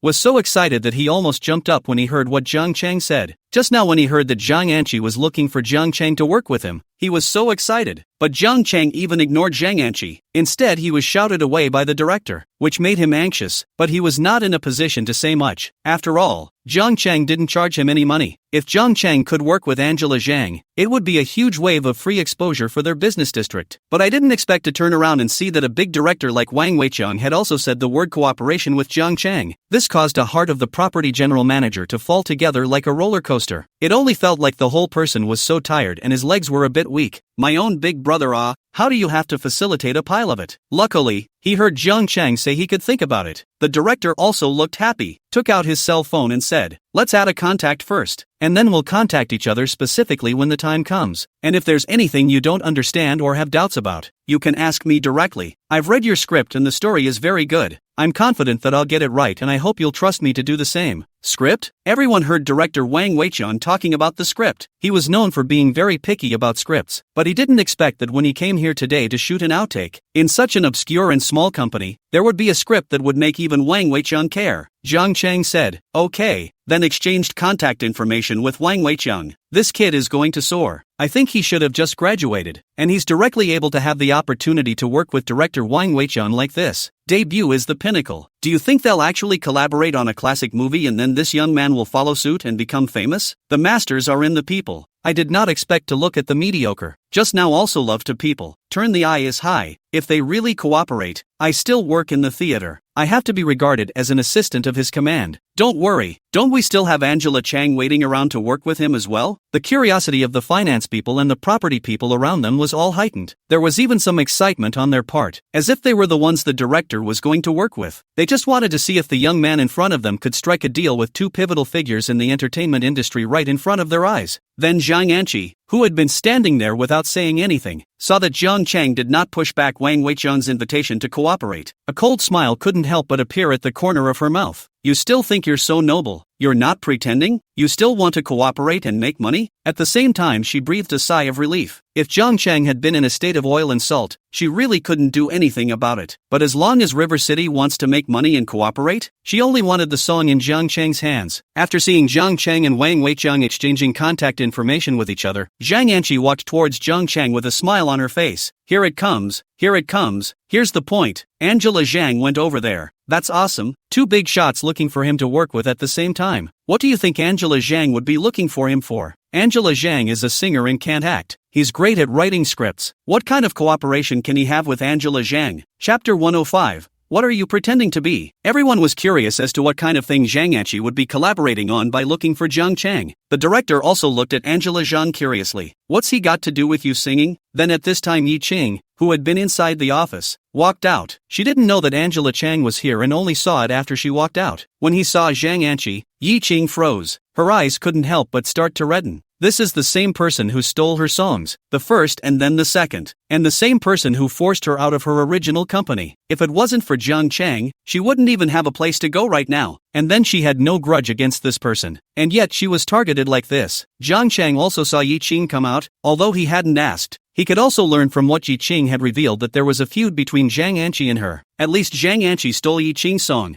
something he knew about, and it disgusted him to the point where he came to open a studio. Zhang Anqi followed Jiang Chang's gaze and saw Yi Qing as well. In her heart, she was actually as clear as a mirror and knew what was going on. But on the surface, she still revealed a smile and greeted, "Sister Yi Qing, you're here too. What a coincidence." Yi Qing took a deep breath, walked over in a graceful manner, and said, "It's a good coincidence. I'm now an employee here working here." Those crew members saw Yi Qing appear and come together with Zhang Anqi. At once it was said, "I told you this girl is prettier than Angela Chang, right? No comparison." Zhang Anqi is wearing very heavy makeup, while this girl is only wearing light makeup. Standing with Zhang Anqi, her temperament is overpowering her. Does anyone know who this girl is? She feels more like a big star to me. I'm getting the feeling that something's not quite right with the atmosphere. So let's take another look. Although the surrounding chatter was small, some of it still fell into Angela Zhang's ears. She was blushing and not looking too good. Yi Qing walked to Jiang Chang's side. She had originally come out to have something to say to Jiang Chang, but seeing the situation at the scene, she felt that it was not appropriate anymore, so pursed her lips and stood aside without speaking. A trace of coldness flashed in Zhang Anqi's eyes, then she redirected her gaze to Jiang Chang. "Mr.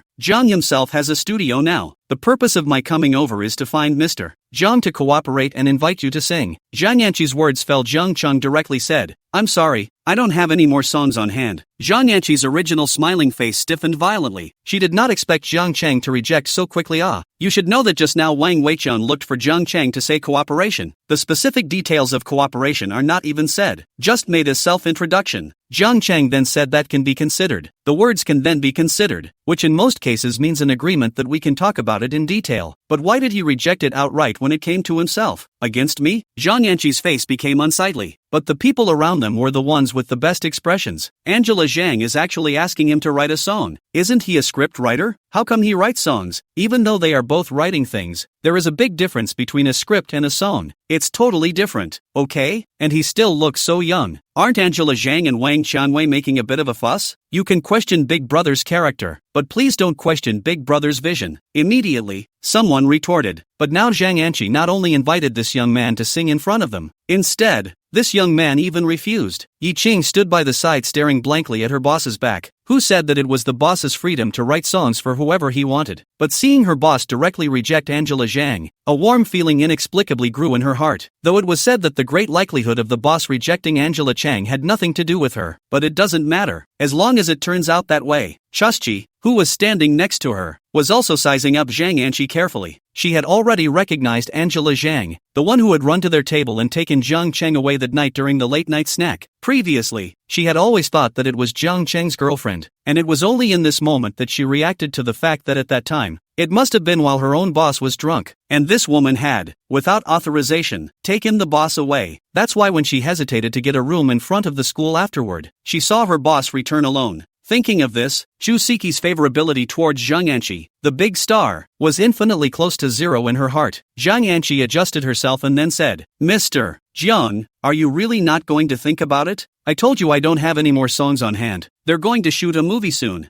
so if there's nothing else, would you please leave and not disturb my work progress here? Zhang Anqi stood on the spot like she was frozen, her entire body petrified. She had accepted Jiang Chang's rejection of her, but she had never imagined that Jiang Chang would treat her with such a harsh tone. The people around them were also confused. They could kind of see it. Whether Jiang Chang still had a song or not was not to be said, but judging from Jiang Chang's attitude, it was simply that he hated the woman in front of him. Angela Zhang's chest huffed in exasperation. The director stood by and saw the scene, and his heart went straight to the point of being strong enough. His status in the circle would not be lower than Angela Zhang, except that singers like Angela Zhang were in front of the stage and he belonged behind the scenes, but he's still good in capital circles. But even he wasn't as condescending as Zhang Anqi, looking like he had no one else in his sights. That's why a director like Wang Xiangwei was also upset to see a star like Zhang Anqi. Xiao Jingyuan saw Zhang Anqi's face turn white with anger. He walked over quickly, his eyes staring at Jiang Chang sternly. Aren't you being a bit too arrogant? It's just a matter of talking about cooperation. Is it necessary to put on a noble face like you do? You think you're so good. There are tons of people out there who can write songs. Shut up, Angela Chang growled. It's true that there are a lot of people out there who can write songs, but are there a lot of people who can write great classic songs? Not much. Why else would so many people with great voices not make it? It's not because they don't have the right work for them. And Jiang Chang compared to Lin Muyang. Lin Muyang had good songs on hand though, and taking a random song to her made her a hit. But the point is that Lin Muyang wants to sleep with her. It wasn't as if she couldn't accept it, but accepting this sort of thing more than once would be worthless. So in order to preserve her value, she preferred to find Jiang Chang, and not only that, Jiang Chang's songs had to be a step up from Lin Muyang. Xiao Jingyuan was subdued by Zhang Anqi's voice. He slowly turned his head and looked at Zhang Anqi incredulously. Clearly he was standing up for Zhang Anqi. It's not over yet. Who are you? When is it your turn to dictate my affairs? Zhang Anqi said in a cold voice. Chapter 106, No. 1 on the hot list. People didn't expect to see such a good show. Zhang Anqi actually yelled at Xiao Jingyuan. Xiao Jingyuan, no matter what, is also a popular flow of fresh meat, even has acted in several leading roles. However, it was also Xiao Jingyuan himself who was nosy. People Zhang Qi and Qi was here to find Jiang Chang to talk about cooperation. There was no relationship with him at all, but he wanted to forcefully insert a leg into the middle of other people. Deserves to be disliked. In fact, the cast and crew had long been quite critical of Xiao Jingyuan's behavior, but they just didn't dare to say anything. But now that they saw Zhang Anqi angrily disliking Xiao Jingyuan, they were still very happy in their hearts. Zhang Anqi did not bother about what Xiao Jingyuan thought in his heart. She looked at Jiang Chang and said, Mr. Jiang, don't you really want to think about it anymore? I released a song yesterday and it's already trending today, so you can see for yourself. Mr.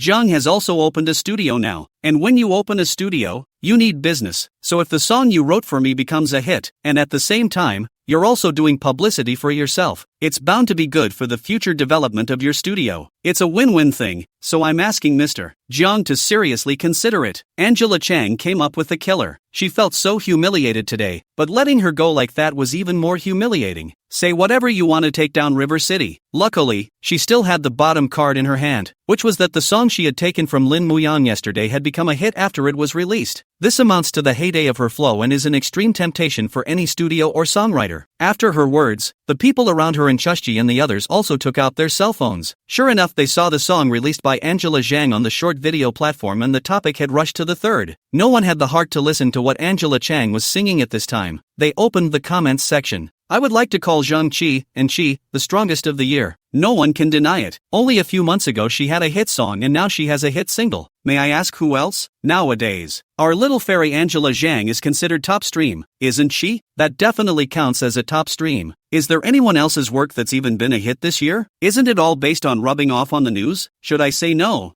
I don't think it's that Angela Zhang sings well, but that the current music scene doesn't have any good works. Compared to Angela Zhang's current song isn't as good as the previous one, but the heat is even higher than before. I have to admit, although this song did hit the top spot, it's obvious that the heat had the help of the previous song, or else it would probably be hard to make a run at the current rankings with just this song. Everyone saw that Angela Chang was on the hot topic. The comments section says good and bad things, but mostly good. But no matter what, Zhang Anqi went up with strength and by her works, unlike most stars who rely on lace news to get on the hit list. From that point on it deserves to be honored. So the gazes of the crowd towards Jiang Chang changed somewhat. That said, a star as big as Angela Zhang asked you to work with her, and you're still acting all noble. Who are you pretending to be? Yi Ching stood by the side and pursed her lips. She really wanted to say a few words at this time, but she was worried about disturbing her boss. After all, the boss is handling things. At this time, Jiang Chang was also looking at his cell phone curiously. He didn't think about it that much. He was simply paying attention to the hit list. After all, everyone was looking at it, and it was still the topic of the singing world. If you want to go down that road in the future, you'll have to pay more attention to real-time news. At this time, Zhang Yanqi's face finally regained its composure and said, Mr. Jiang, can you consider it now? I'm carrying my own traffic right now, and if we team up for a quick second and third song, your studio is bound to storm the charts as well. Jiang Chang ignored her. His eyes looked at the phone and said, think about it. Zhang Yanqi's face was delighted. Let you pretend to be noble. But Jiang Chang's next sentence made her freeze. No cooperation. Jiang Chang said indifferently. Those who were watching the video on their cell phones raised their heads in unison to look at Jiang Chang. It instantly felt like the man was pretending a little too much. Then the director was eating a melon while looking at the script on Jiang Chang's computer. Anyway, Jiang Chang's attention was diverted for a while, and no one said anything about him when he was reading the script here. As for remembering Jiang Chang's script and stealing it for use, this kind of thing Zhang Qianwei couldn't do, and there was no need to do so. After doing so, it would only give birth to more trouble in the future. So he simply just checked it out with vetting and appreciation. And the more he looked at it, the more he liked it, and the god of gamblers, Gao Jin, was very good. At the same time, he also saw Jiang Chang, who was still rejecting Zhang Anqi at this time, and immediately became more interested in Jiang Chang. This youngster, a bit of my youthful temper. Right about this time, Chu Siki suddenly said with her cell phone, Boss, see if I'm wrong, our work is also on the hit. It's still number 1. Jiang Chang was said so by Chu Siki. He exited the topic and re-looked at the leaderboards, and sure enough, he saw 2 words legendary in the first place of the leaderboards. Hey, it really hit the favorites and got to number 1? Jiang Chang himself was a bit surprised to know that the song was released, and he left it alone. Granted, the song itself is a classic and he wrote it based on Yi Ching's voice, but when it was released, he didn't use any unconventional means or channels. That's all it took to make it to the top. So let's just say the platform's distribution is still relatively fair. Chushji's words were heard by everyone else at the scene. Some people, like Jiang Chang, hadn't realized it before this time, held a strong curiosity and rushed to check it out. But some people had seen it before, but they didn't realize that the work was released by Jiang Chang and their studio. Hearing Chu Siki say this, they showed a look of surprise. Someone couldn't help but exhale outright. Are you sure this work was released by your studio? Chu Siki turned around and saw that the person who spoke was one of the crew members. A little brother. She said happily, of course we're sure. That's what we just released out this afternoon. That's her singing Yi Ching. Oh my god, you guys are going to be hot. I swear you're going to be hot.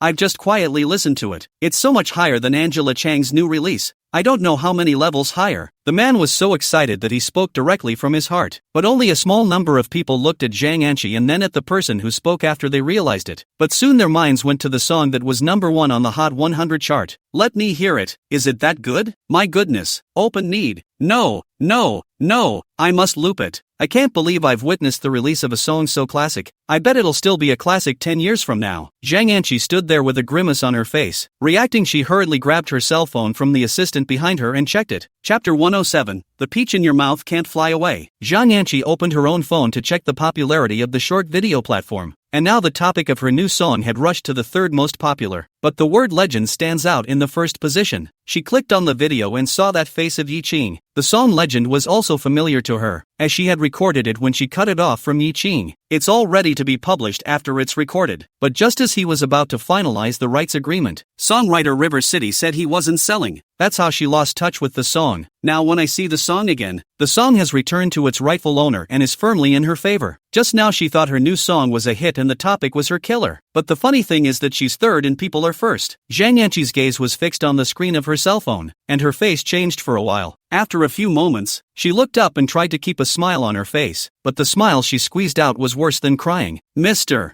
Jiang, the mountain is high and the water is long. Let's meet again in the Jianghu. Zhang Anqi dropped a sentence and turned around. The assistant who followed behind her rushed after her. She could sense that her young master was angry now, and it was inevitable that there would be another storm when she returned. She winced a little at the thought. The general manager of the property stood there, looking left at Zhang Anqi, who had already left, and right at Jiang Chang. Thinking to myself, what kind of amazing person has come to my business district? Looking so young, he took the popular showbiz star Angela Chung out of his sight and forced her to lose. Everyone in the crew who just saw this scene is also sighing. It's important to realize that Zhang Anqi's new work surged to the third position in the Hot 100 itself because she has a lot of fan base and had a song not too long ago that garnered her a lot of traffic, and the afterglow hasn't dissipated yet. However, Jiang Chang, a young man, this song from their studio can be considered a typical cold start, meaning that there was no heat as well as attention before fermentation. But just like that, it surged to a popular #1 in a cold start, again without any public opinion, on the strength of the work itself. Never mind the fame, not to mention. Simply say that the hit Gold and Zhang Anqi do not know how much higher. After all, Zhang Anqi although also rely on the strength of the work, but there is a front heat. Zhang Anqi walked away. Jiang Chang didn't take it to heart. He walked over to view his retrieved documents. Yi Qing stood at the back, 2 fingers clasped together, a suppressed smile on her face. Even though she was good-natured and never had the intention of harming anyone, she saw her work win out over Angela Zhang, as well as Angela Zhang retreating in anger. She was indescribably happy. Xu Siki came to Yi Qing's side and whispered, "Deming Xing is on fire, yeah. Isn't it great? If it's great, say so." She was quite familiar with Yi Qing, and had heard him talk about being robbed of a song by Zhang Anqi when she was in the company. Yi Qing gave Chushji a pouty look and gave Chushji a slap on the arm. She didn't say anything, but the answer was written on her face. Director Wang Qiangwei stroked his chin and looked at Jiang Chang, who was checking the documents with interest. He didn't realize that Jiang Chang could not only write scripts, but also songs, and judging from what had just happened, the songs he had written had made Zhang Anqi's eyes so hot that she didn't hesitate to put down her stature and come over to actively invite songs. Plus there's already a piece written by River City that's sitting right at the top of the hit list right now. So these few conditions together can be 100% sure that the song Jiang Chang wrote that made it to the top of the charts was by no means luck. Instead, it's real strength. This is still the director not realizing that Zhang Anqi's last song was hot, also because Jiang Chang wrote it. Thanks for that. The file was recovered. No problem. After Jiang Chang checked his files, he realized that the script he had written was retrieved in its entirety, with no other problems. The director said, "It's good that I didn't cause you any trouble. I'll just shoot here. Thank you for the venue, and we'll talk about the follow-up." Jiang Chang nodded and said, "Alright, you guys shoot, so I won't bother you here either." After he finished speaking, he led Yi Qing and Xu Siki towards the outside of the working hall, glancing at Xiao Jingyuan as he passed by. Xiao Jingyuan also happened to be looking at Jiang Chang, and he felt his face burning hot at this moment. All along since he was on fire, no matter where he went he was the protagonist. But I didn't expect that today here the protagonist was a young man even younger than him. Even Zhang Anqi was not put in this young man's eyes, and he felt like a joke when he instead showed his superiority in front of this young man. The more he thought about it, the more he resented his assistant, the same guy who had said he had some experience that was useful, which was bull asterisk asterisk asterisk asterisk. Yi Qing's recorded song rushed to the top, and many bloggers on top of the short video are relying on traffic to eat, so they naturally won't let go of this wave. So all sorts of clip videos and explanations related to the song started flying around. Jiang Chang led Chushji and the others back to the office cubicle. Xu Siki asked Jiang Chang again, "Boss, what do we do next? I've got a lot of partners approaching me in my back office messages right now, and various brands and gamers are offering very high prices, especially the ones who make games. It's like they're offering sky-high prices. Someone offered $8 million for Yi Qing to just make a video." Jiang Chang's eyes looked towards Yi Qing, and an image could not help but appear in his mind. Brand new version is a brother come and cut me. Jiang Chang couldn't help but win a Cold War. After thinking about it, he said, "Fly solo for a while, don't rush, this is just the beginning." Originally did not intend to create IP, but now Yi Qing this IP out of the gate on the popular first, can be said to be a wave of $1 million operation. At this point it's more or less self-defeating to have an IP like that dabble in gamification, small ads, and the like. Plus, the studio now has a total of 3 people, and Jiang Chang still has a few $100,000 on himself, so it's not bad for funds. Naturally, there is no rush to overdraw the IP's potential to make money. 2 more days passed. In the past 2 days, not only was that song by Legend firmly on the hit list, but it also drove a lot of trending topics, at least 7 or 8. Legends kind of really fire out of the ring, but the legendary vocalist, Yi Qing, sang the song and then it was like he disappeared. Nothing about any of the people behind the song or official came out to respond to the firestorm of the song, as the song's manipulator River City, thinking about a more important question at this point. He hadn't contacted Imperial sister Su Manyao in the past 2 days, and likewise Su Manyao hadn't contacted him either. This made Jiang Chang unable to sit still. How could he let the already ripe peach fly? Really let her fly and wake up in the middle of the night slapping yourself in the face. Chapter 108, Mother's Test. On Thursday afternoon,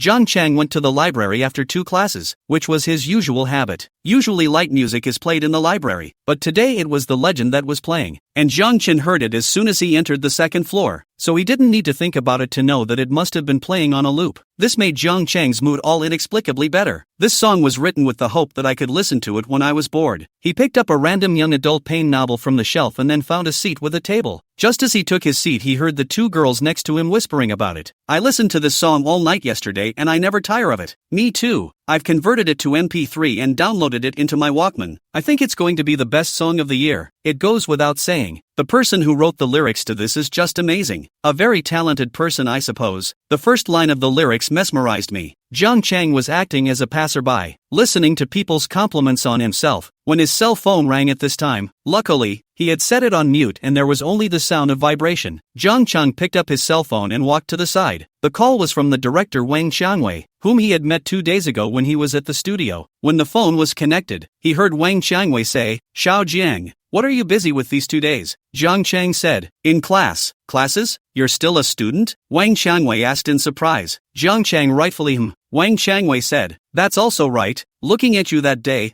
I knew you were very young, and it's true that heroes come out of the youth." After a pause, he continued, "I'm calling you today because I have something to tell you. The song I saw you write the other day seemed pretty good too. There's another artist in the studio, isn't there?" Zhang Chang nodded. "Right," Wang Qiangwei said. "It's like this. There's a variety show of golden song singers to be recorded in Magic City. I have a friend who happens to be one of the planners behind the scenes, so I recommended you to him, and I think it's very suitable for you to go over there and participate." Zhang Chang didn't say anything, listening to the director continue. His studio didn't have any channels, and he really needed someone to point out things in the circle. Wang Qiangwei didn't sell himself short and continued. "The participation format of this program is that a songwriter brings a singer along with him. What happens after that is pretty routine. It's just songwriters writing songs and singers singing and judging or voting. Or maybe the songwriters write songs for different people and the singers sing different styles of songs. That's it anyway. It just so happens that on your end you can write songs. And there's another artist that would be a good fit. Would you be interested in participating?" "I'll talk to my friend." Zhang Chang hesitated slightly and said, "Then thank you, Director Wang.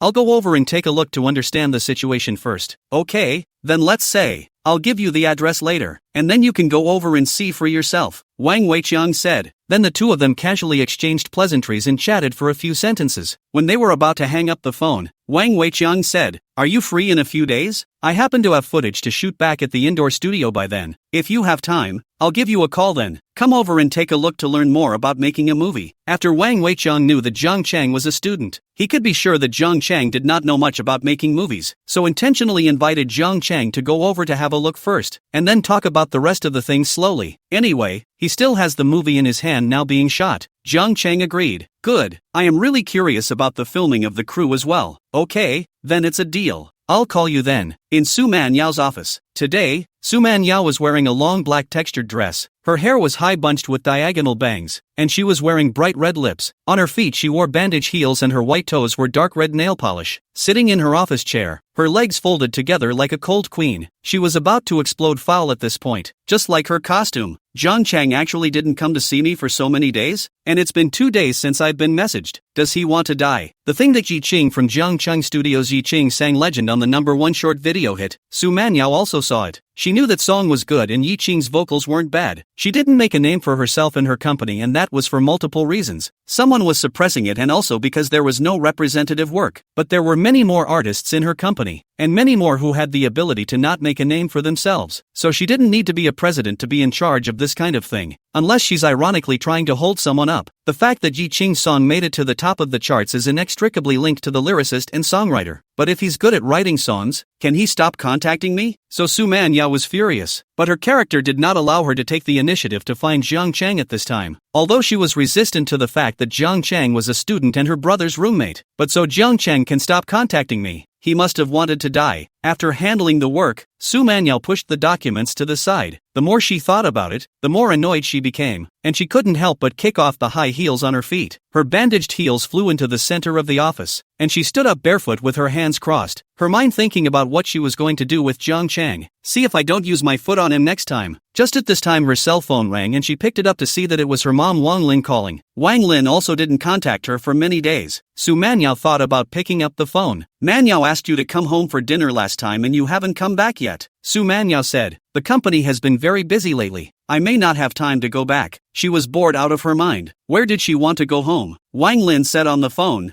Baozi, there's something I need to tell you. Remember your Uncle Wang? He's coming over to the Magic City side recently, and he's bringing the one you know from your house, Lei Shohan, over with him. Uncle Wang means to introduce you two to each other. We already know each other. What's the point of an introduction? Su Manyao knew what it meant as soon as she heard it. This was to introduce her to a blind date. Still can't hide from this one, Su Manyao said with a cold face. What's there to know? No time. Would have known. Wang Lin stopped pretending and said, Uncle Wang is introducing the two of you on a blind date and thinks you're quite suitable, so I came to ask you, and if you have a date, I'll turn your Uncle Wang back. If you're not seeing anyone, then it's okay to meet. Su Manyao paused in mid-sentence. I don't have a date, and I'm not dating. With that she hung up the phone. The white tender heart of her foot stomped hard on the ground. Dai Jiang Chang, the other end of the phone. Wang Lin hung up the phone and was winked at by her own husband. She hesitated when she was just asked if she had a date. Chapter 109 Watch the boss put you on a talent call. Of course Wang Lin and Su's father knew that their daughter had a date, and they had long regarded Jiang Chen as Su Manyao's date. But nay, my daughter never brought her boyfriend home or made it public. Moreover, the last time the two of them saw Jiang Chen, they heard Jiang Chen say that he was going to elope with Su Manyao. Originally, the two of them still had some doubts in their hearts, but the last time they raided Su Manyao's house they saw that Jiang Chen was also there and had no clothes on. This is the ironclad fact that Jiang Chen is the object of his daughter's affection, and both of them have already been that. The pair had some misgivings about the elopement, but not particular concerns, but the misgivings made it uncomfortable. If you say you found a date, then you found a date. If your date is a college student, then he's a college student. If you're an old cow eating young grass, then you're an old cow eating young grass. It's not like mom and dad would blame you. Why are you hiding this from us? So it just so happened that Li Shohan from the capital was coming to Mordor. So Wang Lin and Su Dad decided to stimulate their daughter by making her announce Jiang Chen's existence earlier. It doesn't seem to be the end goal yet, but it's clearly having a little effect, Su Half City said. Since she still won't admit it, let's give her a little more kick in the pants. Didn't Li Shohan say he wanted to come to our house for dinner? You give him a time. Wang Lin blinked and said, good. The next morning, Jiang Chen became the prettiest boy in the class, because the school gave him a medal for bravery. The same thing that happened to the little girl he saved last time. A small certificate counselor awarded to Jiang Chen in front of the whole class, and the event was greatly publicized, and it also rewarded Jiang Chen with credits, which was all the school's decision. Jiang Chen readily accepted. Have credits, don't be a cutie. After 2 classes ended, Jiang Chen came out of the classroom, and many girls from other classes surrounded Jiang Chen, wanting to take pictures with him, saying that it is positive to like a good person like Jiang Chen. In fact, it is nothing more than wanting to get close to a handsome man. After all, Jiang Chen's face value is not bad. After Jiang Chen took a picture with a few female classmates, he walked towards the cafeteria. 7 or 8 girls followed along. As he passed by the library, Jiang Chen heard the girls next to him chattering and stirring. Come on, look pretty. I wish I had a body like that. A girl like me loves it. Not to mention a body like that. I'd be satisfied with a face 1/10 as pretty as hers. Jiang Chen raised his head and looked over, realizing that the people around him were all looking at Su Manyao. Su Manyao came to school today? I don't see her sending me messages. Su Manyao also saw Jiang Chen, but just glanced at him before turning her face away to walk past like a stranger. She stepped on her heels with the same elegant stride as ever. Jiang Chen heard the 2 boys walking over in front of him look at Su Manyao like a demented man and said, this pair of legs I've been playing with for 10 years aren't enough? What are you talking about, silly? That's the professor, okay? A professor is a professor. Just take a look. If I had it to do over again, I'd like to enroll in the music department.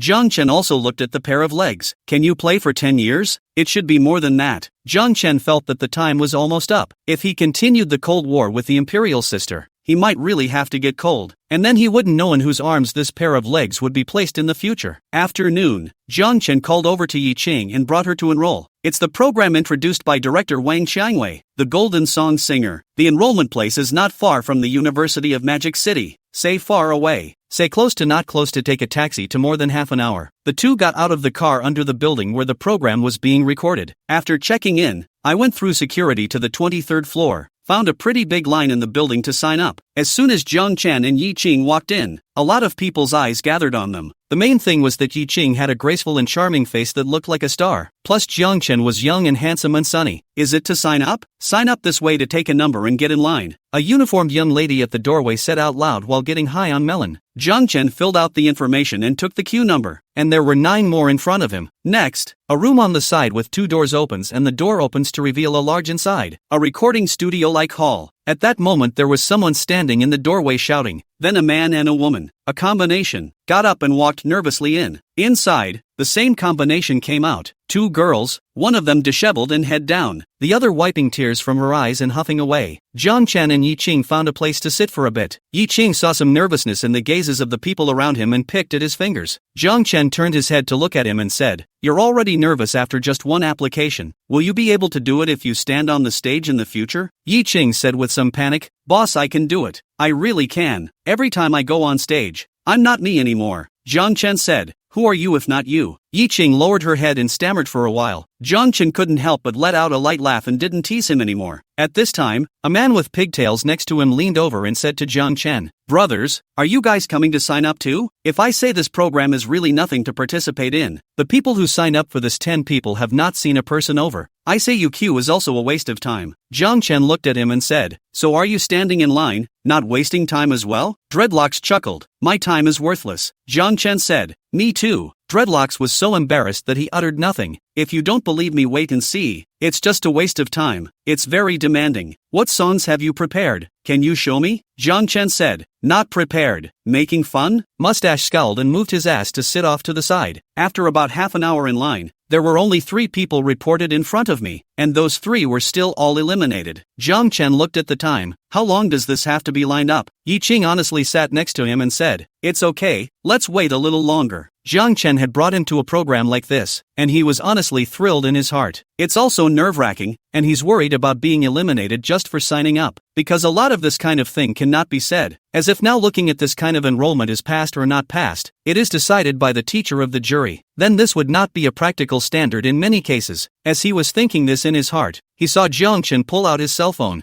then made a call out. Hello, this is Jiang Chen. Yeah, right, I'm in the enrollment hall. Yeah, 23rd floor. Okay. Yi Qing looked at the boss on the phone and thought to herself, who is the boss calling? Is she hungry and ordering takeout? Chapter 110, the important thing is to handle the Mikado. Jiang Chang was waiting after making the call. He was calling the person that Wang Weiqian had recommended to him. That is, Wang Weiqian's friend, one of the planners behind the program. I was going to stand in line properly, but the claim was too long. And wouldn't it be embarrassing if you couldn't get through? But that's certainly not going to happen. After all, Legends is still hot all over the place. That's why he didn't even bring his artwork with him today. He believes it's still okay to rely on Legend to report the title of the song. If the entry of the song that made it to the number 1 spot on the Hot 100 list didn't work, then the show wouldn't have to participate, proving that it had odd rules in it. So that's how Jiang Chang came to be. Just after putting down the phone, Jiang Chang heard the person next to him complaining. How long do I have to sign up like this? How many can you enroll in a day? There are only so many people here today. In case there are more people, we won't be able to finish the report in an afternoon. I can't wait. It's too hard. Let's wait a little longer. This is one of those chances for us to get acquainted. Normally we don't get a chance to be on a show with this much traffic. Who isn't here for the variety show traffic? Otherwise, where would I be willing to wait that long? Yi Qing heard the person next to her complain and she frowned as well. She certainly wasn't feeling that the wait was too long. Even if she was asked to wait here for a day, 2 days or 3 days, as long as she could be given a chance, she would be willing. Her fear was that her own boss would get tired of waiting and say no more, in which case she would miss the opportunity in front of her. So she pulled Jiang Chang's arm and said with a very gentle smile on her face, "Boss, it's fine. There are only 5 or 6 people left in front of us anyway, so let's wait a little longer. You lean back in the chair and I'll give you some pressure if your back is sore." Jiang Chang originally didn't care what Yi Qing said, but when he heard Yi Qing say press,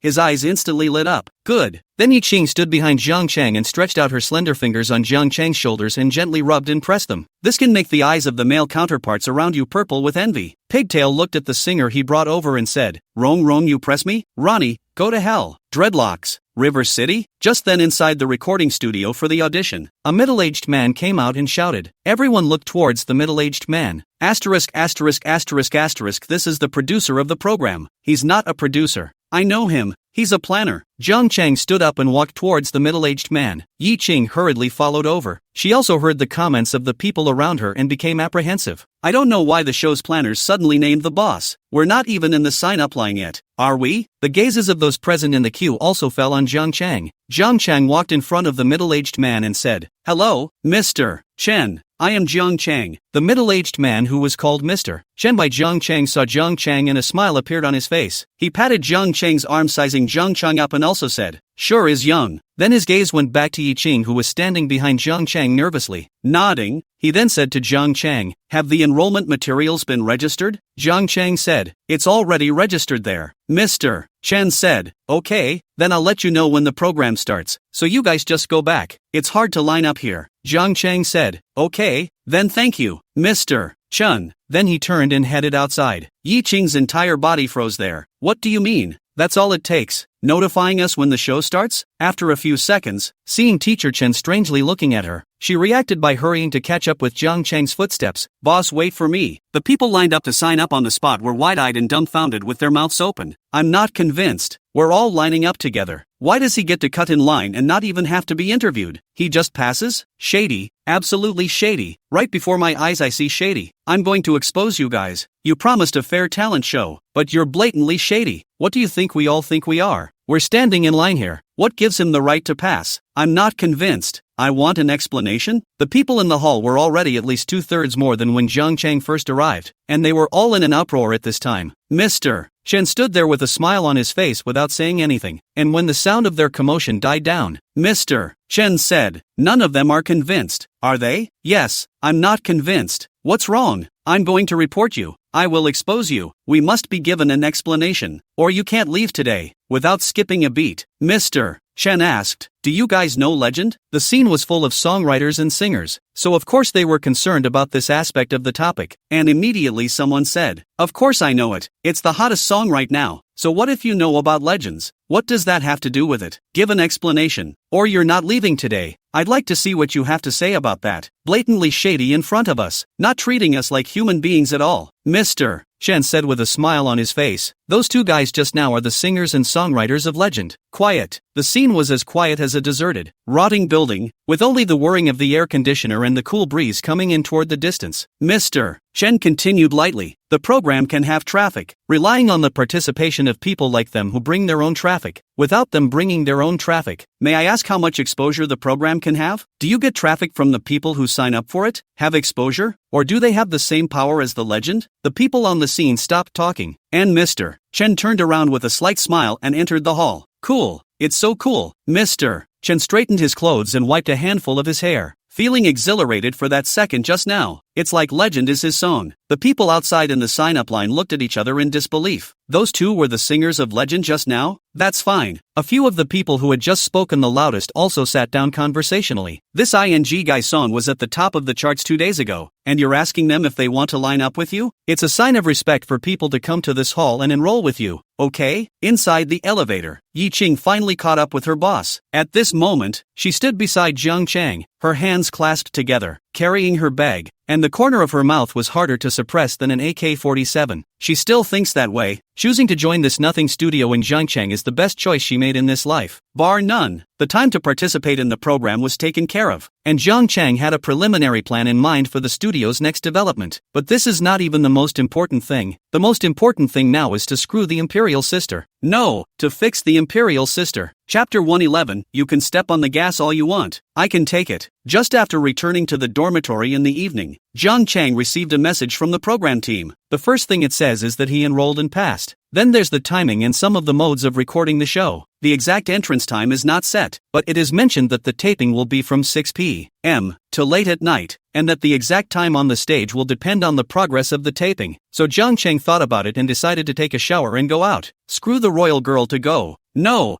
fixed the royal girl to go. When he went to school in the afternoon, Jiang Cheng intentionally went to look and knew that Su Manyao was at school today. The two had been in a cold war for many days, and Jiang Cheng didn't know what the reason was. Anyway, he didn't take the initiative to contact Su Manyao, and Su Manyao didn't contact him either. But it won't do to hang out like this. He came downstairs to the teacher's dormitory. It was now 8 p.m. At this time, downstairs in the teacher's dormitory, Jiang Cheng saw three men holding flowers in their hands. I'm assuming from the age of these three that they're not students, and they all look to be in their late 20s, early 30s, but judging from the location, there is a huge probability that these three are not from outside the school, which would only prove to be the school's teachers. Jiang Cheng walked over empty-handed. There were still some people coming and going under the dormitory building. Most of them were also teachers from the school. Quite a few of the female teachers gave sideways glances to the three men holding flowers. Jiang Cheng walked over to stand with the three of them and raised his eyes to the dormitory building. Those three men shot a glance at Jiang Cheng, and their gazes were all strange. You're a student. What are you doing here? Sending flowers? Ha? Jiang Cheng asked as he looked at the male teacher next to him. The male teacher said in disgust, Why are you a student asking about this? The people who live here are all teachers. Oh, Jiang Cheng answered. Then I saw this male teacher turn his head to the other male teacher next to him holding flowers and say, What did you say about that one? On my side she's dead set on not replying to my messages, and I've been coming to confess for a week. The other male teacher sighed and said, Ugh, just take your time. You'll be touched one day. Same with my one. Jiang Cheng huffed. How long is this going to wait for the upstairs to move? Then he was seen clearing his throat and shouting towards the stairs. Su Manyao. The male teacher standing next to him jumped to the side with a dry pull in place and looked at Jiang Cheng with wide eyes. What the are you doing? Who are you yelling at? You're yelling at Su Manyao? He was dumbfounded and looked at Jiang Cheng incredulously. The other two shared his expression. The gazes of the people around them all looked over, and the three people holding the flowers hurriedly shook their hands. It wasn't me. It wasn't me. I wasn't the one who just yelled. This ing if people misunderstood that they were the ones standing here shouting at Su Manyao, then the shame would go home. You have to be laughed at by people. A toad trying to eat a swan. Su Manyao that is an ordinary person can stand here shouting can chase? No kidding? Then just then, Jiang Cheng shouted again. Su Manyao. Still yelling? The three immediately ran to the side, far away from Jiang Cheng, fearing that others would misunderstand that they were the ones who shouted, even hiding the flowers behind them. Do you want to be a good person in school? If they were mistaken by others that they were the ones trying to chase Su Manyao, then they would really have to die a social death. Some of the teachers passing by this time also saw that it was Jiang Cheng who was shouting. All of them had faces of amazement. This guy looks like he should be a student, right? He ran downstairs here to shout at Su Manyao? Isn't that self-destructive? I guess I'll be punished by the school tomorrow. However, Jiang Cheng's cell phone rang immediately. Jiang Cheng picked up the phone. Inside came Su Manyao's voice. If you shout again I will step on you. Jiang Cheng said without any falsehood at all. If you don't come down I will continue to shout. Beep, beep, beep, and then the phone was hung up. Jiang Cheng put away his cell phone and gazed at the three teachers who ran 7 or 8 meters away to stand next to the flower bed. Classmate, are you crazy? Do you realize who you're shouting at? One of the teachers said in a suppressed voice. Jiang Cheng said, My girlfriend, how could I not know? What? He's crazy. But within a few minutes, the sound of heels clattering came. Then they saw a delicate figure, walking out from inside the dormitory building. Su Manyao. Su Manyao was wearing a long dress of green yarn that fit the evening breeze of the night. She quickly walked to Jiang Cheng and reached out, then gave Jiang Cheng's shoulder a push. You're going to die. Jiang Cheng said, I thought your cell phone wasn't in use, so I had to run here to shout at you. Su Manyao knew that he was talking about the fact that the two of them didn't have any contact these days. He blankly glanced at Jiang Cheng, then asked, What is your business? Jiang Cheng said, It's nothing much. I just wanted to call you out for a walk. Su Manyao looked at Jiang Cheng coldly for a moment, then walked towards the front and turned back after walking for some distance. Didn't I say walk? Why are you still standing there? Jiang Cheng gave a light smile towards the three teachers, then followed Su Manyao's footsteps towards the parking lot. Those three teachers looked confused. You looked at me and I looked at you. They couldn't believe it. Su Manyao really came down. Su Manyao not only went downstairs, but also followed the student. What did he just say? His girlfriend? The more the three thought about it, the more numb their heads became. What exactly was the relationship between this person and Su Manyao? In fact, the scene just now in Jiang Cheng's words, they have heard and seen. In addition to couples, how can men and women get along like this? Even if it's not a couple, then it's at least an ambiguous relationship. Flirting with Su Manyao, and a student at that. They can't even dream of it. But Jiang Cheng's move repeatedly gave them a chance to open up the veins of the three of them stood downstairs at once, following Jiang Cheng's example just now, and shouted at the top of their voices, Zhang Mei.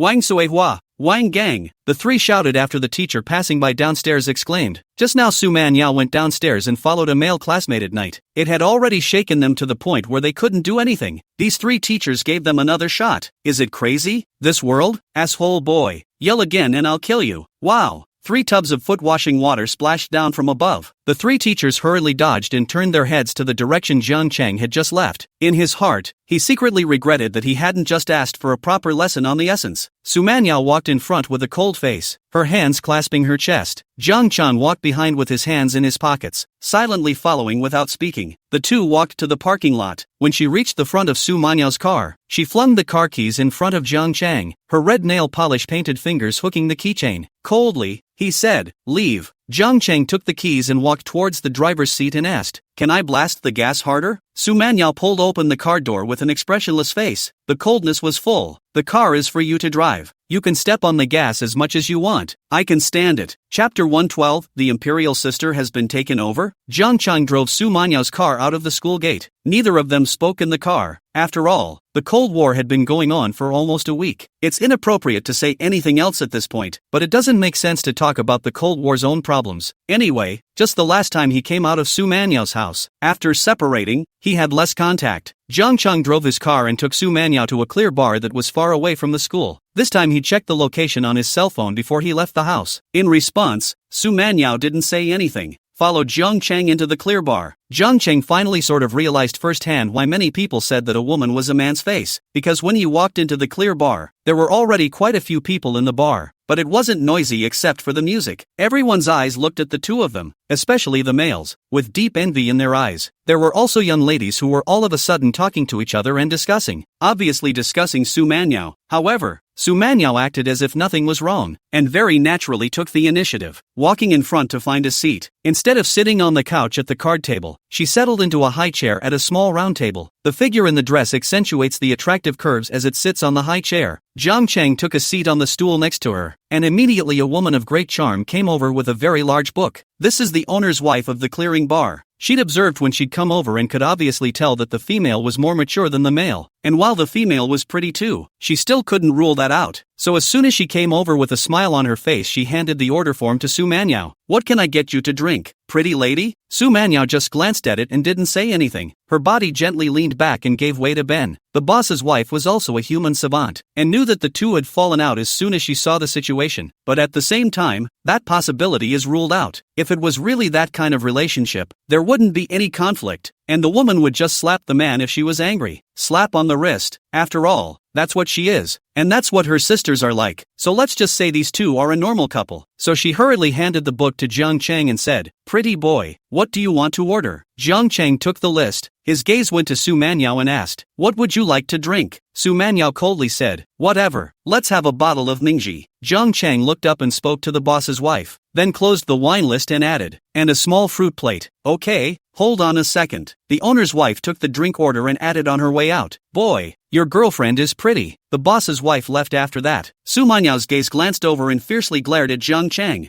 Jiang Cheng spread his hands to show his innocence. "It's not like I said it. I'm going to the restroom." Su Manyao got up and walked towards the restroom. Some of the people sitting at the card seats in the bar who were playing games, their gazes all glanced at Su Manyao from time to time. In this dim light, the woman's charisma grew linearly and was just too attractive. Only when Su Manyao's figure disappeared around the corner did Jiang Cheng slowly retract his gaze like the others. Just at this time 3 stylishly dressed girls walked in the doorway. The boss's wife rushed to welcome her. One of the girls with long straight hair, those legs wearing white canvas pants, and her hair as straight as her hair. Her eyes saw Jiang Cheng suddenly quietly said something to her companion beside her, and walked over to Jiang Cheng. These girls' face value was not bad, and their dress was quite fashionable, so they were all very confident between their looks, and did not take the attention of the other people in the bar on them into consideration, as if they had already gotten used to this kind of gaze. "Where's handsome alone?" the first girl to come over said. Her companion also stood by and gawked, whispering with a smile on her face in Jiang Cheng. It's a scene young people are all too familiar with, referred to as a bold pickup line. Jiang Cheng said with a flat face,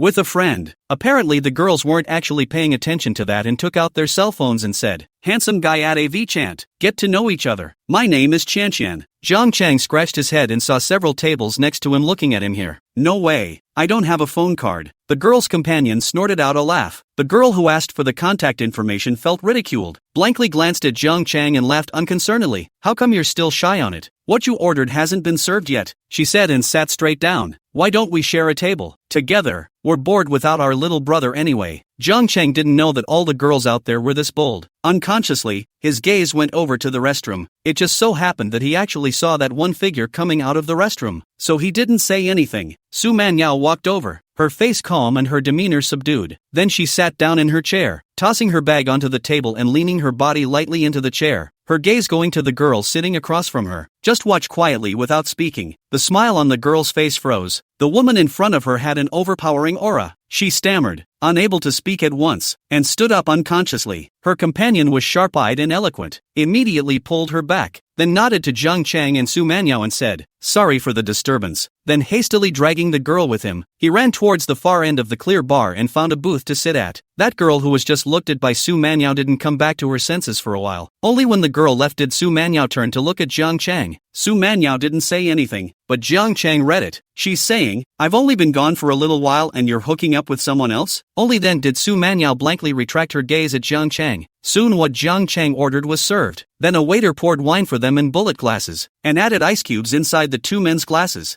Jiang Chang lifted his cup and clinked it with Su Manyao. Su Manyao hesitated for a while, but still clinked it with Jiang Chang, and then the two of them drank it all in one go. A man in a clown doll costume came out from the back of the clearing bar, his face also painted in clown makeup and holding a poker in his hand. After surveying around and seeing Jiang Chang and Su Manyao, his eyes lit up and he walked towards the two. Jiang Chang was tilting his head back to finish his drink and put down his glass. When he saw a clown appear in front of him, he almost didn't jump. "I have a very interesting magic trick. Would you two like to participate in it?" the clown magician asked. Jiang Chang thought to himself that with a character like the imperial sister letting her play this kind of game, she might have to flip out with herself. So Jiang Chang said, "No." Just as he opened his mouth, he heard Su Manyao beside him say, "Yeah." Jiang Chang looked over in surprise. "Has Mikado been taken over?" Chapter 113, Don't Want to Go Home Tonight. Jiang Chang was surprised. He did not expect Su Manyao to agree. The clown magician's gaze went to Jiang Chang. "What do you mean one of you says no and the other says yes?" Jiang Chang scratched his head. "Well, let's play then." Then the joker broke into a grin and shuffled the playing cards in his hand, fanning them out on the table. Said the man, "Would one of you please draw a card from one of these?" Jiang Chang drew one out and took a look at it to see that it was the two of diamonds. Then Su Manyao stretched out her white shining slender fingers under the light. Her dark red nail polish was bright red by the light. She pressed a card with her finger and pulled it out to look at it. The Joker magician says, "Both of you have seen your cards, and now you are required to choose between you one playing card to participate in the game, and the other to be discarded. May I ask which one you are going to choose?" Jiang Chang's eyes looked at Su Manyao thinking whether he should discuss it, but the next second Su Manyao lifted the card she had placed on the table directly and gently slammed it on the table, saying, "Pick mine." There was no room for negotiation. It was just set in her favor. The face-up card on the table was an ace off spades, which Su Manyao had drawn. Joker's gaze looked at Jiang Chang, who nodded helplessly. This was actually expected from the Joker. Any guy would have given in to his girlfriend at a time like this. Besides, she's so pretty. The clown magician had tried very hard to control it, but he still couldn't help but look at Su Manyao more. He picked up the ace of spades. "Now I'm going to put this ace of spades into this deck of playing cards." Then he picked up the playing cards on the table and gathered them into his hand, inserting the ace off spades. Jiang Chang looked at his maneuvers. Surely practiced movements are very ornamental. Su Manyao looked at the clown's hand. Then her gaze unconsciously went back to Jiang Chang's hand, gulped, and averted her gaze in due time. The Joker shuffled the playing cards in his hand and handed them to Jiang Chang and said, "Do you two want to shuffle them as well?" "Whatever you want." Jiang Chang shook his head and Su Manyao said coolly, "No need." Lacking this interactive part, the clown magician smiled a little awkwardly, but he quickly adjusted and drew a card from it, facing Jiang Chang and the others head on. "Is it this one?" the clown magician asked. Jiang Chang saw that the card was the 8 of hearts and said, "No." He knew there had to be more to the magic than that, and if it were that simple, the trick wouldn't make any sense. Sure enough, The clown magician took the 8 of hearts, made a surprised expression and said incredulously, "How can this be? How can this be? Has my magic power disappeared?" Then he said to Jiang Chang and Su Manyao, "My mana has disappeared. Now please help me. You two also possess magic." After a pause he continued, "Please, both of you, blow into the playing cards and your magic will help me." Jiang Chang was helpless, thinking that such a magic trick Su Manyao would definitely not cooperate. So in order for the clown magician not to be embarrassed, he'll have to be the only one to blow this breath. Sure enough, immediately, I heard Su Manyao coldly say, "Childish." When he finished speaking he blew a soft breath into the poker's puckered, rosy lips. Jiang Chang sucked in a breath of cool air as he sat next to him. It's not right. Mikado was off tonight. As per her character, would she make such a childish or interactive move? Realize that there are many other tables around them with guests watching them, but the Mikado just did it so naturally and calmly. However, Jiang Chang also noticed that she gently pursed her lips after blowing that breath, which was a sign of being a bit nervous. After Su Manyao finished blowing a breath, the clown took the playing cards again and put them in front of Jiang Chang. Jiang Chang also blew into the playing card, thinking, "Can I still blow it into the ace of spades?" Then the joker, as if to muffle the mana, suddenly took the 8 of hearts in both hands. Then he said to Jiang Chang, "Now please ask this gentleman to open your hand." Jiang Chang put his hand on the desktop. The magician put the playing cards into Jiang Chang's hand, then seriously urged, "This gentleman must remember that he cannot look at them now, or the magic power will not work." Jiang Chang is cooperative and knows that magic is magic, not magic. Let him put the playing card in his hand without moving it. Then the clown magician turned his head to Su Manyao and said, "This beautiful lady, now I would like to ask you to place your hand on top of this gentleman's palm. It requires both of you to cast the spell at the same time. The magic can only take effect if the two of you are in tune with each other, in love, and united in their thoughts." This time Jiang Chang did not dare to jump to conclusions. He was afraid of being hit in the face, but there was still something in his heart. Just when he was thinking about it, he saw Su Manyao coolly put her small hand on his palm, and their palms were stuck together, separated by a playing card. To be honest, Su Manyao's palm was quite hot. Jiang Chang had read a lot of books that said that girls generally had a cold constitution and cold hands and feet, but Su Manyao should not have this problem. Then the joker said, "Now I have an invitation for you both to focus on meditating in your mind and turning the card in your hand into the one you want." The process is wide-eyed. The magician was also embarrassed. He just looked at Su Manyao and Jiang Chang looking at him with such wide eyes. After about 10 seconds or so, the clown magician couldn't take it anymore and said, "Now you two can let go." Su Manyao quickly put her hand back. The clown magician said to Jiang Chang, "Sir, now you can see what that card in your hand is." Jiang Chang did not look at it and put the card in his hand in front of Su Manyao. Su Manyao looked at the face very carefully in amazement. It was one of the few expressions shown by the high-strung Mikado this evening. Jiang Chang turned around and saw that the 8 of hearts had really become the ace of spades. The magician bowed and thanked the curtain after his performance and went elsewhere. Jiang Chang took out his cell phone and looked at the time. It's only 9 o'clock in the evening. The dormitory doesn't turn off the lights until after 11 o'clock. That means there's 2 hours left. How's that gonna work? He wasn't thinking of getting back at 11 o'clock. Instead, he was thinking about how to stall until the dorms closed and not go back tonight. The two of them had some drinks at the Clear Bar, listened to music, and chatted about random topics as the time came to 10:30. Jiang Cheng thought to himself that there was still an hour. No, just 30 minutes would be enough, and he wouldn't have to go back to school tonight. But just at this time, Su Manyao put down her wine glass and said, "It's almost time, let's go." After a chat with the real dad, the two have eased up quite a bit, but the key problem was that Jiang Cheng didn't want to go yet. Time hadn't come, but the Mikado had already gotten up and lifted her bag. What to do? Chapter 114, Getting checked out in a room with an imperial sister. Coming out from inside the clearing bar, the two stood in the doorway. Su Manyao carried her bag with both hands in front of her legs. She ruffled her bangs, which had been blown away by the evening breeze, and said in a clear, cold voice, "Where are you going?" Jiang Cheng hadn't thought about going back this evening when he left the school. He said, "Not going back tonight." Su Manyao turned her head abruptly. "Not going back? Where are you going?" Jiang Cheng was too direct, which surprised her a bit, and she wasn't ready for it. Jiang Cheng touched his nose and said, "Opened a studio. Late work reasons did not get off work so early, so it is not convenient to go back to school. Tonight will not go back. Just stay wherever you want. Tomorrow go out a little earlier to find a house." It was true that it was inconvenient to go back to the dormitory during future working hours, but that was definitely not now. And the Golden Melody Singers program hadn't even started recording yet. Su Manyao turned her head and nodded with a cool face. Of course she knew about Jiang Chang's opening of the studio, and Yi Qing was still the one she deliberately got to Jiang Chang. Then I'll walk you to a room somewhere first. Su Manyao hadn't had a room in this neighborhood of Magic City. After all, her home was here. To get a room is also when you travel out of town on business, and her rooms are usually star hotel suites. But thinking that Jiang Chang was still a student, she didn't want to raise him into the habit of being a big spender. As a student she should have a student's appearance, so she randomly found an express hotel with decent reviews on the platform she was navigating, then drove Jiang Chang there. It was Su Manyao who drove on the way to the hotel. It was inconvenient for her to drive in heels, so when she got into the car, she took them off before putting one foot in front of the other.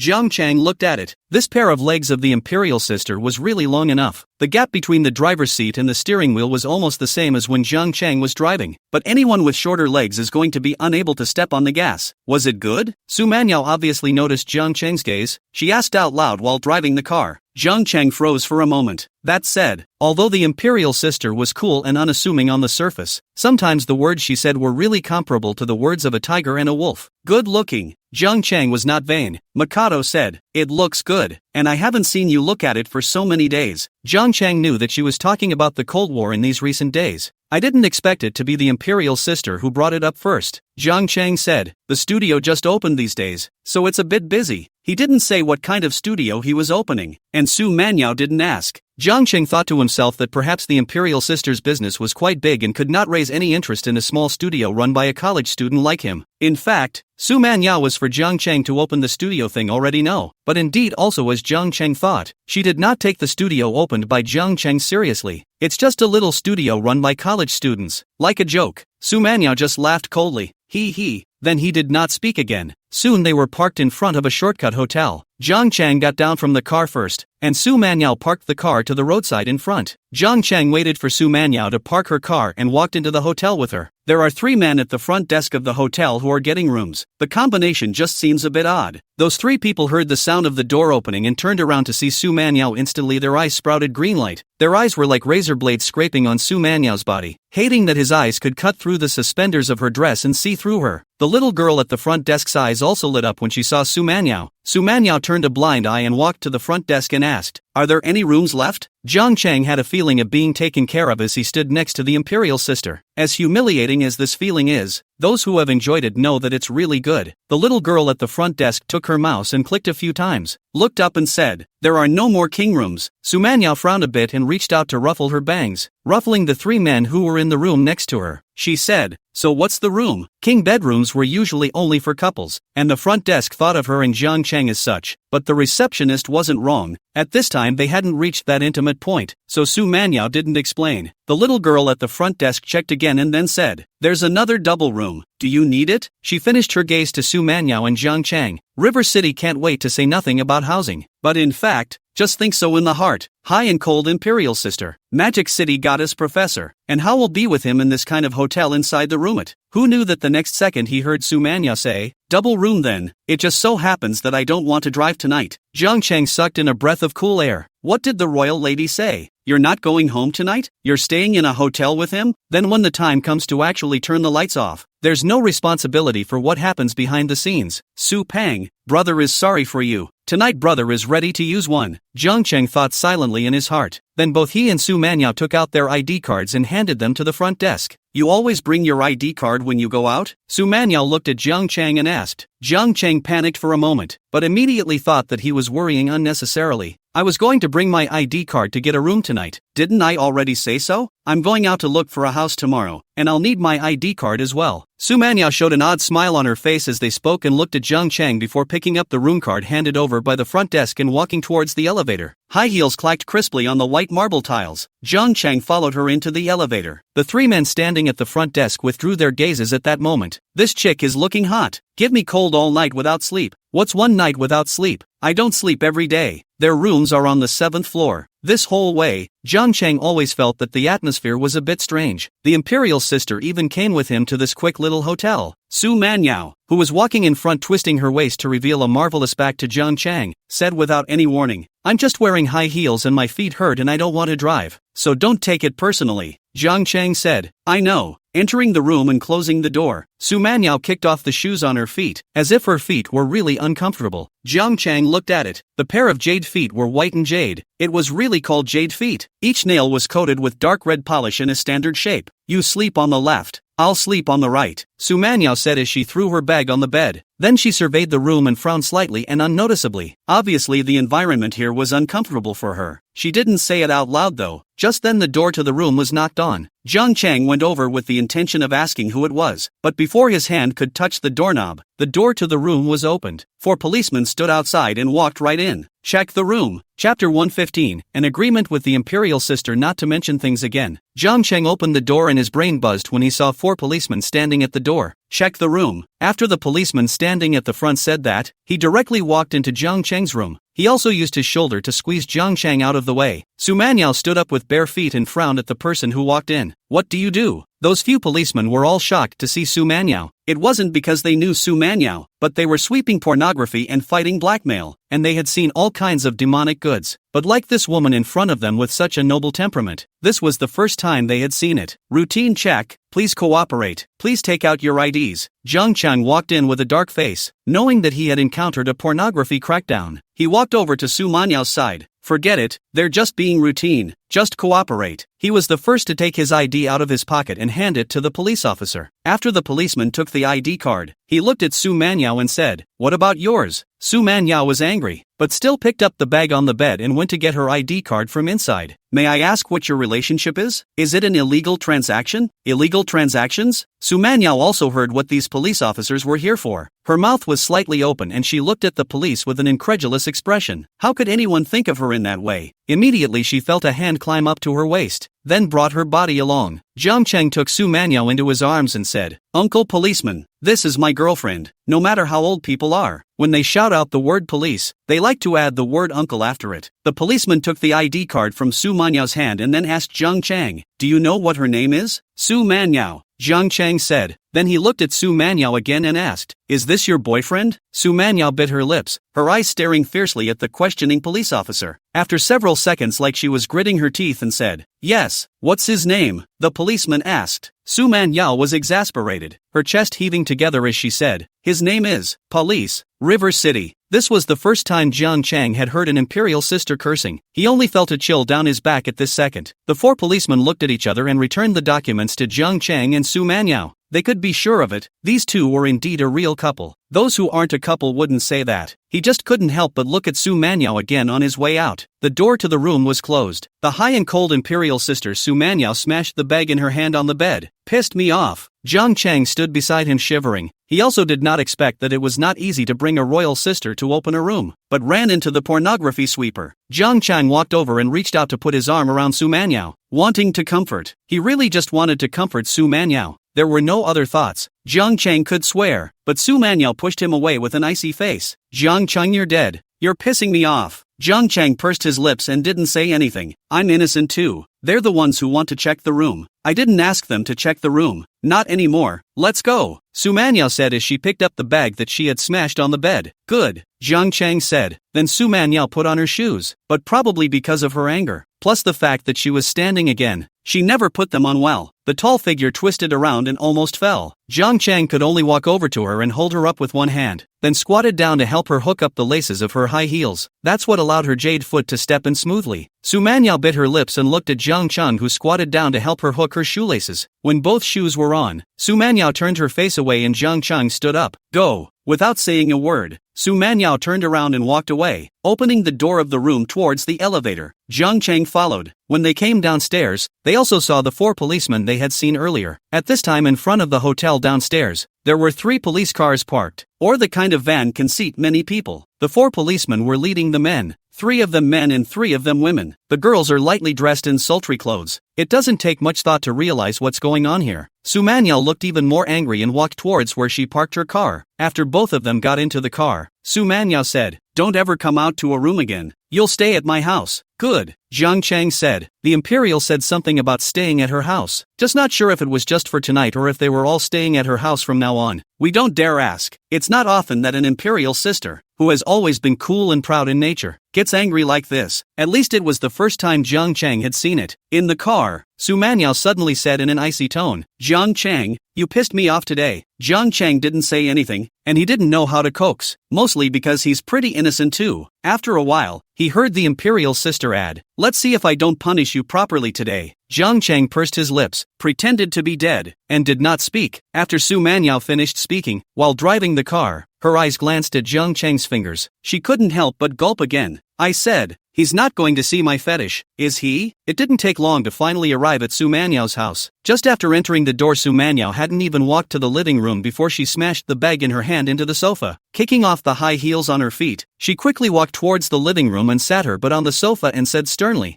"Jiang Chang, you come here." This voice scared Jiang Chang. "I thought, it's not a volcano erupting, is it?" He walked over, stood by the coffee table and watched Su Manyao, wondering what the imperial sister would be mad about when she got angry. Su Manyao set her feet up on the coffee table. "Press me, River City?" He froze, looking at the pair of jade feet.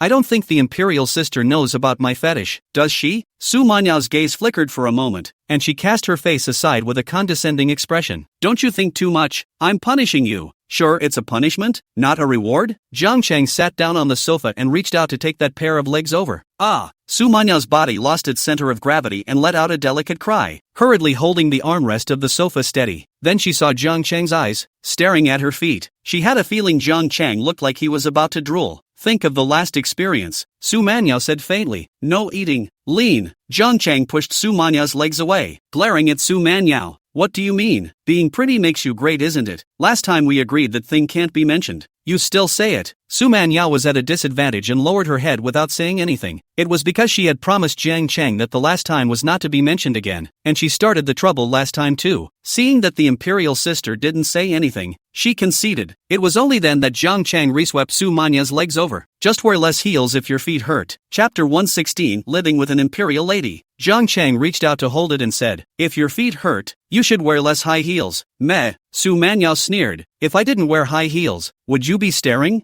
Jiang Chang shut up. A single sentence was punctuated by the imperial sister. He really wouldn't have stared if the imperial wasn't wearing high heels. "Look elsewhere if you want to." The imperial sister turned on the television, and Jiang Chang looked around. After a while, Su Manyao glanced at Jiang Chang with a pair of big eyes. Then pulling his feet out of his large palms and into his slippers, he stood up and said, "Wait a minute." The next thing I saw was her snapping away in her high heels towards the bathroom. After a while, Makoto came out of the bathroom again, her feet wet. She pulled a paper towel from the coffee table and wiped up the water. Then he put his feet toward Jiang Chang's arms and said, "Can we eat now, River City? That's what I am." "You're insulting me. You slander me," the Mikado said coldly. "So do you want it?" Jiang Chang exasperatedly said, "Yes." The next day when he woke up, Jiang Chang went to the kitchen and cooked porridge. This was the ingredient that Jiang Chang had asked Su Manyao to call the property to send over last night. He kind of figured out one thing. Makoto said she'd let him stay at the house, not just for one night. Rather, he doesn't have to rent an apartment and can stay here from now on. The kanji was cooking in the kitchen, and Jiang Chang was sitting on the sofa looking at his cell phone, mainly reading some news, mostly entertainment related as well. After all, his own studio was taking this route, so he thought that he still needed to know more or less about the entertainment industry in this world. Halfway through the porridge, the sound of opening came from Su Manyao's bedroom door. Su Manyao wore a flesh-colored ice silk nightgown, with open-toed slippers on her feet, and walked to the living room with her hands behind her back, hopping step by step. Jiang Chang raised his head and was slightly surprised in his heart. It turns out that the high-flying royal lady has a cute side at home. "It smells so good. What are you doing?" Su Manyao asked. Jiang Chang said, "The kitchen is cooking kanji. You can eat it later." Compared to the first time he came to Makoto's house, today Makoto was much more natural and didn't avoid him like last time. Instead, with his hands behind his back and slippers shuffling on the floor, he slipped toward the kitchen. "Let's see. We've never had this one scent in the house before."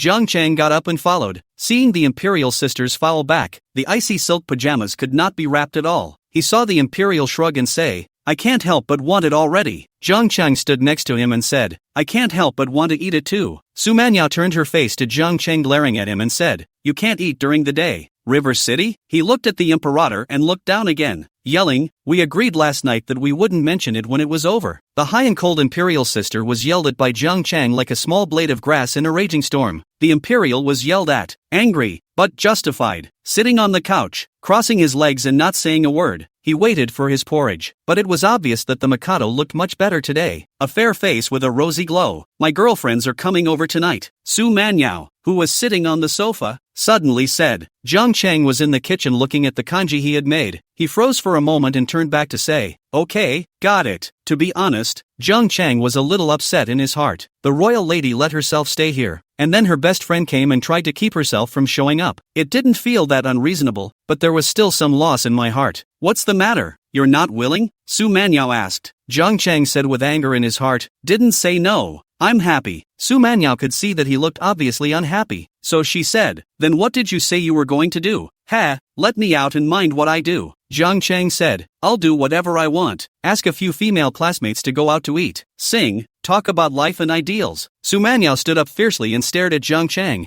"I said my best friend is coming to the house, and you're still going to ask out a female classmate?" Jiang Chang was really angry, not knowing that the Imperial sister turned out to have such a strong desire for control. Said in the same cold voice, "Then what do you think I should do? Make delicious food," Su Manyao said with a puff of air. "Ha?" Jiang Chang was confused. So the Imperial sister was talking about making delicious food? Su Manyao said, "I don't even know how to cook. Look at how delicious your dumplings and noodles are. My best friend is coming to the house. Shouldn't you make something delicious for her?" Jiang Chang just laughed and said, "That's right. Oh, that makes sense. I remember. You just yelled at me," Su Manyao suddenly said. Jiang Chang was stunned, his head was full of question marks. "Why are you settling scores now? Wasn't it over with her a long time ago? You said you just yelled at me or not?" Su Manyao said in an icy voice. Jiang Chang said, "Neither do I. You are just yelling at me. Bring your hand over," Su Manyao said as her eyes lingered on Jiang Chang's fingers. Jiang Chang passed his hand over. Su Manyao hesitated for a moment, thinking that in this broad daylight, she had just acted too obviously when she was impulsive. So she turned around and just sat down on the couch and didn't say anything. Jiang Chang did not know what was suddenly going on with the Imperial sister and snapped back his hand. It was not until Jiang Chang served the porridge on the table that Su Manyao sniffed her nose and stole a glance. "Is it ready to eat?" Jiang Chang said. "That's fine. Sit over here." Because at night Su Manyao said that her best friend was coming and asked Jiang Chang to cook something delicious. So Jiang Chang went back to the dormitory in the afternoon and brought the clothes over. Although Su Manyao's home had all the necessities, there were no clothes for him. Jiang Chang didn't think much about Su Manyao's best friend coming to the house and making something for her best friend to eat at night. Just make some home-cooked food. You're not a chef. It was just that what made Jiang Chang a bit surprised was that the high and cold Imperial sister would actually have a bosom friend, and he had some curiosity about Su Manyao's BFF. Don't take it the wrong way, just simple curiosity. Jiang Chang thought to himself whether Su Manyao's best friend would be as cold as a pile of ice like her, but guess that's just the way it is. After all, what goes around comes around. It's only ice cubes that can play together. Nope. It suddenly occurred to Jiang Chang that he wasn't right in this statement either, and it doesn't have to be ice to play together. It's as if you're not an ice cube yourself, but you feel quite fond of ice cubes. Sucking. Jiang Chang shivered and then went out the door to take a taxi to be going to school. Go get your clothes from the dormitory. Su Manyao's mom and dad are at home. Guests are arriving at this time. Li Shu-han, the eldest son of the Li family from the capital, came with gifts. Wang Lin opened the door for him to enter the house, and along with him, there was Uncle Wang. As soon as Li Shu-han entered the door, Wang Lin sized him up, thinking that the young man looked also standard, but standing together with Jiang Chang, although all aspects looked not worse than Jiang Chang, even better. But Wang Lin always felt a hint of flavor was missing. Chapter 117, Who's mumbling about me behind my back? Li Shu-han followed Wang Su to Su Manyao's parents' home. When he had once followed his parents along to play in Magic City, he was fortunate enough to have met Su Manyao once when his parents and Su Manyao's parents were at the same table. Love at first sight and never forget it. Even when he was entangled with other women in flowers and wine, Su Manyao's high-flying face would uncontrollably appear in his mind, until Su Manyao's face, and the two faces of the woman he was entangled with overlapped. He could feel that he possessed infinite power every time in that moment, but at that time, there was still a gap between his family and Su Manyao's family. So this matter had always been buried in the bottom of his heart. But his parents had worked hard enough over the years to finally bring his family closer to Su Manyao's. Gradually, Li Shu-han also gave birth to the idea that, so what if the goddess? It may not be impossible. This time after his roundabout tactics, he finally convinced Uncle Wang through his parents to lead him to the Magic City. The purpose was simple, to take down Su Manyao.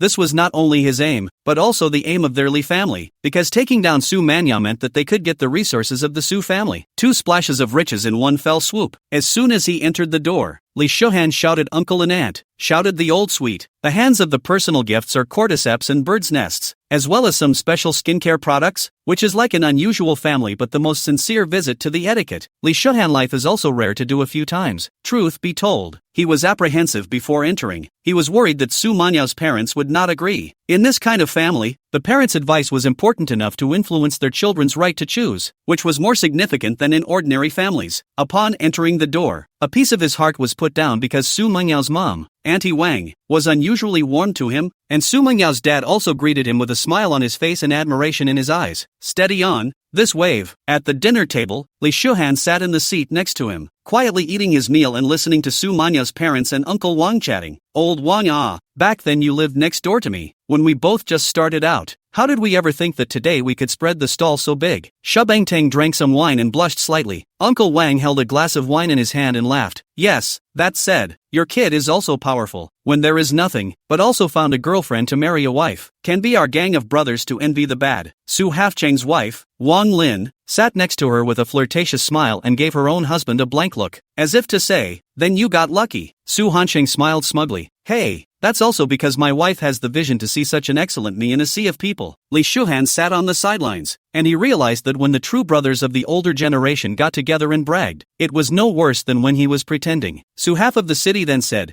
your kid at that time is also an affine, followed by our gang of brothers wearing big pants, every day on the streets to run business, mixing less than 2 pieces of hard-earned money. Who could have known that you could be the youngest master of the king's family in the capital? If you were to tell me about the king's family in the capital at that time, I really wouldn't have been able to know what the hell it was. Uncle Wang shook his hand and said, what Wang family is not Wang family? In front of you can count what? You kid from nothing to now, is not let our Wang family cannot catch up? Ha ha ha ha ha, luck. Su Half City laughed out loud. Then he turned his gaze to Lee Shuhan. Little Lia, I haven't seen you for some years. The last time your parents brought you over to play, you were still a young man, and now you've grown up. What are you doing in Mordor this time? Lee Shuhan was suddenly named by Su Half City and hurriedly put down the chopsticks in his hands and looked at Su Half City to listen to him before saying, the policies on this side of the Magic City have been good in the past 2 years, and the development has been fast, so I'm planning to come over here to open a small company and hone my skills. Su Half City nodded. Good.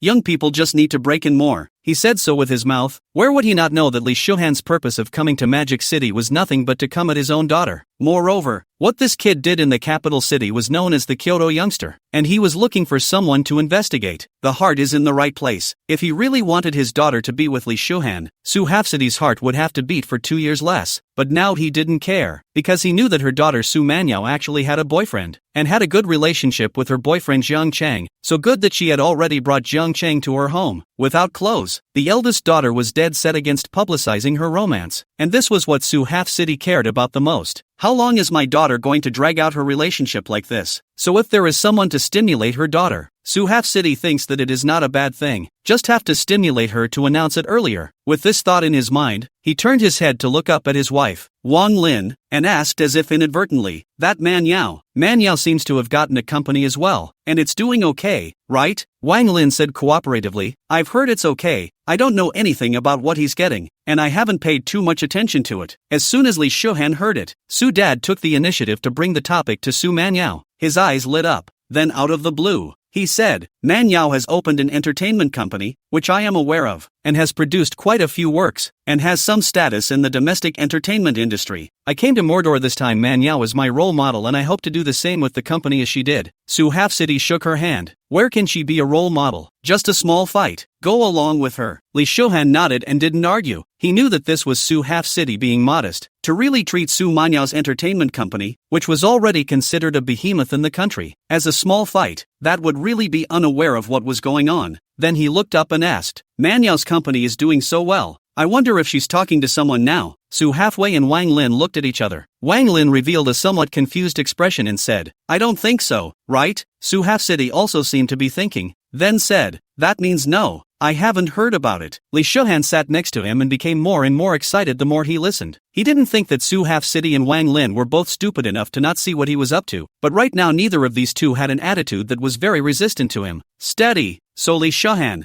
very much in the middle of the air, said, "I also haven't talked to anyone yet, and I want to get in touch with Manhwa to get to know them." Well, you young people need to communicate and get to know each other more, and it will be your world from now on. Su Half-City digressed, did not say anything positively, and talked about the matter of dating to the plausible career issue, but when this fell on Lee Shuhan's ears, it was a sign that his future father-in-law thought highly of him. Steady. Su Manhwa was already half mine. At the same time, Jiang Chang, who had returned to Su Manhwa's house after getting clothes from school and was sitting on the sofa with his arms around Su Manhwa watching 3D anime. Achoo, without reason, a sneeze. Who's mumbling about me behind my back? Chapter 118, Imperial Sister. I really didn't play any tricks. What's going on? Su Manhwa was wrapped in Jiang Chang's arms and leaned on his shoulder. Looking up to ask him, Jiang Chang rubbed his nose and said, "I don't know. Whatever, let's keep watching TV." After a while, Su Manhwa raised her head once again and looked at Jiang Chang. Seeing Jiang Chang staring intently at the TV, Su Manhwa said, "Hands." "Oh, sorry," Jiang Chang said in a serious manner, then silently put his hand back. After the Cold War, his relationship with Makoto was not only not rusty, but better. At least the Mikado happened to be home just after he returned. He then leaned over and rubbed and fumbled for a moment and actually straddled him, but that's about it. Jiang Chang had tried. If he were to make any movements in his hands, it would only take a few seconds at the most, and the Imperial Sister might pretend not to have noticed him. But if it's a few seconds longer, then you'll be grabbed by a salty hand by a royal girl. Later on when Si Lian is coming later, you are not allowed to touch me, Su Manhwa said with a cold and clear face. Si Lian was Su Manhwa's best friend. Jiang Chang already knew that. He nodded and said yes. A person with a high-flying personality like an Imperial Sister is actually extremely facetious. Having her with a boy younger than herself was a bit of a hardship in itself. The first time she meets her best friend, she's more or less bound to be a bit on the end of her tether. Jiang Chang was able to understand, so he didn't ask much in this matter and directly agreed. Take your time, don't panic, like right now. The hand around his waist tightened a little more, and his nostrils were filled with the faint scent of his Imperial Sister's body. This is going to show those students in the music department. Will you pass out on the spot? Will you go crazy with envy? Jiang Chang felt that this feeling was not bad when he thought about it, but if he wanted to experience this kind of coolness now, the Imperial Sister would definitely not be happy about it. Again, no panic. A lot of things just have to be taken one step at a time. After another moment, Su Manhwa's arm seemed to have touched something. She raised her head and gave Jiang Chang a puzzled look, and saw that Jiang Chang was staring at the TV without looking away. Puzzled, she reached out and grabbed it. With this grab, Su Manhwa froze. Jiang Chang sucked in a mouthful of cool air and stared at the TV with wide eyes without speaking. Jiang Chang. Su Manhwa pushed Jiang Chang away. Her sitting body straightened up, and her pair of big eyes glared at Jiang Chang. You promised not to be a hooligan, and you don't keep your word. Jiang Chang's face was bitter. Said, it's really not that I'm being a hooligan. It's all going to be like this, alright? Don't believe me? Go and search on the internet. Su Manhwa said. No search. I don't believe it. Really? Just search it. Jiang Chang hooked his body to explain. Su Manhwa angrily said, I don't believe you. Show me. Is this watchable? I can't. Jiang Chang stood up and pulled his legs out. Slippers were only on one, and there was one left on, running towards the restroom. Su Manhwa rolled her eyes when she saw Jiang Chang running away and snorted coldly with her mouth. The two of them just snuggled on the sofa and watched TV for a while, and the time was almost up. Jiang Chang asked Su Manhwa to call the property to send some ingredients up. That said, the property here is also convenient enough to deliver over the ingredients are fresh on the day, and 24-hour standby. Basically, the daily needs of the property supermarket does not prepare if you will find a way to go to the outside to buy. After a short while, someone from the property called. Hello? Su Manhwa leaned on Jiang Chang like a little lazy cat and picked up her cell phone to answer the phone. The other hand was tweaking her own toes, not sure if she was looking at a manicure or what. Jiang Chang heard the staff of the property on the phone. Hello, I'm very sorry. It's a busy time of the year and the items you need are ready, but they may be 10 minutes late. If you need it urgently, you can collect it from the property at your convenience. Good. Su Manhwa returned a sentence and hung up the phone. Then he looked up and said to Jiang Chang, the people from the property said it would take some time to deliver it, or you can go down and get it yourself. Jiang Chang had actually heard what the people from the property had just said. He nodded. Better I go down and get it. With that he got up and stretched, then realized that something was wrong and quietly bent over again. It was mainly Su Manhwa's best friend. Si Ling, who had just called to say that she had departed. Jiang Cheng certainly wasn't worried that things weren't done properly when her best friend arrived. Not in such a hurry. He was worried about his own state. It was as if he had a fire burning in him now. The body can't even stand up straight. So he's going to go down and get his stuff and sober up at the same time. So Jiang Cheng changed his shoes and went out, took the elevator to the first floor, and walked in the direction of the property. Su Manyao has already told him that the property is in Building 8. The signs for the neighborhood were clearly written, and it wasn't hard for Jiang Cheng to find them as he walked past. But just after getting off the elevator and coming out of the building, I met a woman with short yellow hair at the door. The woman was fair-skinned, had large eyes that stood out with lipstick, and short hair that gave her a clean-cut look. Jiang Cheng noticed her because when he looked up he saw the woman staring at his hand, then bounced right up to him.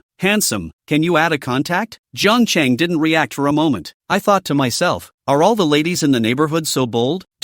I don't have a cell phone, Jiang Cheng said. The woman looked about 25, older than him. This is not the point. The point is just embraced the royal sister. Downstairs how can add other women contact information? But his words had just finished. The woman's hands were so quick that she pulled her cell phone right out of his pocket. I can't believe my little brother would lie. So don't you want to add your sister? Jiang Cheng was helpless. He couldn't just turn his back on people like that. So follow the lady and exchange contact info. Then he went to the property to pick up what he had bought earlier. After reporting his cell phone's tail number, the property's officers took his stuff from a locker and brought it to the front desk. Because Jiang Cheng was sitting next to him when Su Manyao called the property to deliver the stuff. He did not see Su Manyao pay, so he also took his cell phone and asked the property where to scan the code for payment. As a result, the front desk lady of the property said with a smile on her face, "Sir, we don't have to pay for it. It will be deducted from each household's living funds." So advanced? Jiang Cheng really didn't know that there was such a service. It was true that the world of the rich was different. No wonder. Almost everyone out there wants to make a lot of money. The things you enjoy when you have money.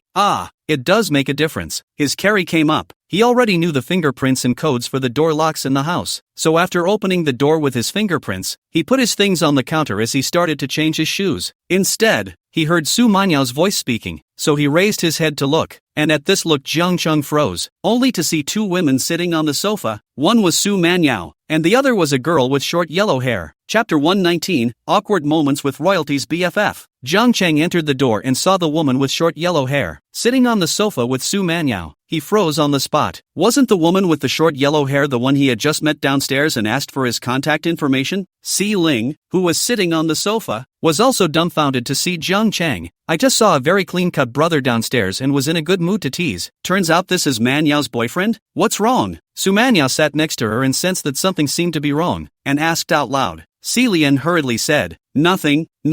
By the way, didn't you just say that you booked a very good skincare product from a private studio? Why don't you take it out and take a look?" Su Manyao said. "Wait a moment." With that she got up and walked in the direction of the bedroom. At this time she was wearing ice silk pajamas. The soft black silk accentuated to look a little casual, and set the whole person off in a languid manner. Jiang Cheng could see Si Ling's dilemma. He closed the door and changed his shoes. Carrying his things he walked in and greeted Si Ling with a slight smile. Hello. Si Lian smiled somewhat awkwardly and responded warmly. Jiang Cheng nodded and carried his things to the kitchen. Not long after Su Manyao came out with cosmetics in her hand and put them on the coffee table. Zell said, "You haven't introduced me yet?" Su Manyao's face was clear and cold as she looked at Jiang Cheng's back in the kitchen. And then she saw Jiang Cheng turning around and carrying grapes over. Su Manyao said, "Then let me introduce you. This is Jiang Cheng, a student of my school, who was living in my house because of the inconvenience of starting a business." "Zell? River City? Why am I just a female student, just living in your house?" Jiang Cheng froze and put the grapes on the coffee table. "Okay, you are the goddess. You say it." Si Lian's eyes widened as she looked at Su Manyao and then Jiang Cheng. "Not, you guys." Zell looked away and said, "Am I overthinking this?" Zell was dumbfounded. "I'm the one who's overthinking this, aren't I? A golden house to hide a fierce man." "No, the golden house is hiding a fierce man." "You're saying I'm overthinking it? Who was it the other day that said he was with his boyfriend?" Su Manyao's earlobes had some reddening, a situation that was usually a result of her inner emotions being ashamed, just not visible on the surface. Su Manyao said, "Didn't Jiang Cheng just call out to the people from the property to deliver the durian? Can I trouble you to open it?" Jiang Cheng skimmed his lips and said, "Okay." Then he turned and went to the kitchen. Si Lian huffed. "You tried to eat durian in front of me again. Every time." Si Lian's feelings towards durian can't be described. She doesn't like to eat it, but often she wants to smell it again. But after smelling it for a long time, she feels disgusted. But when she was with Su Manyao, It was like Su Manyao was doing it on purpose and often just bought durian to eat. So Celian questioned Su Manyao. Su Manyao raised her eyebrows and didn't say anything, but the expression was already obvious. She had already bought the durian before she came. In a short while Jiang Chang served the durian on the coffee table, already peeled, piece by piece with soft flesh and golden color. Su Manyao's high and mighty imperial face smiled with an open brow, and Celian covered his nose, fanning his hand in front of him to show his disgust. Then Jiang Chang saw Su Manyao pick up a piece and put it to her mouth and gently bit into it, then closed his eyes with great enjoyment. In fact, he also quite liked to eat, but the two women at home were still hungry, so Jiang Chang turned around and went to the kitchen. Celian sat next to her and watched Su Manyao eat. After a while she let go of her hand and her little nose sniffed. His eyes went to the durian on the coffee table and he couldn't help but gulp a little. Kind of want to eat. Eat if you want to, Su Manyao said. Celian skimmed his lips, changed the topic, looked at Jiang Chang in the kitchen, lowered his voice and asked Su Manyao, "Isn't he your boyfriend? How did he become a student of your school?" Su Manyao's small mouth barred her food. Her face showed a look of disinterest and said, "What boyfriend?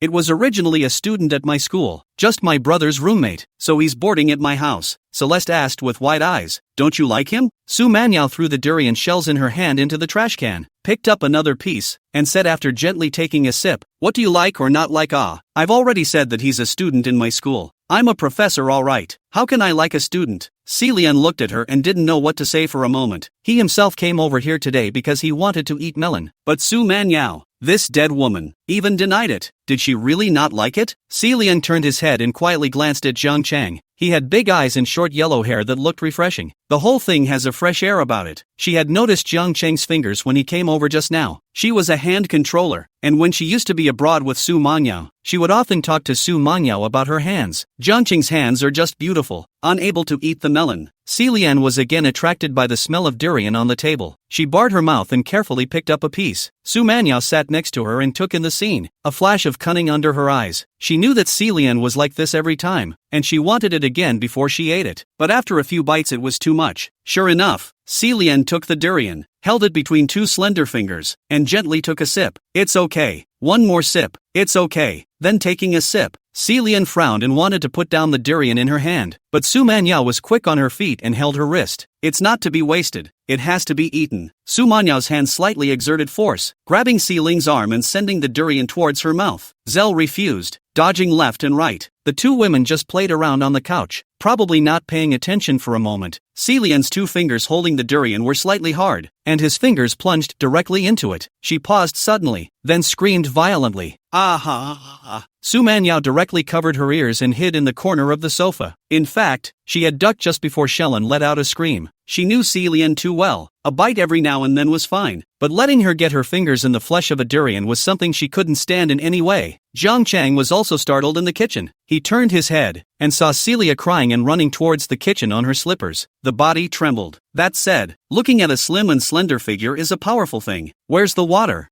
I need to wash my hands." Shellen scrambled around in a panic. Jiang Chang turned on the faucet and said, "Here." Jiang Chang also couldn't help but cover his ears. It was noisy, but then she put one hand under the faucet and the durian flesh attached to it wouldn't even rinse off, and then her mouth was all bent out of shape. Jiang Chang could only reach out, take her hand and help her rub the durian off of it. "It's so noisy, it's annoying." Chapter 120, BFF, Little Brother, Just Help Me. Celian's fingers were very slender, compared to Su Manyao's. Her nails weren't as long as Su Manyao's, and it has to be softer too. Jiang Chang took her hand over and placed it under the faucet, cleaning the durian stuck on it for her. Celian instantly closed her voice and looked at Jiang Chang blankly. Then her eyes fell on Jiang Chang's hand. She unconsciously swallowed her saliva, then turned her head to look at the living room and saw Su Manyao sitting on the sofa in the living room, eating durian and watching TV. Selen breathed a sigh of relief. "Okay," Jiang Chang said. Then he drew kitchen paper from the side and handed it to Celing and said, "Wipe it off." "Oh." Celian took the paper in Jiang Chang's hand. Her eyes didn't dare to look into Jiang Chang's eyes. She wiped her fingers and threw the kitchen paper into the trash can. Then with his hands behind his back he asked, "What are you doing?" It's like asking an air conditioning repairman what you do for a living. More or less speechless, Jiang Chang looked at her and said, "Stir-frying 2 dishes and making a soup should be about right." Celian had a slim figure, and if you looked carefully, you could see the mystery inside. "She's one of those unassuming ones," she said with wide eyes. "Wow, you're so good that you can actually cook. In her mind, she thought that there should be no one who doesn't like to be complimented, so she thought that complimenting Jiang Chang should give her a common topic. The main reason was that he ran into Jiang Chang downstairs earlier and forcefully added people's contact information. It was more or less embarrassing, so this is the time to try to ease the relationship. Who knew that Jiang Chang said, "I won't do it either." Messing around. Oh, Shellen let out a small oh. One sentence killed the conversation. Celian walked back with his hands behind his back and went to look for Su Manyao, hands hooked together behind them, fingers still gently digging in. While looking at her best friend's back, she thought about the scene where Jiang Chang had just washed her hands. The main reason was that Jiang Chang's hands were very nice, making her have a slight heart attack. Couldn't help but feel some guilt. But thinking of Su Manyao's earlier comment that Jiang Chang was not her boyfriend, Celian thought again. You said yourself that it's not your boyfriend, then why do I feel guilty? She sat back down on the sofa and never touched Su Manyao's durian again. The two chatted and watched TV, and it had been a long time since they had seen each other. Jiang Chang was busy in the kitchen alone. In fact, 3 people couldn't eat much, and he didn't plan to make any big meal. In itself, it's all about getting some home cooking. So soon the ingredients were ready. The rice inside the rice cooker was already keeping warm. It just took some time to make the soup, so Jiang Chang turned on the low heat after putting the ingredients for the soup in the pot, and left the rest to the kitchen itself. He'll come over later and flush it with another big fire, and it'll be almost done. So washing his hands, he too came into the living room. With disposable gloves in his hand that he brought from the kitchen, he pulled a pile of durian and ate it, then sat down on the couch next to him. Su Manyao was originally chatting with Si Ling. When she saw Jiang Chang coming over, her eyes swept over Jiang Chang's fingers. Her expression was a little unnatural. Getting up, he said, "Have a seat. I'm going to take a shower." My best friend and my boyfriend were sitting next to each other, mainly because my boyfriend was a student at the school and then she was a professor at the school. It was embarrassing for her. She was worried that Zell would ask a relevant question and she wouldn't know how to respond. She didn't want to say in front of Jiang Chang, "This is not my boyfriend." It was understandable to sneak in a word like this to maintain her face when she was behind Jiang Chang's back, but she couldn't do it if she said it to her face. That is, Su Manyao got up and walked away. Celian gazed at Jiang Chang, observing the way Jiang Chang looked at Su Manyao. She really likes Su Manyao. The heart thought so, but then she felt a little embarrassed and picked up the makeup that was sitting on the coffee table. Unpack it and check it out. After a while, she looked up at Jiang Chang and said, "Little brother, do you still have this glove you ate durian with? Can you give me 2 of them?" "You wait." Jiang Chang got up and went to the kitchen, taking out disposable gloves from inside the cabinet, then walked back and handed them to Si Ling.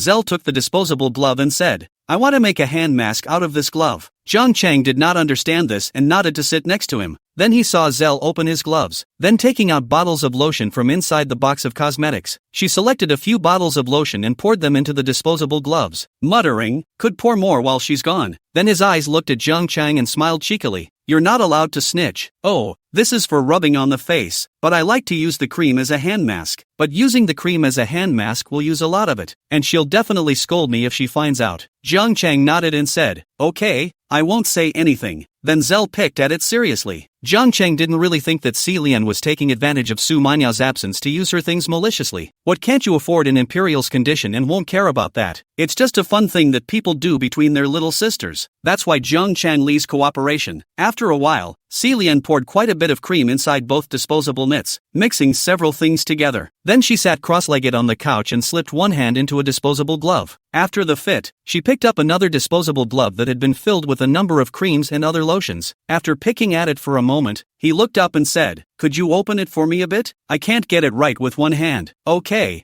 Jiang Chang got up and sat over next to Si Ling. Celian turned around, his coiled legs spread out, a pair of feet heel on the sofa, toes pressed on the side of Jiang Chang's legs. Her feet were small and painted with black nail polish, as if she was using Su Manyao's stuff, making her happy. The 10 feet that stepped on Jiang Chang's legs were fighting restlessly. Jiang Chang helped her open the disposable gloves, then watched her put one hand in. "That will do," Zell said. Then after rubbing his hands together a few times, he looked up and said, "Are you busy for a while? Will it hold you up?" Jiang Chang was puzzled. "What's wrong? It's just a glove. How does that delay things?" Up close he saw Celian's face. This girl had a white face and surprisingly only wore light makeup, yet it looks like the skin is snow white, like it's been scrubbed by software. It always felt like she had a lively energy about her and looked refreshing. "How to say, if you're not busy, could you rub it for me so it absorbs better?" Celian said as he stretched his hands out in front of Jiang Chang. His butt also moved a bit towards Jiang Chang's side, and his feet stepped on Jiang Chang's legs. No time," Jiang Chang said. Si Ling beamed. Just help me. Jiang Chang looked up at the direction of Su Manyao's bathroom and wondered how long it would take for Su Manyao to come out. It wasn't too late for him in the kitchen to wait for Su Manyao to come out before turning on the big fire. So Jiang Chang said, "Okay." Chapter 121, Such a good boy. I'm going to chase after him. Oh. Zell's hands were as small as her feet. The small fingers were wrapped in disposable gloves, and Jiang Chang held her hand and rubbed it. And then Zell was still in one command. Here, you have to rub it to absorb it better. And this finger crack, get in there too. Yeah, you stick your finger in and move it. Her little feet seemed to be treading on Jiang Chang's legs cheerfully. It's usually really inconvenient when you're home alone and you want to do a hand mask. It was much better to have someone to help out for a while. For a moment it made a thought grow in her mind, as if having a boyfriend would be a good thing. At least when you get sticky hands while eating durian, you have a boyfriend to help wash your hands. Or when you do a hand mask, there are boyfriends who can help with the gloves, and boyfriends who help with the rubbing and kneading. When she thought of this, she suddenly froze. Wasn't that all Jiang Chang did today? Right about this time, there was a click. The bathroom door opened. Su Manyao came out from inside. Her hair still had some wetness. The bath towel was held in her hand over her chest. When he came out, he saw Jiang Chang and Si Ling sitting on the sofa. A pair of eyes landed on Jiang Chang's hands and saw that Jiang Chang was helping Si Ling make a hand mask. At once, his eyes shot at Si Ling like a knife. How dare this ninny snub my college students while I'm gone? She was certain that Jiang Chang had been fooled by Si Lian, who had many tricky ghost ideas, and most importantly, she knew that Si Lian was a hand controller. Actually, she was too, but Zell didn't know she was, so she knew how attractive that hand of Jiang Chang's was to a hand controller. Si Lian certainly couldn't resist the temptation. She felt that when Si Ling left, she must sidestep Jiang Chang and have a good talk with him, so that Jiang Chang would not be fooled by Si Ling next time. Si Lian's heart trembled when he saw Su Manyao come out. While my best friend is away, she fools her college student into giving herself a hand mask, but she immediately thought that it was Su Manyao herself who said that Jiang Chang was not her boyfriend before. At once Zell straightened up again. Jiang Chang, and this side needs to be rubbed too. Si Lian continued to command, right in front of Su Manyao. Su Manyao gritted her teeth and walked over, sitting on the sofa next to her, using a bath towel to wipe her hair that hadn't dried yet. She doesn't like to blow dry her hair. It's not good for her hair that way. Droplets of water from the ends of her hair were flung over her collarbone as she wiped them away. Jiang Chang looked up and saw this scene, and immediately felt a little uptight. It was only because Su Manyao's best friend was here. Otherwise he would have pounced on him at this time. While nothing else is allowed, it's okay to hug your roommate's sister. Si Lian felt Su Manyao's gaze and knew that Su Manyao was gnashing her teeth. She felt good that she had finally gotten her revenge on Durian for teaming up with her. Jiang Chang, you are awesome. Si Lian raised her head and said to Jiang Chang with a smile. It was obviously done for Su Manyao, but Jiang Chang didn't know that there were so many twists and turns between the two girlfriends. He grabbed Zell's hand and gave it a few quick final rubs. Then he stood up and said, "There, that's almost ready. Take a seat. I'll make some soup over high heat and we can eat later." After Jiang Chang finished speaking, he winked at Su Manyao who was looking at him, then walked towards the kitchen. When Jiang Chang left, Si Lian turned his head to Su Manyao and said mischievously, "Is Jiang Chang really not your boyfriend?" Su Manyao glanced at her and said, "What's wrong? Why are you so concerned?" Si Ling said, "I just think Jiang Chang is very good as a boyfriend. You're not even admitting it. Aren't you worried that he'll run away?" Su Manyao's heart twisted, her gaze looking towards Si Ling. "You're looking at it?" "Yeah." Si Lian jumped from the sofa to Su Manyao's side, sitting next to Su Manyao and said, "If you don't like it, then give it to me. I'll go after him." Su Manyao glared at her and said, "You're so much older than him, and you still want him to be your boyfriend. Aren't you ashamed?" In fact, this was something Su Manyao also said to herself. Si Lian cocked his head and smiled. "What's there to be ashamed of? I chase them with my skills, so I deserve to enjoy them? Younger than me. What's wrong with that? I like my brother." Su Manyao pursed her lips and didn't say anything. All she wanted to do was to hurry up and get Si Ling to finish her meal and then send her away, never to be allowed to come back again. Jiang Chang returned to the kitchen and busied himself for a while. It didn't take much time for the soup to be ready, then took the time to stir-fry 2 more stir-fries. Soon it was time to eat, and Jiang Chang served the dishes and soup on the dining room table. But he noticed that the atmosphere of Su Manyao and Si Ling who came over to the restaurant side seemed to be a bit off. Then the three sat down to eat. Si Lian looked at a tomato scrambled egg, clamped up and ate a piece, then nodded frequently and gave a thumbs up. "It's delicious." Another small fry plate was frying diced chicken. Si Lian picked up the chopsticks and put a piece in his mouth as well. After chewing slowly and opening his mouth to spit out his little tongue, he fanned himself with his own hand. Hot, hot, hot, hot, hot, hot, hot, hot, hot, hot, hot. "I want some water." Jiang Chang pushed the cup next to her and she picked it up and took a big gulp. Su Manyao was sitting next to him in a clear and cold manner, and when she saw Si Lian say that the dishes were delicious, she was also a bit curious, grabbed his chopsticks and put a piece of diced chicken in his mouth. Then the eyes lit up. She was able to eat spicy food, not to mention how delicious this diced chicken was. It was still inferior to those big hotels, but the point was, this was surprisingly made by Jiang Chang. The meaning is different. She looked at Jiang Chang with a somewhat deep gaze. It took a while for Zell to slow down, but finally it wasn't so hot. Then she picked up her chopsticks and started to clip food into Jiang Chang's bowl.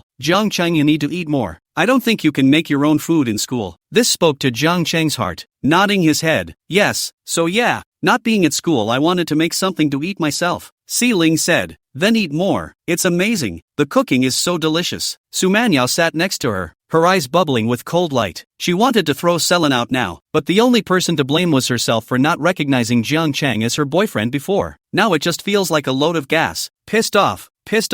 Jiang Chang's bowl was piled high with the dishes that Si Ling had pinched, and he saw Su Manyao sitting next to him, as if she didn't have much of an appetite. He picked up an empty bowl, served a bowl of flour nail soup, and put it in front of Su Manyao. You should drink a bowl of soup before eating. Su Manyao's gaze brightened. Good. For some reason, she suddenly felt better, as if Si Lian didn't look like such a nuisance anymore. On the way out, Si Lian changed into her own high heels and walked out of the door. Turning back to Su Manyao and Jiang Chang and shaking her hand, she said, I'll come back in a couple days when I'm free. Su Manyao closed the door with a snap. Don't you ever come. Chapter 122. It's better to be icy cold when doing anything. Evening. Shelin is gone. Only Jiang Chang and Su Manyao were left in the house. It's a two-person world again. The two sat on the sofa. Su Manyao was wearing pajamas, a pair of snow-white and slender legs, stretched out and placed on the coffee table, without the slightest imperfection of the long legs, like a pair of art decorations placed in the living room. Jiang Chang sat next to him and enjoyed some admiration. No wonder the many students of Mordor University worshipped Su Manyao as a goddess like a demented man. It was really because this woman was too beautiful. The dream girl is not her. Lose face comparing with others. Count on having a dream with no quality. She had a dusty temperament and an unearthly air. It was as if she had never been defiled by a man and never would be defiled by a man again. Jiang Chang moved his butt to lean over, then moved, finally sitting next to Su Manyao. His shoulder tentatively gave Su Manyao's shoulder a touch. Seeing that Su Manyao did not react, Jiang Chang became a little more bold. If it was normally at this time, Jiang Chang would definitely not have hesitated for half a second and would have already wrapped the imperial sister in his arms. But today, I don't know what's going on, but Makoto seems a little cold. It's not looking cold. It's really cold. It's like the next second, it could freeze someone to death. The Mikado was angry in her heart. Jiang Chang also did not figure out how the imperial sister could be angry in her good heart. Was it really because Si Ling had used too much of the imperial sister's skincare products that the imperial sister was angry? According to normal logic, Jiang Chang felt that it was not so much, but there were many times when women were just so puzzling. Jiang Chang thought that maybe women all look at their skincare products very seriously, giving a special kind of affection, and don't like others to touch them, just like their men. They don't like others to use them either. But that was for Selen's use, and had little to do with himself. So Jiang Chang raised his arm and rested it on the backrest of the sofa behind the imperial sister. Then two fingers looked like they were walking on a couch, tugging the arm the entire length of the couch, and contracting it a little more so that he could wrap the Mikado in his arms. Jiang Chang's arm slowly contracted, just as Jiang Chang's palm gripped the imperial sister's shoulder. The imperial sister, who hadn't moved, as if she had acquiesced to Jiang Chang's action, suddenly flipped Jiang Chang over. With an icy face, he coaxed angrily, "You are never to touch me again. River City? Not. Wasn't it just fine? What's going on here?" Jiang Chang was flipped over on the sofa and asked with a confused face, "What did I do? I didn't do anything. Did I? You didn't do anything?" Su Manyao retracted her legs to the ground, turned around and crossed her hands on both sides of Jiang Chang's body, her body slightly slumped down, her face getting closer and closer to Jiang Chang, glaring at Jiang Chang. "You didn't do anything?" Jiang Chang thought back. "What did I do me? Downstairs being added to the contact list? That is also Si Ling hard to add. Okay, and this thing Su Manyao does not even know. He cannot say it." The consequences of confessing to leniency were still clear to Jiang Chang. So justifiably, he looked straight into Su Manyao's eyes. "What did you say I did? What's so great about being pretty? Longer legs can wrongly accuse people? You can't get away with anything just because you have nice feet? Yummy."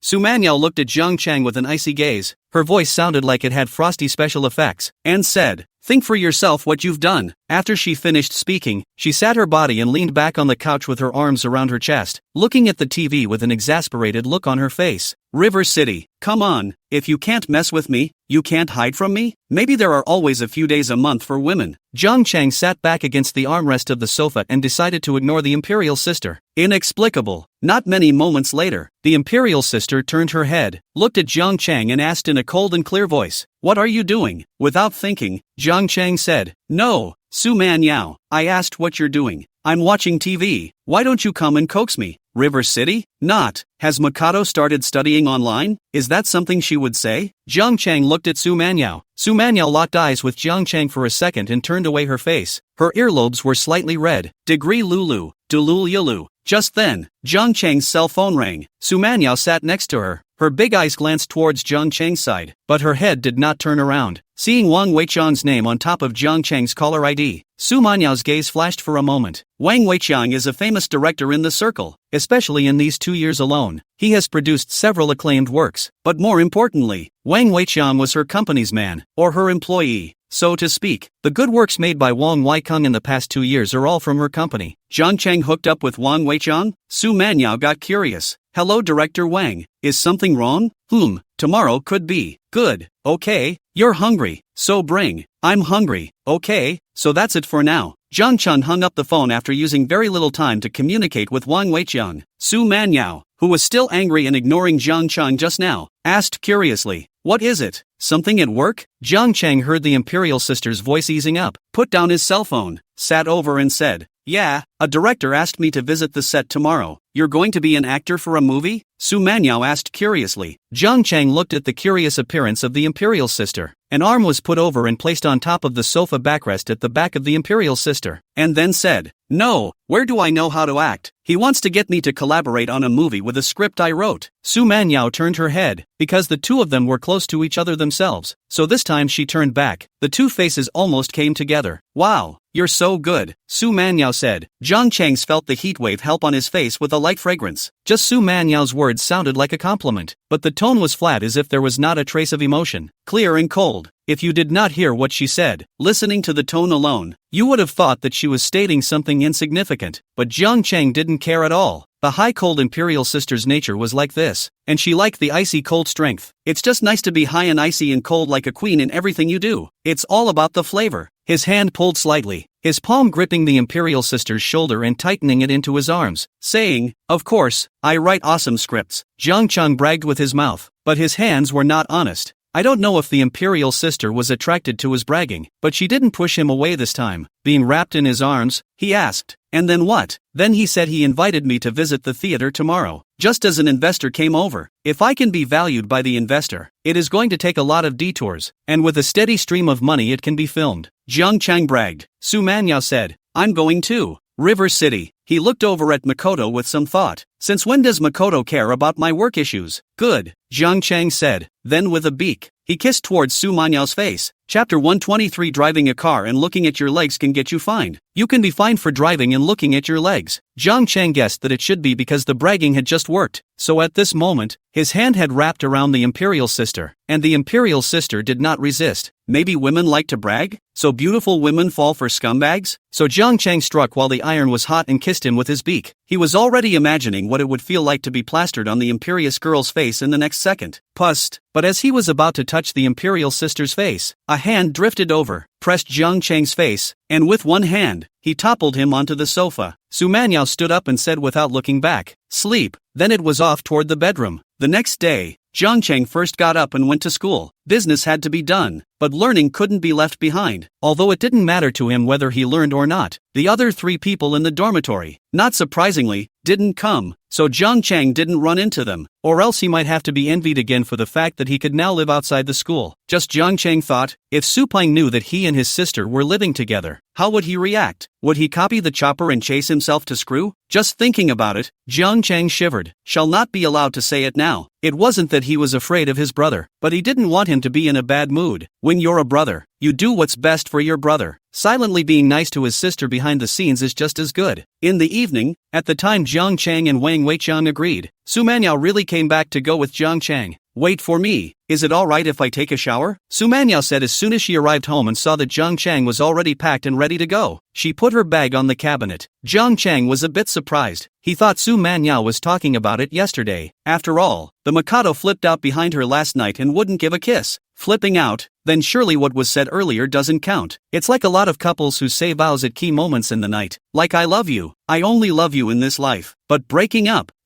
means flipping out. And when you flip out, all of that doesn't count. But the imperial sister was surprisingly serious and really wanted to go to the theater with him. Jiang Chang said, "Good." The imperial sister was naturally beautiful, and after taking a bath and applying light makeup, the total time spent was just over half an hour. Out of the body wearing a simple lady-style lady skirt. The bottom of the skirt reveals snow-white calves, feet with a pair of transparent short-bottom high heel, red nail polish and plain skirt, clash a kind of embellishment effect. Go. Su Manyao changed to a more compact bag and stood in front of Jiang Chang and said. Jiang Chang sat on the sofa, sized up the imperial sister fiercely, stood up and said, "Go." Although it was already his girlfriend, every time he saw the imperial sister with just a little bit of dressing up, Jiang Chang had a feeling of unreality. It wasn't that he didn't believe that Makoto was his girlfriend, but the girlfriend was unrealistically beautiful. The filming of Wang Weikung's movie has come to an end, and today's filming is also close to the grand finale of the scene, where the female lead is kidnapped and locked up in a rotten building, and the male lead goes to rescue her. So the location chosen for filming was also a bad building. Only at this time the bottom of the rotten building is brightly lit. Gathered a crowd of field staff, and investors and other people and their families, are grilling barbecue together. This is also Wang Weiqiang came up with the idea, approved the right to use the rotten building, always feel that build up so many lamps and lanterns shed and so on, not to make more use of a little bit of a loss. So the meal, which was to have been a treat at a restaurant, was invited straight here. It's all about advertisers, distribution channels, hair, etc. Companies who are in charge of interfacing with the movie side. So these people aren't exactly big names, but as a director, it's still necessary to have a good relationship with these people, and that's part of networking in the circle. Old Wang, isn't it a bit inappropriate for you to call Jiang Chang here tonight? Zhang Ling, a screenwriter sitting next to Wang Weiqiang, said. The director said, "What could be inappropriate?" Screenwriter Zhang Ling said, "Originally, tonight is not said. There are a few investors to come over. Only bring Shi Jun and Shandong, two people script to the investors to see it. Now you call Jiang Chang over. In case the investors look at Jiang Chang's script, how do you give those two people to explain?" The director glared and said, "Why can't I give them an explanation? Investors look at the script, also look at the quality. Right, if their script is really good, if others are willing to invest, will they be afraid of a student robbing with them?" Screenwriters purse their lips, thinking to myself that's not necessarily true. He had read Jiang Chang's script, and he was certain that a script like that, he couldn't have written it better than what he had written. He hadn't read the scripts for the other two, but he was 90% sure. Those two definitely don't have a better script than River City. You don't need to see it. If he was an investor and had to invest in one, he would definitely pick Jiang Chang's. And what happened tonight was that Wang Weiqiang had organized a barbecue banquet and invited a few investors over to talk about the issue of investment intentions for his next movie. At the same time, Wang Weiqiang owed two companies a small favor because of his previous movies, so he took this opportunity to invite them to bring their scripts over. That returns the favor. As for whether the investor sees it or not, that's not something he can control. If it's a good fit and is seen by investors, he'll work with them on his next movie. Originally, only two families were invited, but now one more has been invited. Jiang Chang. On the Jiang Chang side, he drove Su Manyao's car and took Su Manyao with him and had already set off. While in the car, Su Manyao was sending messages on her cell phone. Suddenly, without looking up, she said, "Drive properly. You'll be fine for driving and looking at your legs. You know all this?" Jiang Chang turned his head, looked ahead, and said, "You weren't looking at your cell phone. How did you know that I was looking?" Su Manyao did not answer, but raised her head to give Jiang Chang a look without any good humor, then continued to send messages. She was actually contacting her assistant. The place she and Jiang Chang were going to now was Wang Weiqiang's movie set, and Wang Weiqiang is an employee of his company. Although inside the company, as usual, there are many people who do not recognize Su Manyao, but Wang Weiqiang, a director of this level, that is certainly recognized. That's why Su Manyao had to know in advance who was in the crew over there today, and she had already asked her assistant to arrange for anyone who knew her from the crew over there today to pretend they didn't. The assistant was not surprised by this, because Su Manyao had always seldom shown her face. In the circle, only a small number of people who saw Su Manyao could recognize her as the boss of Light and Slow. This was also the result of Su Manyao's intentional concealment all along. She wasn't a star anyway, and she didn't need to endorse her company, so she didn't want to get herself caught up inside any circle talk. In about half an hour or so, Jiang Chang drove Su Manyao to the outside of the rotten building where Wang Weiqiang and the others were filming. Chapter 124, Are you sure that's your girlfriend? Jiang Chang did not drive the car in. The road inside looked bad, in case there are nails on the ground, angle iron punctured tires, to save trouble, so he looked for an empty space outside. Then he got out of the car with Su Manyao and walked towards the brightly lit place inside. It's not far to look at, but you have to cross a one-lane wide path with no streetlights and only a modest amount of light reflected from inside. The skirt on Su Manyao's body was a little shiny in the night. She was wearing high heels and had a bag on her wrist. She looked down at her feet and said, "There is water on the ground that can't get through." The heels she wore on her feet were thin-heeled sandals with thin soles where the toes were, and the moment she plunged in, if there was water on the ground, the water stains would get into the soles and soak her toes. Jiang Chang walked over and saw that many places on the road were reflective, and the reflection of the road at night meant that there was water. He wasn't worried about walking over there himself. The road looked pretty smooth, not worried about deep potholes, but Su Mangyao's high-heeled shoes were too thin on the soles, and that was a different story. "Give me your hand," Jiang Chang said. Su Manyao was puzzled for a moment, but Jiang Chang had already taken her arm and put it on his shoulder. Then one arm went through the crook of her leg, and as soon as he did, he picked her up across the room. "Ah!" Su Manyao exclaimed in shock. Her hands hurriedly wrapped around Jiang Chang's neck. "You're going to die, and you're not going to slow down." She reached out and then gave Jiang Chang a slap on the shoulder, but still honestly wrapped her hands around Jiang Chang's neck. This section is about 100 meters away. Su Manyao's body felt very light, her whole body soft as if she had no bones. As it lurched, Jiang Chang could feel a swing. Most of them, with their bodies half lying down like this, basically spread out and are gone. However, Su Manyao was still able to swing up, enough to see that the strength itself was extremely strong. Crossing the path, Jiang Chang put Su Manyao down. Su Manyao pulled her skirt and straightened it up, looking up at Jiang Chang angrily. "Won't you slow down?" Jiang Chang said. "Holding so heavy, move faster and save your strength." Bang! "To hell with you calling me heavy." Su Manyao flung the bag in her hand towards Jiang Chang and said in an icy voice. Jiang Chang blocked it and didn't retort. He had really just casually said that even a person who was lighter would have some weight. So it wasn't that Su Manyao was heavier than others that he was talking about. But that's not the same thing when it falls on a woman's ears. The lower part of that tail building was bustling. Jiang Chang heard the noise just as they entered. A group of people were grilling a barbecue in the empty lot outside the rotten building. There were some kids playing around in it. Su Manyao and Jiang Chang walked over and immediately attracted many people's eyes to look over. The main reason was that these two people had outstanding temperament on them. Standing together was really a male talent. A little girl with a double ponytail looked at Su Manyao and asked a young woman next to her, "Mom, who is that sister? So pretty." Her mom looked at Su Manyao and immediately averted her gaze. It's not a good feeling to see someone your age at about the same age and just stand there and feel like the other person is so much better than you. Solely stop reading. Su Manyao was also surveying the scene. This movie was shot by her company. It's just that she's never seen it with the crew, and she doesn't care or meddle in such things. She just looks at the final score. Jiang Chang took out his cell phone and called Wang Weiqiang. "Director Wang, I'm here." Wang Weiqiang was sitting behind the monitor, watching the people on the scene inside that building setting up the venue. Got the call and stood up to look over the grill. At a glance, he saw Jiang Chang and then waved at him. Then his eyes caught sight of Su Manyao, who was standing next to Jiang Chang. He had already received a notice from the company before, saying that Su Manyao was also coming over to take a look, but not to reveal Su Manyao's identity. "Is it coming so soon?" "Hang up." Wang Weiqiang gazed at Jiang Chang waiting for him to come over, but he ended up seeing Jiang Chang reaching out and holding Su Manyao next to him. Wang Weiqiang had a thermos cup in his hand and was drinking tea, and immediately a mouthful of tea was sprayed out. What? His first reaction was that Jiang Chang had recognized the wrong person, or Jiang Chang had treated Su Manyao as a small actress on the set that he could hook up with. As a result, he was surprised to see Su Manyao, who seemed to be well behaved, being pulled by Jiang Chang's hand to a nearby table. Then Su Manyao sat down on the chair, and Jiang Chang even said a few words to her before walking over to this side. "What do you mean? He knows?" Just as he was thinking so, he saw Jiang Chang again, who was originally coming this way, but ended up twisting his head back, walking to Su Manyao's side, bending down to give Su Manyao a kiss on her forehead. And Su Manyao didn't seem to have much resistance. It was just that the distance was a bit far, so Wang Weiqiang couldn't see the expression on Su Manyao's face. But it was clear to tell that this was no simple recognition on their part. The two were intimate anyhow, and they must have just come together. It was then that he saw Jiang Chang, walking over to his side. Waiting for Jiang Chang to walk in front of him, Wang Weiqiang asked out loud, "The woman who just stood with you over there, is she your girlfriend?" Jiang Chang nodded his head and said, "Well, she said she was bored and wanted to come over to play alone, so I brought her along." When he finished, he dragged a chair from the side and sat right down. Wang Weiqiang stood there dumbfounded. His entire body looked like it was frozen in time. Su Manyao is his girlfriend? Wang Weiqiang didn't think that Zhang Cheng had just bragged. He had just seen with his own eyes that Zhang Cheng had given Su Manyao a kiss on the face. Then he recalled the notice that the company had given him earlier, saying that Su Manyao was coming over, but don't disclose her identity and just treat her as if he didn't know her. Wang Weiqiang wasn't stupid, so he knew what was going on when he made the connection. Su Manyao was really Zhang Cheng's girlfriend. Only Zhang Cheng didn't know that Su Manyao was the boss of the company? Guess so. What's wrong? Is there a problem? No outsiders allowed here? Zhang Cheng said and stood up. If the director really wanted to say that, then he definitely turned around and took Su Manyao with him. It was a rare occasion that Makoto offered to say she wanted to come out for a walk with him, and was willing to wait around while he talked about things. How could he ditch the royal girl? Director Wang Weiqiang hurriedly braced his hands on Zhang Cheng's shoulders. No, don't get excited. I'm just asking. After the two sat down, Wang Weiqiang asked, "Did you bring your script here?"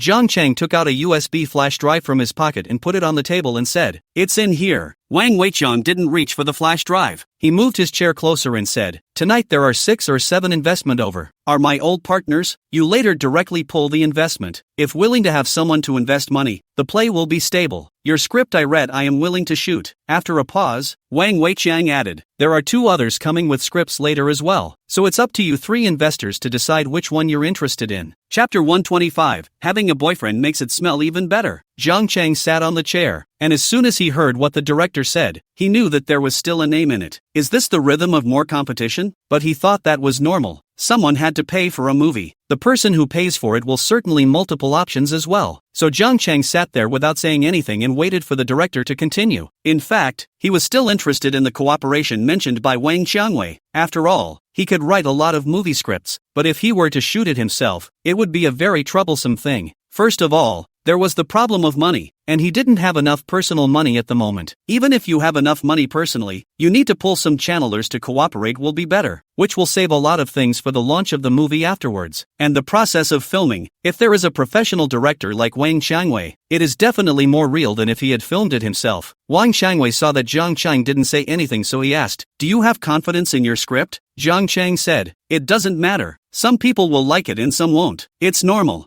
Zhang Cheng was telling the truth. Wang Qiangwei not only skimmed Zhang Cheng then looked at Su Manyao, who was sitting there in the distance. "I saw a few girls when I went to your studio earlier. Those weren't your girlfriends. Where did you find your girlfriends?" Zhang Cheng looked at Wang Qiangwei with a strange gaze. What's with this guy? Why is he asking about his girlfriend? Then faintly said, "She's my teacher." Wang Qiangwei silently gave a thumbs up. "You're a ing talent really. What kind of person is Su Manyao?" Wang Qiangwei knows very well. Looks prettier than the company's starlets, but never shows her face in public. Sharp wrist. He has made his own mark in the entertainment industry at a young age despite his superior family background. This is not an easy character. Even the number of actresses who look at the outside of the scenery, but also under his hands for him to make money tool people. But a woman like that, taken in by this kid in front of you, also brought out to run outside. Their own on this side to talk about things, directly left Su Manyao on the side. Su Manyao can still be good. It's really strong. On Su Manyao's side, she was sitting quietly alone on a chair, her legs folded together, her bag resting on her thighs pressing against her skirt. Her temperament made the people around her afraid to approach and intentionally avoid her. After all, standing with her, to put it nicely, she would become a green leaf. To put it harshly, then she would be compared to an image of a person who looked like a human being. But although they didn't dare to get close to Su Manyao, but those men who were grilling barbecue for their wives, their gazes were looking towards Su Manyao's side from time to time. They were all advertisers and channelers who had seen many teenage stars, and some of the smaller ones were not untainted by them. But compared to the women in front of them, the ones they touched were like stand-ups when recalled. "Pretty girl, how come you're sitting here alone and not going to a barbecue?" Suddenly a man walked to the side of Su Manyao, took out a chair and sat down looking at Su Manyao and said, "He is the screenwriter and one of the partners of Warrior Media, Zhang Lu, invited by Wang Qiangwei today. All the investors came over to this side of the gathering, so that he brought the script over to take a look. Wang Qiangwei's connections are wider than their company, and he shoots big works. So over there with a script he's been polishing for a long time.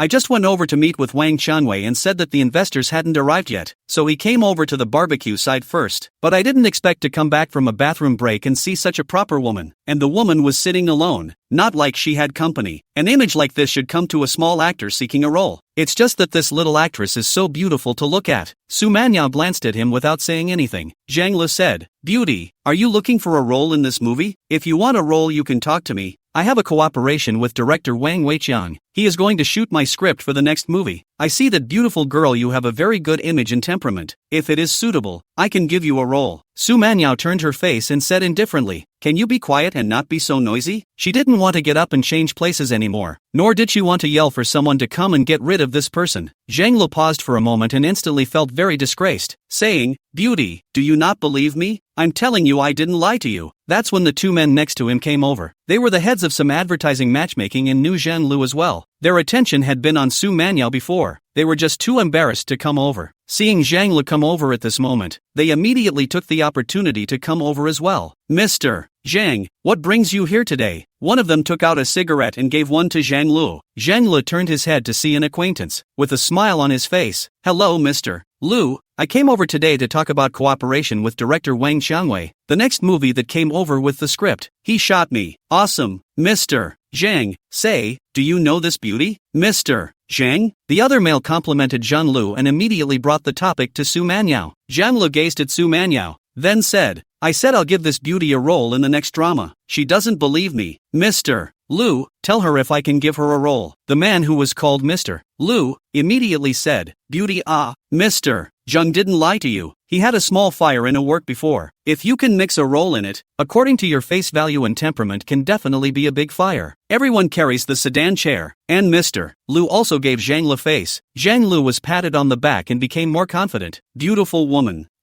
You listened to it, don't you? I told you I wasn't lying. How about getting acquainted? Su Manyao thought for a moment and said, do you have a script to work with director Wang Xiangwei? Although Su Manyao didn't care about the project, she still had a very good understanding of the company's operations. Like Wang Weiqiang belongs to the company's director. He wants to make a movie. First of all, he will screen the script by himself. After screening and finalizing the script, a project proposal will be submitted to the company for funding and resources. Among other things, after the company's approval, either passing or rejecting or negotiating is possible. But for a director like Wang Xiangwei, they usually won't reject his projects, and at most, they will negotiate the degree of inclination of resources. Then Wang Xiangwei got the original investment from the company. At the same time, the director himself can pull some investment from the outside world to account for the shares, which belongs to the director's ability and connections, as well as his personal operations, so that the company allows and very supportive. Like the man in front of him who was talking to him, he should be the screenwriter who Wang Xiangwei chose for the script. Hearing Su Manyao finally take the initiative to ask him, Zhang Lu instantly came in the spirit and said, of course, I'm not going to lie to you. Su Manyao said, but my boyfriend also brought the script over to talk to director Wang Xiangwei about cooperation. She has a boyfriend? Alright, it smells better with a boyfriend. Chapter 126 Lose and accompany me to dinner. She already has a boyfriend? Zhang Li's gaze lit up. It's more exciting. Oh, baby. But immediately he asked suspiciously, your boyfriend is also a screenwriter. He also has a script to talk to director Wang Xiangwei about cooperation? Su Manyao nodded her head, like a silly white sweet look that didn't know much. Right. He also brought the script over and is talking to director Wang Xiangwei. It was just her natural high spirits that made her seem cold any way she looked at it. Zhang Lu lifted his head towards Wang Xiangwei's side as soon as he heard this, and sure enough, he vaguely saw a person sitting next to Wang Xiangwei. Is that your boyfriend? Su Manyao said. Right. Zhang Lu gave a little. It's possible that the pretty lady is mistaken. This isn't about collaboration. It might just be for your boyfriend to come over with the script and take a look at it. Whose script the investor actually picks? That definitely depends on whose script is good. Su Manyao said. So that's how it is. Then definitely pick my boyfriend's script. Zhang Lu? No, why are you so confident? Su Manyao was certainly confident that she hadn't read Jiang Chang's script, but it didn't matter. As long as she was willing, even if Jiang Chang was written as a pile of, she could still smash money and resources to make Jiang Chang the movie. However, I heard Zhang Lu say, don't be so confident, beautiful girl, you probably don't understand. There are countless scripts that are eliminated every day, and it's not like you write a script and the director shoots it. The vast majority of scripts that are written end up in the trash. Your boyfriend's is no different, and the script I brought over is different. It's been verified. Quite a few people are willing to invest in it, and there are directors who want to shoot it. Only compared to that, I'd prefer this movie to be made by director Wang Weiqiang. That's why I came over today. So beautiful. Do you think your boyfriend's script can top mine? Su Manyao nodded and said, of course. Zhang Liqing laughed. Beauty, how about we make a bet then? If the investors come later and they pick my script and eliminate your boyfriend's script, then we'll add a contact, and how about you have dinner with me? Su Manyao said without thinking. Yes. As soon as Zhang Lu heard Su Manyao agree, he was instantly happy. especially seeing Su Manyao cold and pretty, but appearing heartless. She looked like the kind of person who was very good at cheating. Moreover, he judged Su Manyao to be the kind of woman who admired the strong. That is, she liked the strong man, or else she wouldn't have been so brainless as to say that her boyfriend's script was better. This kind of woman can easily be taken if she outranks her boyfriend. Jiang Cheng sighed and the director finished talking. Wang Changwei said, "Your girlfriend is still over there. Do we want to go eat some barbecue first?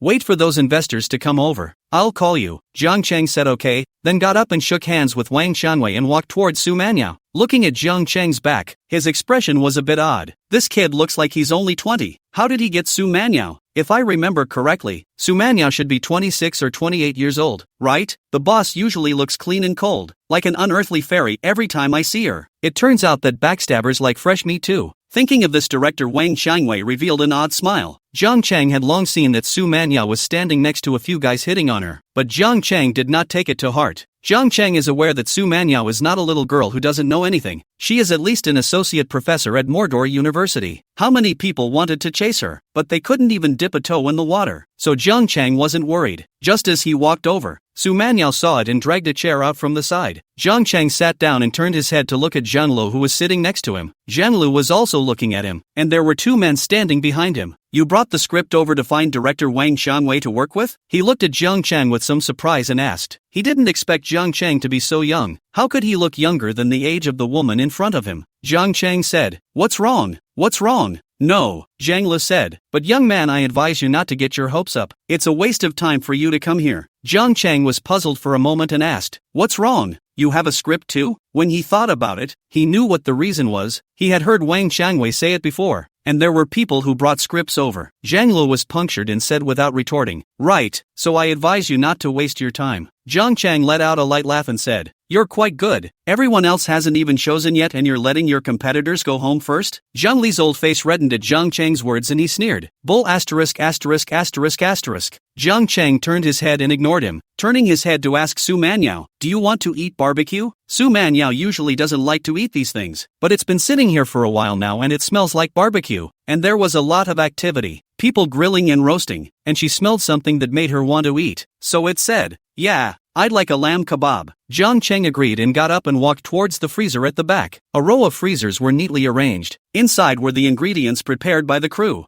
Jiang Cheng picked up an iron plate from the side, then picked out some lamb kebabs. There are many grills for barbecuing, and usually a few people get together to grill. Jiang Cheng found a less crowded stove where only a young woman was roasting chicken legs. The young woman was so average looking that no one wanted to get together with her. When Jiang Cheng passed, the young woman raised her head. Her eyes flashed with a light. Then she saw Su Manyao. "It's beautiful." On the pathway where Jiang Cheng and the others had just come in, people were coming in one after another, and occasionally people drove their cars inside. Someone saw Su Manyao reveal a surprised look. Not to mention Su Manyao was used to it. Even Jiang Cheng had already gotten used to it. No matter where the royal girl went, that was the center of attention in the crowd. Half an hour later, Wang Changwei called Jiang Cheng. "Jiang Cheng, are you free now? Come over if you're free. I have a friend over here who says he wants to see the script." "Okay, hold on a second." Jiang Cheng hung up Wang Changwei's call, then handed the half-grilled lamb skewer to Su Manyao. "You bake it for a few more minutes and it's ready to eat." Su Manyao's two hands, holding a few skewers on one side, were eating. His mouth was a little red from the chili paste, and he nodded towards Jiang Cheng. "Good." Jiang Cheng then got up and walked towards Wang Changwei's side. Only halfway there, he saw Wang Changwei bringing people over. Zhang Lu, who had just accosted Su Manyao, was also among them. Zhang Lu was talking to a young woman, not knowing what she was saying, and the young woman just nodded her head flatly in response. Young Lu gushes. Wang Changwei said, "Jiang Cheng, let's go over there together, just so we can have someone grill some barbecue and chat while we eat." Then Jiang Cheng followed them again and walked towards the place where the barbecue had just been grilled. Chapter 127, This Kid is Blessed. A small horse-drawn cart. Jiang Cheng followed Wang Changwei's group of people back to the barbecue side. However, Wang Changwei shouted for someone to move two large tables together and put together a rectangular table not far from Su Manyao's barbecue. The crowd took their seats. From time to time, They sized up Jiang Chang, who was the youngest at the entire table. And it's a cliffhanger, much smaller than those present. You have to know that all the people here are the heads of the investors. How to say that they are all experienced veterans. And Jiang Chang, who looks like a student, is very different. Jiang Chang didn't take it seriously and just sat there listening to them talk. I wonder what subject director Wang Xiangwei is planning to make in his next movie, a young woman from an investor asked. Wang Xiangwei first shouted at the field crew to grill the barbecue. Only then did he turn his head, pick up the teacup on the table and take a sip, saying, "The subject matter has been looked at and it's still up in the air, and there are a couple of good scripts out there. So I'm asking you all to come over and look at them together and see which one you're interested in." As his words fell, all 8 investors present looked at him. Wang Xiangwei said toward Zhang Lu, "Take your script and read it first." "Okay." Immediately a staff member brought over a projector and then set up a curtain next to it. Zhang Lu took the computer prepared by the staff and then inserted the USB flash drive he had prepared in advance into it. The contents of the computer screen were projected onto a curtain. Then Yang Lu started to talk about what kind of story his movie was. "This time I'm doing a young title. The main target group is young couples. The opening scene of the protagonist is asked for an astronomical bride price. The girlfriend who has been in love for 7 years supports the family." Jiang Cheng sat there and listened as well. Pretty common formula. The story wasn't too bad, but it followed the standard template. A lot of movies nowadays use this technique. This ensures a great probability of success in the production. Those investors had mixed expressions after hearing that. If it wasn't for Wang Xiangwei's face, they wouldn't have been willing to listen to this kind of story for that long. From a purely scripted standpoint, it does fit the market demand, and that's nothing special. Zhang Le finished and sat back in his seat confidently. This script was a script that he had put together by applying a lot of big fire formulas. He can pat himself on the back and guarantee 100% that as long as the filming techniques and the acting skills of the actors are in place, the script will make 100% money. His gaze first swept over all the investors before giving Jiang Cheng a serious look. He knew that the teenager in front of him was the woman's boyfriend, because he had just had a vision. But investors didn't respond much to his script, though Zhang Lu wasn't worried. When you've read other people's scripts, and you know what kind of crap those bull ******s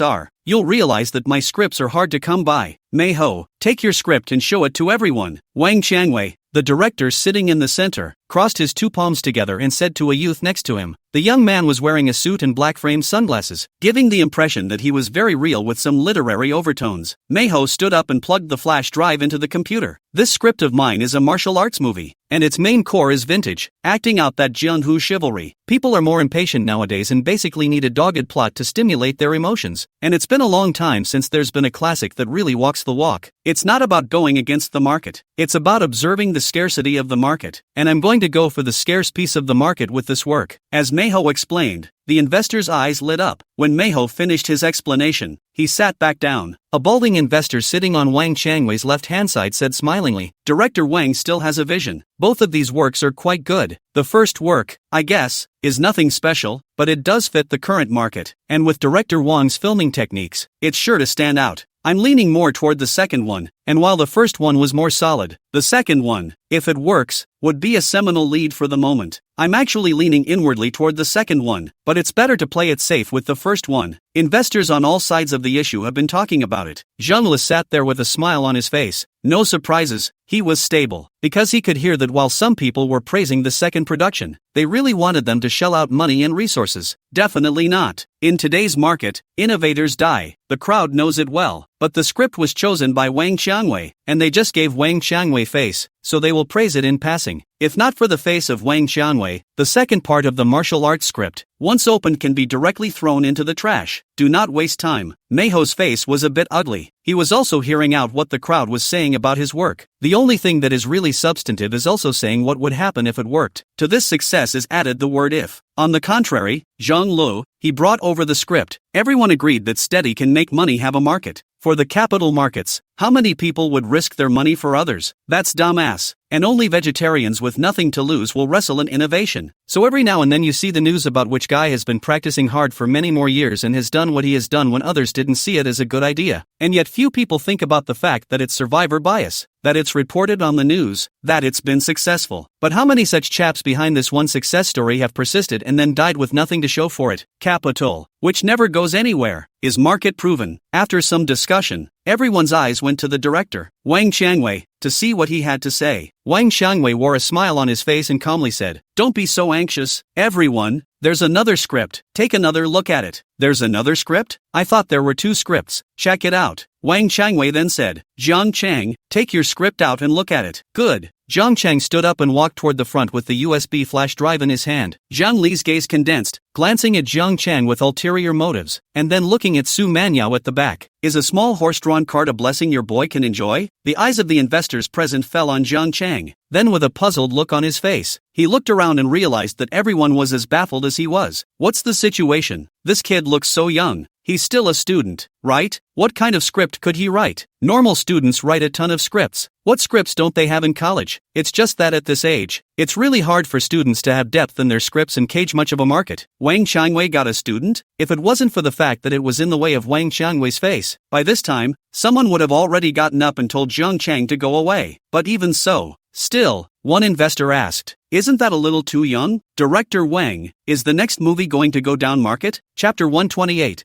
This imperial sister to be my heroine. I stud. No wonder investors underestimate River City. The truth is that he's too young, and there are a whole lot of young backwoodsmen like that who could write a screenplay. But how many of the really good movies in the biz are written by such young upstarts? None, so to speak. The scripts that make it big are almost always the culmination of a precipitation. It's not like novels or other vehicles. Even novels, very hot novels, have to be adapted by experienced screenwriters and presented on the screen to achieve that kind of audience appeal. But they were on Jiang Chang. This childish face, how do you look at it? It does not look like someone who has that kind of power. Wang Weiqiang smiled and said, "Do not panic, take a look first." Well, the investors of all parties present, hearing Wang Weiqiang said so, can only give face to quietly look at Jiang Chang. However, judging from their state, many of them had straightened their backs before, but one by one they leaned back in their chairs this moment. Jiang Chang plugged the USB flash drive into the computer. Then the curtain quickly projected his script. Someone took out their cell phone and started checking for unread messages. Some people open up short video platforms and act like they have something to do, but they're really just bored in swiping through short videos. Ma Hao had a black face. His expression was a little less natural. He had already lost to Zhang Hao. This was something he knew. But seeing that Wang Qiangwei also put a young man on the field, his face darkened even more. It just felt like today, both he and this young man were shouted over by Wang Qiangwei to be a chaperone for Zhang Lu. It's impossible for this young lad to write a script that surpasses Young Li's. Young Li's script, which he also read carefully, is really solid. Unless this young man's script does not go the old way to get innovative. But get innovative, and how can you get over this martial arts script in his hands? Even he had to lose, let alone this young man. Just at this time, some of the people present suddenly felt to smell a light fragrance, which is different from the perfume smell just smelled around. It's very light and attractive. Just one sniff and you'll feel refreshed and refreshed. Unconsciously, he looked up and to the right and to the left, but then he realized that the eyes of the people across the street were fixed behind them and turned back. WOC, is this a new actor in the cast? Lu Changwei's next superstar? Their eyes contracted violently. That's right, standing behind them was Su Manyao. Su Manyao saw that Jiang Chang had opened his script, so she put down the barbecue and walked over, standing behind the crowd, also wanting to see what Jiang Chang's script was like. But with her temperament standing there, investors on all sides are confused. They high and low are also considered the capital behind this circle, and they know quite a lot about the movements in the circle. Seeing Su Manyao's face, how can they not remember which star this is? But it would be even more unlikely to say that it wasn't stellar. Appear in Wang Qiangwei's crew. The probability is an actor. But if this woman's temperament and looks are measured, if she is an actor, but as long as she shoots a play, she is bound to be able to rely on the value of her face and body, and be famous for her highs and lows. But right now, they have absolutely no recollection of this woman. Let's just say that it was just unearthed by Wang Qiangwei. In fact, the fact that they couldn't recognize Su Manyao was also related to Su Manyao's philosophy. If you really want to count the capital in the circle, Su Manyao's status could be much higher than theirs. It's just that Su Manyao doesn't count as a grassroots entrepreneur. She brought a huge amount of money from her family when she entered the entertainment industry. In the subsequent operation of the company, Su Manyao was mostly responsible for the internal management and coordination, which is actually the so-called behind the scenes. She almost never went down herself. Her philosophy was also very simple. After spending so much money to run a company, if anything still needed to be done by the boss personally, the company would not be able to grow big and would not be too far from closing down. That's why very few people in the same industry could recognize her, and only those within the company knew her better. When Wang Qiangwei saw Su Manyao arrive, His eyes flickered for a moment and he did not move to look at Jiang Chang. Su Manyao was his boss, but he had been notified before and treated it as if he didn't recognize it. The name of my drama is just two simple and direct words: God of Gamblers, and the content is also very simple. The core is to reflect the temperament of the God of Gamblers. A cool drama. There's not too much depth to it, and it's not trying to be educational to people. It's just one simple word: cool. After Jiang Chang's opening remarks, the attention of the investors from all sides was unconsciously attracted. If River City opens with how high his play is, what a profound story it is, the investor can't really be interested. Might as well look at the beautiful woman behind him. But Jiang Chang's few words spoke to their hearts. No deep meaning, no education, just one word: awesome. This was very much in line with Jiang Chang's image in their minds. I thought to myself that the young man was direct in what he said. Well, let's see what he has to say about cool. Su Manyao stood there, her arms wrapped around her chest, the corners of her mouth with a smile if any, and her gaze flickered for a moment. Originally, she thought that the movie that Jiang Chang had taken out was probably the kind of literary piece that, extremely, wanted to express a profound meaning, because most of the young people, especially those like Jiang Chang, who looked like a scholarly literary student, favorite thing to do is to fall short of the realm and make do with disease-free moaning. It's pretentious, always trying to make a whole lot of sense of how profound it is and how extraordinary it is. But to my surprise, Jiang Chang's opening was simply summarized in one sentence: I'm shallow, and with my work, I just want the audience to be superficially awesome. This was contrary to what Su Manyao thought. Originally, she was thinking that no matter what kind of script Jiang Chang came up with, she would let Wang Xiangwei use the company's resources to support a wave. But now, she was curious, too. What exactly does this script count for? Then River City began to explain the highlights of the show. The highlights are also pretty straightforward. The God of Gamblers, Gao Jin, and the pussy is loaded from start to finish. The first is a backstabbing. The audience knows Gao Jin's identity, but Gao Jin has amnesia, a silly man's image, but a showstopper. Those people from the investor side sat there, listening to Jiang Chang speak. The hearts were all itching to know what the compulsion would be like after Gao Jing regained his memory and returned to being a veritable God of Gamblers. Then just quietly listened until Jiang Chang finished speaking. Eventually Gao Jin took the push to the top, and then wrap it up. Cool. Men, as it should be.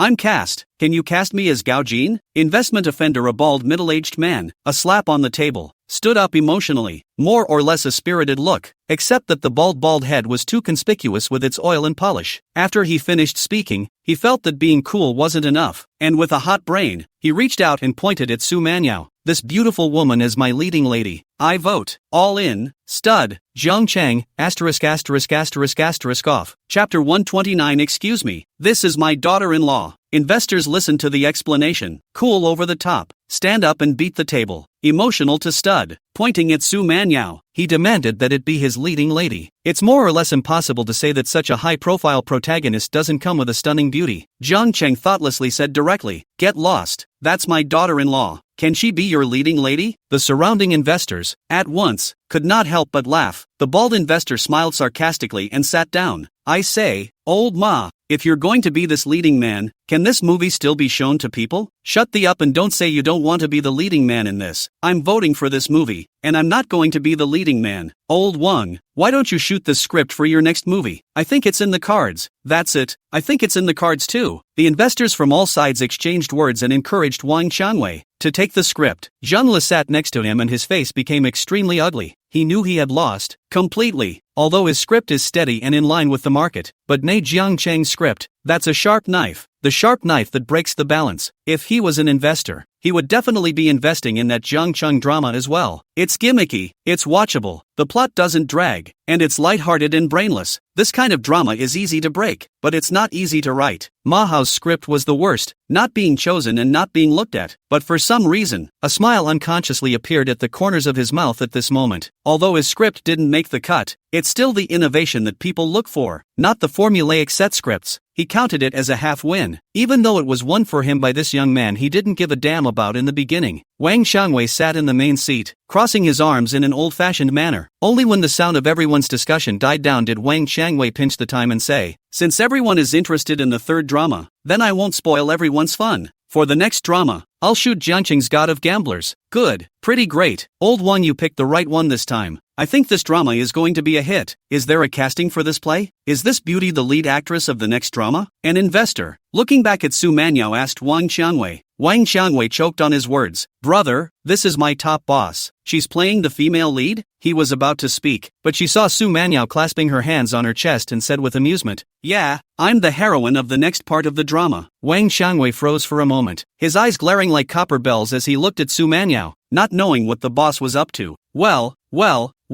I knew director Wang had a vision. Vote. I just want to ask about this movie. Can our company vote for more share? I'd like to vote for more shares too. This beauty is a newly discovered newcomer. Isn't she? I haven't seen her before. It's going to be a hit. This beauty is bound to be on fire too. The investors on all sides are a little on top of things. It's mainly scripts from all sides. They really have to read a lot. And being in this business is about not putting your eggs in one basket. In fact, the vast majority of the movies they throw down are going to lose money. But they can't afford not to, because they don't know when a dark horse will be killed. There are always a small number of movies that make money, just as there are really only a handful of movies that are released in theaters that make a dent at the box office. So it's natural to be excited when they come across a movie that they think is a good bet to make a lot of money. But just then, a voice interrupted their thoughts. No, the person who spoke was Jiang Chang, who was still standing at the front of the curtain. All eyes looked over at him, somewhat frozen. I don't know what's going on with this young man who wrote the script. He does have a good script, but a good script has to be matched with a good director as well as a great cast. Now that a brilliant actor is standing right in front of him, why wouldn't he agree? However, he heard Jiang Cheng faintly say, "This is my girlfriend, not an actress."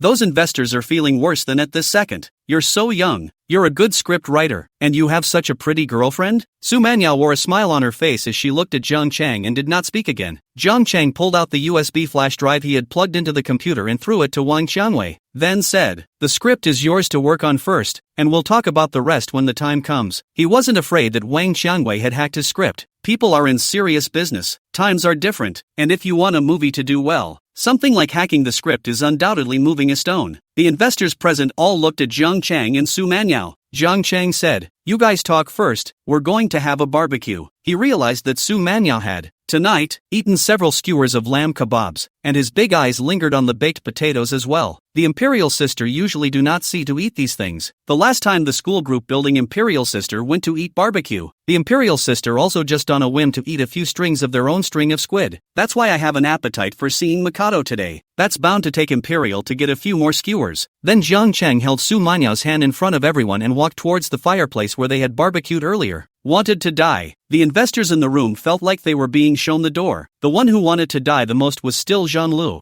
who felt like a clown this second. Came in with high spirits and felt like I had a solid script, but it turned out that someone else picked the peach. And it was a tender peach. That twist and turn that made him itch to look at it. But that peach, it was going to be covered by some other big hand. It's hard to bear. Wang Xiangwei inwardly poured out sighs, twinkling as he looked at the direction Jiang Chang and Su Manyao left. That was his own boss, who had always been unsmiling when he was in the company, and had a high-flying demeanor at all times. Even actors who try to perform that kind of aura are vain in appearance, not in charisma. But just like this woman, she has a boyfriend, and her boyfriend is a young man. This kid, Jiang Chang, has some skills. This was the evaluation Wang Xiangwei gave Jiang Chang inwardly. He can write songs and scripts. I just don't know what kind of surprises he can bring to the Golden Song Singer, which opens in a few days. Jiang Chang didn't care what these people were doing after demonstrating the script. He took Su Manyao to grill the barbecue at ease. At that moment, a commercial vehicle drove in on the pathway into the building. Sitting in the car was the male lead of the movie being filmed, Xiao Jingyuan. The road is not good. It's shaky. Xiao Jingyuan in the car couldn't help but spit dirty words. What kind of puffer was the one who chose the site? Picking such a tight place, couldn't they have picked one that was a little more walkable? He had just finished cursing when his eyes caught sight of Su Manyao, who was barbecuing on the grounds outside. Hurry up and stop in front. Chapter 130, My Girlfriend, What's Wrong with Me Eating? Xiao Jingyuan is also from Lightman Entertainment. He had received a notice before he came that the boss, Su Manyao, would come to the theater today to take a look. He had seen Su Manyao several times, and he swore that Su Manyao was the best-looking woman he had ever seen in his life. But that was the boss. He had been in the company for so long, and so far he hadn't said a few words to Su Manyao, and the few words that were said on it were not because of work, and with work, he couldn't contact Su Manyao at all, and his affairs were not so bad that the president would personally ask about them. Those few simple words were still his own chance to strike up a conversation, but Su Manyao's response was just to deal with a few sentences very indifferently. So when he got the notice today, he thought it was an opportunity. Even if he couldn't get involved in any deep relationship with the boss, getting acquainted and getting to know the boss would benefit him endlessly, mainly because he was confident in his own face and temperament. He saw that his boss was young and unattached, and women in their 20s who were unattached more or less thought about it every night. This is his chance. All it took was for Su Manyao to show a hint of interest in him. Not the hang of this interest. It's just that he didn't expect Su Manyao to come so early. Why didn't you ask around earlier? The boss is already at the theater, causing me to come later than her. In the parking gap, Xiao Jingyuan asked in a bad tone to the assistant beside him. The assistant shook.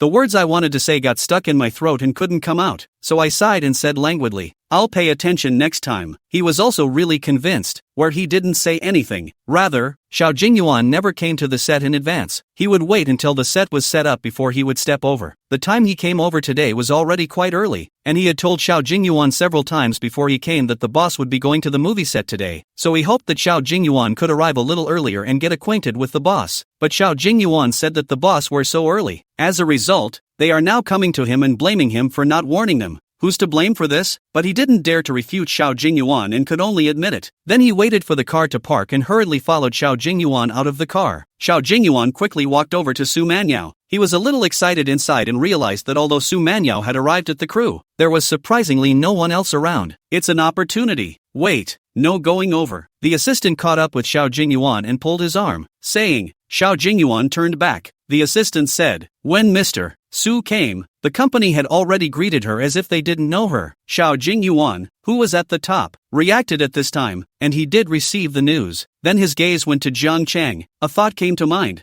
There is nothing difficult in the world. The company has issued a notice to pretend they don't know Mr. Su though, but I know the guy next to me. Is it okay if I hit on Mr. So? He shook off his assistant's hand and said, "I know that. I don't need you to remind me." Then he walked straight towards Su Manyao. It was because he noticed that there was someone beside Su Manyao that he recognized. It was the same young staff from the small studio that had been in the mission field before. And he was there when Wang Qianwei said he wanted to shoot Jiang Qing's script to talk about cooperation. So it wasn't hard to guess that this young man appeared here today to find Wang Qianwei. It's just that he's afraid he doesn't know who that beautiful woman next to him is, right? If we let him know that this is Su Manyao, the president of Qingman Group, will his expression be wonderful? He walked over, but because Su Manyao was there, he could only pretend to greet Jiang Chang as if he was on good terms with him. "Dude, you're here too. What a coincidence." Jiang Chang and Su Manyao raised their heads to look at him. Then Su Manyao continued to lower her head and grill her barbecue. Her other hand held a wet wipe, hydrating her face from time to time. After all, the proximity to the grill is too hot. Jiang Chang took a couple of serious looks before recognizing who this person was. Just uninterestedly, he said, "Not coincidentally, I came over to your theater on purpose." Xiao Jingyuan, doesn't that just kill the conversation? But with Su Manyao present, Xiao Jingyuan wouldn't leave no matter what. He squatted down cheekily and tried to pull out 2 skewers of lamb from the fresh ingredients sitting on a nearby iron platter. Jiang Chang pressed his hand. "If you want to eat, go to the back and get it yourself. He doesn't like this guy. The last time I was in his studio I foxed him." Xiao Jingyuan glanced at Jiang Chang. Then his gaze skimmed to Su Manyao next to him, surrounding this barbecue stove and looking at Su Manyao's face up close. He only felt that she was even more beautiful. Xiao Jingyuan held back his anger and without saying a word stood up and took the iron plate to the back to get the ingredients. A short while later he came over, grabbing a couple skewers of meat of some sort. The atmosphere was quiet for a few seconds. Xiao Jingyuan wanted to talk to Su Manyao, but he didn't dare. The company had greeted him and he had to pretend that he didn't know Su Manyao. He could only target Jiang Chang. "Bro, what's your usual favorite food for barbecue?"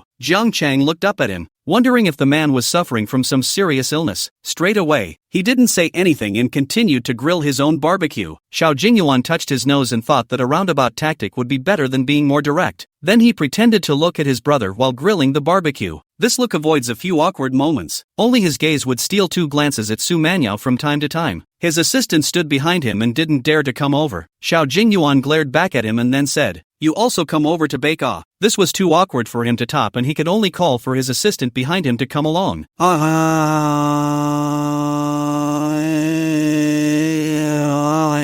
The assistant knew what he meant and crouched down next to him in a muffled voice. A pair of eyes didn't dare to look at Su Manyao, and he also knew that it was their boss. After a short while, the barbecue in Xiao Jingyuan's hand was cooked. He took the opportunity to hand it to Su Manyao's face. "Beauty, I've baked it here. Let me give it to you first. Ladies first." Anyway, he didn't say he knew Su Manyao, so ladies first, right? Su Manyao raised her head to look at him. The corners of his mouth hooked slightly. She didn't like to smile before, but after being with Jiang Chang, her smile became more frequent. Reaching out, he took the barbecue from Xiao Jingyuan's hand. Xiao Jingyuan's heart swirled for a moment. The boss surprisingly didn't refuse and just seemed to smile at him. Xiao Jingyuan was excited in his heart, but immediately his face changed, because he saw Su Manyao take the barbecue that he had grilled and then handed it to Jiang Chang, who was next to him. "You eat first." Su Manyao's voice was very nice, with a standard imperial net twang. It's one of those intentional clips that doesn't compare at all, but this one nice voice was like a murderous knife plunged into Xiao Jingyuan's heart. Xiao Jingyuan couldn't help but look at Jiang Chang and said, "Ladies first, how can you eat a girl's food first?" Chapter 131, I'll give you the noodles I made today. Jiang Chang received the already grilled lamb skewer from Su Manyao, which was handed to Su Manyao by Xiao Jingyuan. He took a bite and looked at it like a little cutie, like looking at Xiao Jingyuan. "My girlfriend gave it to me. What's it to you? Your girlfriend?" Xiao Jingyuan's eyes widened, looking at Jiang Chang incredulously. He wanted to show a mocking expression, laughing at Jiang Chang's self-righteous bragging. However, he saw that Jiang Chang's expression was serious, and next to him, Su Manyao also slightly lowered her head, looking at the barbecue on the barbecue grill. Unlike a fake, so his sneering smile, just squeezed out, immediately froze, his face as ugly as it could be. Unconsciously, he asked again, "Is this your girlfriend?" Jiang Chang didn't say anything and took another bite of the lamb skewer, just looking at him blearily while chewing. Xiao Jingyuan's mind was confused. Su Manyao is Jiang Chang's girlfriend? He gazed at Su Manyao. Under the light of the night, Su Manyao was like a fairy who didn't eat earthly fire. A strand of bang swayed gently at the tip of her nose, and that pair of big eyes didn't ever look up at him. However, it did not make any move to refute Jiang Chang. This was a tacit admission that she was really Jiang Chang's girlfriend.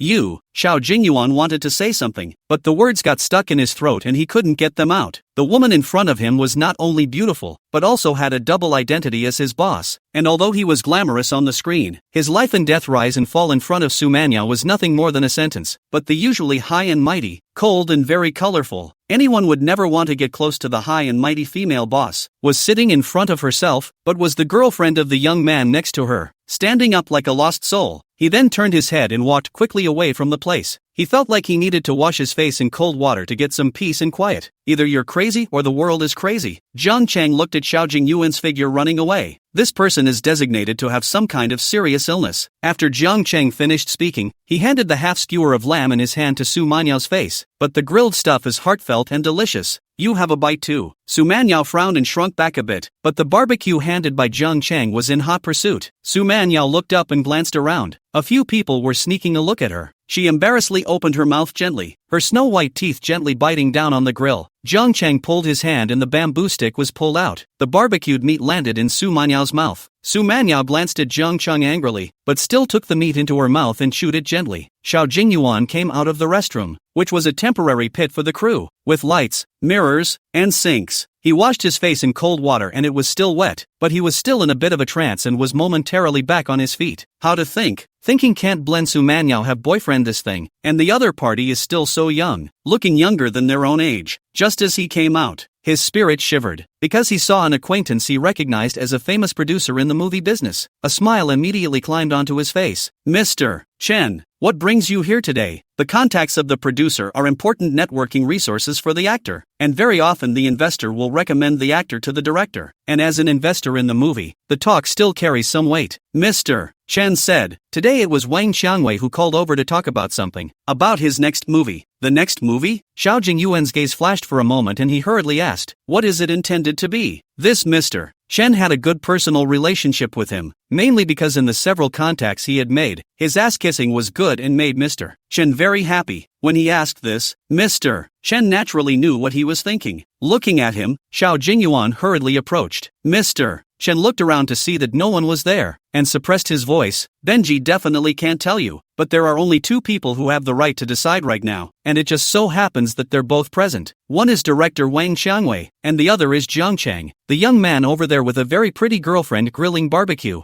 Get it, Mr. Chen threw Xiao Jingyuan a look that could only be understood. The meaning has been made clear. Wanting the role of this play, it is definitely not appropriate to go to Wang Xiangwei now, but there is another person who can also talk on the scene. If this time to get on the line, maybe you can get on the line. It can be said that this is a very crucial clue, which is also known as opportunity, and in many cases it can really make a person go against the grain. But Xiao Jingyuan was dumbfounded when he heard it. He was sure that he had heard correctly, and Mr. Chen had actually said that one of the people who had the right to decide was Jiang Chang. Shouldn't it be Su Manyao? However, he quickly thought that the company had sent out notices before, and no one in this crew was allowed to recognize Su Manyao's identity. Is it because Jiang Chang is Su Manyao's boyfriend? Xiao Jingyuan pursued. What's the origin of this Jiang Chang? Mr. Chen's face changed a bit when he was pressed, obviously unhappy with Xiao Jingyuan's words, but he still said, the book for the next movie. He's the one who brought it over. Mr. Chen left after saying that. Xiao Jingyuan stood there in a daze with his eyes wide open. He remembered, when he was at Jiang Chang's studio that day, it was his assistant who had deleted Jiang Chang's script, and he had also gotten into a conflict with Jiang Chang, saying that Jiang Chang's script was garbage. Later, director Wang Xiangwei read the script and became interested in Jiang Chang's script, but I didn't expect. Is the director really going to shoot his book? What started out as an inconspicuous teenager turned out to be the object he was now trying to flatter. Xiao Jingyuan resumed his walk towards the barbecue stand in a trance. Although he came here with the intention of using this opportunity to get into a relationship with Su Manyao, the failure of his purpose did not affect his plans for his future career. But when he walked back to the barbecue stand, he found the two of them, Jiang Chang and Su Manyao, walking hand in hand outside the rotten building site. The light spilled over the backs of the two men. He saw Jiang Chang holding Su Manyao's hand. Xiao Jingyuan froze on the spot. His assistant came over and asked, "Where did you run off just now? I was so anxious. I called your phone and didn't answer it. Look at it now. Mr. Su is gone."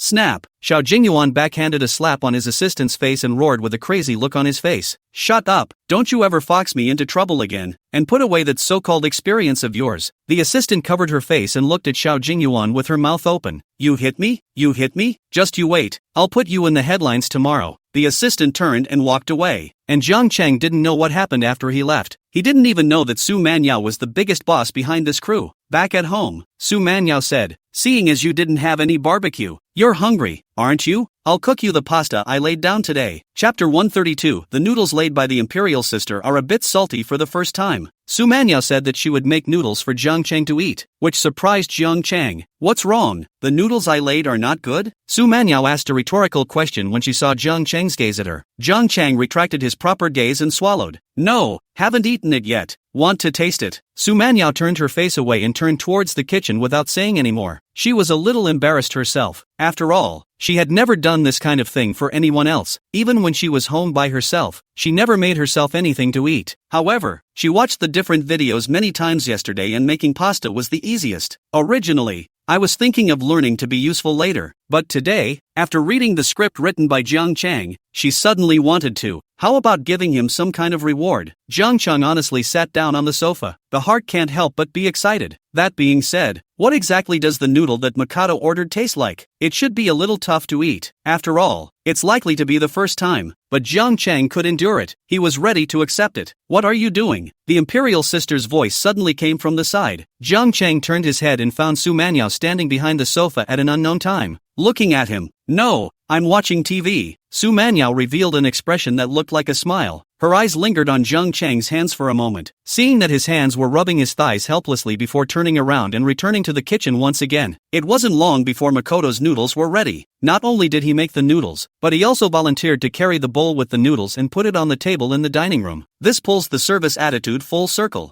Jiang Chang is also very excited. Sat down in the restaurant, looked at the bowl of noodles placed in front of him. The color is okay. You can see the egg flour inside. It seems to be quite fragrant, but there's only one bowl of noodles. Su Manyao sat next to him and was looking at him with her hand propped up on her chin. Jiang Chang asked, "Aren't you going to eat?" Su Manyao gently shook her head, her pair of eyes still looking at Jiang Chang. "I've had a lot of barbecue, so I'll eat less at night, so you can eat." For the first time, Jiang Chang felt that the imperial sister's pair of big eyes in the high cold style was actually a little bit deeper and more affectionate than natural. Like looking at him right now, it gave him the feeling of being watched deeply. Jiang Chang picked up the chopsticks. The noodles smelled good, but Jiang Chang didn't hold too much hope. In his heart he said to himself over and over again, "If it's not good, it's not good." The noodles cooked by the imperial sister. If you put it in the school, Those animals can lick the bowl clean. It doesn't matter much if you will eat it once by yourself. And the Mikado was just sitting next to him, looking at him expectantly with big eyes. Jiang Chang picked up his chopsticks and took a bite. Then his face froze. The noodles slid into my mouth with no weird flavor, but they were salty. How salty is it? It was salty to the point of bitterness, like swallowing a mouthful of salt on your tongue. What's wrong? Not good? Su Manyao asked with a somewhat nervous voice, appearing like she was speaking in a hurry. Jiang Chang swallowed a mouthful, almost too salty to speak, but it's not often that you see the big expectant eyes of an imperial sister. Usually the royal lady is all high and mighty and uninterested in anything she looks like. Who could imagine her making a bowl of noodles for a boy? How can you break a royal sister's heart in this situation? Do you still want to eat noodles made by the royal lady from now on? It's quite tasty, just slightly salty, maybe the first time I made it. Jiang Chang said politely. Snap. The imperial sister, who had just been gentle and agreeable with an expectant face, slapped the table. Asshole, laying down spaghetti for you to eat, and you're still picking and choosing. Humph, it's not good, don't eat it. When the imperial sister finished speaking, she got up and stepped on her slippers, huffing and puffing. River City, what's be done? He felt that if he didn't eat it now, he guessed that the imperial sister would hold a grudge for a long time. Are you going to eat? Jiang Chang seriously surveyed the bowl of noodles. Finally, he rushed into his bedroom with a big mouthful, went to the restroom and threw up. Not to be disrespectful to the imperial, I just couldn't swallow. The living room was quiet, and the bedroom door to Mikado's room opened a crack. One large Ikuden peered out through the crack. Then with a clear cough, Makoto stepped out of it. See the restaurant bowl empty with some soup left in it. The imperial sister quietly looked back at Jiang Chang's room and saw that the door was already closed. She walked over to the dining table and reached out to pick up the bowl containing the noodles. Then curiously, she opened her lips slightly and took a small sip of the soup. Pust. The soup went into his mouth and was squirted right onto the floor. The Mikado opened her mouth and spit out her tongue and kept fanning it with her hand. Willow eyebrows were wrinkled, and a stunningly beautiful face was in blossom. Wow, is this something a person could eat? Makoto put down her bowl, covered her face and ran into her room. I really didn't want to punish him. I was trying to reward him properly. Shame on you. 2 days later, Jiang Chang received a call from director Wang Qiangwei. Jiang Chang na, that book of yours has been reviewed by our company and has been passed. No surprises, the shooting can start next month. First entering the casting stage. The contract agreement should be out this afternoon. I'll send it to you to look at then, and you can talk to me if there's anything you want to add. If you make a movie by yourself, it's not the right time to have the money and the experience and the team to keep up, and it's a good choice to work with Wang Qiangwei. So Jiang Chang didn't squirm and said directly, okay. As for the movie proceeds, as long as Wang Qiangwei's company didn't have a bullying attitude, Jiang Chang was fine with it. After all, he has more than enough good works. He has no other advantage as a person. It is in the good memory. And in his previous life, he liked these fancy things, and did not spend a lot of time to study. So for all kinds of works, even if he can't restore 100%, but with tons of inspiration and templates in his head, he can write a nice book or piece of work off the top of his head. So for this book, he doesn't really care if he can maximize the benefits. He cares about efficiency, not the efficiency of making money. Rather, it's the efficiency of prying open a door, walking into a circle, and opening up a big stage. Obviously the partnership with Wang Qiangwei is a good one. As for Yi Qing's side, there were already quite a few businessmen who had contacted Chusiki, but they were all rejected by Jiang Chang, because he doesn't have a very good PR team yet. Once the interests and business activities are involved, it's easy for all sorts of problems to arise if they can't be dealt with in a timely manner. It's not unusual for Yi Qing to be caught off guard and knocked off her feet and unable to roll over, but now just released the work in the network. Even if there is a problem, there are peers want to throw dirty water. Can attack the strength is limited, not to ignore can avoid futility. Plus, he also enrolled Yi Qian in a variety show. It's probably a good thing for Yi Qing not to leave a black mark on the outside world until at least this show. As for making money, as long as there's good work that can stabilize the core disk, then I don't care about this overnight. Wang Qiangwei also said on the phone, the last time you were introduced to the program you signed up for the Golden Melody Singer, the internal news, these 2 days will start recording. You should soon receive the news. Chapter 133 Pressing all the way to a big job. The day after speaking with Wang Qiangwei,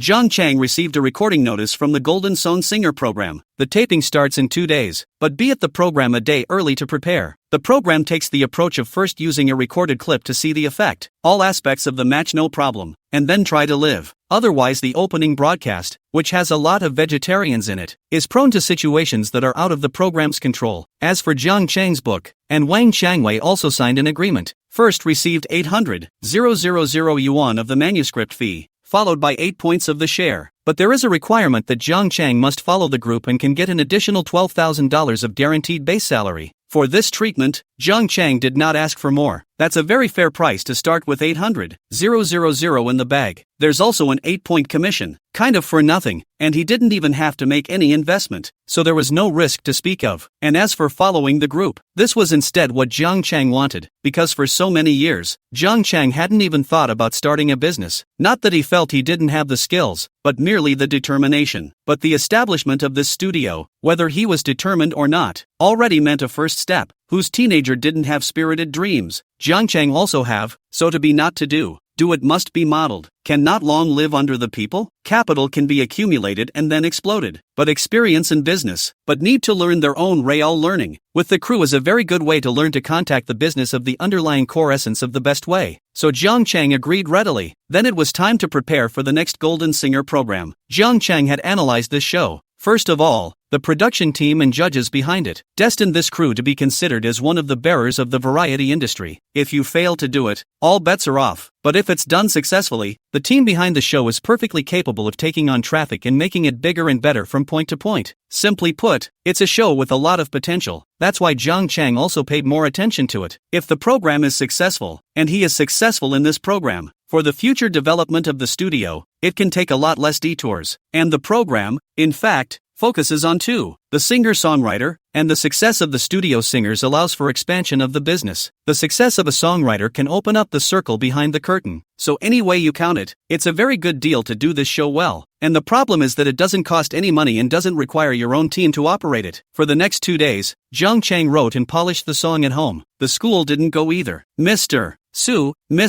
Jiang is going to participate in the Golden Melody Singer. We are one of the producers of that show. Should we say hello to the inside? In Su Manyao's office, she was wearing a professional suit, black silk with high heels, sitting on the office chair, her waist straight, and she was looking through the documents on the desk. Celeste Li asked cautiously as she stood in front of her desk. Li Qinqin already knows the relationship between Su Mengyao and Jiang Chang. The main thing is that the last time Su Mengyao and Jiang Cheng Wang Qiangwei's crew, Su Mengyao let her send the crew, do not recognize her notice. Afterwards, Li Qinqin also understood the situation through the acquaintances of the crew. Naturally, she knew the relationship between Su Mengyao and Jiang Chang. For this reason she was surprised for a long time. Until now she had an unreal feeling. His own high-flying goddess president had found a boyfriend, a college student younger than himself. Although she knew, Li Qinchen did not dare to state it, but could only ask about it in a sideways manner. Su Manyao knew what she meant, which was nothing more than to say whether or not to let the people from the program take care of Jiang Chang. She raised her head, her big eyes looking at Li Qinchen, and said, "No need. The output of human talent also needs energy to replenish. He has already written 2 classics in a row. The classics surpass the masterpieces and belong to the unattainable. A lot of people can write 1 classic in their lifetime and it's something to brag about. So no need to put so much pressure on him. Having the show's people take care of it is definitely more of a chance than a pure vegetarian. But accordingly there has to be enough strength to match it, or else all that will be ushered in will be curses, not praise. So letting the people from the program take care of Jiang Chang would only bring more pressure on Jiang Chang. And Jiang Chang had already written 2 classic songworks, and as Su Manyao knew, Jiang Chang had also written a book that moved a director like Wang Qiangwei. So she thinks Jiang Chang next. Want to write another classic work? It is expected to be difficult. Fine works may still have hope. After all, the output of content needs to be supplemented by the input of content as well. She felt she should give Jiang Chang some time. Li Qinqin could understand Su Manyao's meaning, but she was just surprised in her heart that Su Manyao had such high expectations and evaluation of Jiang Chang. As she envisioned, Jiang Chang had already written 2 classics, and it was safe to say that it was estimated that they would circulate for decades, and there would still be people who would still like to listen to them. So now that Jiang Chang was participating in this program, she felt that she only needed to let the program give Jiang Chang some care and more exposure, and Jiang Chang would basically be able to sit back and enjoy the show, mixing it up a little bit from the inside and plating it with a layer of gold, and it would be enough to eat for a very long time. But Su Manyao's reply obviously did not want Jiang Chang to do such gold plating, but felt that Jiang Chang could still break the circle with his own skills after immersing himself for a period of time, and acted as if Jiang Chang could still write classics like the first 2 songs in the future between the words. Okay, Celeste Li nodded in response. Then she took 2 steps backward. Just as she was about to turn around and walk out, Su Manyao voiced out, "Wait a moment."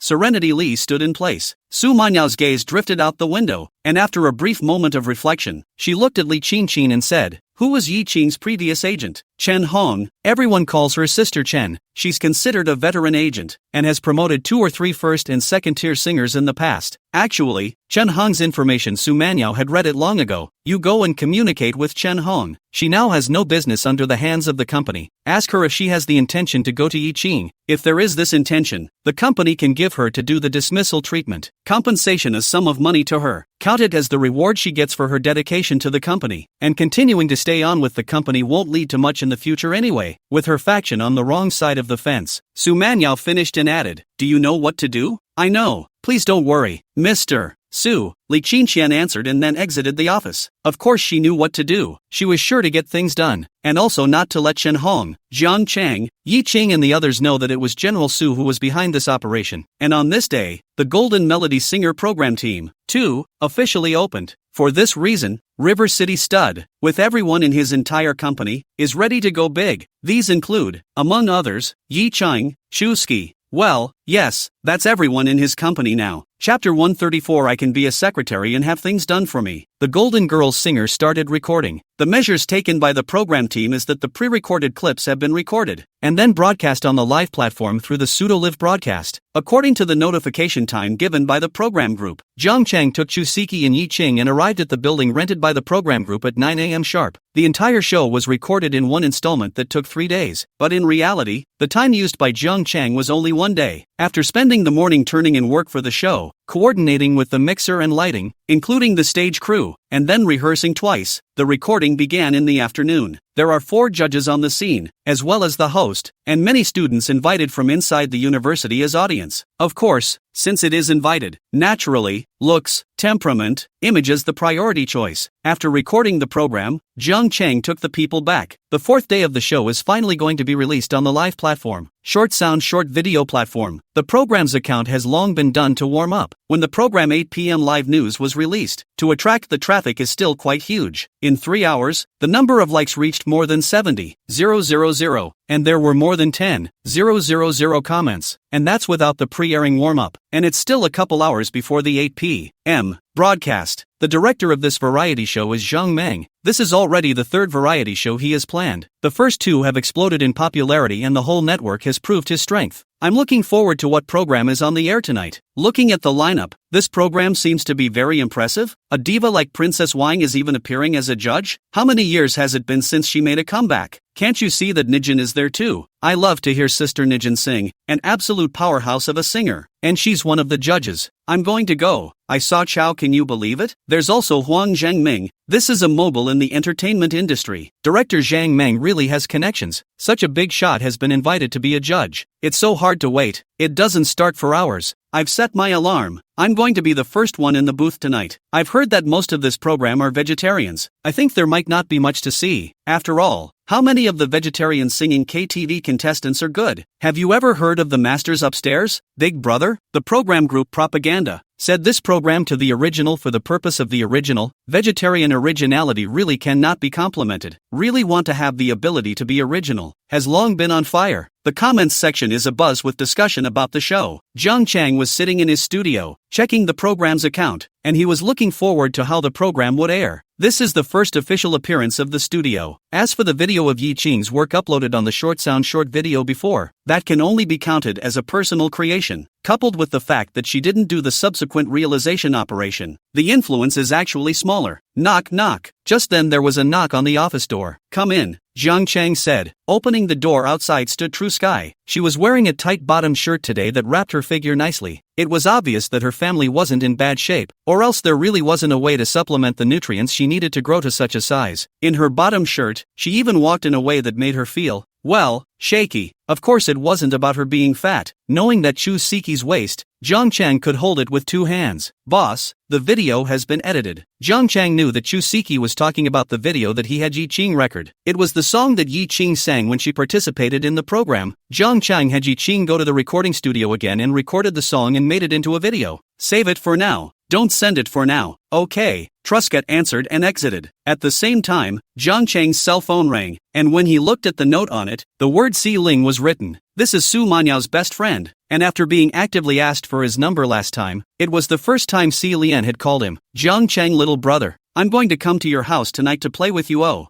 Si Lian's voice, as if deliberately clipped, did sound somewhat indescribably attractive to men. Yeah, let's play big. My whole building can hear the sound, okay? Ha ha ha. The sound of Zell's laughter, like copper bells, came over the phone. Then I heard her say, I've already heard from Manhwa. Your kid is quite impressive. He even opened a studio and brought people to participate in a variety show. It's on tonight to go to your house to watch it together. That's not my house. It's Manhwa's house. Jiang Chang corrected her, mainly also as a reminder that it was not up to her to go to Su Manhwa's house or not. Jiang Chang felt that this woman was a bit crazy and belonged to the very naughty kind. To put it bluntly, it's a rebellion. I also don't know how this lively one was able to play with an ice cube like Su Manhwa. Si Lian suddenly said, Say, do you really not know what Manhwa does? Jiang Chang said, Be my girlfriends. Si Lian, good, you have enough balls. Jiang Chang didn't want to get involved with her. Of course he knew what Su Manhwa did. He asked Su Manhwa 2 days ago. Su Manhwa said I was in cosmetics. This would fit Su Manhwa's temperament. Jiang Chang asked, What's the matter with calling me? Can't I call you if there's nothing going on? Say it or not, I'll hang up if you don't. He didn't believe that Zell was calling for no reason. Si Ling said, It's nothing very important. I just want to ask, tonight when I go to your Manhwa's house, what would you like me to wear? Black silk or white silk? I'd like to wear a patent heel. If you like sandals, a high heel is fine. Which heels are your favorite? Doodle doodle doodle doodle doodle doodle doodle doodle doodle doodle. Jiang Chang hung up the phone directly. Am I like that? Idiot, even if I am, then I have to pretend I'm not. Don't you want to lose face? Hanging up the phone, Jiang Chang walked out of the office, seeing the two of them, Yi Qing and Chu Siki, sitting at a workstation in the office hall. Instead of working, however, the two men had 2 chairs reclined and sat there chatting about who knows what, looking like the scene at the village entrance when the intelligence dame is docked. Yi Qing was wearing a long pink corseted dress with large flower petals on it today, and the front of the dress had 2 straps that wrapped around her shoulders and tied in a knot behind her neck, just enough to suspend her upper body. Seeing Jiang Chang came out, both of them shivered and hurriedly sat down. Chu Siki said, Boss, I have a good job. It's Yi Qing who came over to ask me things. Yi Qing heard the small mouth slightly open, unbelievably looked at Chu Siki. This will sell me? Jiang Chang glanced at the two without any good humor. That being said, although the office was a bit empty, but with these 2 people here, it did look a bit pleasing to the eye. After work all go home. The program starts tonight. The effect is good. All pay bonuses. The effect is not good. Pack up their own things. All laid off. Chu Siki was in a big hurry, stood up and said, The effect is not good. It's also because Yi Qing didn't sing well. It's nothing to do with me. Boss, I can be the female secretary. You will always have a lot of things you can give me to do. Boss, you need me. You can't live without me. Chapter 135, Little brother likes to bully his sister. Dai-yu. Yi Qing stood up and went to tickle Chushji's waist. There was the sound of 2 women laughing like copper bells. Yi Qing didn't take Chu Siki's dumping seriously, and the 2 of them had some knowledge of their boss. Jiang Chang wouldn't even care about some of these little things. Even the studio was opened until now. The boss didn't give them much work, nothing more than a song that Yi Qing had recorded. It made the 2 men themselves a little embarrassed, so usually Yi Qing practiced her songs diligently on her own, of course while protecting her voice. As for Chu Siki, she looked for things to do on her own, and the song that Yi Qing had recorded earlier had already been released to different platforms by her, and had created quite a bit of revenue. Half a month's time has been credited more than 90,000. Yi Qing dividends have taken more than 20,000. Just recorded a song and nothing else, didn't even pay for the promotion. And River City is oblivious to the money on the books. Shusiki thought that it must be that the money was too little for Jiang Cheng to see. After all, there are a lot of business contact her, including the opening of the mall. Want to ask Yi Qing appearance? Appearance fee to 300,000. This price general first-line stars cannot get. It may have something to do with the fact that Yi Qing has never had a commercial gig, too. However, Shusiki reported back to Jiang Chang and was still rejected by him. Jiang Chang didn't care about their jostling, and after admiring them for a couple of moments, he planned to go home. If you want to look at a beautiful woman, you have to look better at the high-flying imperial sister at home. When Yi Qing stood up and said, "Boss, I have something else to tell you," she had some difficulty opening her mouth. Jiang Chang said, "If there's anything you want to do, just say it." Yi Qing said, "The broker of my previous company has left the original company and is now looking for a job. I don't know if our studio needs a broker to do contact. You want him to come over to our company?" Jiang Chang asked directly. Yi Qing nodded and said, "Sister Chan is very experienced. Her connections." Before Yi Qing could finish, Jiang Chang said, "You tell her to come over and contact Shusiki for the induction. The studio does need an agent for such a role, regardless of whether it will suffer from another artist's situation in the future. After all, when you're mixed up in this circle, You need people for a lot of things. As for Trusky, although she hadn't shown particularly strong abilities yet, she did manage to do all the generally usual things. It would be great as your own personal assistant later on. The other miscellaneous things are left to another person. After arranging the optional work in the studio, Jiang Chang then went straight back home. It was already after 6 o'clock when Jiang Chang arrived home, but Su Manyao had not yet returned. He didn't care that much, thinking that Su Manyao might be a bit busy, but he was still looking forward to it in his heart, and also thinking that it seemed like it would feel good if the Imperial sister could watch the first program the studio was involved in live with him. At 7 o'clock or so, Su Manyao came back. Hearing the sound of the door opening, Jiang Chang's heart throbbed, but it wasn't just Su Manyao who walked in. There was also Si Lian, because Si Lian had called Jiang Chang in advance and asked him what he wanted her to wear. So when Jiang Chang came in, unconsciously, he sized her up. Today, Si Ling was wearing a bottom shirt that looked a bit like yoga wear, revealing her snowy belly button. Underneath was a matching skirt, no stockings, and patent heels on her feet. The original dress sandals high heel would have been more in line with this, but the black lacquered high heel, more visual impact, coupled with her slim figure, legs long, the whole body was set off unusually conspicuous. She didn't change her shoes and came in with her high heel clattering. In order to watch your live broadcast today and bring you good luck, I've dressed up for the occasion, like a little goblin. Si Lian ran to Jiang Chang and smashed herself on the sofa, her legs slightly curled up and her feet on the sofa cushions. Was it good? Jiang Chang ignored her, just smelling the light fragrance, and the perfume smell on the last time was a little different. It should be a new perfume. His gaze went to Su Manyao, who had just changed her shoes and walked over. The high-flying Imperial sister was still wearing her professional suit for work, plus it was black silk stepped inside the slippers, and you could see the vermilion nail polish wrapped in black silk. The entirety of the Imperial sister's body was still as fresh and unassuming as ever, giving off a feeling of being cool and not stirring up dust. There wasn't a trace of the tiredness that regular people carried with them after work. She threw her bag on the sofa and glanced at her best friend without a good look. You seduce your best friend's boyfriend too. Doesn't your conscience hurt? Si Lian wimped out unconvincingly. Sorry, I have a big conscience. It doesn't hurt. Su Manyao glared at her, then said to Jiang Chang, don't pay any attention to her. She just likes to fool around. Then he turned toward his bedroom. You guys sit down. I'm going to change into a set of clothes. Originally, the company still had some things to take care of, but the program that Jiang Chang participated in started for the first time today, so Su Manyao came back early. When Su Manyao left, Si Lian put a pair of high heels on Jiang Chang's legs. Do you like this kind of thin heels? She has short hair and slim figure. Her legs are long and white. This pair of high heels like this to her legs, really like a processed beauty photo. Her legs are elongated in general. Jiang Chang grabbed her ankles with both hands and pushed them aside. Any more naughty spanking? Zhel wasn't angry either, retracting his feet and kneeling on the couch, then leaning his body over. He said, isn't it true that a girlfriend's best friend is beautiful, and that she would like it too? Jiang Chang sucked in a breath of cool air. Su Manyao might come out later, but this guy in front of him was always acting like a demon. It's been a demon from the first time we met. Without a second thought, he reached out and wrapped his arm around Si Lian's waist, pulling her over as soon as he could and pressing her directly into his lap. Ah! Si Lian exclaimed.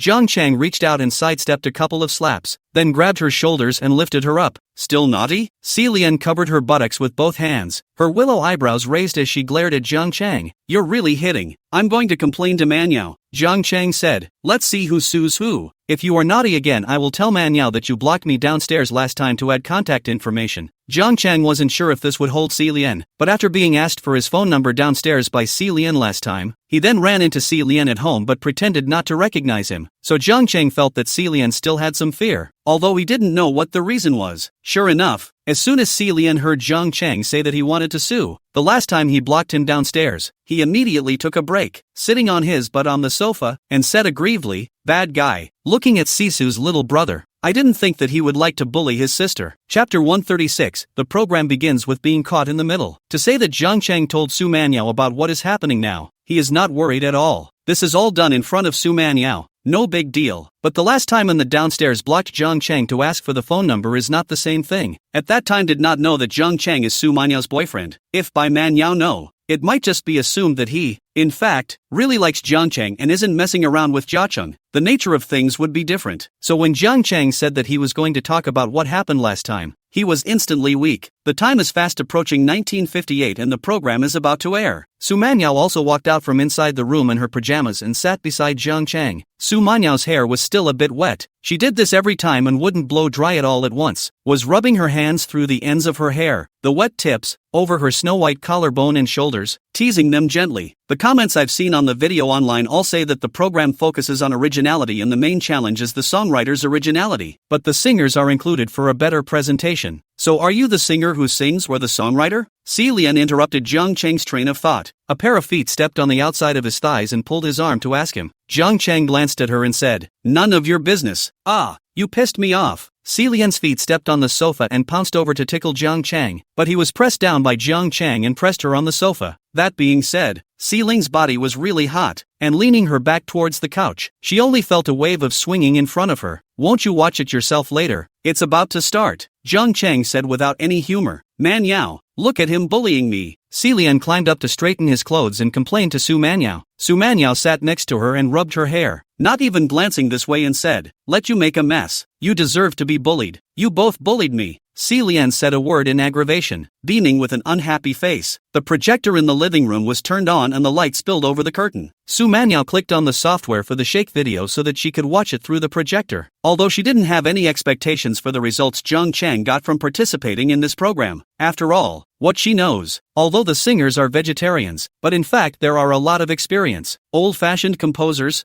Jiang Cheng such a budding newcomer. Although he has written 2 classics, but the classics can be encountered. Wanna PK these old guys? Perhaps still missing some of the bottom, but she was equally curious about how Jiang Cheng would actually perform on the show. The projector was turned on and the living room lights were turned off, leaving only a strip of ambient light. Jiang Cheng realized that under the dim light, Su Manyao's skin was still as white as ever. Such a wife if you can always put your arms around. Blah blah blah, not a wife yet. I just don't know when I can call my wife and hold her in my arms and bully her hard. Si Lian gave Jiang Cheng a poke in the hindquarters. Jiang Cheng looked back at her. She still had a resigned, pathetic look on her face, and said, "I guess you are a composer, right?" Jiang Cheng said, "Congratulations on your correct answer, but unfortunately there is no reward." "Then tell me what song you wrote?" Si Lian's gaze brightened up, as if she had forgotten what had just happened, and leaned over again, pulling Jiang Cheng's arm, one pair of legs bent, her knees leaning against Jiang Cheng's body. Jiang Cheng pointed to the curtain on the wall in front of him. "Hasn't the live broadcast already started? Just take a look." At this point on the screen, the live broadcast has begun, but it's actually taped. The moderator is done. Opening remarks. Then the 4 judges were introduced, and the camera went to the audience, which was filled with students invited from various universities in the Magic City, who were all smiling with joy, holding plastic clapping metronomes and cheering. Of course the cheers went to the 4 judges, and as you can see from the camera, there were quite a few people in the audience with banners and posters. It has Nagin's, Chao's, as well as Princess Wang and Wang Qingming on it. Chao has the most, followed by Nagin, who both have the most posters. Princess Wang and Wang Qingming are 50-50 and relatively few and far between, and these two are also due to the fact that they have rarely appeared on screen for a longer period of time. The princess is because married, and later though divorced, often referred to by the media as the most intellectual single mom in showbiz. Huang Zhangming, on the other hand, has made a big career, and his disciples and subordinates are all over the entertainment industry, so he seldom makes personal appearances anymore. The camera was withdrawn from the audience, then guided by the host, Ya, to the 4 judges. Ya, who has a slender waist and long legs, like a white rich beauty, stood on the stage and said with a generous smile, "This is the first installment of our show to start. Is there anything Chao would like to say to the contestants?" Zhou Dong slowed down a bit, touched his nose with his hand and said, "It's okay, it's just that we have a big stage. I hope that we all let go of the show, and we have to believe in ourselves the most." Wow. There was a gasp of surprise from the stage. Zhou nodded somewhat coyly and folded his arms to indicate the next speaker. No need for the host to say in order of seating. The camera has been given to Nagin. Nagin wore a ponytail. Her skin was a little tanned, but her features were straight, and her light touch was evident. A smile appeared on her thin lips as she said, "This program seems to be very interesting. First we can't see what the contestant is, we can only listen to their voice. Then if we agree with him we can press the turn switch, and the turn signifies a vote for advancement. 2 judges need to hit the steering switch at the same time for him to be eligible for advancement." Najin looked at Yaya as he said this and asked, "We still have a battle team system on our show, don't we?" Yaha nodded. "Yes, we 4 judge teachers. Each teacher represents a battle team. and each team has 4 chances to collect their team members in the first round. Only participants who are accepted by the battle team will advance to the next round. So the rules of the game is that the contestant goes on stage and sings, 2 mentors or more hit the turn switch. The contestant has a chance to advance, and then it's the contestant's choice. He can pick a battle team to join from the mentors who turn for him. If there are already 4 players in a particular mentor's battle team, no more can be charged. But if there are mentors whose hands are not full, they must be resurrected from the eliminated players to make up the 4 teams. Meanwhile, the judges score the original songs and vocalists, and the scoring session involves audience voting for PK scores to be contested. Yata was on stage explaining the rules of the program, but the viewers who actually watch the show don't care much, because later on, if they watch, they will naturally understand. Nothing more than a race. Si Ling, who was sitting next to Jiang Chang, asked, "Then can you tell me if you advanced and whose battle team you chose?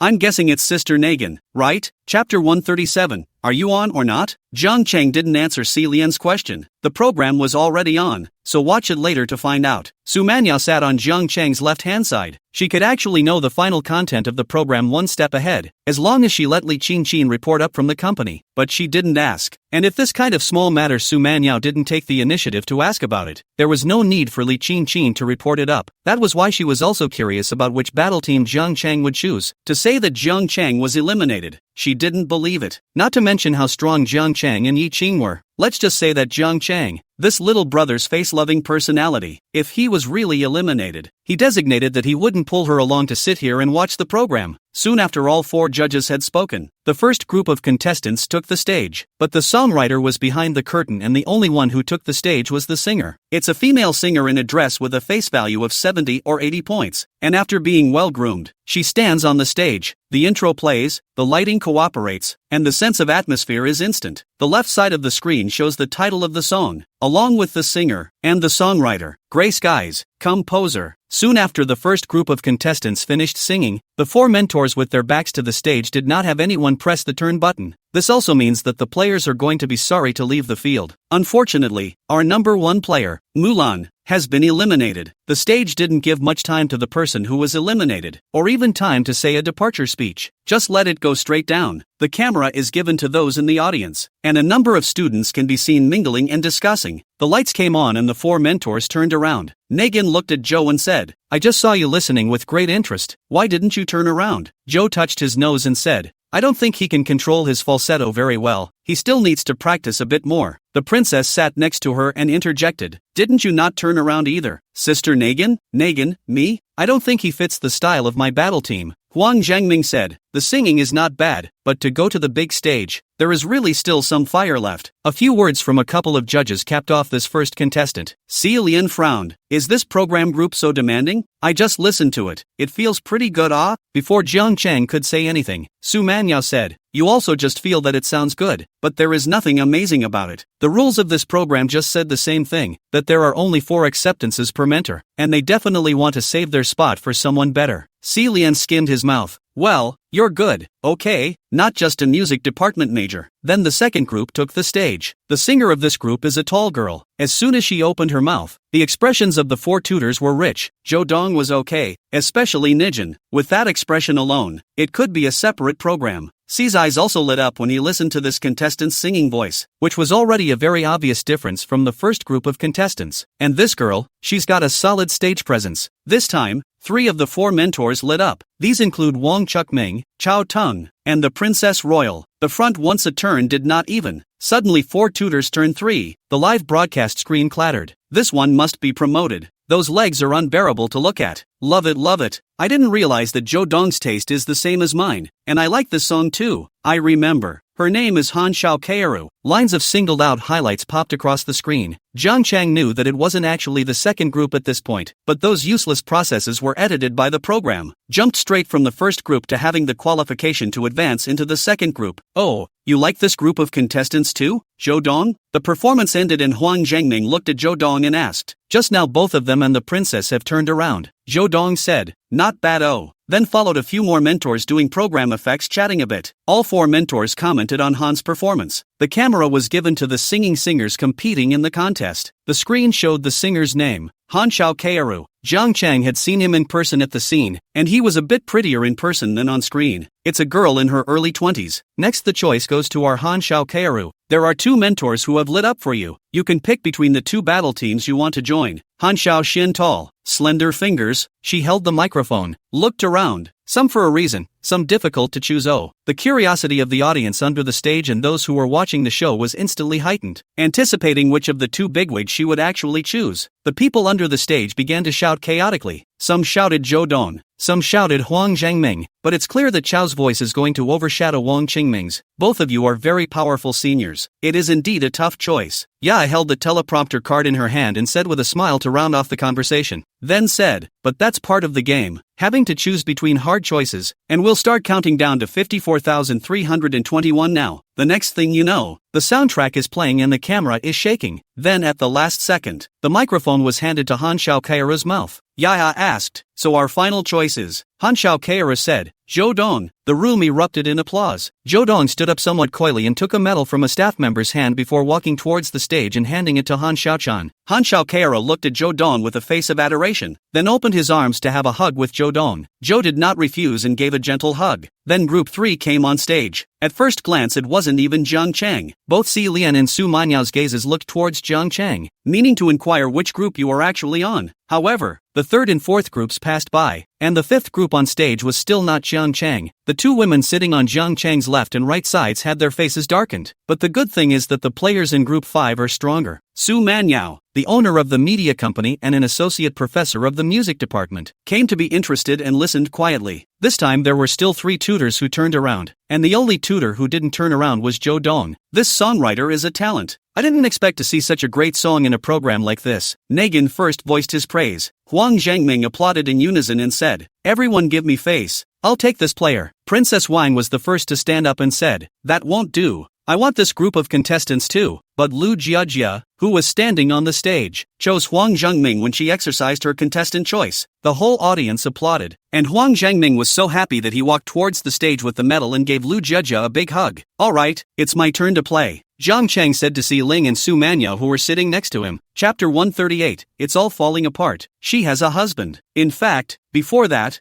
Jiang Chang didn't know when it was Yi Qing and his combination's turn to take the stage, but after seeing Lu Jiajia, he knew that the next group would be himself, because at the time of the recording, Lu Jiajia was in the group right in front of him, unless Yi Qing's program was directly edited and deleted in its entirety by the program. But that's almost impossible, because they have mentors who turn around and join the war party. Sure enough, after Lu Jiajia stepped down, Yi Qing walked onto the stage. Yi Qing, who participated in this program, was wearing a long dress of silver shade fabric, trimming her figure into a delicate and elegant one, and the makeup on her face matched her atmospheric features, making her look generous, because this is a show where the judges and teachers can't know ahead of time what the contestants are while they're singing. So the self-introductions were directly exempted from the lower left corner of the silver screen and the big screen behind Yi Qing. Both appeared with basic information about her upcoming songs. Love for Sale. Singer, Yi Qing. Composer, Jiang Chang. Lyricist, Jiang Chang. Betraying my love and forcing me to leave. Tears fell from my eyes when I finally learned the truth. You're the one who wanted to separate in the first place. So separate. Now it's time to use true love and coax me back. A few days before the competition, Jiang Chang prepared many songs and finally decided to use Love for Sale as the first opening song of the competition. The song is one of those mouthfuls, which were highly popular at the time, and the main one is a catchy one. This way River City felt that opening with a song like this would add to the memory a little bit more. After all, it's nice and easy to learn on first listen, and you can't help but hum it a little afterward. This will be easy to remember. The result was just as Jiang Chang had envisioned. As soon as Yi Qing opened her mouth, the expressions of the 4 rated mentors were wonderful, and the program's camera captured them one by one, including Chao's enriched expression. The pop-ups on the live feeds have also taken on a different flavor. Is this song really the original song? Why does it sound and feel familiar? Holy, I feel like I've heard it before when I hear it. I can even sing it already. Which genius wrote this? It's too brainwashing. Su Manyao was sitting next to Jiang Chang. Her expression was also wonderful. That high and cold imperial face, slightly raising her eyebrows, slightly nodding her head and beating the beat to the melody of the music. I just don't know what's on her mind. Did you write this song? Celian asked as she looked at Jiang Chang with a pair of sparkling eyes. What's the problem? Celian's face showed surprise. It's really you who wrote it. It's really good. It just feels. The lyrics are so straight. Is that the type of song you write? Celian didn't know the songs that Zhang Cheng had written before, and although she felt that the song was very good, she didn't sense from it that Zhang Cheng had deep skills. Just then, cheers came from inside the projector. Celian hurriedly turned her head to look over. Turns out one of the mentors turned up. The first tutor to turn was the Princess Royal. Immediately, Nagin hit the turn switch as well. Then Huang Zhengming and Zhou Dong pressed the turn switch. All four mentors turned around. The atmosphere of the audience reached a climax. The internet was a clear 666. Zhang Cheng, you're amazing. To have all four teachers turn around for you. Celian's legs were on the sofa, and with both knees on the sofa cushions, she climbed up and reached out, then wrapped her arms around Zhang Cheng's neck. Zhang Cheng hurriedly put his hand against her. Don't let this guy kiss up in excitement. Makoto was still sitting around watching. Zhang Cheng slightly glanced sideways and realized that the imperial sister did not react too much to Ling's embrace of his neck. Instead, she rolled her eyes at Ling. It's as if their best friend's actions are, to them, normal and average. Zhang Cheng didn't make a fuss about it to avoid embarrassment, so he let Ling go, as long as the guy didn't get excited and kiss up. But looking at Ling, she actually had a sense of proportion, or rather, it seemed normal to Siren, who wasn't doing abnormal behavior. So Zhang Cheng felt that he should not have too many dirty thoughts, and at the moment on the screen, all four mentors turned around for Yi Qing, and the program team let the camera sweep around the audience for a while, mainly so that the camera could capture those excited expressions in the audience. After all, this was the only time in almost half an hour since the show started that all four mentors turned around at the same time. Then the camera goes back to the host. Yeah, our four mentors have turned around for you. What do you think? Yeah, asked Yi Qing with the microphone. Yi Qing pursed her lips. She had never been on such a big stage before. Not that there were many people under the stage, but the four judges on this stage were all superstars in the entertainment industry, and the director of the program is still Zhang Meng, who is known as the king of variety. If it wasn't for Zhang Cheng, she might not have had the chance to walk onto such a stage at all. Even if she had signed up as a vegetarian, what are the odds that all four teachers would turn for her at the same time? She whispered, "Thank you so much to the four judges, and my old composer." Yi Qing's words were simple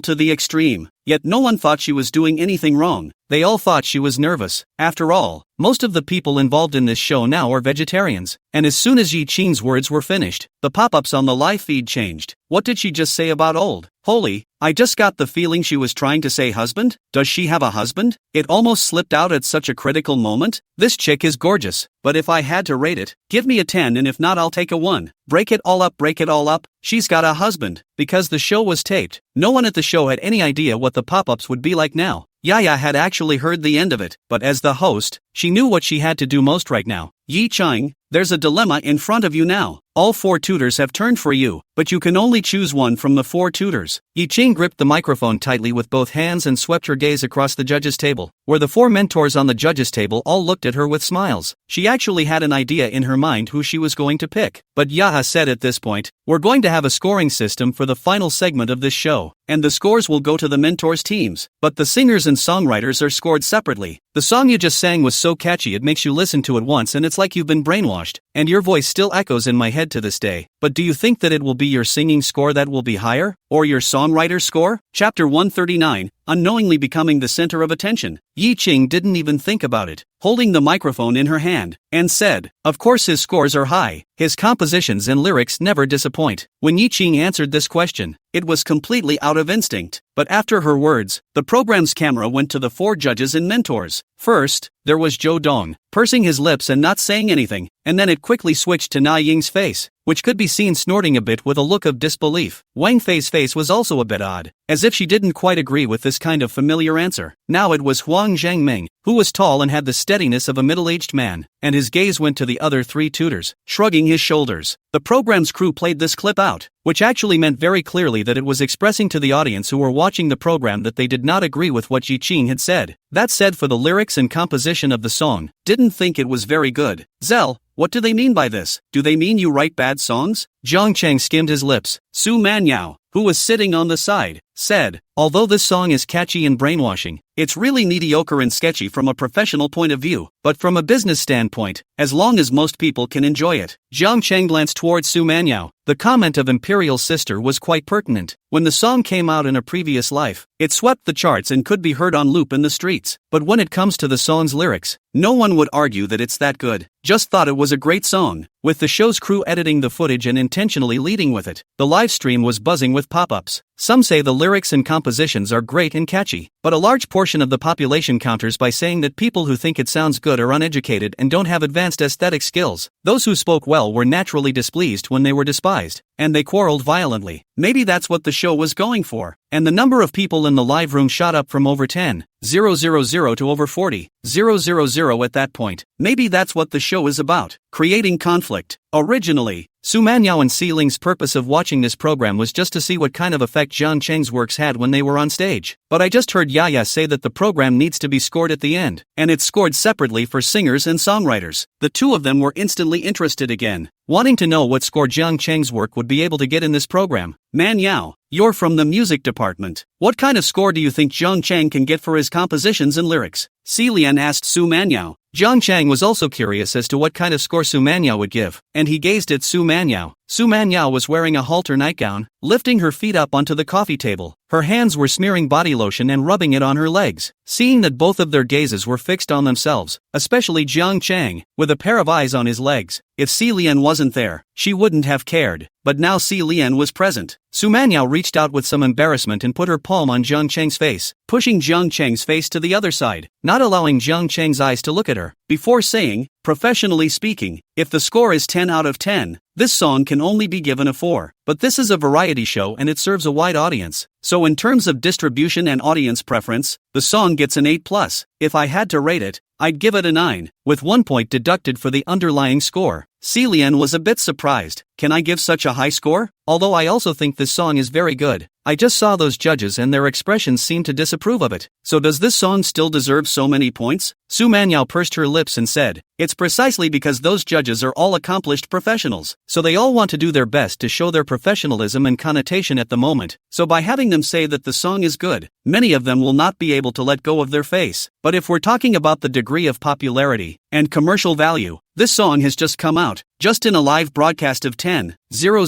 to 20,000 people, inevitably causing this kind of effect, has already proved its commercial value. Su Manyao also didn't expect that Jiang Cheng's first song for the opening of the variety show would come up with another classic. The difference, though, is that the first two songs will be classics in as many years, but the song of the moment is one that, years from now, many people may remember, but certainly won't think of it as a recommended song they'll never tire of hearing that they can hold up. However, the song itself is worth a quick buck. Su Manyao felt that if this song allowed Yi Qing's copyright to be placed in her company, she was certain that within a month, this song would sweep the major music charts, creating at least $100 million or more in value within a month. Jiang Cheng, who was pushed away from Su Manyao's face, was also surprised to hear Su Manyao's comment and looked at the imperial sister. It seemed to him that the imperial sister, as a professor in the music department, must have a whole lot of theory in what she said, and was bound to look at the song. But I didn't expect that Makoto would look at the song from the perspective of being able to analyze it in terms of its commercial value. In fact, Jiang Cheng thought similar to Su Manyao. The value of this song was to make a wave of fast money. As long as it was well run, the money earned in 2 or 3 years, that was a height that most classic songs could not reach. While they chat, on the stage of the program, Yaya asked the most crucial question. Yi Qing, whose team do you want to join? The camera was given to the people in the audience, and everyone quieted down, all staring at Yi Qing. This was the only time that 4 teachers turned around at the same time. That means Yi Qing has the absolute right to choose. She only paused briefly before saying directly, I want to join MS Wang Fei's battle team. This is what Jiang Cheng had told her before, that if she could choose Fei Wang, she would choose Fei Wang, with Fei Wang as the first choice and Zhou Dong as the second choice. After Yi Qing made her choice, the entire room rang out in applause. Huang Zhengming and Zhou Dong both made regretful expressions. The rest of the show went on as usual, but there were no more amazing songs to follow. The number of people in the live broadcast room, from the beginning of more than 10,000 people, to Yi Qing on the stage to bring the number of people up to 20,000, and then because of the guidance of the program group, the composition and lyrics of the song Love for Sale on the evaluation, so that viewers have contradictions. The number of persons was mentioned as 40,000. The back stayed at that amount, and while part of the pop-ups were talking about the singer behind them, half of them still talked about the previous song, Love for Sale, the entire time. Finally, the program came to its final segment. All of the advancing combinations have been assigned to teams under their mentor's name, and the scoring session is next. Singers and songwriters are scored separately, but warm water boils a frog without realizing it. And what kind of rating Love for Sale can actually get has become the most concerned topic in the room. 90% of the pop-ups were cleanly related to the song Love for Sale. Man.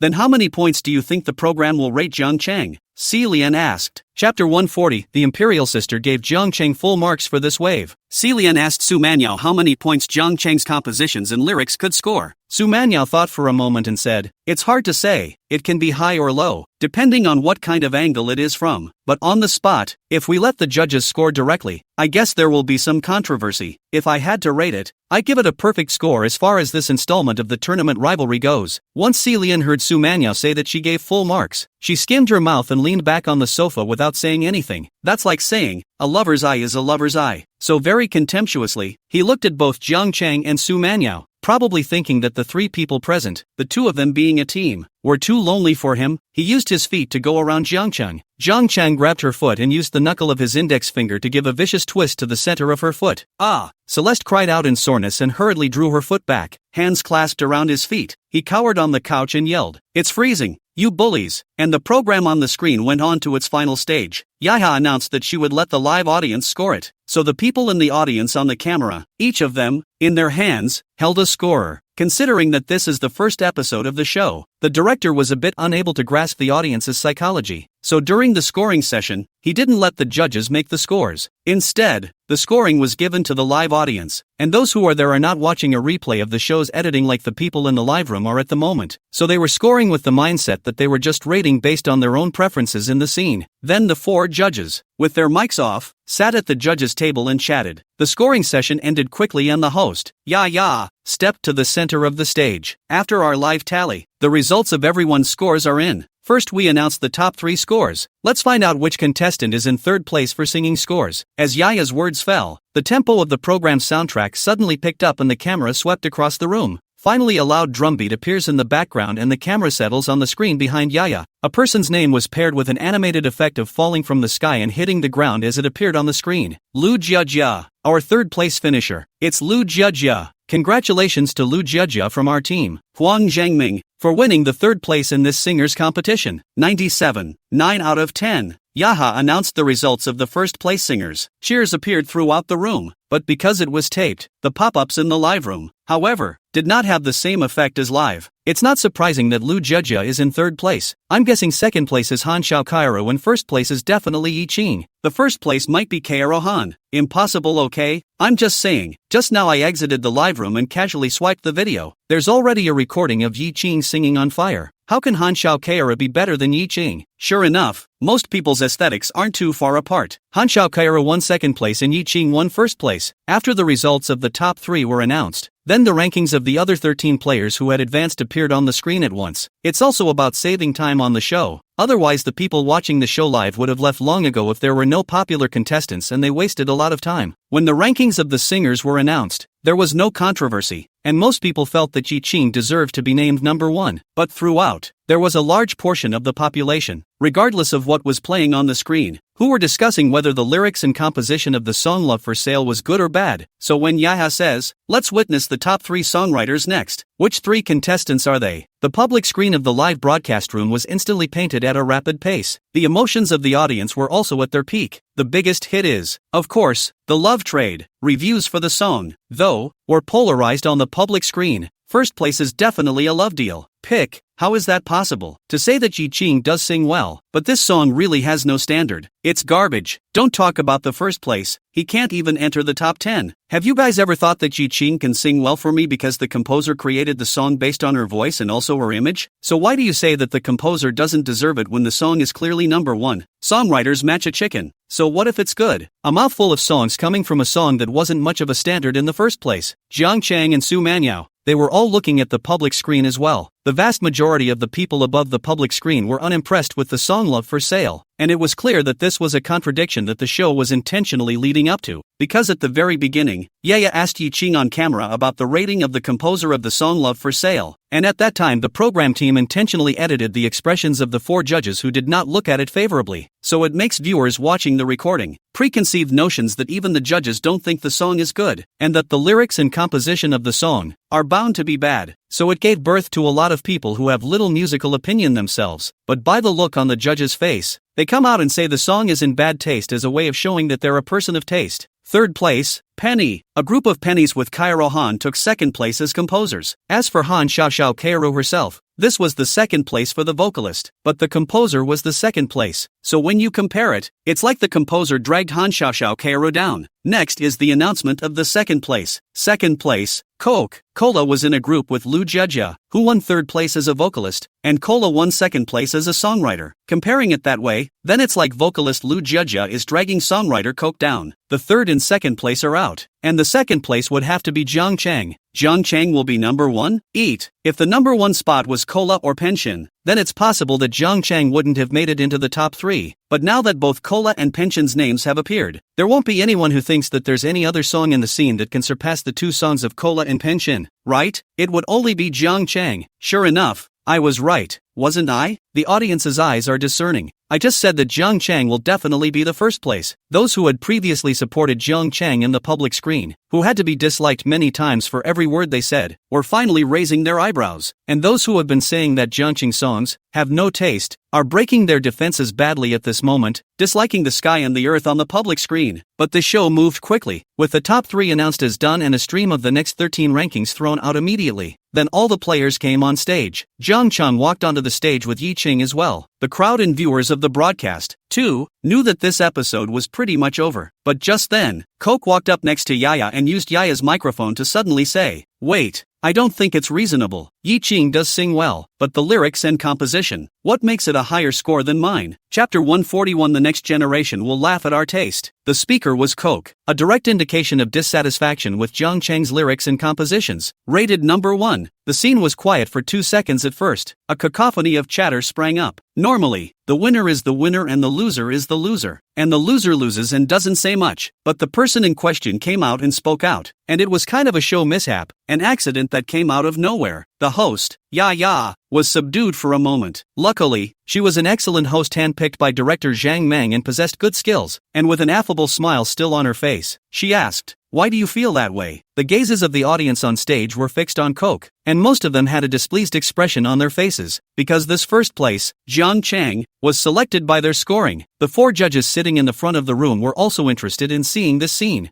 Lian retracted her feet that were messing with Jiang Chang, pulled Jiang Chang and asked, "How come there is still such an episode? What was the final result? Was there any rescoring?" Su Manyao propped her chin with her hand. Her big eyes also gazed at Jiang Chang and asked, "How did it end?" Jiang Chang looked around at the 2 women and said, "How else can it be handled? Just leave it unsettled." That's how it turned out. After Cola finished speaking, host Yaya also received director Zhang Meng's instructions through her headset, so she mentally prepared herself for what to say next. But this time, because a question had just been sent to Coke, Coke took the microphone and said, "The song with the number 1 rating can be said to have no substance, and the story he expresses is vulgar and ridiculous. It's okay as a lip-sync song, but to say how good his songwriting is only of bottom-of-the-barrel caliber." Coke was a flat guy, and when he said that, it was like a depth charge. The contestants on the stage, who were still trying hard to maintain their grooming in front of the camera, heard such blunt words from Coke. Heads turned to him. A few of the mentors were also eyeing each other, with great expressions on their faces. Guess it was mandated by the show to create a show effect. While the audience was there, voices clamored. Most of them were showing disbelief. What makes you say that Jiang Chang's song is at the bottom of the list? Is he capable of writing such a great song? Why is this person so shameless? Thanks to the fact that I just rated him, only a little bit lower than Jiang Chang's score. If I'm allowed to rate him again, I'll rate him to the last place. The audience was not affected by the program's editing, so most of them were in support of Jiang Chang, because that song was just so brainwashing. One can't help but be in the moment, and the finger of scoring is up to the brain. But the audience of the live broadcast is different itself because of the program's guidance on the song Love for Sale. Bad comments, even if they also think that the song is very good, very brainwashing. However, in order to show their own noble taste, they are still trying their best to disparage it, and this moment to see the person concerned bravely come forward to speak. This move is like scratching an itch to their heart. He was so excited that he disliked those who had just said they supported Jiang Cheng, but by this time Yaya had been instructed by the director, so wait for Coke to finish. She immediately took back the microphone and quickly retracted the conversation, saying, "Our Coke contestants are still very brave, but the scoring is judged by the audience in the audience. If you don't feel satisfied with the results of the scores in this installment, that's okay. Our judges will be involved in scoring the next installment and the live feeds will be available for those who want to participate in the scoring as well. So good or bad, we'll find out in the next installment." Coke's face eased a bit when he heard that there were judges and people from the broadcasting room coming to score the next episode. He felt that if he let the judges, and the large number of viewers on the air watch, they would all know which was better or worse. It won't be like a live audience, like cuties. As brainwashed, Coke is back in place for now, but Yaha painted a different picture. Though our judges' teachers were not involved in the scoring in this issue, but now we have a controversy over the first place of the songwriter. Can the 4 jury mentors give us your opinion? Those 4 didn't expect the conversation to lead to themselves. Sitting in the first seat, Zhou Dong, he hesitated for a moment, then said, "It's okay, it's not very distinctive, but it seems like everyone likes it." Then when he finished he nodded. The other 3 tutors laughed out loud, and from their interactions it was clear that Zhou's critique seemed to be a difficult one. Then Nagin, who was sitting in the second seat, said, "If all our songs look like this, many years from now we may be laughed at by the next generation for our taste." Those on the scene sucked in a breath of cold air, and the scene went quiet. "What do you mean? Is Mr. Nagin saying that people who like this song have no taste?" Everyone looked at each other. After all, the words coming out of the judge's teacher's mouth seemed to be quite heavy. Soon the topic came to the princess as she smiled and said, "At first listen, it does give people a refreshing feeling, and I think it's normal for the audience to give it a number 1 rating." Huang Zhangming said, "It's true that this song doesn't have much substance, but it's safe to say that if his copyright is fine and he promotes it, this song will easily explode. So it's not surprising that he got the first place, but it's normal to have controversy over the name of his first place. Let's see what's benevolent and what's wise. We can see in the next installment what kind of excellent work Jiang Cheng can still bring us." The 4 mentors finished their words. The buzz on the public screen has been lopsided. Apparently, none of the 4 mentors recognized the song as excellent. Nagin, in particular, as well as very clearly commenting on the song in terms of taste. To put it bluntly, it means that anyone who likes to listen to this song is a loser. So this made the audience on the spot. Their expressions were not good, but the other party was a judge, a professional. They were just the audience invited by the program from inside the university. So it's not even good to say anything. For our next installment, the combination of singers and songwriters will be disrupted. So we're going to draw straws next. So whether it's a good song or a good vocal performance by the person singing it will be more evident after our mix is disrupted. Yaha announced the rules for the next installment of the show just in time. It's a direct diversion from the issue's focus on whether or not the songwriting and lyrics for the song Love for Sale will go to number 1. The public screen was, once again, excited. This one is good. I'll see what kind of ranking he can get for the crap songs he wrote without Yi Qing singing his songs after Jiang Cheng and Yi Qing separated. Jiang Cheng, this is not the end. He can get the first this period. Completely rely on Yi Qing set off. Without Yi Qing, he is nothing. What level to come out to write songs? This lyrics my son can write. The program group's rules are also humane enough. The next issue will see how Jiang Cheng will see the light of day. Chapter 142. How do you plan to fix her? The song you wrote, it seems like it got a lot of bad reviews. Oh, Su Manyao, who was sitting beside Jiang Cheng, looked at Jiang Cheng with interest. Jiang Cheng said, "It's normal. Some people like a song, some people don't. But really, most of those who gave River City songs bad reviews also liked them. It's just that the lyrics are too blunt and they want to seem different. You won't be unhappy seeing these comments?" Su Manyao pointed at the pop-ups and said.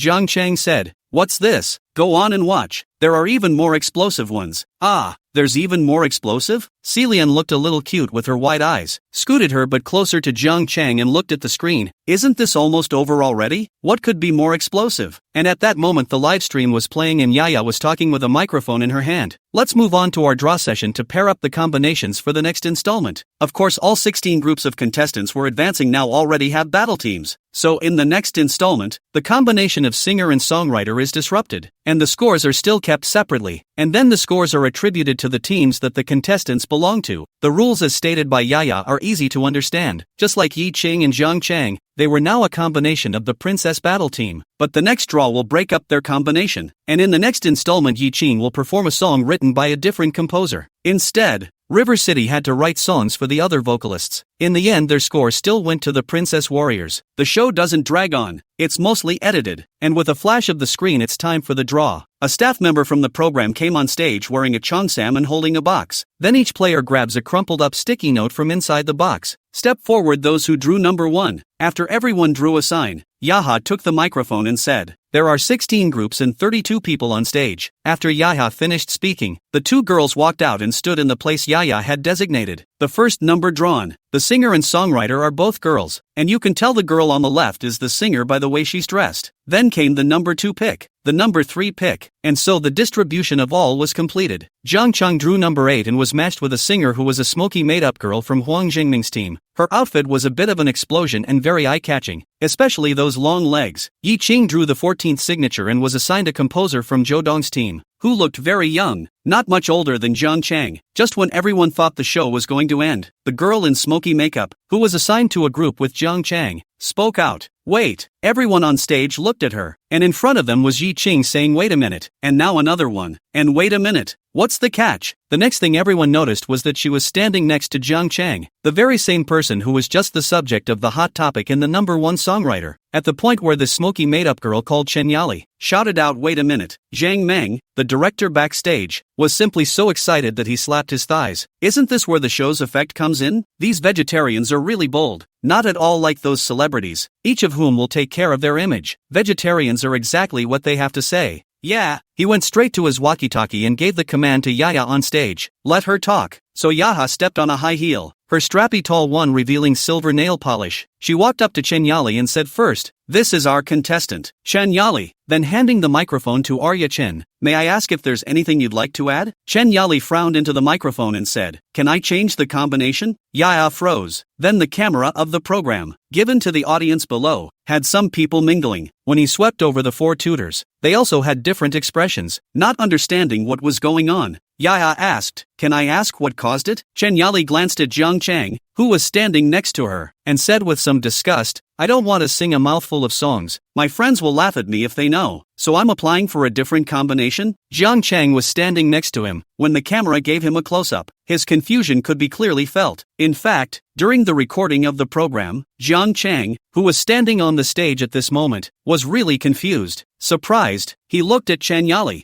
"I'm a songwriter who writes a mouthful of songs that are prone to bursting into high passages, and I'm straight up tagging you, and apply for a teammate change?" Pust. Si Ling, who was sitting next to Zhang Chang, couldn't help but snort out a laugh. "Look at you being disliked by the young ladies who are participating in the competition." Si Lian wasn't sure about Zhang Chang's strength and she didn't take this variety competition seriously, so when she heard Chen Yali's words, she only felt amused. Zhang Chang skimmed his mouth and was speechless. He felt speechless in retrospect, and it was only harmonious society that saved Chen Yali. Otherwise the force peddler would have to smack her in the face. Su Manyao, who was sitting next to her, said coldly and quietly, "Are all these newcomers so confident? With things like songwriting, if you can write one good song, you don't necessarily have to write a second one. But if you can write a good spit song, then surely you have a better than average chance of writing a classic down the line. And who, by nature, can only write spitball songs, and do them well, but can't write anything else?" Zhang Chang said, "She's not a newcomer. She has some strength. She's participated in competitions before and has taken places." This was also something that Zhang Chang didn't know until afterward. Su Manyao raised her eyebrows. Compared to Si Ling, she knew that Zhang Chang had written 2 classic songs. The current mouthful of a song has little substance, but the melody counts as a gem, and it's barely there. From a business standpoint, then it's a big boutique. How was it handled? You resplit the team with her, so you won't be disgraced, disliked by your own teammates, something that will be laughed at for many years to come. Zhang Chang said, "How could I? Can I leave her alone?" The program team also gave it a go and didn't accede to her request. "Otherwise I wouldn't have had the chance to fix her."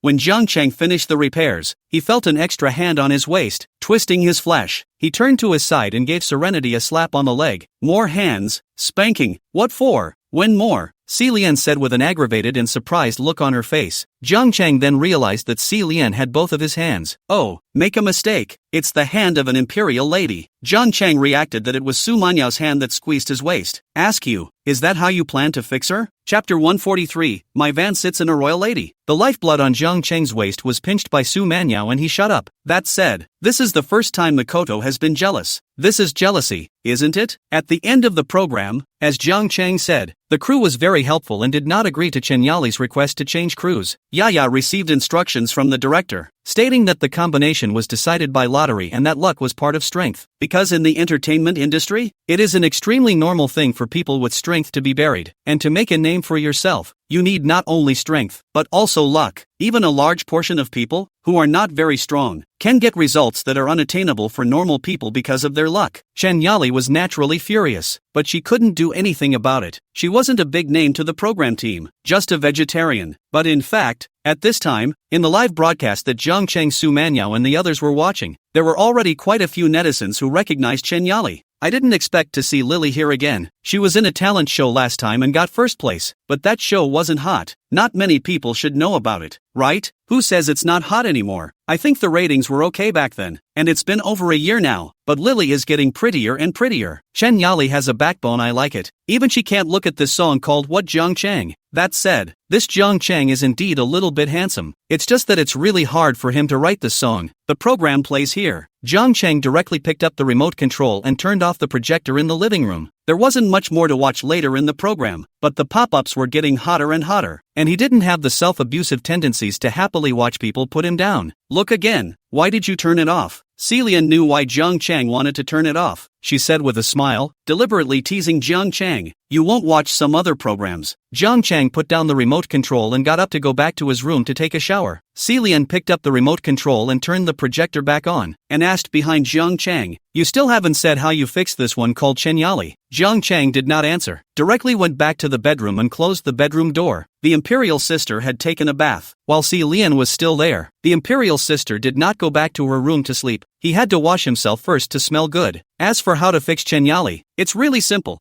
Jiang Chang lost a song with the program. Because of the recording of the next program, the composer can't wait for the program to start recording before bringing out his work. Then there's already no time for the singer to practice and get familiar with it. That's why the songs for the next installment had to be given to the crew well in advance. Didn't you say I could only write mouthfuls of songs? I'm afraid I'll write a song you can't sing. When Jiang Chang finished his shower and came out of his room, he saw that Si Lian was still sitting on the sofa chatting with Su Manyao without going back. The movie from the projector was still playing on the curtain in the living room. The two women sat on the couch, both with their legs scrunched up and one arm resting on the backrest of the couch, facing each other and talking. Jiang Chang walked out and both of them turned their heads to look at him. Jiang Chang said, "It's so late. Aren't you going back?" It was 10 o'clock after the program. Si Lian rolled a nice white eye. "I'm not going back tonight. Come on Manyo, let's go back to our room and keep talking about ours," Si Lian said and stood up, pulling Su Manyao's hand towards Su Manyao's room. The two women passed in front of Jiang Chang like this, and then walked towards Su Manyao's room. "What are you guys chatting about?" Jiang Chang stood back and asked, "Can I go in and talk together?" Si Lian had already entered the room. Su Manyao turned around and looked at Jiang Chang. "You're thinking beautifully." With that, he closed the bedroom door. This shower was a waste of time. Jiang Chang sat down on the sofa and watched the TV by himself. After a short while, the door to Su Manyao's room opened, and the imperial sister in her pajamas came out to get something. On her way back, she stopped abruptly and stood in the corner of the living room, the warm light spilling over her from above. "When is the next installment of the show being taped?" Su Manyao asked. Jiang Chang looked up and saw the imperial sister under the light, and for a moment, he was in a bit of a trance. "It's really beautiful. The time given by the program team is saying that it will be recorded the day after tomorrow," Jiang Chang said. Su Manyao said, "Do you have any tickets for the audience? I want to go and watch." Her company, Light Manga Entertainment, was actually one of the shareholders of this variety show that Jiang Chang was participating in, so it was really easy for her to get tickets for seats in the audience of the show. But that was no fun, and she didn't want to go over there as the president of Lightman Entertainment. Jiang Chang said, "The program did give each group 2 tickets. All right, then it's a deal. I'll take one." After Su Manyao finished speaking, she turned around and walked towards the room in a graceful manner. Makoto was going to go to the show with herself. To watch the taping of the show? Jiang Chang looked at Su Manyao's back and was a little surprised. You should know that the imperial sister has always given people an unearthly look. It was like there was nothing in the world she cared about, but now she had actually offered to go with her to see the taping of the program. Jiang Chang went to school the next day. Yi Chang,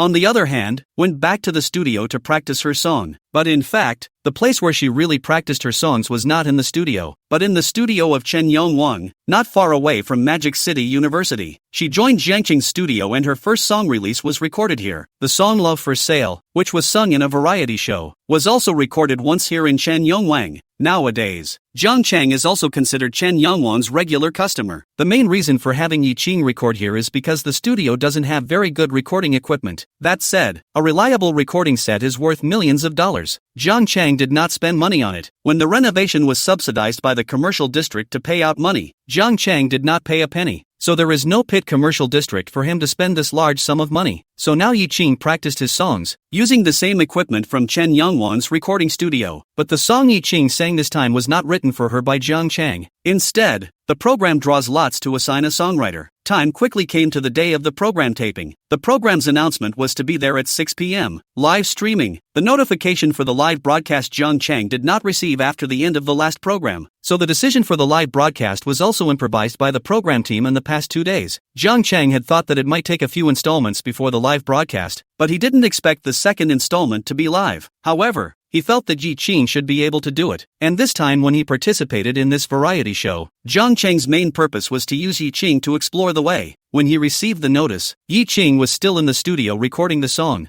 Jiang Chang decided to meet up with Yi Qing first. At the same time, he gave Su Manyao a call in advance and made an appointment with her. Su Manyao asked Jiang Chang to pick her up at the entrance of the neighborhood. So when he arrived at Chen Yongwang Studios Jiang Chang, he thought that it seemed more or less inappropriate to take a taxi and bring Yi Qing, and then go to pick up the imperial sister. It just so happened that Chen Yongwang had a van parked in front of the studio that wasn't being used. I'm a long-time customer. I've spent tens of thousands of dollars. It's not too much to ask to borrow a van to pick up your girlfriend, is it? Chapter 144 Young people like to daydream. Li Yongwan's van. It's a bit beat up. It looks like armor on the body, shaking so much that it could fall apart at any moment. But those who know the business, no one dares to underestimate this god car. This is a family breadwinner, hauling goods and people, hauling their own wives, hauling other people's wives. There is no problem. One car in hand. The world is mine. Jiang Chang then drove this silver-white broken bread and hitched a ride with Yi Qing to Su Manyao's neighborhood. Yi Qing naturally sat in the back row. She heard her boss say that she was going to pick up a friend, and was a little curious about what kind of person her boss's friend was. After Su Manyao received Jiang Chang's call, she changed her clothes, dressed up a little and planned to go to the entrance of the neighborhood to wait for Jiang Chang. Outside of the neighborhood is a very spacious avenue, and on the opposite side of the avenue is an ecological park with an artificial lake in the middle of the bay. But the gate to the eco-park is not on this side, and this road is wide but has very little traffic. The weather in autumn is a little cool. Su Manyao wearing a skirt, crossing the road, standing on the opposite side of the road in the neighborhood. Fragrant shoulders with a bag, hands rubbing each other's arms. In the past, when I was abroad with Ling, I went to the scene to see a lot of variety shows, but after returning to China and starting his own company, he never went to a variety show taping like a viewer would. So she was also somewhat looking forward to experiencing what it was really like to watch a variety show as a viewer. And even more so, what kind of new work Jiang Chang would write. In fact, she was worried that Jiang Chang would be unable to create new classics and could only create mouthfuls of songs like last time, and then be belittled by the audience or judges to the point where his confidence suffered a blow. As a creative person, confidence is a very important part and a source of inspiration, so she decided to follow Jiang Chang to check it out.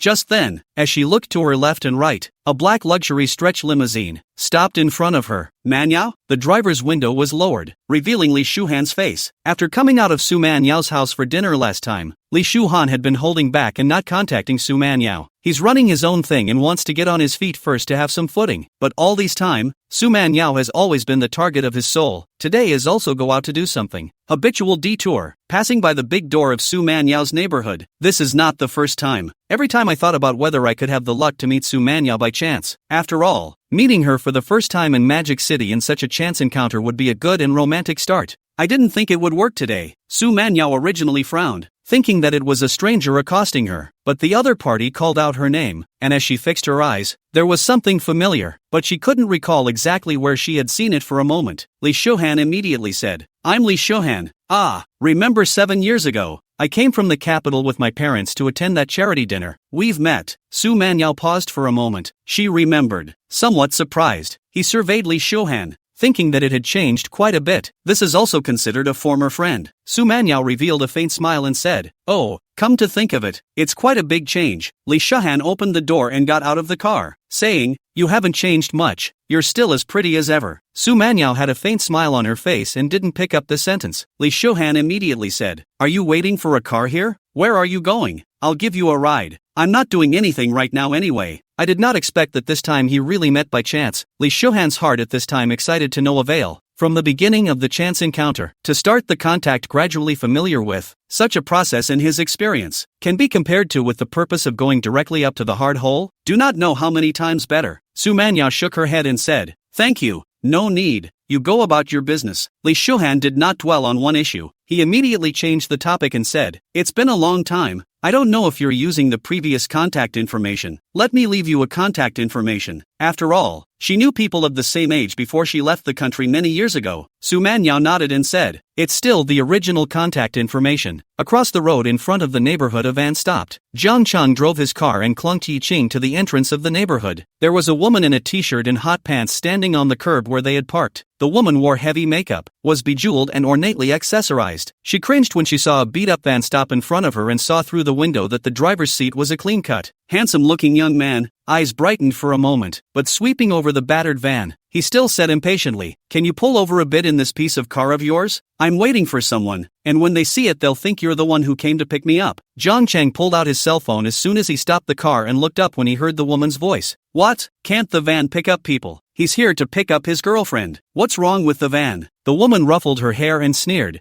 Have you ever seen any pretty girl that would ride in your crappy van?" Jiang Cheng turned his head and glanced at Yi Qing, who was sitting in the back row. Yi Qing sat there with her hands on her knees pursing her lips. The woman followed Jiang Cheng's gaze and also looked to the back. She froze for a moment when she saw Yi Qing. Truth be told, a bit of an inferiority complex. That woman sitting in the back row had the looks, the figure, and the big watery eyes that looked like they could talk. The woman cleared her throat, embarrassed by what she had just said. "Did you see that? That's what people call romantic." The woman's eyes looked across the road and her voice said coldly, as if he was despising Jiang Cheng, he said, "Fragrant cars and beautiful women are the perfect match. This broken van of yours is only good for fooling uneducated little girls. Have a brain. Who can sit in your broken bread? You see people across the street that beauty know. That kind of beauty can sit in your broken car?" The woman felt as if she had little advantage over the woman in the back of the River City van, but the woman across the road, that's a stage lead, and she's going to have to move out of the way to beat the air out of the youngster. What's the big deal about cheating on a little girl with your crappy bread? Better quality babes aren't going to ride in your crappy car. Jiang Cheng hadn't taken it seriously and was about to call Su Manyao, but followed the woman's gaze. "Isn't that Su Manyao standing there? There's a man hitting on it. WOC. Jiang Cheng immediately put away his cell phone and started to gear up.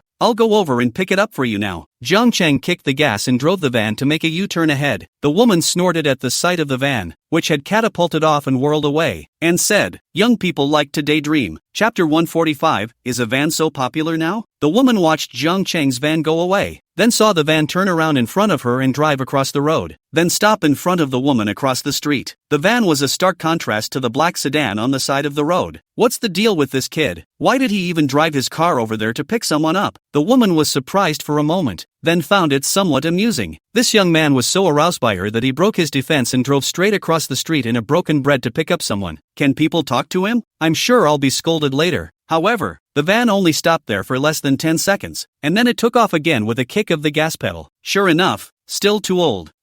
Nope. What about women? The woman stood there with her eyes wide open. The pretty-looking woman who had been standing across the street talking to the man in the black sedan was gone. Only the man in the suit was left, staring at the back of the van in the distance with a dumbfounded look on his face. He really picked someone up? No. How did he do it? Are vans so desirable now? And Lee Shahan, who was on the opposite side of the road, looked at the van that was far away and couldn't get his head around it. He looked at his car and then at the van. Manhwa just got picked up by that piece of van? It happened so fast he didn't even react. All you see is a van scurrying by like a big black rat and pulling over. The young man sitting in the car poked his head out and said to Su Manyao to get in the car. Then without any hesitation, Su Manyao opened the passenger door and sat up. Then the van disappeared from his sight. Lee Shahan touched his face. Make sure you weren't just dreaming. In the car, Jiang Cheng didn't say anything and drove seriously. From the time Su Manyao got on the bus until now, he hadn't said a word. Su Manyao sat on the passenger side, her slender legs placed diagonally together. She fastened her seatbelt, put the bag that was on her shoulder on her lap, looked at Jiang Cheng, then her eyes looked out of the car. seemingly unconcerned. The one just now is a friend I met many years ago and just happened to meet on the side of the road. She didn't think it was much of an explanation. How could she possibly explain herself to Jiang Chang? And there's nothing going on per se. What's there to explain? LOL, really laugh at that. Oh, Jiang Chang answered and stopped talking. After a while, Su Manyao turned her face and said, "Hey, what do you mean? It's been said that that's a friend you met many years ago." As she finished her sentence, her afterglow caught sight of the back of the van, with one more person sitting in it. Turning her head to look, "Isn't this Yi Qing?" She did recognize Yi Chang, and how the other party said, he used to be an employee of her company. Although she hadn't had any contact with Yi Qing, she had paid attention to the fact that Yi Qing had later gone to the studio in Jiangcheng. Seeing Yi Qing, Su Manyao instantly don't turn her face away, leaning back on the seat of the seat, looking out of the car window. Only at this point no one noticed the slight reddening of her earlobes. Yi Chang, sitting in the back row, was stunned. How could she not expect that the one Jiang Chang said to pick up her friend would be Su Manyao? This is the owner of her former company. Moreover, she had just heard the conversation between Su Manyao and Jiang Chang. As a normal person, especially a normal woman, of course he could sense Su Manyao's emotions. This is where the relationship of ordinary friends, how to look like a boyfriend, see his girlfriend and other men talking jealous, and then the girlfriend to explain the explanation cannot be annoyed into shame. However, when she left the company before, the company compensated her with money when Li Qingqing told her to pretend not to recognize Su Manyao under any circumstances when she sees her outside in the future. Although she didn't know why Li Qingqing had such a request, she had taken the company's benefits, and as an employee who hadn't put in much labor for the company, and had received a payout after being dismissed by the company, she naturally agreed to such a request. So surprise was surprise, but she didn't greet Su Manyao. Jiang Chang, who drove the car, also felt the change in the atmosphere of the car. He discharged his voice after turning his head to look at it. "This is Yi Qing, an employee of my studio. You've met him before, and also a contestant who was arranged to go over for this program." Then he added, "This is Su Manyao, my friend." His introduction to Su Manyao was simple, but the simpler it was in this scenario, the more it meant it was extraordinary. And even if he didn't introduce them, Yi Qing had just sensed the extraordinary nature of their relationship. Yi Qing was a bit overwhelmed, saying, "Hello Sister Manyao, I'm Yi Qing, an employee of Jiangcheng Studio." Yi Qing introduced himself again. Su Manyao, who was sitting in the co-pilot's seat, said in a somewhat unnatural voice, "Hello." This wave almost gave Mikado a whole social death. Although Yi Qing was the one she had arranged to go to the Jiangcheng studio, she had already known about Yi Qing's existence. But when I just got in the car, I really didn't realize there was another person in the car. That's just as well, seeing Jiang Chang driving. Otherwise the bag would have to smash him on the head and reach for his waist. That would really be a place to hole up. Sitting on the passenger side of the car, the embarrassed royal lady pressed her hands tightly against her bag, her feet clenched together in her high heels. It was a good thing that Jiang Chang took the main road, and the van soon stopped under the building where the program was being recorded. Jiang Chang asked Yi Qing and Su Manyao to get off the car first and wait for him in the lobby of the first floor while he went to the underground parking lot next to him. The two women get off. The value of the face is stunning years warm time woman, especially Su Manyao. The temperament of the body is extraordinary. Give people a kind of will be when the Yao platform under the moon cannot be profane play feeling. The two of them walked towards the hall and instantly attracted the attention of a crowd around them.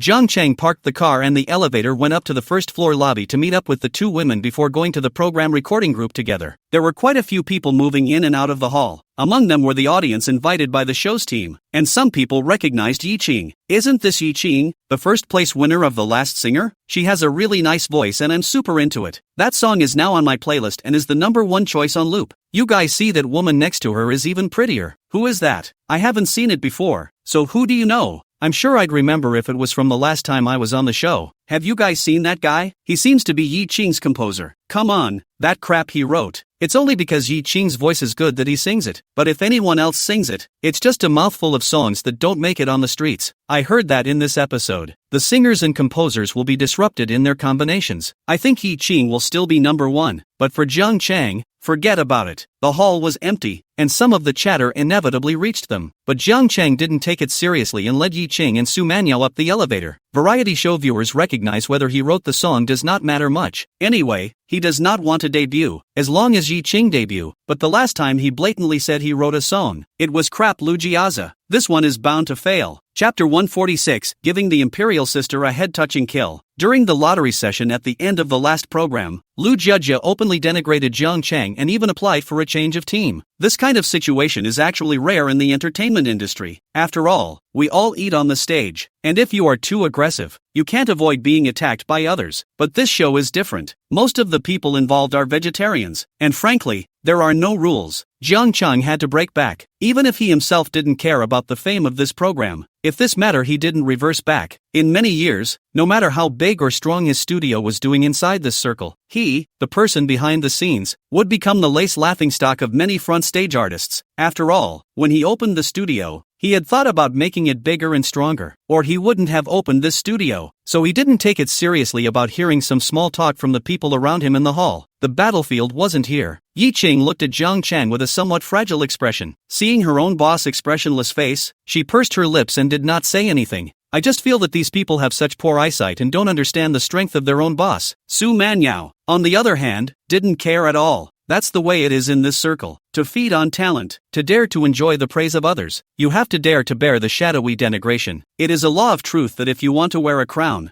you must bear the weight of it. This is not a place where hothouse flowers can grow. So this little trivial matter, she didn't think Jiang Chang would care, and if he did, it would disappoint her. It wasn't long before a few people arrived on the 23rd floor. Jiang Chang turned his head and said to Yi Qing, "You go backstage to do the docking first. Contestants are required to do articulation work with the show before the show is taped." In fact, in the past few days, apart from practicing his songs at Chen Yangwang's place, Yi Qing had also been recording backstage at the show to prepare for tonight's program. When Yi Qing left, Jiang Chang led Su Manyao towards the studio hall. "Can't you reveal to me what piece you are preparing tonight?" When Yi Qing left, Su Manyao also let go a little bit and threw her bag behind her shoulder and said to Jiang Chang. Jiang Chang said, "Don't panic, let me keep it a little mysterious for now. You'll be able to hear it when the program starts. Don't let me down." Su Manyao revealed a smile, her voice clear and crisp, and said. The people passing by, dumbfounded at the sight, crashed straight into the wall of the aisle. "Yeah, sorry, I don't know who he said he was sorry to, but it was pretty awkward anyway. Looking at beautiful women and seeing them hit the wall in the aisle is going to be a joke this time around." But the woman smiled sweetly and it was so beautiful. When they arrived at the studio hall,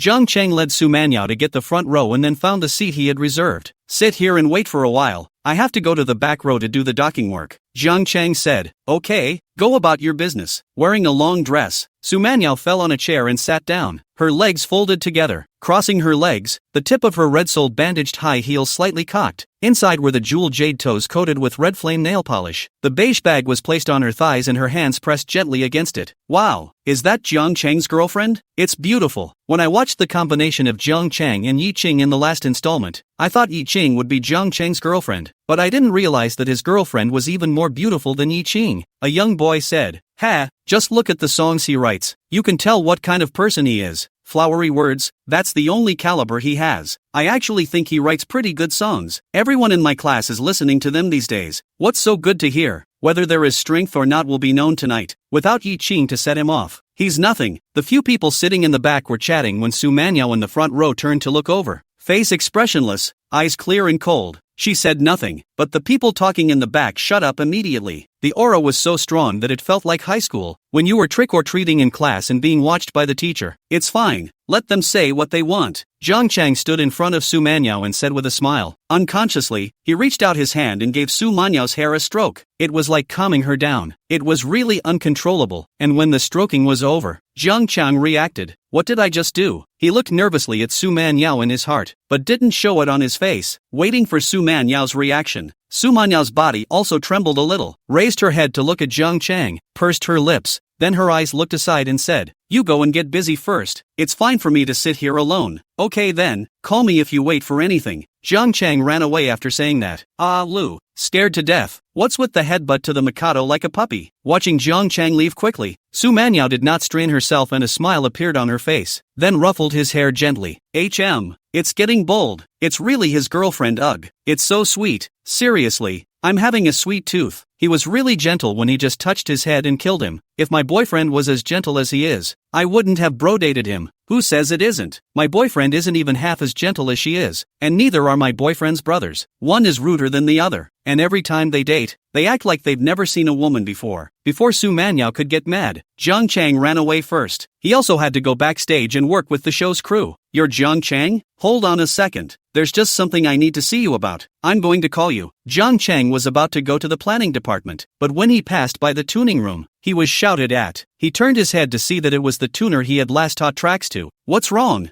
Jiang Chang asked. The tuner said, my group leader wants to see you. Jiang Chang then followed the tuner into the tuning room. Team leader, I happened to run into Jiang Chang and came over. This is my group leader, Autumn E. Xiao Yi, the head of the tuner group standing in front of Jiang Chang, was a fashionably dressed young man with braided hair like Chen Yongwang, probably in his 30s. Xiao Yi said, you're here just in time. The program will be aired soon. I just checked and found out that there's something wrong with the song you gave me last time. Jiang Chang gently raised his eyebrows and asked, what problem? Xiao Yi said, with your group is Lu Jejia, right? I know her. There used to be a small talent show. She took the first place, but the song you wrote this time, after she recorded it, I just checked it. The pitch track is really too far away. Xiao Yi paused for a moment, as if thinking about how to express himself, then politely said, why don't you change the song, or see if you can tweak it a bit more? After all, our program today is live, and the mentors are all big names in the entertainment industry. If the quality of the songs is too poor, the audience will question the quality and ability of our crew when the time comes, Xiao Yi said, getting a folder from a nearby table and pushing it in front of Jiang Chang. At the top of one of the folder's pentatonic scores, it says, A Hard Day's Journey, Chapter 147. Odd he can be a boss. It's really great. I think the song is fine, Jiang Chang said. Xiao Yi raised his head and looked at Jiang Chang. He had already said it euphemistically, though it is true that all this program asks is for songwriters to come up with original compositions. The quality of the work in them certainly varies, but they, in the music department, should at least keep a good eye on it so that a song doesn't go out to hot ears. It would really be up to the players to mess around. For sure. So Xiao Yi said, okay, I'll tune it out now, so you can listen to it yourself. Okay.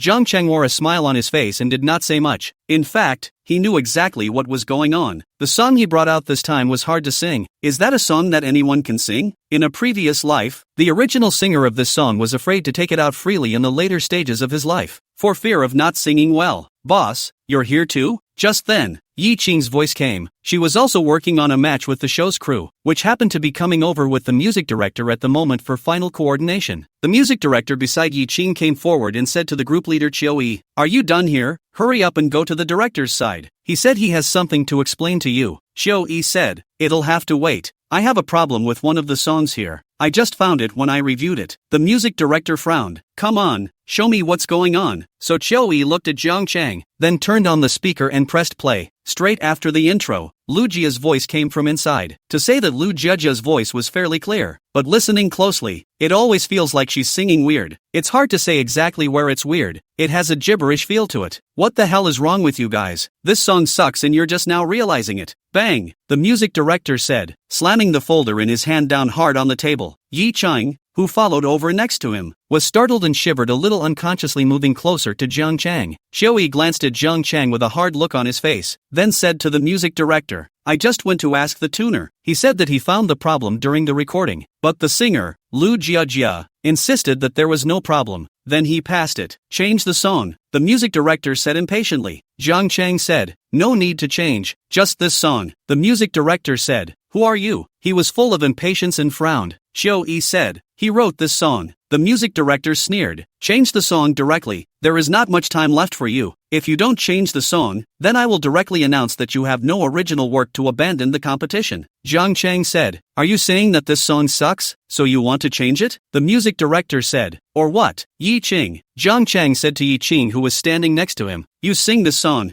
Good. Yi Qing looks honest and well-behaved. The noise here has long attracted the attention of some of the staff nearby. The gazes at this moment all fell on Yi Qing's body. Yi Qing coughed to clear his throat, and then it just clears the air. Laughing at you and me for spending all my time in vain. Love competes with the beauty of the mirror flower. I'm afraid that luck will pass me by. Obsessed with greed, anger, joy and rage. I blame you and me for being too greedy for power. Blame it on the beauty of the beings of the earth. The moment Yi Qing opened her mouth, those present froze. What kind of divine song is this? Really brainwashed? They stood next to each other and even held their breath, worried that the sound of their breathing would be too loud and disturb Yiqing. Inside they were extremely curious about the melody behind them, a melody that was simply a pleasure to wrap around their ears. Ah, ha, ah, ha. When those ahas came out, the music director's one eye blossomed like never before. It's okay, Zhang Cheng said at the critical moment. Yiqing was obedient and immediately tuned in. Not, haven't heard enough of it, why don't you sing it? Everyone present looked at Zhang Cheng with bated breath. They were listening to the song with great interest. Why did they stop singing? The music director coughed lightly, his face eased up, and said with an awkward smile, not bad, not bad. Then he turned his head to Chiu Yi and said with a stern face, did you guys do a lousy job of auditing? Such a good song, and you're telling me there's something wrong with it? Here's a pen for you, write me a better song, he said and threw the pen in his hand on the table. Chiu Yi has a sad face, I have become a backstabber again. Didn't you listen to the song recorded by Lu Jejia that was just played? You said yourself that you wanted to change the song, and now you turn around and say that I didn't do a good job of reviewing it? But the other party was the music director, and he could only recognize the black pot. Yes,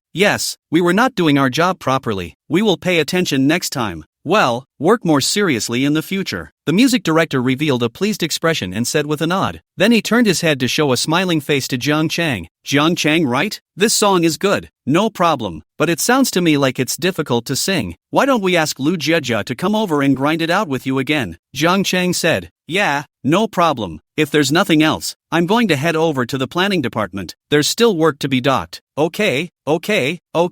The music director said enthusiastically. Yiqing stood by the side and watched the scene, her big eyes fluttering. The music director had just said to Zhang Cheng in a bad tone that he wanted to change the song, which really scared her. If she was allowed to encounter this situation, she must have immediately changed. The other party is the music director of the program.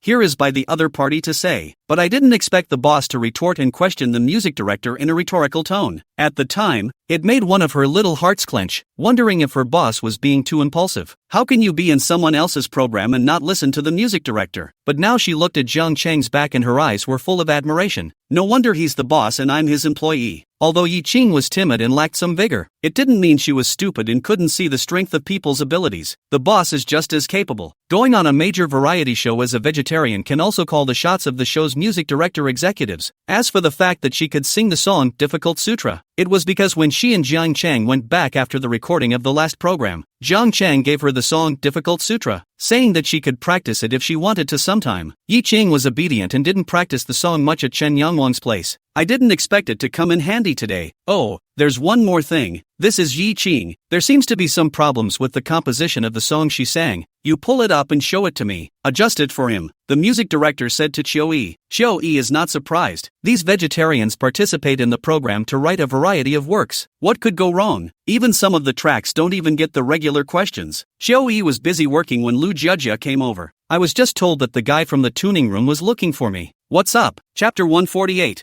I'm an earth dog and I like it. Lu Jejia came and walked into the tuning room, put her bag on the table, sat down on the chair and crossed her legs. Her high heels were half removed, revealing her white heels. With her arms wrapped around her chest, the pair of eyes drawn with thick eyeliner looked at Chiu Yi. Chiu Yi swept his eyes for a moment. Originally working in this tuning room, he had seen many beautiful women, but he had never seen such a bare and obvious one in front of him. That song you recorded last time, there's something wrong with it. Do you want to re-record it and see? Chiu Yi said. Compared to what Lu Jejia sang 2 days ago, it was a world of difference from what Yiqing sang just now, as if these two were not singing the same song at all. Next to him stood Yiqing and the music director, whose gaze also fell on Lu Jejia, but he had other thoughts in his heart. This woman's voice wasn't bad, and she had even participated in other talent shows to win first place before, and with the way she was acting at the moment, this kind of woman could easily climb a big leg, and then she would take off in the entertainment industry. That song Yiqing sang just now, he listened to it, and it was worlds apart from the song Lu Jejia had recorded earlier. Lu Jejia leaned gently towards the backrest of the chair behind her, her gaze somewhat provocative as she looked at Chiu Yi and said, "There's no need to record anymore. I have practiced on my own in the past 2 days, and there's no problem at all in navigating it." Hearing Lu Jejia say that she had practiced in the past 2 days, Chiu Yi and the music director looked at each other. A song as good as this, if it is sung and ruined, it will be a loss for them, or at least the bonus benefits will be affected. But since Lu Jejia had already said that she practiced, as a singer who had participated in a talent show and got the first place, they would still have a few more points of trust. The music director smiled and said, "I've listened to this song, but it's a good song. if you grasp it well, you can suck in a lot of traffic, and it's good for your future development. Standing in the music director's point of view is to give Lu Jiejia a reminder, but also thinking of getting close to Lu Jiejia before she becomes famous. When Lu Jiejia sat on the chair but with a face of no good, she said, "This is an opportunity? Come on. I think this is a song that Zhang Chang wrote on purpose to make things difficult for me, but it's okay. Whatever tricks he's got, just put them over is what I'll take. There's no song I can't sing." Lu Jiejia's words caused both the music director and Xiao Yi to be somewhat blindsided. How come it's Zhang Chang who's giving you a hard time for such a good song? But seeing that Lu Jiejia's attitude was so strong, they couldn't say anything more. After Lu Jiejia finished speaking, she got up and lifted her own bag, twisting her little buttocks, and walked away. The tuner withdrew his gaze and said to the music director, "Didn't the program have plans to cast a stream? I think we should propose it, don't you? When Lu Jiejia comes on stage, pull up the casting stream a bit, so we can keep a few more people in the live room." What he means by stream casting is charging the live streaming platform for traffic to advertise during the live broadcast. The music director thought about it and said, "Okay, I'll go talk to the director about it later." It's still a bit risky to make such a suggestion to a director. After all, he's responsible for what he says. But as a music director, you can't do nothing. He had already heard Yi Qing sing that song just now, and it had the potential to be a hit. He felt that he could indeed talk to the director about it, and that if it really caught fire, it would have his credit. After Zhang Chang left the tuning room, he went to the planning department to dock. However, as the composer, he was only on stage at the final stage, so the buttressing was not as complicated as Yi Qing. It just took a short while to get the job done, and the general flow has been straightened out. Then Zhang Chang thought about it and walked towards the studio hall. Although the composer had very little time on stage, because Zhang Chang had taken 8 buckets of the limelight from the last issue alone, there were still quite a few people who recognized him when he walked into the studio hall. But fortunately he wasn't much of a star, just a vegetarian who participated in a variety show. So those who recognized him were just looking curiously, and no one came up to ask for an autograph or stabbed him with a knife. The seat next to Su Manyao was not yet occupied, so Zhang Chang sat down. "Are you done with your work?" Su Manyao asked. Zhang Chang realized that the smile on her face was gradually getting bigger and bigger and said, "Your fine smile more often is more beautiful." Su Manyao sucked in a breath and opened her eyes to glare at him, then retracted her gaze and ruffled her bangs. "If you talk any more nonsense, I'll ignore you," Zhang Chang said. "I don't have much to work with. Handing the song over to the program is pretty much it. Do you have any confidence in the song you wrote this time?" Su Manyao asked. Zhang Chang said, "You mean the competition? There's really not much confidence if you race." The song he gave the show was hard to read, a song that he would really recognize if Lu Jiejia could sing it, but it's impossible. Even Yi Qing couldn't sing with any flavor. He just sang on the surface, and when he was just in there, he asked Yi Qing to sing and called it off halfway through the song, because he knew that if he let Yi Qing sing any longer, he would run even further. The first part of Yi Qing's singing has lost some of its flavor. Zhang Chang sat in the studio and chatted with Su Manyao for a while before returning backstage. The live stream started soon after as well. The 4 mentors take their seats and Yaha takes the stage. With the heat from the last time, the number of people reached 80,000 after just 5 minutes once the live broadcast started this time. That's a pretty impressive statistic to say the least. You should know that in the current live broadcast platform, there are not many 100,000 plus live rooms in total. The general movie publicity big names present. The live room is only 30,000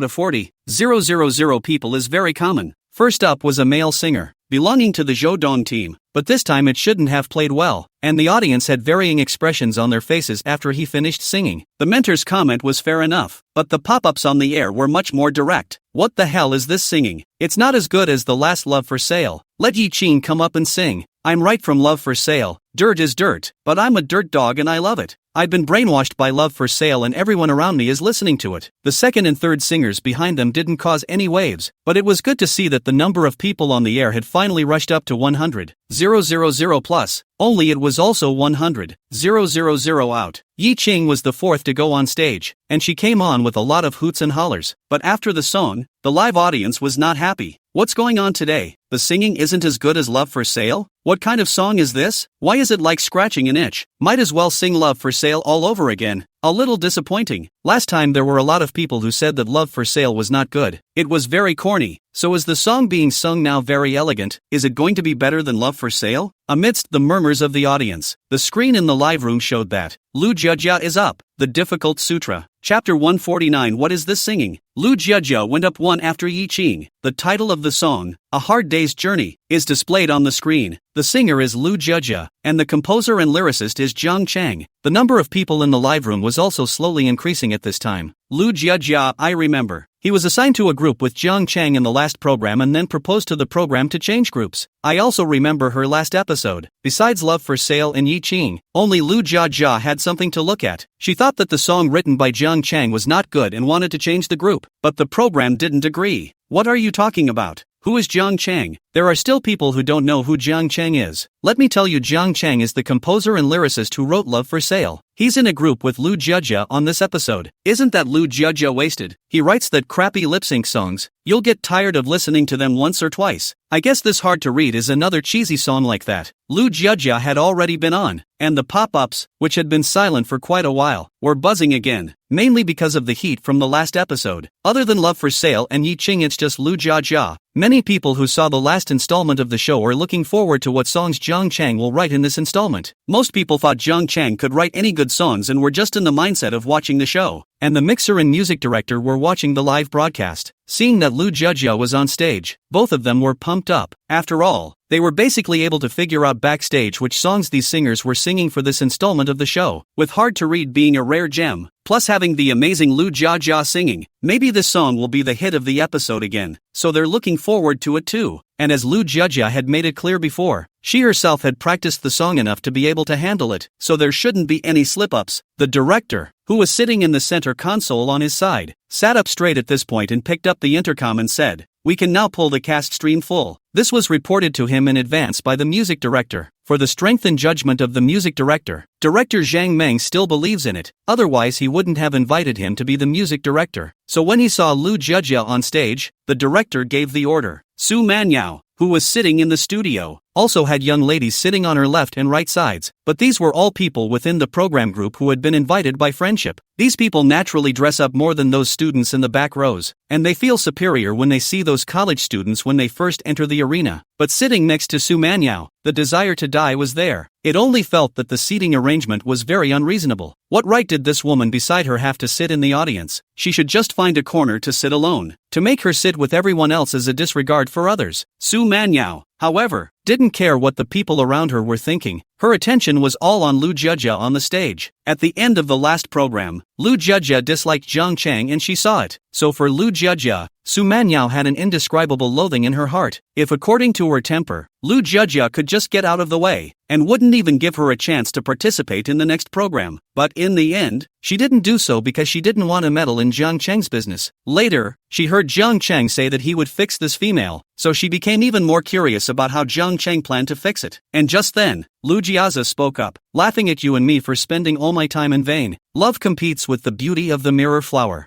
I'm afraid that luck will pass me by. Fascinated by greed, anger, joy and rage. I blame you for being too greedy for power. Blame it on the beauty of the earth. Repentance for the old days of too much faith in the covenant oath. Fascinated by sadness, joy, sorrow and jealousy." As soon as she opened her mouth, the audience on stage froze. The camera swept over and confusion was written on every face. The public screens in the live room were all full of question marks as well. What is this singing? It's a Cantonese song. I know, but is she singing a song? Sure it's not chanting? Why the hell do I sound hot to the ears? Strange feeling. I have a feeling that she seems to be messing up her singing, and that it might not be the same as this one if I let her sing it again. Go down, go down. Jiang Chang really can't do it. It's just his luck that a blind cat hit a dead rat. Who let him write the song? Next time don't write it. Let's just say, how did Jiang Chang write this song for the program to pass the review? Are all the people in the program eating? This time of discussion on the public screen of the live broadcast room, the audience on the scene also reflected, no longer interested in listening to the song, all in a cross-eyed discussion. The live audience paid more attention to the show than the people in the booth, so most of them were aware of the conflicts from the last episode. So most of the people at this time were pointing the conflict at Jiang Chang. What kind of crap is this writing? The four judges, sitting in the front row, gave each other a look and were also confused. What does it say? What was that again? When a show has a vegetarian casting, can anyone really participate? And the people on this stage are the same ones who pressed the turn button last time they were on the stage. So if the program's auditing department collapsed the room so badly, wouldn't their reputations have to follow them? With these 2 eyes and 100 arms or 1,000 hands, there can be no defense. The sky is wide and the snow is long, and who will sail with us? This sand rolls and water crinkles and laughs in waves. Greedy pleasure, a rate of favor to teach that daughter love long buried. Lu Jia also sang on stage. The head of the program's backstage planning department ran to the director's side and anxiously asked, "Director, what can we do now? Should we cut it off?" The situation at hand was live, and it was a decision made by everyone on the show after deliberation. But who knew that the first live broadcast had such a big stage accident? The director was holding the walkie-talkie in his hand and his knuckles were white. No, he'd like to pinch it off, but if he did pinch the show off on commercials, the reputation would be really ruined. The only option now is to tough it out and let Lu Jia continue to sing. The program group's big deal is to take the blame for the inattentive auditing. Not so much that there's no way to salvage it, but Lu Jia and Zhang Chang both, surely someone has to take the blame, or both together are dead. But this is not the scope of the director's consideration. Su Manhwa sat in the front row of the studio, listening to Lu Jia's song on the stage. Her cool face, her brow involuntarily jumped as well. Did Zhang Chang write this? The melody on the soundtrack she listened to carefully. It was sensually good and musically fine. But what is this singing out? Su Manhwa was also a bit bewildered. She knew that Zhang Chang had the idea to fix Lu Jia, but if it's a deliberate attempt to write this kind of oxymoronic song, that's a bit of a poor tactic. She couldn't help but frown lightly at the thought. On stage, Lu Jia was smiling as if she was completely unaware of how hot her ears were singing. The smile on her face grew even wider at the sight of the disgusted and bewildered eyes of the audience. Chapter 150. She howls worse than my wife's best friend. Finally, Lu Jia finished her song and the audience felt like they had been given a new lease of life. If they listened any longer, they felt they would really die violently on the spot, and no one on the air cared what she was singing anymore. At this point they were either cursing or had already left, but Lu Jia even bowed very proudly to thank the curtain after singing. "I finally made it through.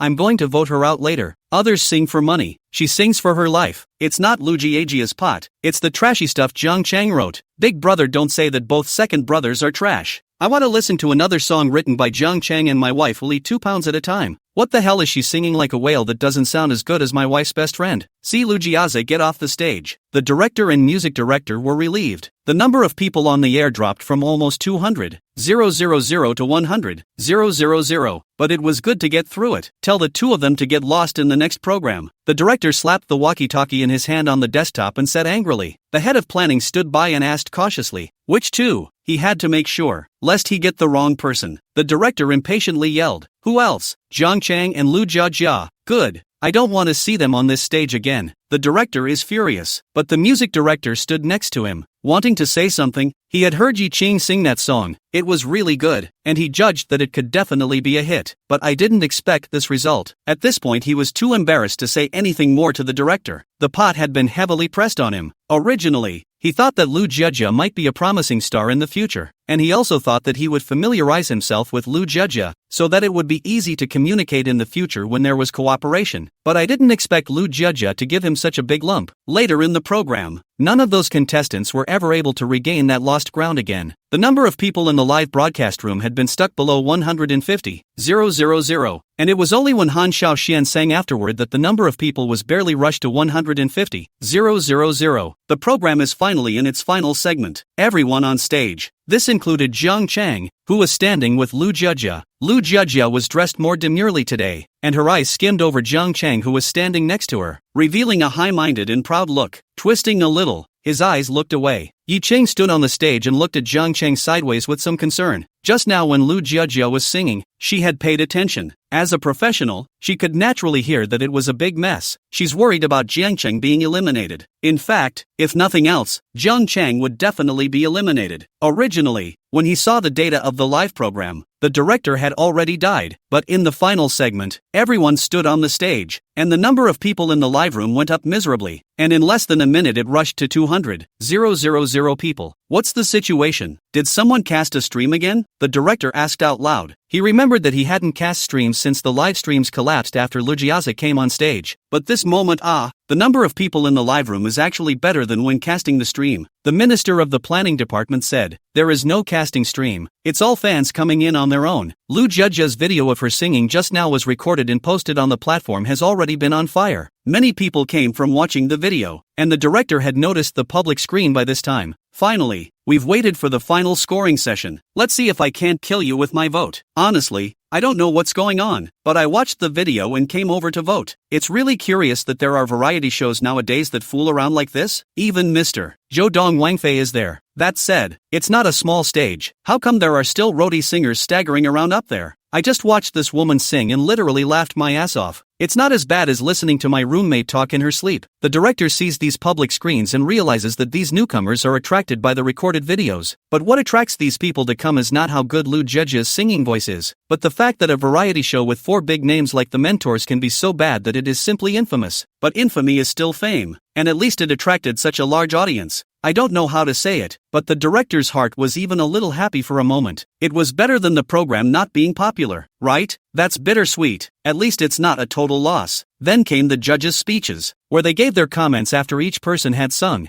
and the current stage just counted as a blind chat. It's actually a guide and topic designed by the program. Always have Yaya say, "Ciao. Who do you think will be the winner of this installment?" Joe touched his nose and said, "It's really hard to say. Everyone sings well. There are different styles." Yaha said, "Our Zhou Dong is still so euphemistic. Then who does MS? Wang Fei think the greater probability of the winner of this issue will be?" The princess laughed, then took the microphone and said, "I don't know yet." Just when Yaha thought the topic was invalid, Princess Wang followed up with, "But from my personal point of view, I still like Yi Qing a bit more. His voice is very nice and spiritual. I'll vote for Yi Qing if I vote." The princess's words fell, and a hue and cry rang out from the audience behind her. Then it was Huang Zhangming who stated, "I prefer Han Xiao Kaori. She sings with vigor, but Kelly Lin sings very well too." Kelly Lin was a girl with dyed blonde hair and a hot body. When she heard Huang naming her, she bowed slightly to show her appreciation, revealing her snow-white deep V. Na Ying also said a few words, but not as much as Fei Wang and Huang Zhangming,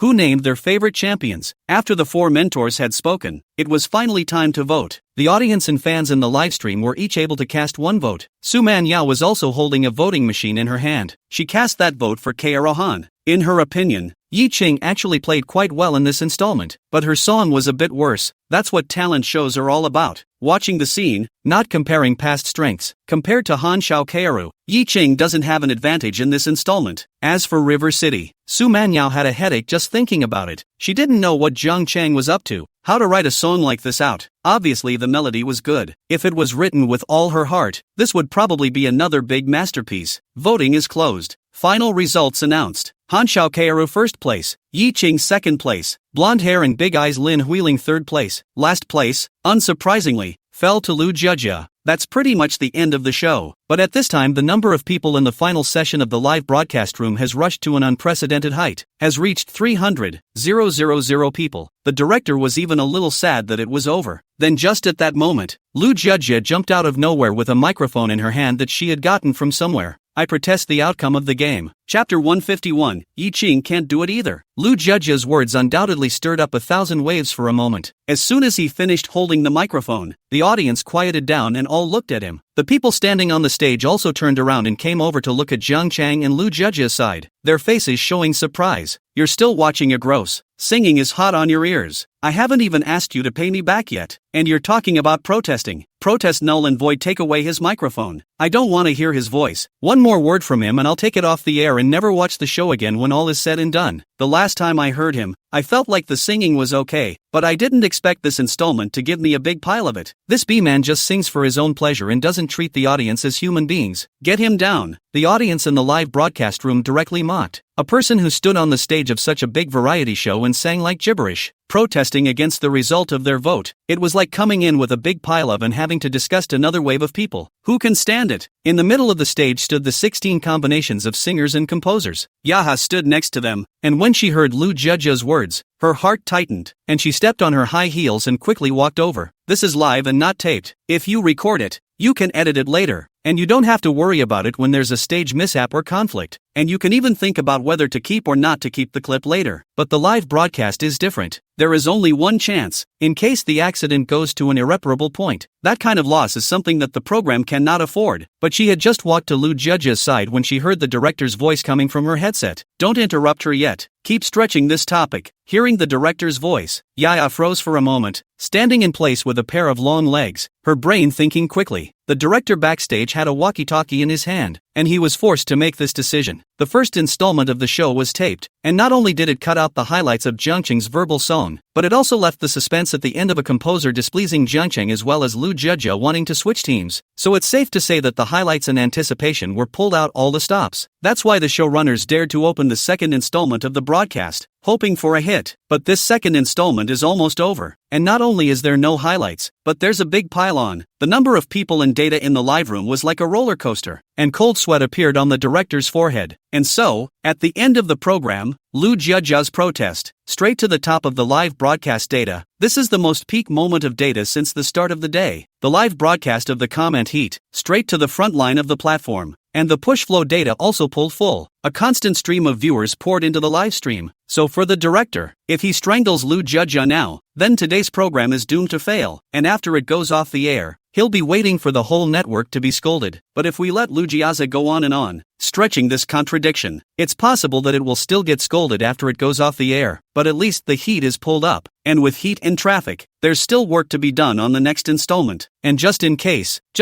we can get something hot, it would really be a big moneymaker for Nobita to hold Shizuka's hand. On stage, Yaya finally felt ready. In fact, less than 5 seconds had passed, which was the time for the audience to react. Yaya said, "This is our vocalist, Loo Jejia." Then she looked at Loo Jejia and asked, "May I ask this contestant, why are you protesting against the results?" Knowing that the results of our matches are voted uniformly by the fans in the live broadcast room and the audience on the spot, and that all the data is real and testable, Loo Jejia shook her head and said, "I haven't suspected the program's data of being falsified." The audience in the live room burst out laughing. Will he not have a point in his own heart? As it is now, looking at the public screen, all know that there is no need to fake. It's a good thing you have the self-awareness to know what you are. So what the hell is he protesting about? This installment of Loo Jejia disappointed me, but Jungchang is only of this caliber, and I know it. Yaya also asked her ultimate question. So what are you protesting because of? Loo Jejia cleared her throat and said with a calm and self-satisfied voice, "I know that this song disappointed a lot of people, and the result of the competition was last place, which I know is justifiable, but I protest against this result." What? The comment section of the live stream was full of question marks. I don't know what's wrong with this guy. You've said you know the extenuating circumstances and you're expressing gross protests? Protest, you tell me what's going on? Not letting the audience wait too long, Loo Jejia continued. The reason I'm protesting is because it's not that I can't sing this song well. It's that the song itself is wrongly written. A questionable song. And I did my best as a vocalist to get it right. From that perspective, I don't think I should be the worst one to sing. I can't be blamed for a bad song when there's something wrong with it. If it's my singing that's wrong, then I'll take last place. After Loo Jejia's words, the scene shook as the audience mumbled to each other. The people coming from the back of the booth stopped their keyboards in their hands with some uncertainty, all waiting for what was to follow, wondering what was going on. Some of those who watched both episodes came out at this point in sci-fi'd. To be honest, what Loo Jejia just sang was indeed difficult to listen to, but I really can't blame Loo Jejia. Those of you who have seen the last program know that Loo Jejia's vocal line is still okay. You guys have heard of Love for Sale? That was written by Jungchang, the composer of the song that Loo Jejia just sang. In the last program, Loo Jejia was assigned with him, and that's when Loo Jejia expressed that she didn't want to be in a group with him, saying that he doesn't know how to write a song, but the crew didn't agree. I think this wave of Loo Jejia is really too unjust. It's obvious that Jungchang can't write songs, but it's costing her last place as well. I think Jungchang, just because last time Loo Jejia said he can only write mouthfuls of songs, so he purposely wrote a song like this on this episode that pretends to be deep, making it unorthodox. As the pop-up swiped through the live stream, those who came in behind got a general idea of what was going on. Who is Jungchang? Just the young man next to Loo Jejia who is a little bit handsome. The spearheads were all pointed at Jungchang. Jungchang naturally understood and took the microphone from Yaya's hand and said, "I don't think I have a problem writing songs." A smile appeared on Loo Jejia's face. She turned her head to look at Jungchang. "It's not up to you to say whether your song is problematic or not. It's up to the singer to say it's okay. You have to say that your song is okay. Yi Ching is the group that came with you, right? He's the first place winner in this program, so you let him sing it once and see if there are any problems." Jungchang glanced at Yi Ching, who was standing there, and said truthfully, "Yi Ching can't do it either. There is still some fire left." Chapter 152, Picking Yi Ching's Fruit. The Golden Song Singers live room now had 400,000 people online. It instantly boiled over after these words of Jungchang's fell. What's with this guy? Bragging is shameless? Luckily I've heard the song he wrote last issue, and the style of the song in this issue is completely different. Last issue was said to only write mouthfuls of songs. This issue is making a show of writing a mess, and now he's saying that his teammates who are the winners of this issue are singing in general? I've really learned a lot today. There really are people who can talk with their eyes open. This man looks civilized and quite handsome. How can he talk without a draft? To be honest, I think Lu Jiejia is being harmed by Jiang Chang. The director of this variety show is Zhang Meng. The lineup of judges and mentors are all big names in the entertainment industry. The degree of exposure can be imagined. This girl called Lu Jiejia, her own strength definitely has the ability to compete for the title, but when it comes to a composer like this, there's really no way. Shut his mic and don't let him talk. It's disgusting. This man even sells his own teammates. Jiang Chang's words could be said to have stirred up the group's anger. The audience at the scene also frowned as they looked at Jiang Chang. Their faces were disgusted as they spoke in whispers. The four tutors sitting in the front row had wonderful expressions on their faces, although they could all hear that there was nothing wrong with Jiang Chang's compositions, but the lyrics and the beat, how could they not harmonize? It does seem a bit like a size 32 foot that has to wear a size 43 shoe that doesn't match. Su Manyao sat in an inconspicuous position in the first row below the stage, looking at Jiang Chang on the stage with interest. If she didn't know that Jiang Chang had already written 2 classics before coming to the program, she would have surprisingly thought that Jiang Chang was bragging, but now it was different. She was curious about what was going on with Jiang Chang's song, and looking at Jiang Chang's certain expression, she was even more excited about how Jiang Chang would handle it next. Director, I think it's going to get out of hand if this keeps up. Backstage of the program, the head of the planning department stood next to the director and voiced a reminder. The speeches of the 2 people on the stage, Lu Jiejia and Jiang Chang, were already getting more and more out of line, although the number of people in the live broadcast room was still rushing upwards, and the heat was also pulling up sharply. But things were already moving in an uncontrollable direction, and even Yaya was stretched to speak as she stood on the stage, a little afraid to open her mouth to guide her speech. No interruptions, the director and music director both said at the same time. The director glanced back at the music director, then turned his head and continued to stare at the screen. He didn't know why the music director was as certain as he was, but he was on the edge of his seat. The popularity of the live broadcast room has been pulled to the top. Today would have given the audience a big pile up. The scolding that should be received cannot be avoided. At this time everyone is interested in the topic of the moment. If he interrupts at this time, then this variety show would really be headed for the point of no return. On stage, Jiang Chang finished his words and gave some time for the audience and the host to react. Just as he was about to say the next point, Yi Chang, who had been standing next to the other group, walked over to Lu Jiejia's side and reached out to pull the microphone from Lu Jiejia's hand. There's nothing wrong with the song written by Jiang Chang itself, it's just that you can't sing it yourself. She finished facing downstage to the audience, then added, Mr. Guide, can you tune the difficult Sutra soundtrack?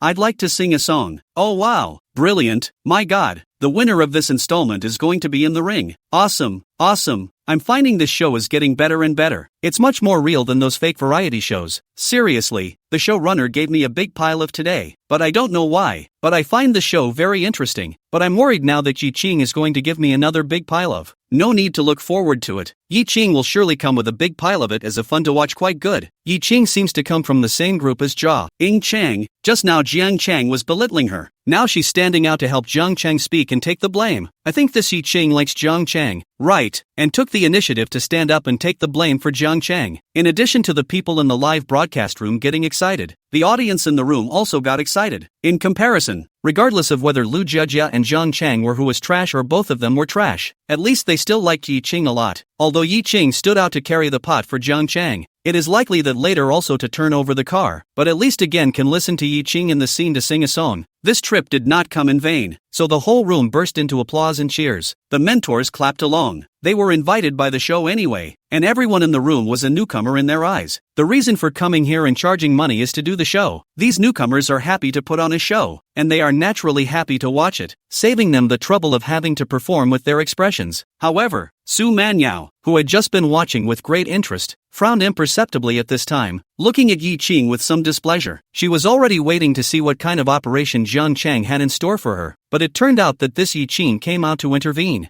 I'm not even nervous about my boyfriend. Why are you? Su Manhwa thought to herself that it was necessary to temper Jiang Chang, lest he forget whose person he was now. Jiang Chang on the stage, looking at Yi Qing who walked forward, also grinned and took a deep breath, not knowing what to say. He really didn't want to let Yi Qing out. However, Yi Qing now stood out. He naturally wouldn't say much. Bringing Yi Qing on this program, the purpose itself was to open up the studio's market and pattern through Yi Qing and the program. Agree to his demands. Yaya received the director's instruction. She observed Jiang Chang and saw that Jiang Chang didn't object either. So with a smile on his face, he took the microphone and said to the camera, "Then let's invite our singer, Yi Qing, to bring us a difficult sutra." As Yaya's words fell, the lights on the stage changed and gradually dimmed. The people standing on the stage were inexplicably driven downward to make room for Yi Qing. A lot of people are actually quite upset. We are all together in a talent show like footage, comparing who sings better. And these guys end up engaging in conflict and drawing traffic and heat. At this time Yi Qing came out to sing a song. No matter how well it was sung, the amount of exposure was great, and she was also the champion of this period. With this identity added, then after the program, her value and commercial value are going to skyrocket. It is impossible to say that one is not jealous, and this jealousy creates resistance. Lu Jujia also revealed a cold smile and walked towards the stage, gritting her teeth. Seek death yourself. In fact, she wasn't happy either. It was clear that she had created the heat herself, but it was likely that she would have to have the fruit picked by this Yi Qing. Chapter 153, She's here to trick or treat. The lights are in place and soft music is playing. Only Yi Qing was left alone on the stage. The big blue light poured over her, setting her off like a fairy in the night sky, a visual blur in its clarity. Why do you insist that she sing? Backstage at the program, the director turned to the music director and asked, because just now, Director Zhang Meng intended for Yaya to strangle the topic and not allow Yi Qing to open up, and the program would end from here. This also leaves suspense, and there's a lot of wiggle room to discuss decisions together about what happens afterward. It's the safest way to keep the heat and conversation going without really slamming down a big mess he can't afford. But just then, the music director came out and objected strongly, making sure to let Yi Qing sing on. It was an emergency situation, and Zhang Meng saw the firm attitude of the music director and agreed in a brainwave. That's when he asked the superintendent in return. The music director said, because I've heard her sing it, and it's a very good song. As envisioned by the music director, the hotspots for this installment were actually long overdue, but he didn't expect to be screwed up by Lu Jujia and almost couldn't redeem himself. Knowing that Lu Jujia doesn't offer to disobey and Yi Qing doesn't offer her to sing, if he steps in to forcefully interfere, it would be a failure of the program and not as much fun. But it so happened that Lu Jujia then raised her defiance, and Yi Qing stepped forward in response. It's almost as if it was planned in advance, and at this time, Yi Qing's voice rang out from the stage, reaching director Zhang Meng's ears through the headset. He froze instantly. The song was still the same, the melody was still the same, but what Yi Qing sang was completely different from what Lu Jujia sang. Surprisingly, it's kind of nice? No, it's not a little good, it's a lot good. As soon as Yi Qing opened his mouth, director Zhang Meng felt his emotions being brought in. The feeling of powerlessness embedded in that spontaneity blossomed in his chest. For a moment it disorganized his panting. The director stared blankly at the monitor video, where the live feed was. At this time, there were hundreds of thousands of people in the live broadcast, but the pop-ups were not yet as many as the 30,000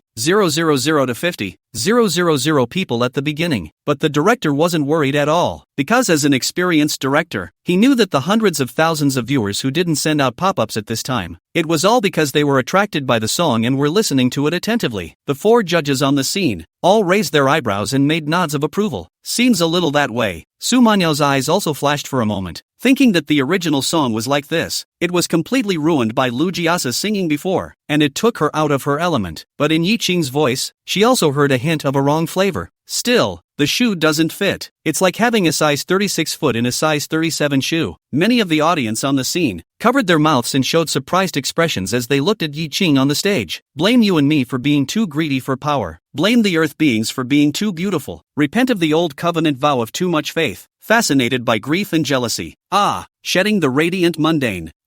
Can't hide. Yi Qing stood in the center of the stage, half squinting her eyes as she sang obliviously. The whole group stood beside the stage, standing with Yaya. Originally they were all going backstage, but Jiang Chang was a little worried about Yi Qing, so instead of listening to the program, He stood at the exit where the stage connects backstage. Yaya is also standing here as the host. When Yi Ching was singing just now, Yaya had been tapping Jiang Chang. Whispering to Jiang Chang, he said, "I didn't realize you could write this style of song. It's really good, yeah." After hearing Yi Ching singing, Yaya also understood. It wasn't that Jiang Chang had written the song poorly at all, but that Lu Jiajia simply couldn't sing it. Jiang Chang smiled at her, but his attention was all on Yi Ching's song. This was the first artist signed by his studio, and he had just stepped forward to take the fall for him, so he couldn't afford to flop here. Otherwise there would be no point in attending the program. When Yana saw Jiang Chang's smiling response, she leaned over some more, worrying that Jiang Chang couldn't hear her, and next to Jiang Chang, she pressed her voice and said, "Can you teach me this song sometime? And I love that song you wrote last time, but I can never sing it right." Jiang Chang nodded his head and raised an eyebrow. "It's totally fine if you're free." Yaya was happy and said, "It's a deal, let's go to KTV." Of course, just at this time, Jiang Chang's face changed. Sure enough, Yi Ching is still having problems. He heard Yi Ching's voice had taken on a shaky tone. It was breath that couldn't keep up. And the first half of the song is actually in pretty good pitch. The second half of the song is just not something you can normally sing on. "Does this mic of yours work?" Jiang Chang asked quickly. "Ha?" Yaha glanced at the microphone she held in her hand, somewhat unresponsive. "It works, give it to me." Jiang Chang reached out, then took the microphone from Yaya's hand, then walked quickly towards the stage. Because the stage lights were all turned off, there was only a spotlight spilling over Yi Ching's body. That's why the audience at the scene and the camera of the live broadcast couldn't see Jiang Chang's figure. It only felt like hearing his voice come in and overlap with Yi Ching's. Ah, the comfort of not being able to hide from infatuation. Ah, can't find color instead.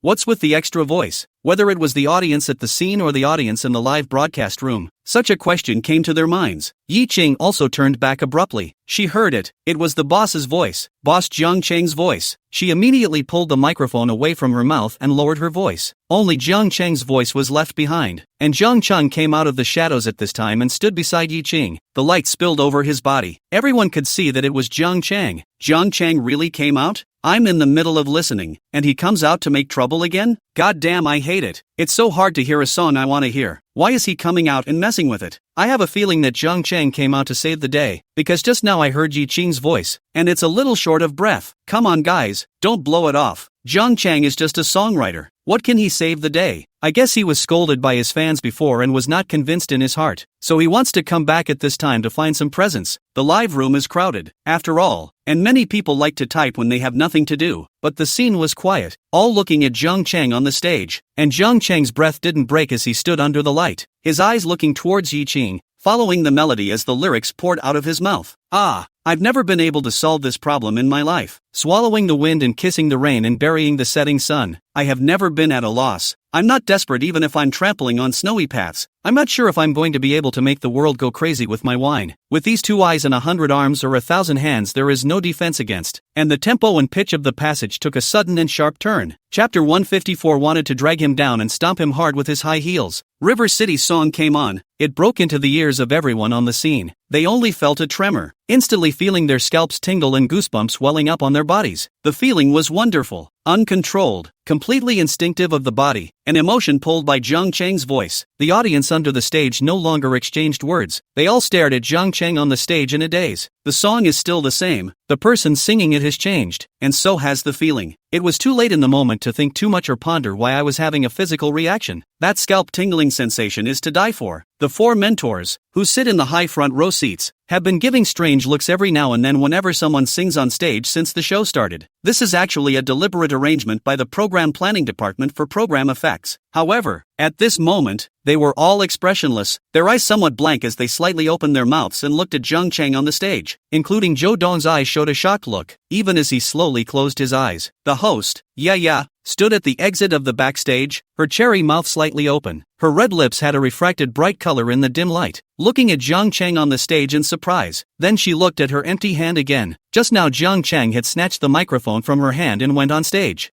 Surprisingly, he sings better than the competing vocalists.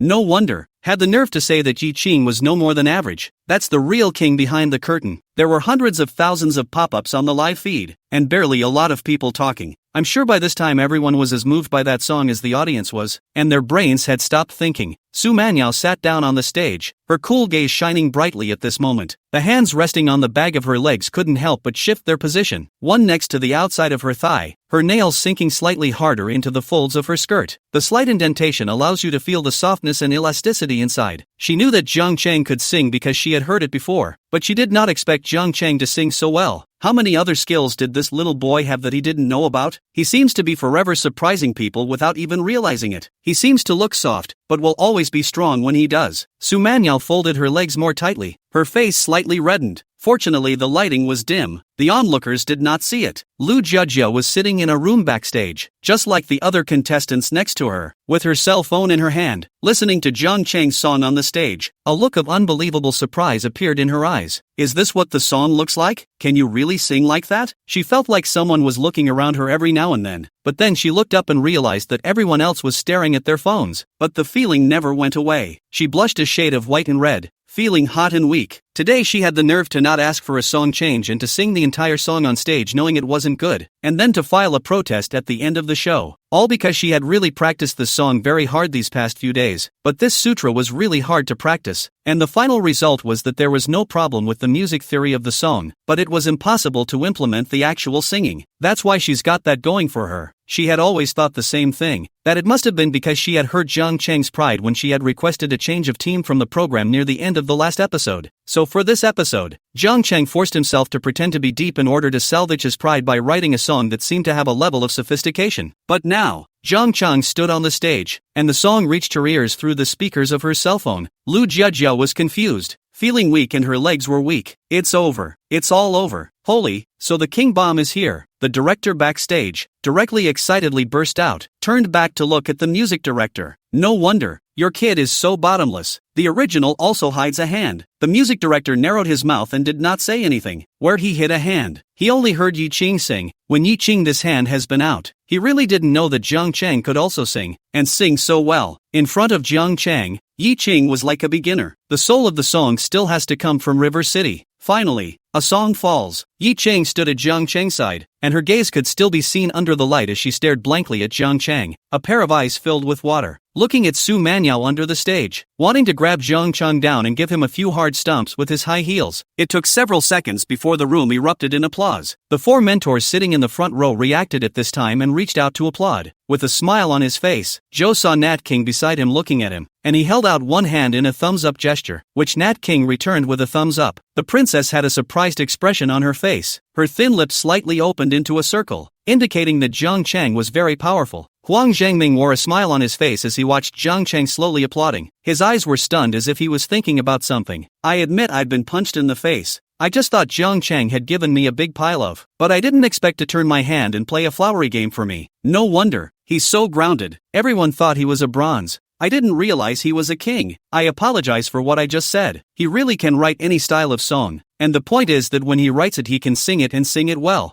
I just got goosebumps and they still haven't gone away. My scalp is numb too. What I'm trying to say is, what the hell was Lu Jiajia singing just now? Does she deserve to sing? And protesting? Don't mention Lu Jiajia. It's a shame I trusted her so much. My son can sing better than her. It's really still up to Yi Qing and Jiang Chang. But Jiang Chang sings about which year's menstruation, and Yi Qing sings about what feels like a very painful menstruation. The pop-ups in the live stream were buzzing at this time, and the number of people online rushed to the program's all-time high of 500,000 people. The director is also standing up in the background, excitedly clapping. When the people in the guide room saw the director clapping, they naturally followed suit. Rescore, must rescore. Rescoring, X108279. A uniform swipe on the public screen in the show's live room asked for a rescore. The public opinion has been one-sided, and in this case, the director could not possibly go against the will of the audience. So with the field of players all a little upset, a new round of scoring took place. If they're upset, they're upset. No one cares. The show is for the audience, and as long as it's not underhanded, the will of the majority of the people in the audience, that's the will of the show. The final scoring results came out, and unsurprisingly, Yi Qing got first place as a vocalist, Han Xiaoqiru got second place, and Lin Huiling got third place. As for Jiang Chang, he got the second place for songwriters. No one remembers all of second place. Backstage in the lounge, a woman in black silk heels found Jiang Chang. Mr. Jiang, is it convenient to disturb you for a few minutes? Chapter 155 couldn't help it, wanted to stomp on his face. As a result of the competition, both Jiang Chang and Yi Qing won first place. They were naturally number one as an original combination of two individual number ones combined. The total number of contestants in this episode is 16 groups, that is,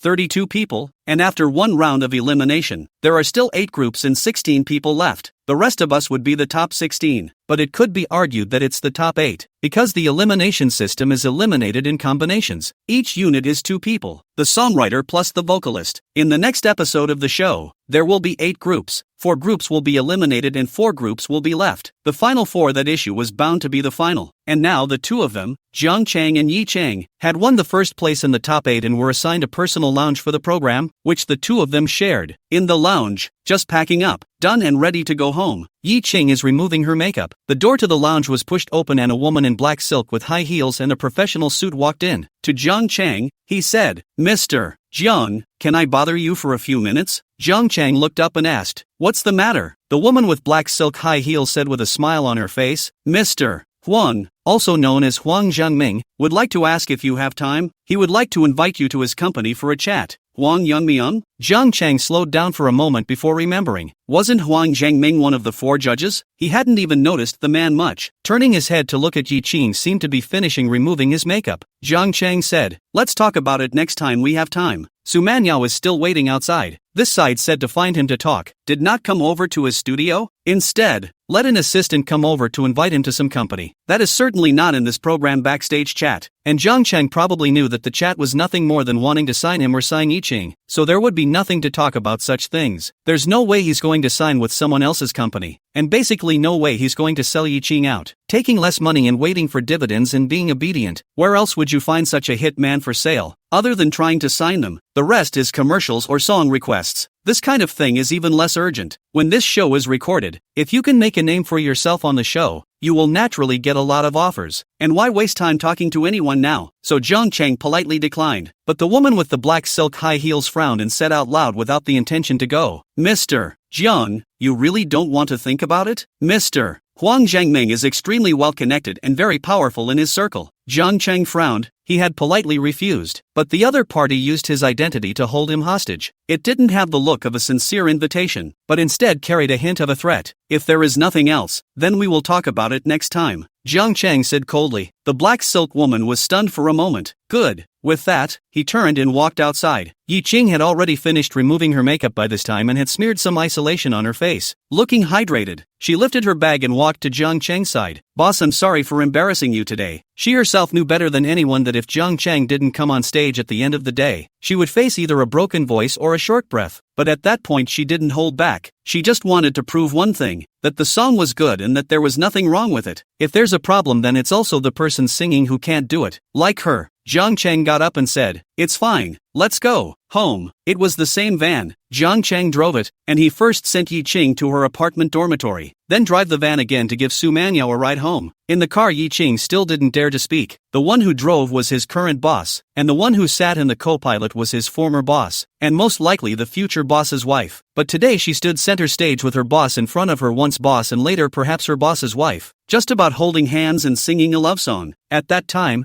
I just thought the lighting was too dark, the boss was too handsome, and the picture was beautiful. But in retrospect, she was afraid that the boss's wife had torn her up by hand. Entering the parking garage from Su Manyao's neighborhood, the security guard at the gate stopped Jiang Chang. It was a beat-up van that he really didn't recognize, but the window was down and he saw Jiang Chang. The man lived inside, passed by many times from the parking lot. He did know him. Then he saw Su Manyao sitting inside the car. "What? That's okay?" The young security guard quickly greeted and saluted, and then respectfully released them. Then look at River City's taillights. He really couldn't figure it out. Then again, was he really capable of hauling anything in this divine vehicle? Back home, Yi Qing opened the door, kicked off the high heels on her feet, and headed for the living room. It was only then that Jiang Chang recalled that Su Manyao didn't seem to have said a few words along the way. And look at the pace of Su Manyao now. seems to be very angry look, is the kind of walking very fast, you want to reach out to catch her how can not catch, like a loach-like state. What's wrong? Jiang Chang walked over to see Su Manyao barefoot, sitting on the sofa, her bag was thrown aside by her, with a high-strung look on her face, and asked out loud. Su Manyao's gaze skimmed over. When you were on stage today, looking at Yi Qing while you were singing, didn't you think she was beautiful? Jiang Chang froze for a moment. Makoto is really jealous, and this is a rare case of eating vinegar that is more sour than a vinegar jar. But Jiang Chang did not dare to be sloppy. If this situation was not handled properly, what if he could not be coaxed later? He walked over and sat down on the sofa beside Su Manyao. She's just performing. She's my employee. Of course Su Manyao knew that this was his employee, but it just didn't feel good in her heart. Well, would you say she's pretty? Jiang Chang thought about it. Yi Qing's face and figure were definitely okay. If he says it's not pretty, it smacks of eyes wide open. What if Su Manyao says again that his cover-up is the truth? But if you say pretty, wouldn't it seem a little silly to say pretty in front of your own girlfriend? What the hell is the right thing to say? Jiang Chang finally realized that falling in love seems to be a really big subject. The kind of novel in which the protagonist's kingly spirit has been opened and the beautiful imperial sisters are kneeling, is obviously unreliable. There will always be a lot of little emotions and frictions in life. It's all normal and it all needs to be dealt with one piece at a time. But on the contrary, the imperial sister, she was like flawless. For the opposite sex, it was unapproachable. So when Jiang Chang wanted to find fault with Su Manyao, he couldn't catch the opportunity, but now he was caught by Su Manyao. Jiang Chang thought for a moment and said, "Of course she looks pretty, otherwise my studio wouldn't have signed her." Jiang Chang felt that he was being truthful, and sincerity was always the strongest surefire technique. Yeah, pisses me off. Su Manyao looked at Jiang Chang. Her heart had gritted her teeth. In the end, he couldn't hold back and kicked his foot up, stomping the center of his foot on Jiang Chang's face. One foot was not relieved and both feet were lifted all the way up. Chapter 156. Popping the popcorn. Evenly straight calves, white jade feet. It's always been one of the royal killers. At this moment, he finally couldn't help himself and offered this killing weapon, stepping on Jiang Chang's face. I don't know if it was intentional or not. Her movements were not forceful. She just lightly touched Jiang Chang's face and then pushed hard. No hiding. Seeing Jiang Chang dodge, Su Manyao pushed him onto the sofa. Then with both her feet, she continued to step on it. Jiang Chang grabbed her ankle. Move again to spank your ass. How dare you? Su Manyao said in a cold voice. It wasn't meant to be. It was just a casual remark. But the imperial sister actually said, how dare you? If you don't dare to do this, how can you hold your head up in the future? Jiang Chang immediately rolled over and pressed the imperial sister down hard. To put it into perspective, boys are definitely stronger than girls, not to mention delicate types like imperial sisters. Snap! 2 slaps down and the living room was quiet. Jiang Chang's hand stopped in the air, feeling that there was something wrong with the atmosphere. Su Manyao was lying on his lap like this, and he could feel the squeezing sensation coming from his thighs. After what had to be half a minute, Su Manyao said nothing and slowly climbed up. Then he sat up straight, straightened his clothes, and stood up to gaze at Jiang Chang. Jiang Chang saw Su Manyao's eyes slightly reddened. This was the first time he had seen Su Manyao with such an expression. But Su Manyao didn't say anything and walked towards the room. Hey! Bang! The sound of the bedroom door being closed came. Jiang Chang froze for a moment, a bit dumbfounded. Never been in love, never encountered this situation, but slowed down for a moment. Jiang Chang figured it out. Isn't this a bad game? So you can me, but I can't you? I was going to get up and go knock on the door at Mikado's place to see how to coax it, but the thought of getting along in the future if that's the way it's going to be is definitely not going to work. Just be angry. How can you do that? Can't afford to play. And this hasn't done anything yet. If this really does something later and makes her hurt, then won't she flip out on the spot? Who can stand this? So this night, Jiang Chang did not send a message to Su Manyao, nor did he go to knock on the door. The next day Jiang Chang went to class early and was surrounded by people just as he arrived in class. He hadn't even reached the classroom yet when he realized that a lot of people were looking at him, and excessively there were young ladies looking at him and whispering. Jiang Chang also didn't understand what was going on. As soon as he arrived at the classroom he was surrounded by people. Here comes the big star. Jiang Chang, you're famous. Do you know that? I only thought you were a little handsome before, but I didn't realize you had the potential to be a star. It's already a star. Okay.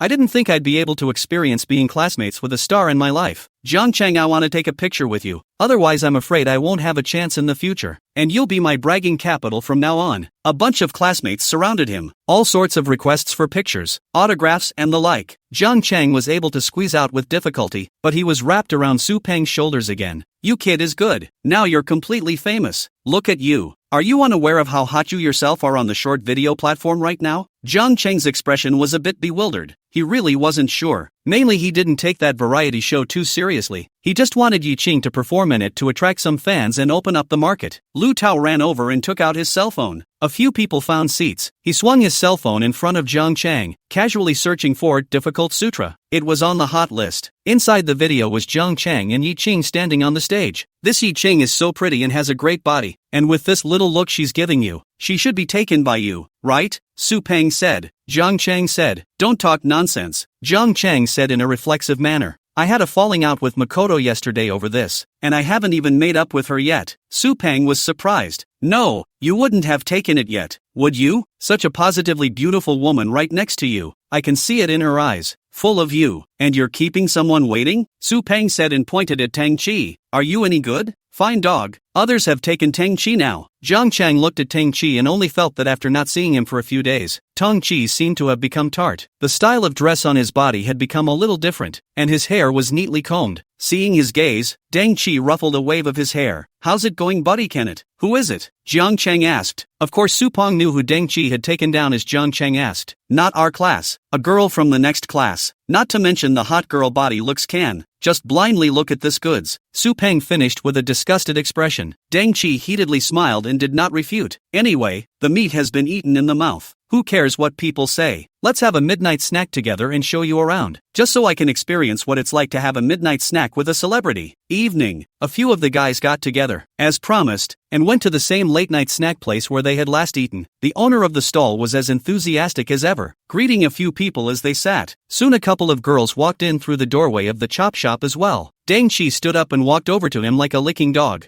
Have a seat, Nini. We've ordered everything. There are 3 girls who came, and the one who walks in the front is Tang Chi's girlfriend, Xiao Mi, who is about 1.65 meters in height, and her looks are really good. Quite quiet. The 3 girls were seated by Tang Chi. Su Peng came over. I'm not lying, right, Tang Chi? This kid can do it, right? Zhang Chang looked at Tang Chi, and then looked at the girl, Xiao Mi. Not to mention that from the appearance of Tang Chi is still a bit unworthy of people, but you can't judge a person by his appearance. Tang Chi. This kid was born with the attribute of a dog licker and is still quite good at taking care of people. Girls who are with him can at least feel thoughtful tenderness. Of course, I'm afraid that the girl finally came to say that the most useless thing is the tenderness of nothing. I know you. You're Zhang Chang. I happened to watch The Golden Singer live yesterday. I recognize it too. The short videos are on fire today. All 3 girls recognized Zhang Chang. Drink, drink, drink. It's good to know. Today our big star sits down to drink openly. Su Peng acted well as the atmosphere team. It didn't take long for the table to get drunk. Su Peng came over and pulled Zhang Chang. Do you know how Tang Chi took this little honey down? Zhang Chang's face was also slightly red from drinking and shook his head. I don't know. How could he have known this? The Imperial girl was only half of what he had taken so far, and was considered a girlfriend in the light of day. The big boy girlfriend should be shy. Not shy yet. So nominally, Su Peng is not yet a proper brother-in-law. Su Peng said,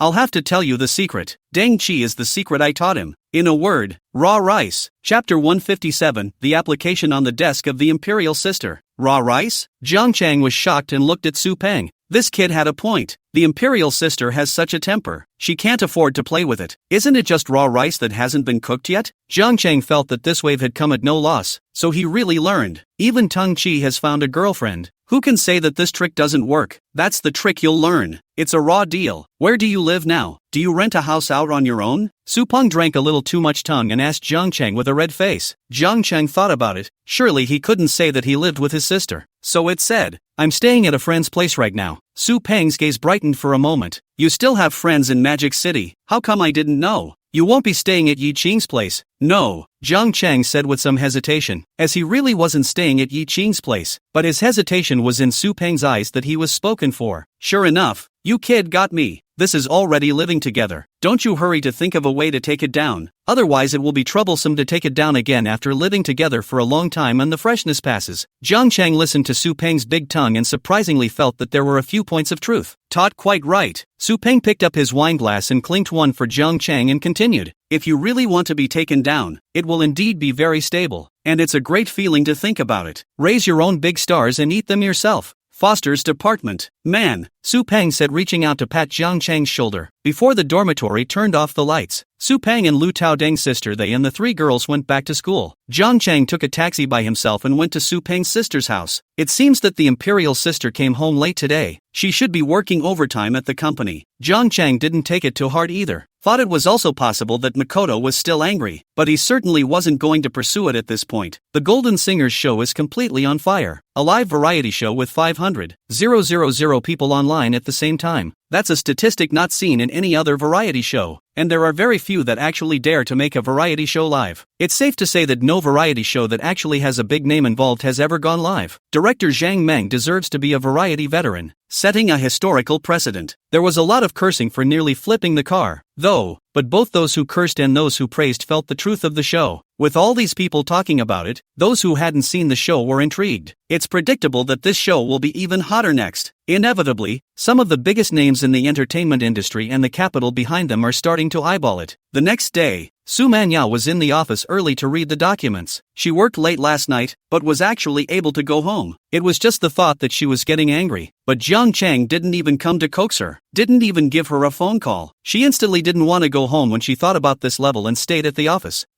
Looking at the document, a project plan caught her attention. This is a group from Conway's side of the ministry that turned in a project proposal. It was mainly because Su Manyao saw the words Golden Song Singer on it. Isn't this the same program that Jiang Chang participated in? She inspected it carefully. What it probably says is that the company is going to negotiate with the director's side of the program to let the company's famous artists to participate in the program as guests. Su Manyao frowned. With such an application, she understood what was going on as soon as she read it. It was nothing more than the program being on fire and arranging for the company's artists to go for increased exposure. In fact, the artists in the show are in a state of complementarity. But the show itself is a vegetarian talent show, and now that it's on fire, there's no problem from a business standpoint with capital wanting to stick its nose in, because that's how it's always been in this circle. Wolves traveling thousands of miles for meat, dogs traveling thousands of miles for. A lot of things are up for grabs. Su Manya thought about it and signed it. Agreed. She had no reason to refuse, because that's how the game was played. People did it consistently and repeatedly, and the program book says that Leichtman's is not the only one involved. Some of the biggest studios in the entertainment industry have joined forces with each other to plan their participation together. 3 classics now. With all this capital involved, can he still top it? Su Manyao signed the word, leaned back in the chair, holding a pen in her hand,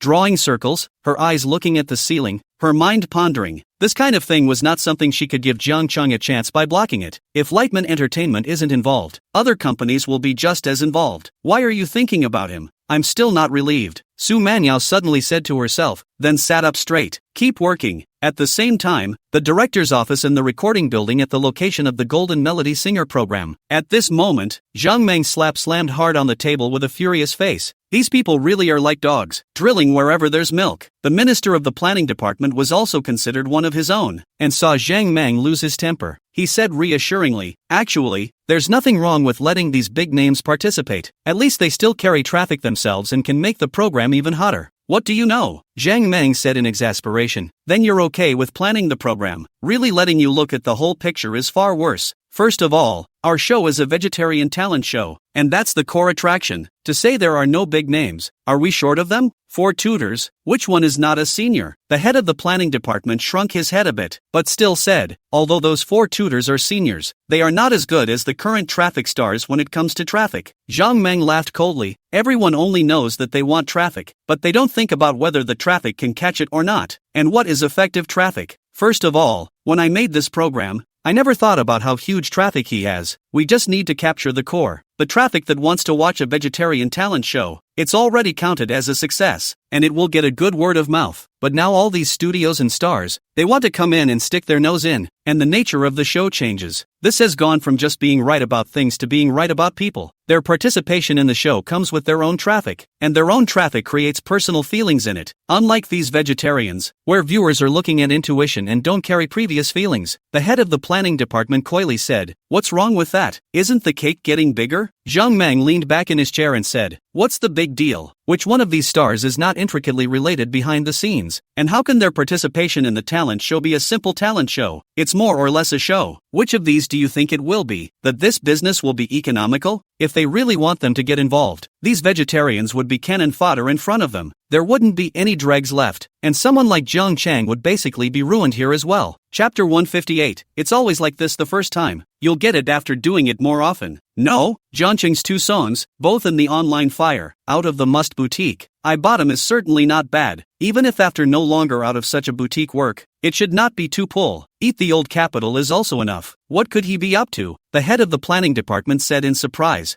Zhang Meng knocked on the table and said, "It's precisely because he's in the limelight right now that he's going to be in trouble. When all these studios come, will those people be willing to be Zhang Chang's sidekick? So what if Zhang Chang has caliber? Knowing that behind him is nothing more than a studio with nothing to lose. Naturally, someone will make him an offer, either surrender or die." The head of the planning department came to a realization. Indeed, Zhang Chang is now a meat and potatoes. How would those capital be willing to let go easily? We'll see when the time comes. It's up to Zhang Chang's own destiny. Zhang Meng sighed. He was angry, but there was nothing he could do about the situation. It's just that at least he's guaranteed benefits no matter what, and the addition of these big names will only make his income higher. Even multiplying it by a few dozen times is normal. In the evening, Su Manyao came back from work and heard a thumping sound from the kitchen. She took off her high heels, put down her bag and walked over to see Zhang Chang busy. "Wash your hands and sit there for a minute. You'll be ready to eat soon," Zhang Chang said as he glanced back at Su Manyao. His eyes were unconsciously attracted by the pair of white and straight calves. Today's Su Manyao came back from work, wearing a set of girdle-waisted light long skirt. The long skirt is a white light veil, hidden from view. She looked over to the dining room table, where 2 stir-fries and a corn and rib soup were already set up. Thinking of the documents he saw in the office this morning, for a moment he was a little too angry with Zhang Chang. "Is there anything I can help with?" Su Manyao walked over and asked. "No need. Get it done right away," Zhang Chang said as he was slicing the tomatoes. Su Manyao walked over and saw that there were 3 eggs on the kitchen counter and Zhang Chang was cutting tomatoes again. It was easy to tell that Zhang Chang was planning to make a scrambled egg with tomatoes. She pulled out a small bowl from inside the counter, then reached for an egg and gently cracked it on the rim of the bowl. She watched others do just that. Bang! It knocked, and there came a crisp thud, but the egg was unharmed. Su Manyao curiously picked up the egg and looked at it, wondering what went wrong. Zhang Chang turned around just in time to see the scene, and said somewhat helplessly, "Imperial sister, just don't do the whole thing. Look at yourself. You look like a living goddess. Are you capable of doing these things?" Su Manyao was unconvinced. "Who says I can't do it?" She picked up the egg and went to crack the bowl again, thinking that it didn't seem like a good idea. What if she cracked the bowl? So his eyes went to the edge of the kitchen counter, a white stone countertop with edges that had been worn smooth, but there was absolutely no problem with cracking eggs. The casework is hard enough. Zhang Chang didn't stare at the imperial sister anymore as he turned over to cut the tomatoes. A few eggs are just a few eggs. Even though Mikado hasn't cooked before, it's no problem to crack a few eggs, right? Just as he was thinking this, he heard a click behind him, the sound of an egg breaking. It just seemed to sound a little too broken. Before Zhang Chang could turn around, he heard the imperial sister scream from behind him. Zhang Chang was taken aback. When had I ever heard an imperial sister sound so terrified? He turned around and saw Su Manyao jumping back, her hands raised on either side of her shoulders like she was surrendering. The expression on his face was horrified and scared, screaming and looking at the floor. On the floor was a broken egg, shattered beyond recognition, the yolk broken, as if it had been stepped on.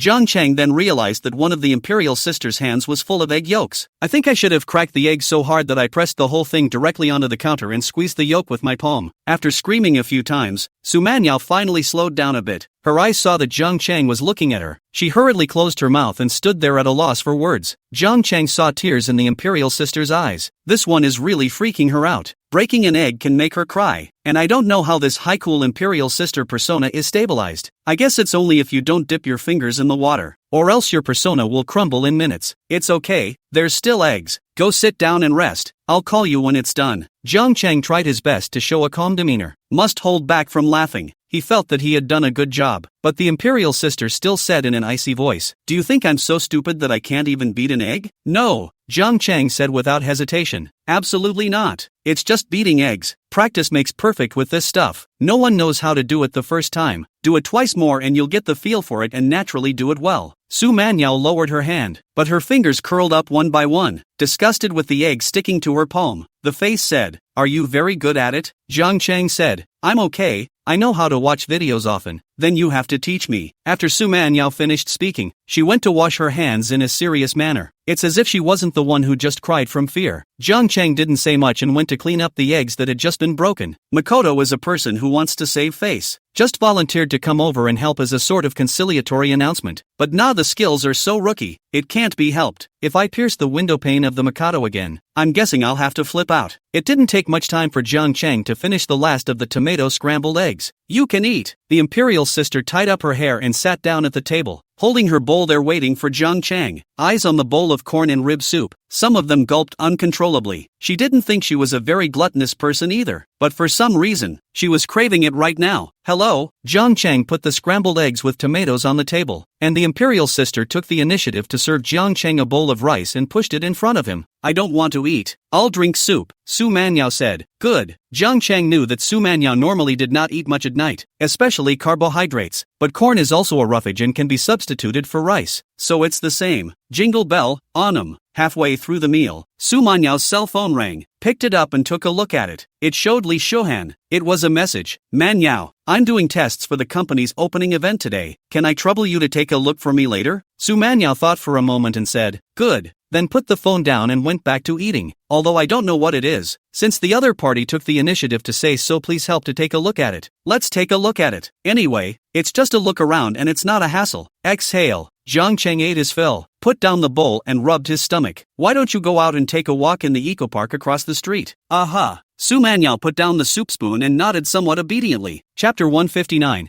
A sister can't fly away from her mouth. After dinner, Jiang Cheng packed up things. Originally the imperial sister is to clean up, but with a previous experience, Jiang Cheng worried that she will not have many bowls in the house, all accounted for on the ground, and in the end may have to be cleaned up by him. So why don't you just clean up after yourself? Su Manyao felt that she didn't do anything for dinner and wanted to clean up but was stopped by Jiang Cheng. She was a bit speechless but her heart was warm. I'm going to take a shower and change first, so wait for me. Su Manyao finished and went back to the bedroom. Jiang Cheng knew that she was talking about going down for a walk later. So after cleaning up the dishes on the dining table, Jiang Cheng sat down on the sofa in the living room and took out his cell phone to say how to cook the matter of raw rice. Jiang Cheng really didn't have a clue. Wanted to call and ask Su Peng, but thought of cooking as someone else's sister. Instead of asking how to cook someone else's raw rice, more or less to the brother a little unkind. No, I'm not like that. Then do an online search. Jiang Cheng opened the short video platform and clicked on that magnifying glass button, and was about to search for how to take the last step towards his girlfriend. But after the search button was clicked, Jiang Cheng saw familiar words in the hot list below. Golden Melody Singer News. The winner will get $2 million.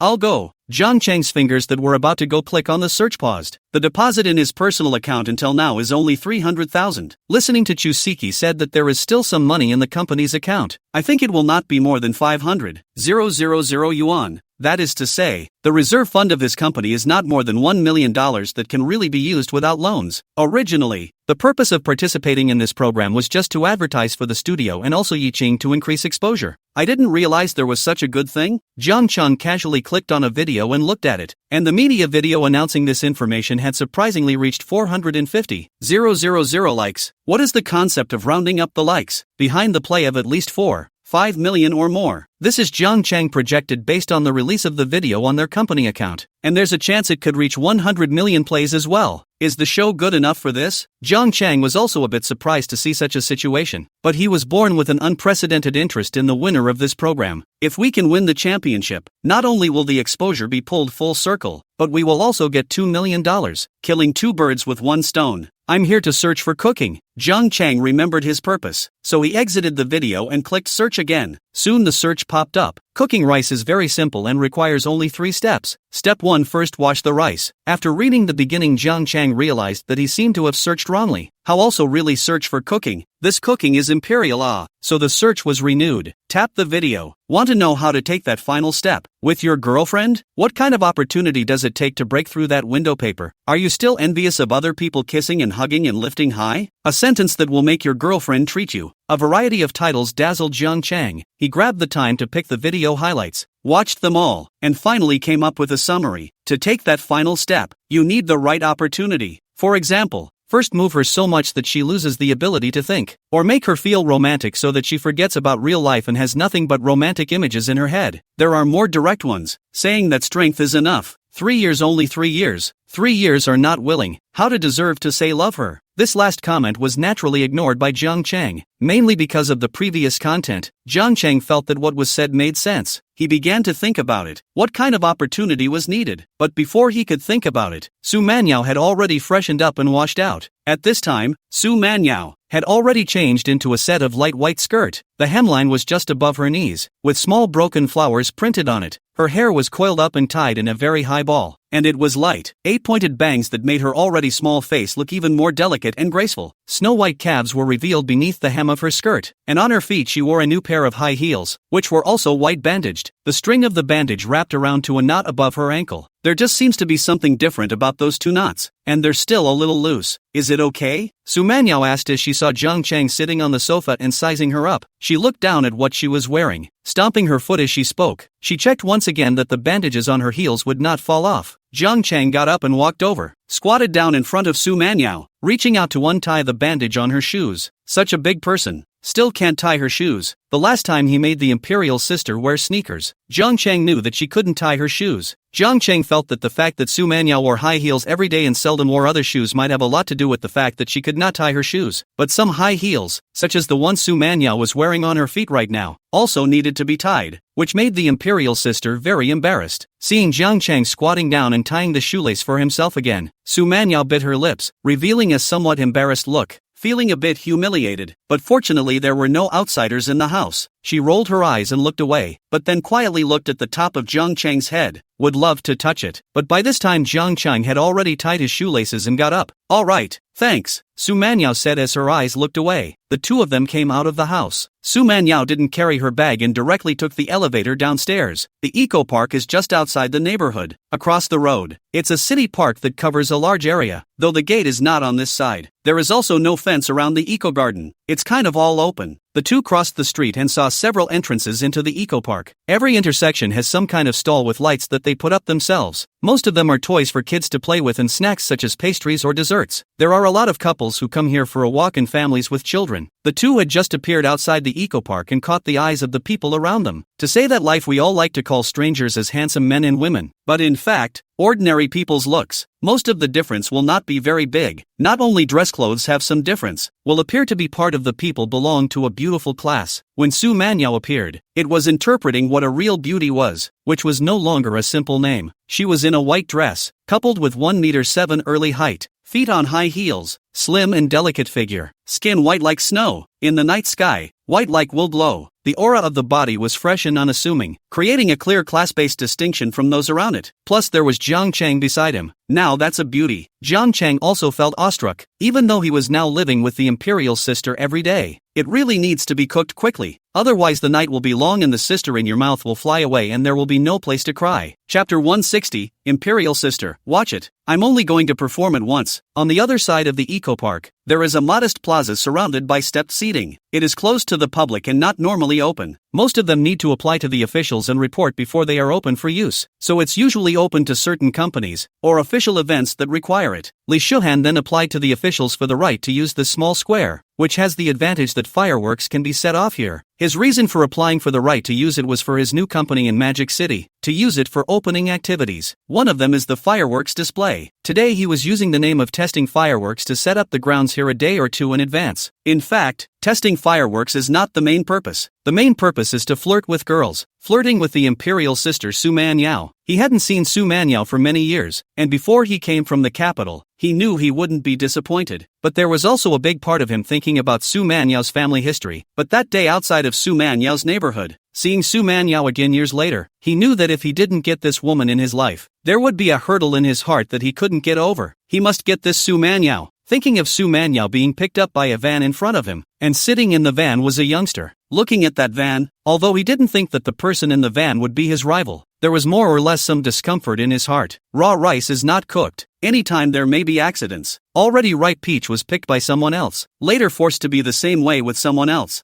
think about it, he felt unwilling, so it's better to get a head start. Not long ago he had already sent a message to Su Manyao, and Su Manyao had given him a reply. Right now he's making his final preparations. Li Shuhan stood at the edge of the square in his suit, watching the people in the middle of the square with their night lights on, setting up the machines that set off the fireworks. One by one, the orbs were hurled like cannonballs into the pipes of the machine. A middle-aged man wearing a helmet and grinning with a mouthful of yellow teeth came over. "Boss Li, don't be in a hurry. The setup will be finished soon." Li Shuhan raised his hand to look at the valuable watch on his wrist, and said in a very impulsive tone, "No hurry, no hurry. How many times have you said, can you hurry up a little bit? When you guys are done setting up, people are asleep. A little while right away." The middle-aged man licked his face and said with a grin on his face. In his heart, he greeted all 18 generations of Li Shuhan's ancestors. This pusher customized fireworks in their factory, but suddenly wanted to change the program.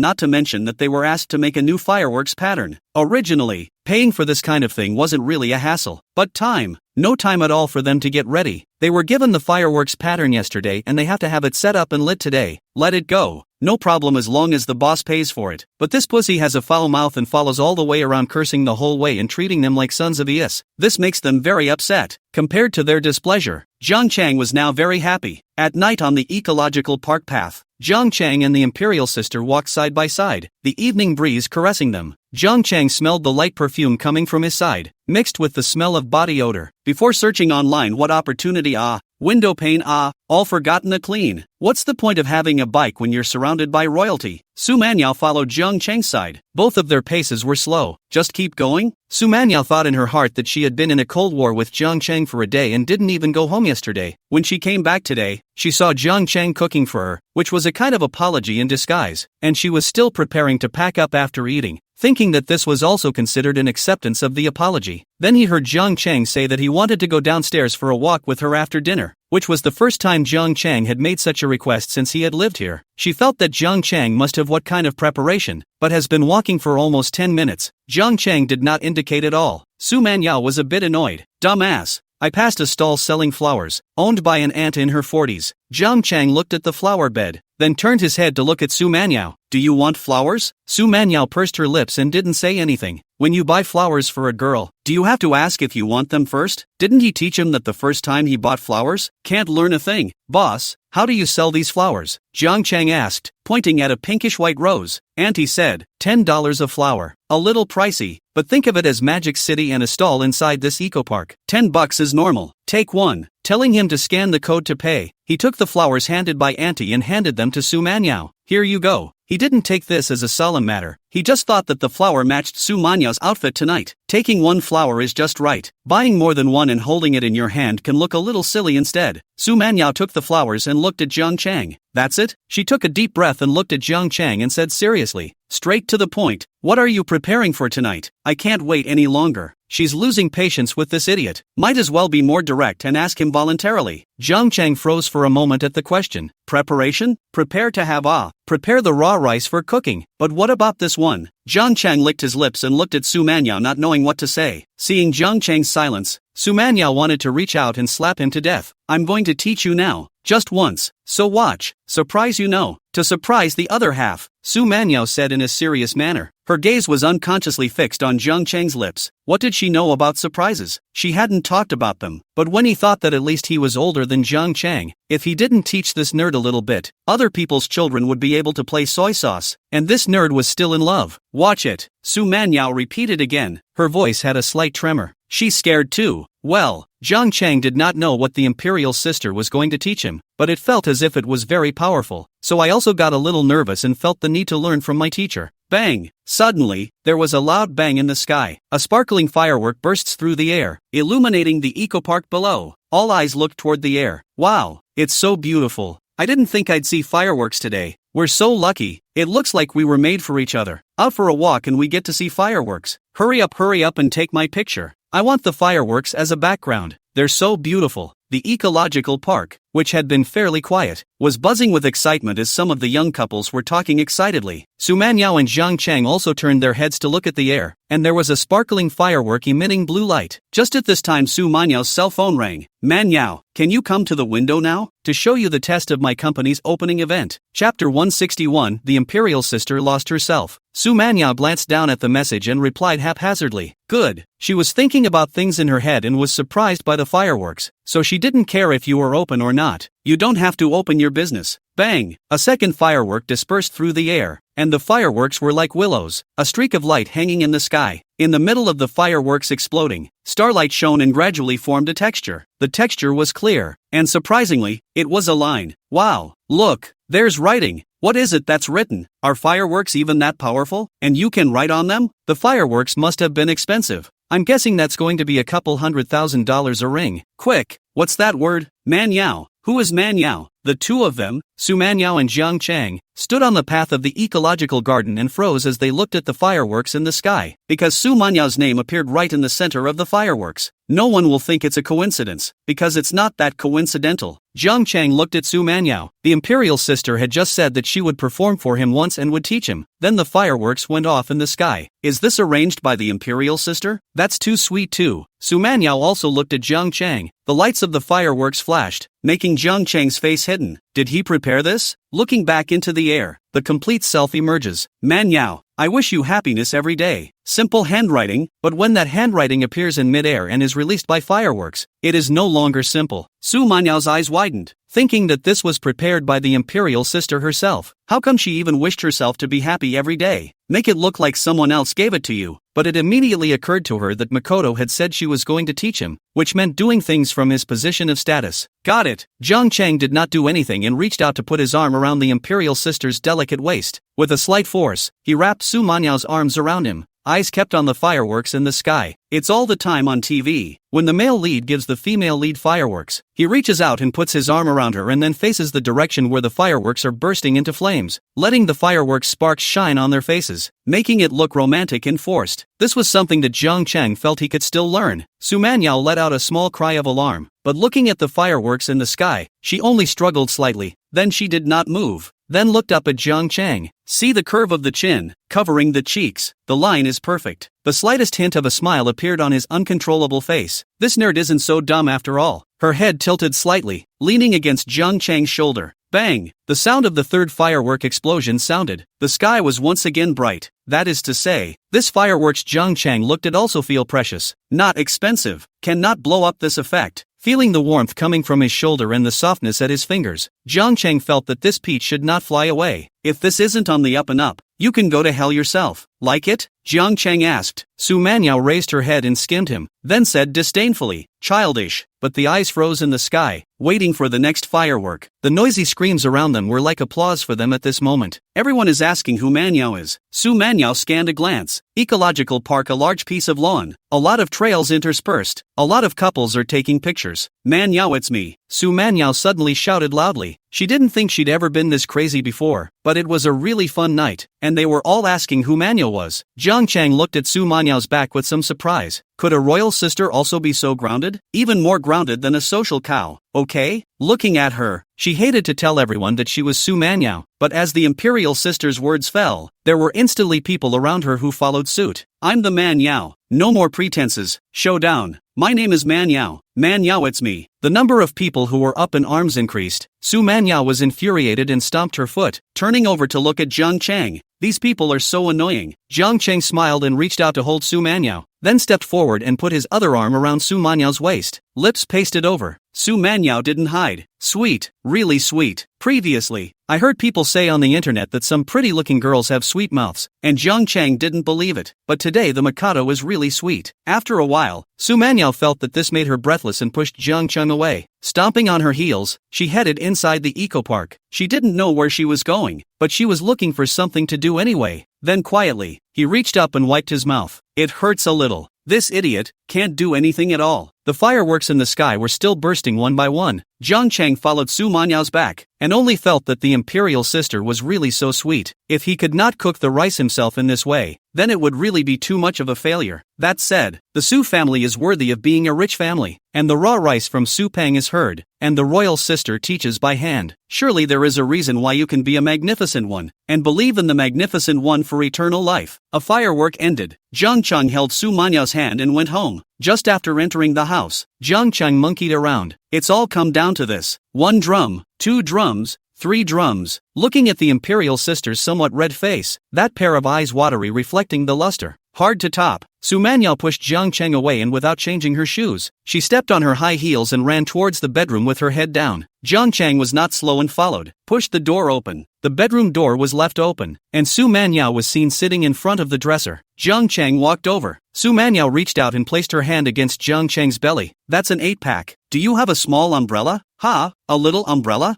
This really isn't there. It's not like we usually have to use it. So who would have it on them? Just wait a minute. I'll get it. Without saying a word, Jiang Cheng turned around and ran. The imperial sister's hint was already obvious. It's not even witty. It's just a little cutie. Jiang Cheng ran out of the room and impatiently waited for the elevator, his mind wandering. The oldest is called Jiang General and the second is called Jiang Jun. No, the son's name is Jiangnan and the daughter's name is Jiangbei. Never mind. Let's talk about it. In Su Manyao's bedroom, she looked at herself in the mirror, her face slightly reddened. Reaching out and cupping her hand to gently pat her face, she said with some exasperation, Su Manyao, what the hell is wrong? Why have you changed? No, you can't. Be sensible, you're not a kid anymore, she muttered to herself, just as her cell phone rang again. A little annoyed, but glanced at it anyway. Does it look good? Do you like it? The message was from Li Shuhan. Su Manyao returned a few question marks over. What? What do you mean? Didn't see him send anything over either? What's good or bad? The message came back quickly from there. Did you see the fireworks? Chapter 162. I didn't know what to do before, but now I just want to say screw faster. Seeing the message sent by Li Shuhan, Su Manyao froze. Did Li Shuhan set off the fireworks? Then her mind recalled that Li Shuhan had also sent her a message when she was in the ecological park earlier. The timeline is right on the money. That means the fireworks were set off by Li Shuhan, not Jiang Cheng. Really picked up by this idiot, Su Manyao said, looking at herself in the mirror and touching her lips. She was in the middle of a mess of thoughts in her head when Li Shuhan's message came back. Manyao? Su Manyao picked up her cell phone and replied to Li Shuhan. The fireworks were beautiful and my boyfriend loved them. It didn't take much time for Jiang Cheng to come back with a small umbrella. As soon as he entered the room, he ran towards Su Manyao's bedroom, reaching out to open the door only to find that the bedroom door was unlocked. There was a knock on the door, and the Imperial's voice came from inside. I've fallen asleep. No, can you talk when you're asleep? Jiang Cheng rapped on the door again smoothly, holding a small umbrella in one hand, but there was no more response from inside, and after waiting for several minutes, no Su Manyao could be seen speaking. You, blame it on the little umbrella. Jiang Cheng picked up the small umbrella and threw it on the ground. Almost there, but after thinking for a moment, Jiang Cheng picked up the small umbrella that was thrown on the floor again and took it back to his room. This time it was all about the little umbrellas that slowed down the pace. I'll have the little umbrellas ready for next time, won't I? The next day Jiang Cheng received a message from the program's team that the next episode would start in 5 days. But in those 5 days, he had to prepare 2 songs and also invite a guest as a vocalist for the second song. Guests can be anyone or singers who have become famous in the entertainment industry. After seeing this message and thinking about it, I immediately came to a conclusion. It's probably the program group, who wants to expand the program's traffic pool, so there are some people who will invite heavyweight guests from the entertainment industry over. This kind of thing is common in variety shows, but Jiang Cheng was in a bit of a dilemma. He didn't know any singers in the entertainment industry. The only one he knew was Angela Chang, and Angela Chang had still been rejected by him. Plus the reason he didn't like Angela Zhang as a person was because Angela Zhang's methods were a bit underhanded. Who are you looking for? This question made it a little difficult for Jiang Cheng, but there were still a few days to go, but there was no hurry. He started with 2 songs ready at home, then called out to Yi Qing to meet at the studio. The purpose of participating in this program he hadn't forgotten was to promote the studio as well as Yi Qing, mainly to hit exposure and raise the commercial value. That's why any song he writes will be practiced for Yi Qing first. Regardless of whether or not these songs end up being sung for Yi Qing, the copyrights are owned by the studio anyway. And Su Manyao knew in advance that the variety show Golden Song Singer would have guests, so she came out of the bedroom and saw Jiang Cheng in the living room with a sad face and asked Jiang Cheng what was wrong.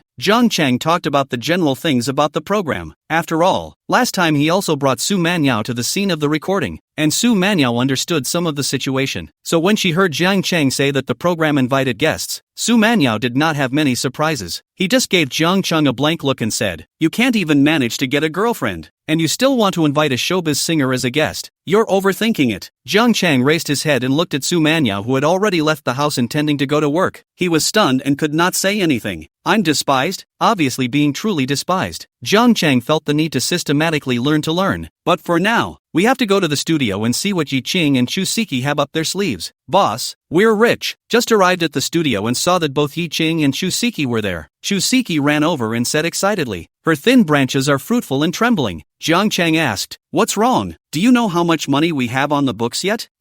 7 million. Jiang Chang was shocked. 7 million? True Sky said, "Yes, you heard right. It's 7 million. And that amount is rapidly increasing. What is the situation?" Jiang Chang asked. He'd heard Truscott report a couple times before and expected the company to have about $500,000. Why is there suddenly more than $2 million? Yi Chang, who was wearing a long red dress, walked over. "The Golden Melody singer is on fire. And then the songs that you asked me to record were all previously uploaded to different platforms by Chusiki. After the show caught fire, a lot of people went to listen to it and then it earned revenue." Jiang Chang finally figured out where the money came from. He participated in the Golden Singers program and wrote a total of 2 songs, but both songs became the hit of both shows, with the first song written and finished for Yi Ching to sing on the show, "Love for Sale." The second song was written for Lu Jiejia to sing, "Difficult Sutra." And although Lu Jiejia didn't sing it well, the song ended up being a hot topic for the second season of the show through his and Yi Ching's singing. And the second song, "Difficult Sutra," including the first one, Jiang Chang had Yi Ching in Chen Yangwang's studio, recording it once. He owns the copyright anyway, and he can sing it for whoever he wants. After recording it, it was handed over to Chuschi, and he didn't care about what happened afterward. It's safe to say he didn't care about the recording, but I did not realize that the 2 songs recorded, just a few days ago, had earned $2 million? No wonder. So many people want to be famous and be a star. It's really fast money, True Sky said. I looked at the back-end numbers, and the revenue started to increase mostly after the second installment of the show, and $8 million of that came from here. That means we made $8 million in one day, and this upward trend is still pulling up, which means we can make money today. Definitely more than $8 million. That hard? Jiang Chang was really shocked. He used to know that stars made money, but he didn't know it was so lucrative, and he didn't even let Yi Ching participate in commercial activities, just a talent show. However, this is also because Jiang Chang is new to this industry and doesn't understand it. He brought Yi Ching to participate in this variety show, and with the heat today, it's actually worth much more than this one, $8 million. This is still because they don't have many channels. If they are replaced by those stars who have already become famous and gained the kind of heat they have nowadays, then it's normal to earn hundreds and thousands of millions of dollars in a day's time. That's why there are so many celebrities that go for all kinds of hype when they don't have the traffic. It's a lot faster money than winning the lottery. Boss, what are you doing at the office so early today? Are you instructing us to make money? Chusiki stood in front of Jiang Chang, tilting her head and blinking her eyes at Jiang Chang. Jiang Chang waved his hand. Let's go. Find Chen Yongwang to record a song. Originally not so excited. When a day so profitable. Jiang Chang suddenly not sleepy. For a while Jiang Chang felt that he didn't know what he thought before. How could he think that lying flat was a good thing? That's money well earned. Doesn't it smell good? All Jiang Chang wanted to say now was, make it faster. Chapter 163 Big Star is coming to the show too. Jiang Chang set off with the 2 beauties, Yi Ching and Chusiki, to go to Chen Yangwang's recording studio, that is, Chen Yangwang's brother, just in time to return the car. When he went to the program the day before yesterday, he still borrowed the van that Chen Yongwang put in front of the store that was not used, and hitched a ride to Su Manyao. Just after arriving at the door of Chen Yongwang's store,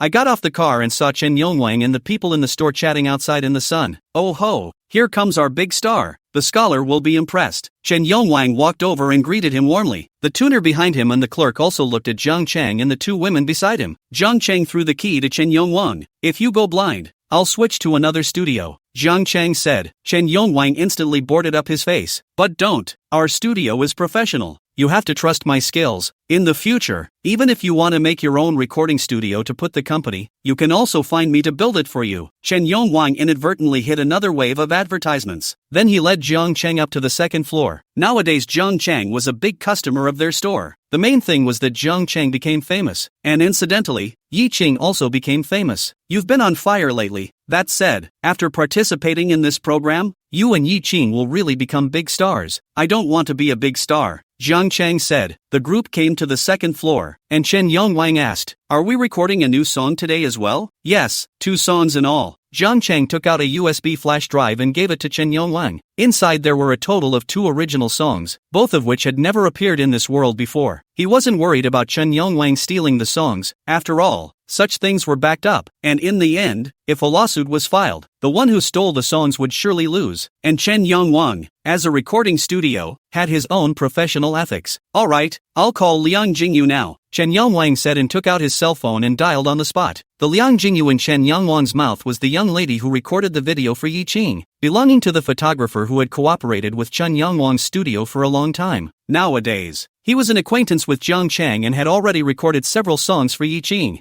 Jiang Chang said, she records or doesn't record outtakes, which means shooting MVs. Today, when he learned that Yi Qing's song was released online and easily earned millions, Jiang Chang wondered if the work should be upgraded as well. For such a lucrative song, can't it at least be accompanied by a music video? Doesn't it seem monotonous to keep shooting in this studio? Chen Yongwang said, it should be possible. Anyway, Liang Jingyu has her own small studio now. Not a lot of business. It wasn't long before Liang Jingyu came over, camera in hand. Liang Jingyu was wearing a tight tank top today, revealing a snow-white belly at the navel, and underneath she wore ultra-short jeans with sneakers on her feet. The whole thing looked energized. With a ducktail hat on her head, it always makes you want to see the full extent of her features. Jiang Chang roughly talked to her about his requirements. Liang Jingyu said cheerfully, of course, Yi Qing is a big star now. Let me be her royal photographer. Looking forward to cooperation. Liang Jingyu agreed quickly. So Jiang Chang said no more and told her to take Yi Qing to record the MV after recording today. So Liang Jingyu joined her and sat in the lounge outside the recording studio, not going back inside the studio to record, but the soundtrack was completed by her, and then it was handed over to Yi Qing to record the song in the studio inside. You're really super good at writing songs. Outside in the lounge, Jiang Chang, Chu Siki and Liang Jingyu were sitting together chatting, and Liang Jingyu complimented Jiang Chang, then said, if only I had run into you before. Her words stuttered just as they came out, and her face froze. Jiang Chang asked curiously, what's wrong? Liang Jingyu thought about it and shook her head. Nothing, forget it. Then she sat alone on the couch and played with her phone. Next to her, Chu Siki suddenly shook Jiang Chang and said, boss, look, the broadcast volume has increased by another 30%. Jiang Chang didn't know what that figure meant, but if you calculated 30% of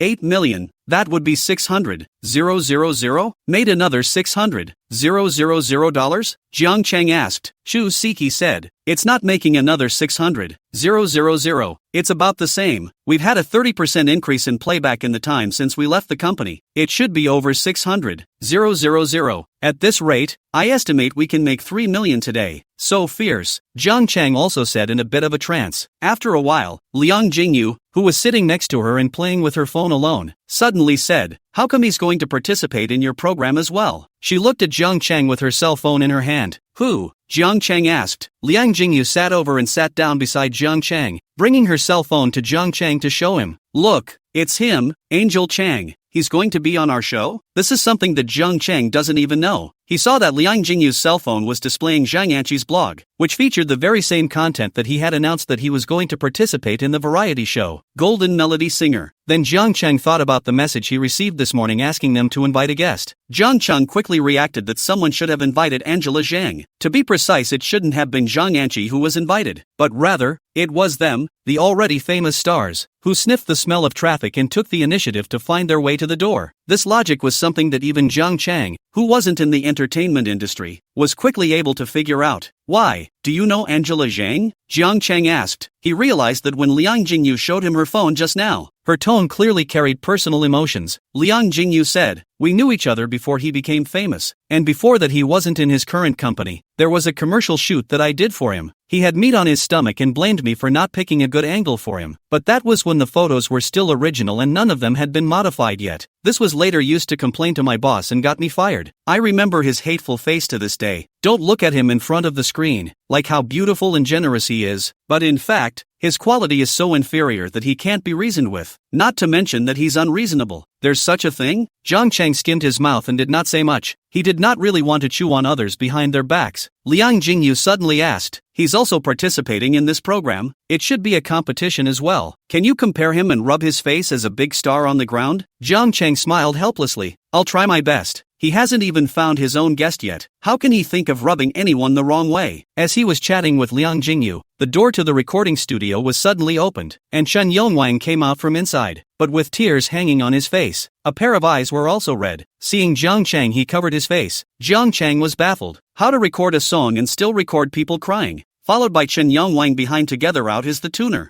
eyes also with tears, once out to see Jiang Chang, as if no longer can not hold back, a head buried in the doorframe next to it, just let out a cry. What's wrong with this? Chapter 164 Antitype Guest of Honor. The two people who came out from inside the recording studio, Chen Yongwang and the recording engineer, both cried. The people outside were a bit lost for words, looking at each other blankly. Truskai spread her hands, stating that I don't know what's going on. After a while, Yi Qing walked out from inside with an apologetic expression on his face. What's going on? Jiang Chang asked. Goddamn, wow. Yi Qing raised her head and roared, running towards Jiang Chang and pulling his arm. Did you write that song? Which song? Jiang Chang asked her with a confused look on his face. Chen Yongwang cried, lips trembling, unable to speak. I want to hear it too. What kind of song can make people cry? Liang Jingyu said as she stood up slightly emotional. And me, I want to listen too. Chushji followed suit. Then the two ran inside the studio. Then Truskai came back out and dragged the mixer. Who was crying outside? Inside. After not too long, Chu Siki and Liang Jingyu also came out, and the two of them were also wiping their tears. Yi Qing's expression became even more guilty. I didn't do it on purpose, Yi Qing said. Jiang Chang rolled his eyes, already knowing which song they were talking about. Then he stood up and said, make your own arrangements to shoot MV. How exactly the music video will be shot is up to you guys. I don't care. Jiang Chang left the recording studio after saying that. It's still pretty cool to be a dumpster fire. That said, should we give Chusky a raise? After all, the mess was made by this schoolmate. If it wasn't for my sister, this family would have to break up. Jiang Chang left the recording studio and went to school. Money had to be made, programs had to be put on, and school couldn't be left behind. Jiang Chang was eating in the cafeteria at noon when director Wang Xianwei called. Seeing you participate in the Golden Song Singers program, now you're on fire. You're a good kid. You have a knack for writing scripts. I didn't realize that you have an even better knack for writing songs. Jiang Chang said. Don't make fun of me. What's going on here? Then Wang Xianwei said. I'm not going to tease you. The song you wrote is really good, but I saw that your program group seems to have a new arrangement, asking the contestants to invite guests. Someone has already invited the biggest names in show business. Do you have anyone you've already decided to invite? Jiang Chang said. Where did I invite anyone? I don't even know what the program group is up to. Suddenly they have to invite guests. Wang Xianwei, I think you are also in this situation. There should be no friends in the entertainment industry. I can also introduce you to someone at that time. It's also a big name, but it's not hot these years. Wang Xianwei said a pause. Continued. In fact, some people know that I know you and you know, have found me here in the hope of contacting you to recommend. To be honest, these people inside what people? Some are even still showbiz seniors. The reason they want to be your invited guest is really quite simple. It's to rub off on the factory's current traffic. The person I said I'd introduce you to also came forward. So you want to meet or not, you decide. Jiang Cheng thought for a moment and said, then I'll trouble director Wang Xianwei. It's better to meet him. Jiang Cheng's thoughts were simple. What Wang Xianwei said was frank enough. Anyway, he needed guests now. Whether he invited vegetarians or big names in the entertainment industry, that would definitely be better to invite big names, which would increase exposure from a business standpoint. But he didn't know any of the big names in the entertainment industry, and although there must have been a lot of unsolicited approaches by letting Chushji get in touch, he didn't know any of these people. Might as well believe that Wang Xianwei recommended, at least until now. Wang Xianwei did not pit him. To pit is also in the movie Above the Pit, so it is not possible, and this is not about Wang Xianwei above the matter. To recommend him over a human connection favors, but also to pit him a hand. It must have been examined and screened before being recommended to him. That was why Jiang Cheng agreed to do so after just a little bit of thinking. Wang Xianwei said, so be it. You kid trust me so much. Surely I won't let you down. Wang Xianwei's voice could be heard on the phone. Happy. The feeling of being trusted makes anyone happy. At 6 o'clock in the afternoon, Jiang Cheng met the person introduced by Wang Weicheng at a cafe not far from Magic City University. It's a woman in her early 40s. Very attractive. Great body, long pair of legs, just that typical auntie flavor. Those who can be called aunts must of course be beautiful in the first place. Is this a big star? Jiang Cheng does not understand the stars of this world. Big stars traveling, always followed by people around, right? Or wear sunglasses masks, like Angela Chang, for example. But the woman in front of her, apart from the extraordinary aura on her body which was no different from ordinary people, did not have any other people around her. This made Jiang Cheng feel a little strange. Plus it's not like he knows much about the stars of this world. After introductions, he learned that the woman's name was Statement. After sitting down, Jiang Cheng found that the other few tables of guests in the cafe had their eyes on the side, originally thinking that those people were all looking at themselves. Because he's on fire after his appearance on the Golden Song Singer show, he occasionally runs into people who know him when he walks down the street these days. But then it was realized that everyone else in the cafe was actually reading the statement. Mr.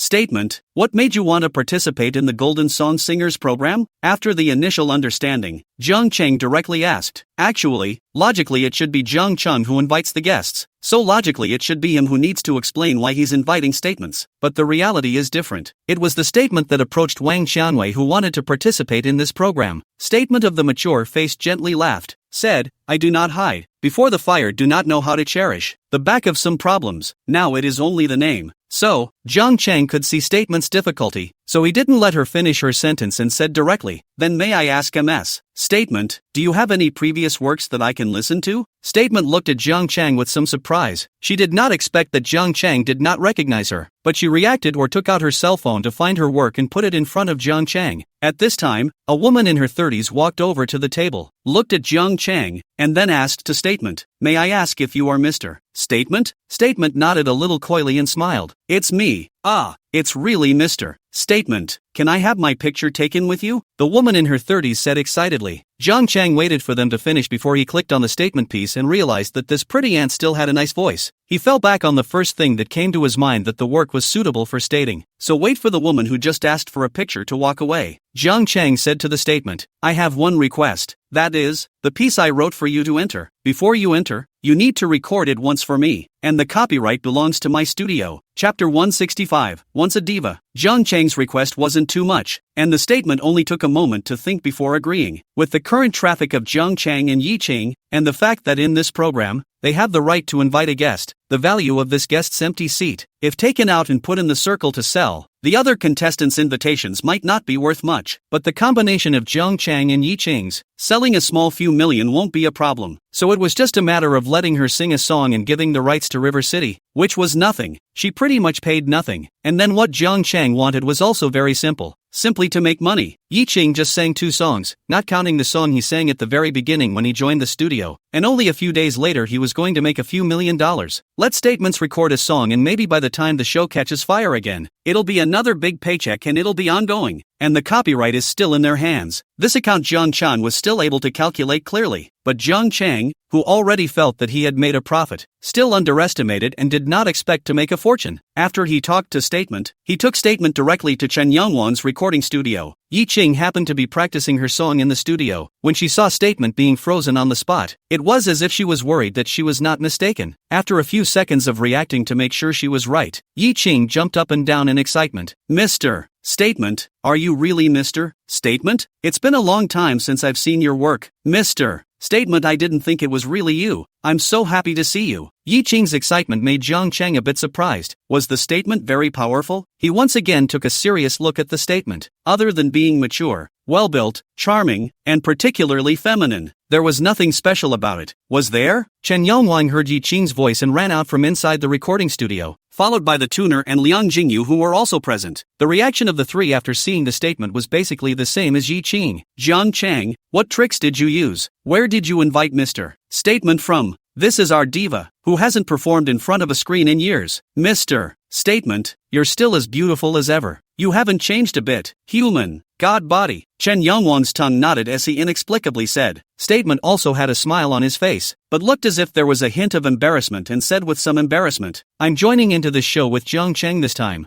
Thank you all for liking it. Her voice was soft and nice, with an innate affinity for listening. Jiang Cheng looked at the scene in front of him and thought to himself, it is true that every family has its own problems. It was true that he was not familiar with Statement, but seeing the reactions of Chen Yongwang and Liang Jingyu and Yi Qing and the rest of them, he also knew that Statement must have been very hot at one time, and surprisingly had a sacrosanct status in the hearts of many of his fans, including the ones that are now coming out of Yi Qing's in their mouths. All of them are stating that they are very hot and belong to the diva level. But Jiang Cheng, who knows the truth, knows that this time he did not invite the statement, but the statement took the initiative to seek cooperation. To put it simply, he is on the strong side and the statement is on the weak side. But to an outsider, it's like the statement is still as strong as ever. The awkwardness of her situation could also be seen in the statement's embarrassed expression. How did you do it? Jiang Cheng invited Mr. Statement over? Liang Jingyu asked Jiang Cheng with wide eyes. Statement bowed his head slightly and reached up to press his hand against the tip of his nose in some embarrassment. Jiang Cheng said, a director friend introduced him. Naturally, he wouldn't say that it was Statement who took the initiative to seek out cooperation. That would be embarrassing for Statement. Chen Yongwang said with an excited look. Who is it? Which big director? It's probably very powerful, isn't it? That was not wrong for Chen Yongwang to say, and Jiang Chang said, it's not bad. Oh yeah, I'm going to get a new song for Mr. Statement. When they were done fooling around, Jiang Chang said to Chen Yongwang. Chen Yongwang looked at Jiang Chang with a monster expression. Is it so easy for you to write songs? You can do it with your own hands? It is important to realize that many songwriters in the entertainment industry have become famous after writing only one or two gems in their lifetime. And those who are able to put out a lot of fine songs, those are mythical figures in this circle. But the Jiang Chang in front of him is still so young. His classic works are one after another. It can be said that Out of the Box will be classic. Other people can have one or two hits on an album that are of classic caliber, and they've been able to go from south to north. But Jiang Chang is the one who manages to make every song inside an album a gem. The Statement was also curious about being able to write me a song on the spot, but she had heard the works written by Jiang Chang before, and among them were those that matched her style, while Wang Qiangwei also spoke highly of Jiang Chang. Moreover, she herself had no other way out now, and could only take one step at a time, holding some expectations for Jiang Chang. Jiang Chang finished writing the song and went to the workbench to produce the soundtrack, then handed it over to the tuner and gave the lyrics to Statement so she could go ahead and practice. After all, it's not possible to record a song just after it's been written stating that you've got the song. That's not realistic. Statement went off to practice his song, and Chen Yongwang sat outside in the lounge with Jiang Chang. It was then that he said seriously, it's really impressive that you were able to invite Statements over this time, but really it wasn't a wise choice. Jiang Chang asked curiously, how so? Chen Yongwang said, I've watched every episode of your program, and one of the mentors is Na Jin, right? A big shot in the entertainment industry now, a top figure in the singer's circle. This matter has to start back in the year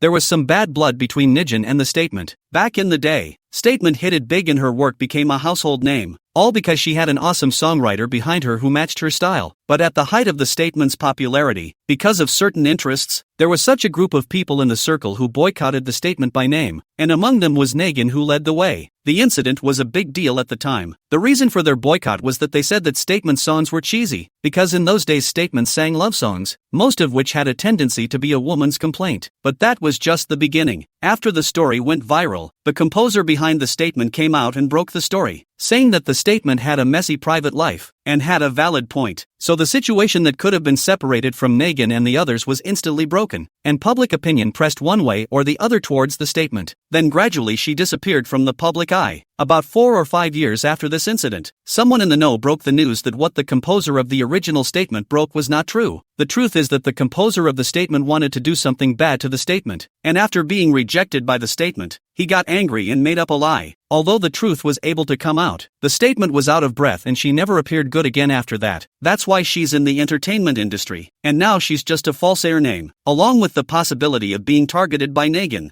Jiang Chang frowned, not realizing that there were such twists and turns in this. Ding! Right at this moment, Jiang Chang received a message from the program team, requesting that all contestants and invited guests report to the program team by 8 o'clock this evening to submit their works. Chapter 166, How many women have you been hurt by? Jiang Chang quickly finished checking the information and secretly said in his heart that the program group had rushed the time really fast. But when you think about the way the show has moved to live broadcasting now, that the audience's expectations won't give the show much time to prepare, perhaps this state of authenticity is even more appealing. As the saying goes, pressure inspires a person's potential, and that's probably what the showrunners are looking for. Jiang Chang stood up after checking the information and walked towards the tuning room. Chen Yongwang followed from behind and asked, "What's wrong?" Jiang Chang did not answer him, but walked to the door of the tuning room and looked at the Statement inside that was practicing the song. He tapped on the glass, the peachy eyes of the Statement looking over. Jiang Chang said, "Practicing the song is going to be stepped up, and you have to go to the program with me in the afternoon." Jiang Chang's voice was transmitted through the microphone on the tuner's workbench into the headset of the Statement inside. Statement raised an eyebrow, thinking, so urgent? At the same time she was instantly stressed. Yi Qing, who was standing next to him, was originally listening to the Statement to record the song. When she heard Jiang Chang's words, she immediately said anxiously, "We have to report to the program team this afternoon. Is it going to start broadcasting? I'm not in a good state right now. The song hasn't been practiced yet." Jiang Chang gave her a blank look and said, "No practice, and you're still here to beat the bushes." Yi Qing was instantly anxious and asked the tuner next to him if there were any extra practice rooms. "So hurry up and arrange one for me." After almost 3 hours of practicing, Statement came out from inside the mixing room and said, "I should be able to record in its entirety now." Chen Yongwang, who was sitting in the lounge chatting with Jiang Chang, stood up and said, "Then you sit here alone for a while. I'll go record her song." Next to her, Liang Jingyu also stood up and said mischievously, "I want to go in and listen too." Then she followed along to the tuning room. 40 minutes later, by now the time had come to 7 o'clock in the evening. The door to the tuning room opened. Chen Yongwan was the first to come out from inside, his face frustrated and his eyes slightly red. Looks like a dead wife. But when chatting I heard Chen Yongwang say he's still single. What the hell? Listening to the song again? Sure enough, following behind Chen Yongwang out were Liang Jingyu and the tuner, both of whom had expressions not unlike Chen Yongwang. But the good thing is that none of it is as exaggerated as yesterday, when 3 people came out of it and 2 cried out in a way that was hardly abstract. Chen Yongwang came over with a crying face and said, "How many women have you been hurt by to be able to write such heartbreaking lyrics and melodies?" Liang Jingyu also blinked her big eyes, glistening with tears as she looked at Jiang Chang. For a second she felt so sorry for the man in front of her. He must have been hurt by so many people. Liang Jingyu beamed and whispered, "Jiang Chang, I want to hug you." Chen Yongwang chimed in, "I want to hug you too." Jiang Chang knew at a glance what these two were thinking in their hearts. He said to Chen Yongwang, "You die away." Then his gaze went to Liang Jingyu. "Come, little fishy fish, let's hug."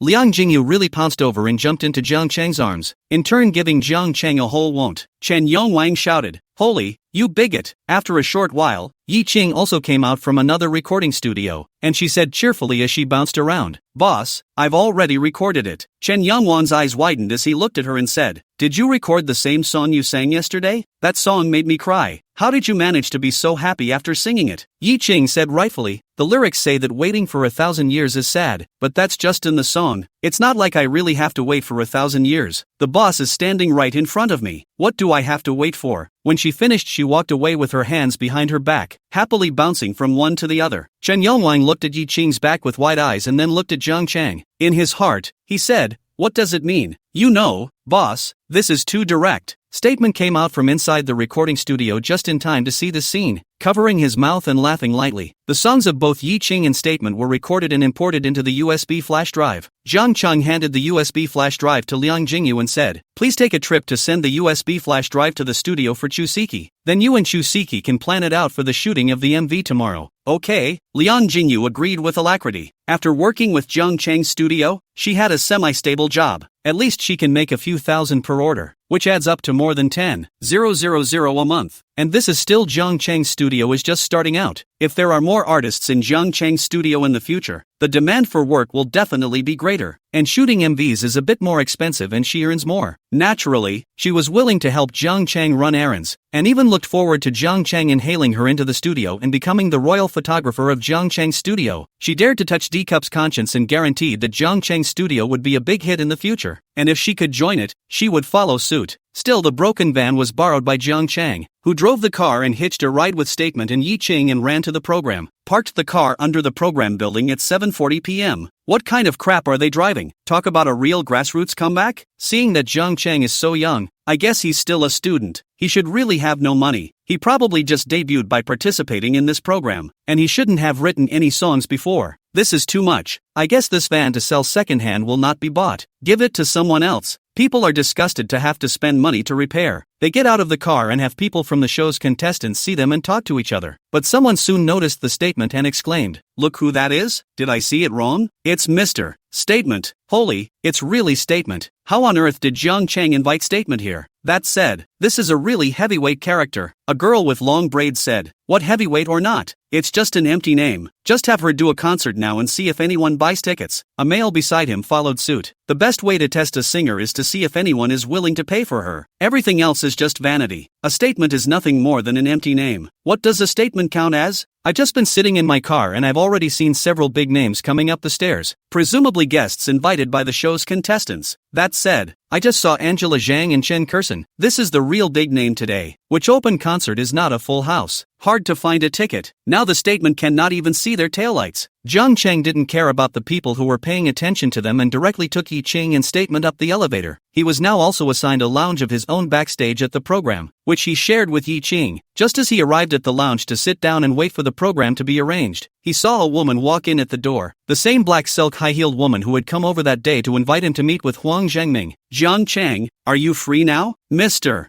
Huang Zhengming is in his lounge calling for you to come over and talk." Chapter 167. It's good to still be at the age of dreaming. It was Huang Zhengming's assistant again. Jiang Chang just looked up and said, "No time." If Huang Zhengming really wants to see him and talk to him about something, he is in the lounge. Even the assistant came over. proving that Huang Zhangming is aware of it. But Huang Zhangming is not willing to come over these few steps, and every time he has his assistant come over to shout at him. Obviously, in the identity did not look down on him. And Jiang Chang is aware that many business people in business negotiations, before the negotiation, will be through such small details in the momentum to overwhelm the other party, in such a means step by step to take the rhythm. But Jiang Chang didn't eat him. Although it was true that his position was now worlds apart from Huang Zhangming, but it wasn't like he had anything to ask of Huang Zhangming, so why bother kneeling? Words are not good enough. Rejection is. The female assistant with glasses frowned upon hearing Jiang Chang's words. Her gaze swept over the several people in the lounge and lingered on Statement's body for a moment before nodding her head and saying, I see, I will convey your meaning. Boss, I think you should go and meet them. I feel as if they are not very nice to talk to. Yi Chang, who was sitting next to her, whispered, as she had just also observed that the female assistant's eyes were sharp.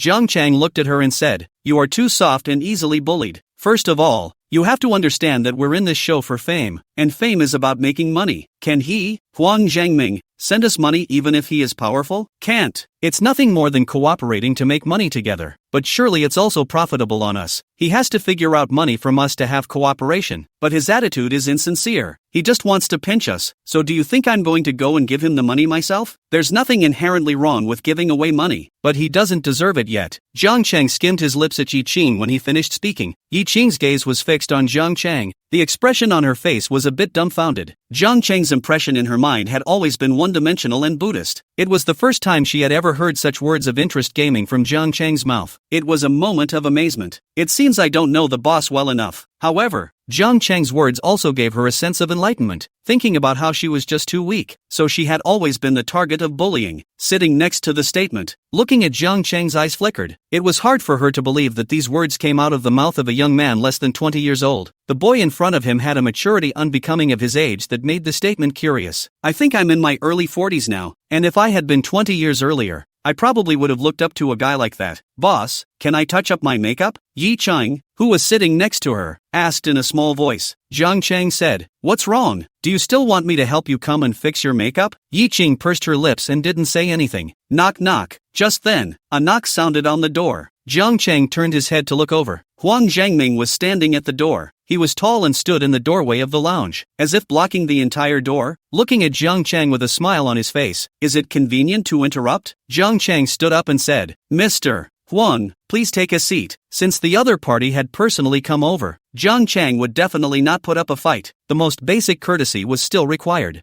Huang Zhangming walked in with a smile on his face, but instead of looking for a place to sit, he leaned on the table next to Jiang Chang and then gestured for Jiang Chang to sit. Jiang Chang was not polite and sat on the chair looking at Huang Zhangming, waiting for him to say something. Huang Zhangming's gaze first swept around, and seeing that Statement was also here, he immediately raised his voice and said, Mr. Statement is also here. Ah, long time no see. Statement nodded with a smile on his face and said, It's been a long time. Huang Zhangming said, Mr. Statement lived a dashing life as well, and after so many years of not going around the circle and not contacting me, it is now difficult to hear Mr. Statement sing a song. Statement's face was a little hard to see, but he managed to force out a smile and nodded without answering. Where is she living in style? The fans may not understand, but would Huang Zhangming not know? She hasn't had a hit over the years, and at the last concert she played 10 years ago, the seats were so empty that she couldn't even see the people standing on the stage. Even the empty venue for that one concert didn't make the newspaper headlines. She had been approached by a number of people in the years that followed, but most of them aimed to use her for hype or even claptrap. Luckily, I had some savings from previous years and could still afford to eat, so I turned it down through and didn't trash the reputation I had previously built up. But if we were to really let her sing, who could buy a ticket to hear her? So how Huang Zhangming's words sounded like a kind of teasing. Perhaps she thought it was also possible that she was too sensitive. Huang Zhangming saw the reaction of the Statement, raised his eyebrows and said no more. His eyes looked at Jiang Chang and said, You are quite hot now. Do you have any idea to go farther?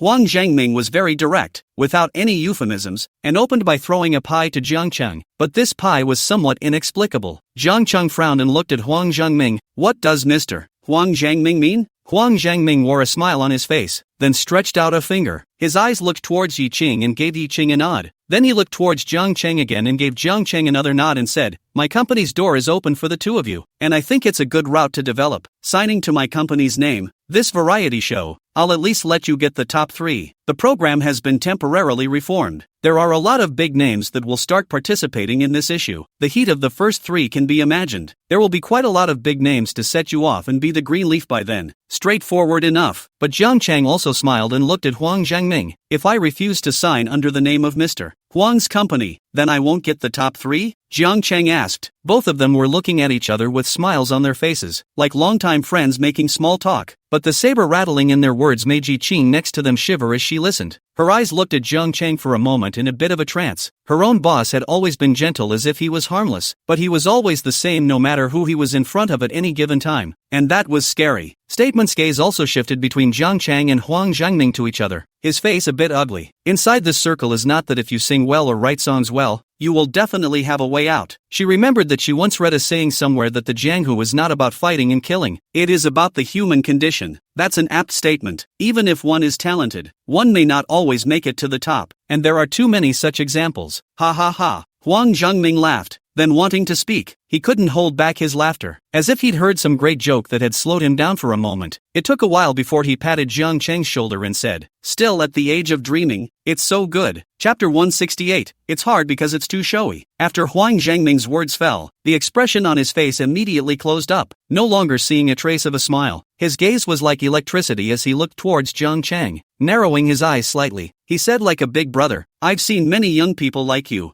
They're all talented, but no egg. There is no shortage of talented people in this world. What is lacking is opportunity. Opportunities don't come out of thin air. They require a right place, right time, and right people. Now you have the time and the place, but without the people and all this will be shattered. I'm here to talk to you today because your value is still high but can continue to climb. But if you don't want to, I'm equally willing to give you a chance. The day your value shatters, you can still talk to me, but certainly not at today's prices." Huang Jiangming finished and patted Jiang Chang's shoulder again. Not giving him a chance to speak, he turned around and left. When he walked to the door, perhaps feeling the high value of Jiang Chang, he turned back and added, "Leave here today, and when you figure it out before, you can go to my lounge to find me. Then I don't care about everything that just happened here." Strong. Very strong. For the first time, Jiang Chang intuitively felt the menace in this circle. Huang Jiangming dared to directly put words in his mouth. It was definitely not for nothing. How to say that also mixed to the big man in the entertainment industry, have their own company and market, will not come over without a brain and just say a few harsh words. There's definitely movement in the aftermath. Thinking of here, Jiang Chang also frowned. Society is like this. Many things cannot help. Huang Jiangming said not unreasonable, but he said reasonable. They have to go to the knees? You have to be careful. This matter definitely won't be let go like this. If he dares to say this, he definitely has a way to force you to give in. Statement hesitated and spoke out. Yi Qing got nervous and looked at Jiang Chang. "Boss, what should we do?" Jiang Chang let out a light laugh. "What else can we do? Soldiers come to block, water comes to cover. A lot of times people who don't stand out and are mediocre do something instead and it goes well," said the statement. "Some of the more colorful people are always flat out more trouble than they're worth. It is like an extremely beautiful woman in the workplace. The same opportunity can easily be obtained by others, but when it comes to this extremely beautiful woman, there may be people who will use other ideas so as to hold her to ransom. So opportunities that are easy for others become difficult for her." Jiang Chang gazed at the statement as the mature 40-year-old woman said, "Thank you." Jiang Chang could understand what it meant. He didn't need a statement to say that he understood. But take a step to see a step, which want to do a career and smooth sailing. Any local market is limited. They want to eat a piece of cake. That means others have to eat less. It's as if there are only 3 spots in the top 3 of this competition. And if you want to take it yourself, you're also taking someone else's chance. It's not as if doing something honestly doesn't hurt someone else's interests. So there's nothing to say. We're all on our own. Jiang Chang. A man at the door of the lounge walked in and shouted. Jiang Chang recognized that this was Xiao Zhang, the person in charge assigned to him by the program. Chang said, "You're going to go to the stage with the group now to acclimatize, and then you'll go over to the planning department to submit your information." "Okay,"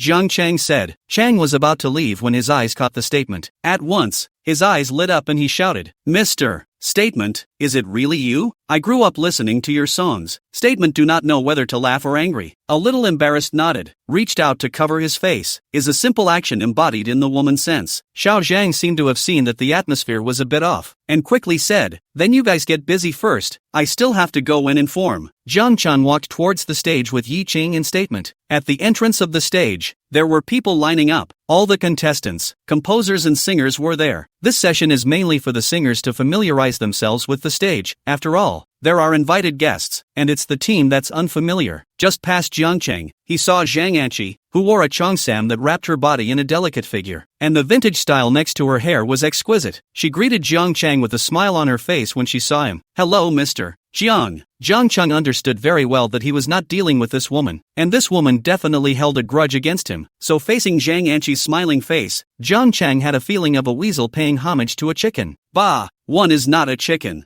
Jiang Cheng nodded his head as a return salute. Then his eyes caught sight of a person standing on the side of Zhang Anqi, a familiar face, also a contestant in the competition. It seemed to be called Zhang Guangming come to mind, a compositor. But the way Zhang Guangming looked at him at this moment made Jiang Cheng feel a little gloomy. What the hell? Did I offend him? Mr. Statement, I didn't expect you to be invited here as well? Zhang Anqi saw Statement and ran over with small steps on her high heels and pulled Statement's hand. Very enthusiastic. Statement is not familiar with her at all. Never contacted, but also know that she is now a first-tier singer star. Maintain a polite smile and said, hello. Hearing the other party say that she was invited here, she herself felt a little blush. She came here by relying on her previous friendship, entrusting Wang Xiangwei to introduce her to Jiang Cheng, and even when she came here, she didn't even have an assistant by her side. Mr. Statement, your singing has helped me a lot. In the past I always liked to sing your songs to learn. Zhang Anqi gave a bunch of compliments to Statement, making Jiang Cheng feel strange, as if this woman really didn't hold a grudge, but he knew that this was absolutely impossible. After all, a truly simple person like Yi Qing would simply have trouble having the opportunity to mix to the level of Zhang Anqi. This circle is a wolf traveling thousands of miles to eat meat and a dog traveling thousands of miles to eat. He didn't pay any more attention to Angela Zhang in Statement, surveying some of the raw faces around him, roughly the invited guests. Not to mention, there must have been quite a few big stars that were invited. As Jiang Cheng realized that these guests that had been invited were superior to the previous contestants in terms of quality, face value, and temperament. Jiang Cheng,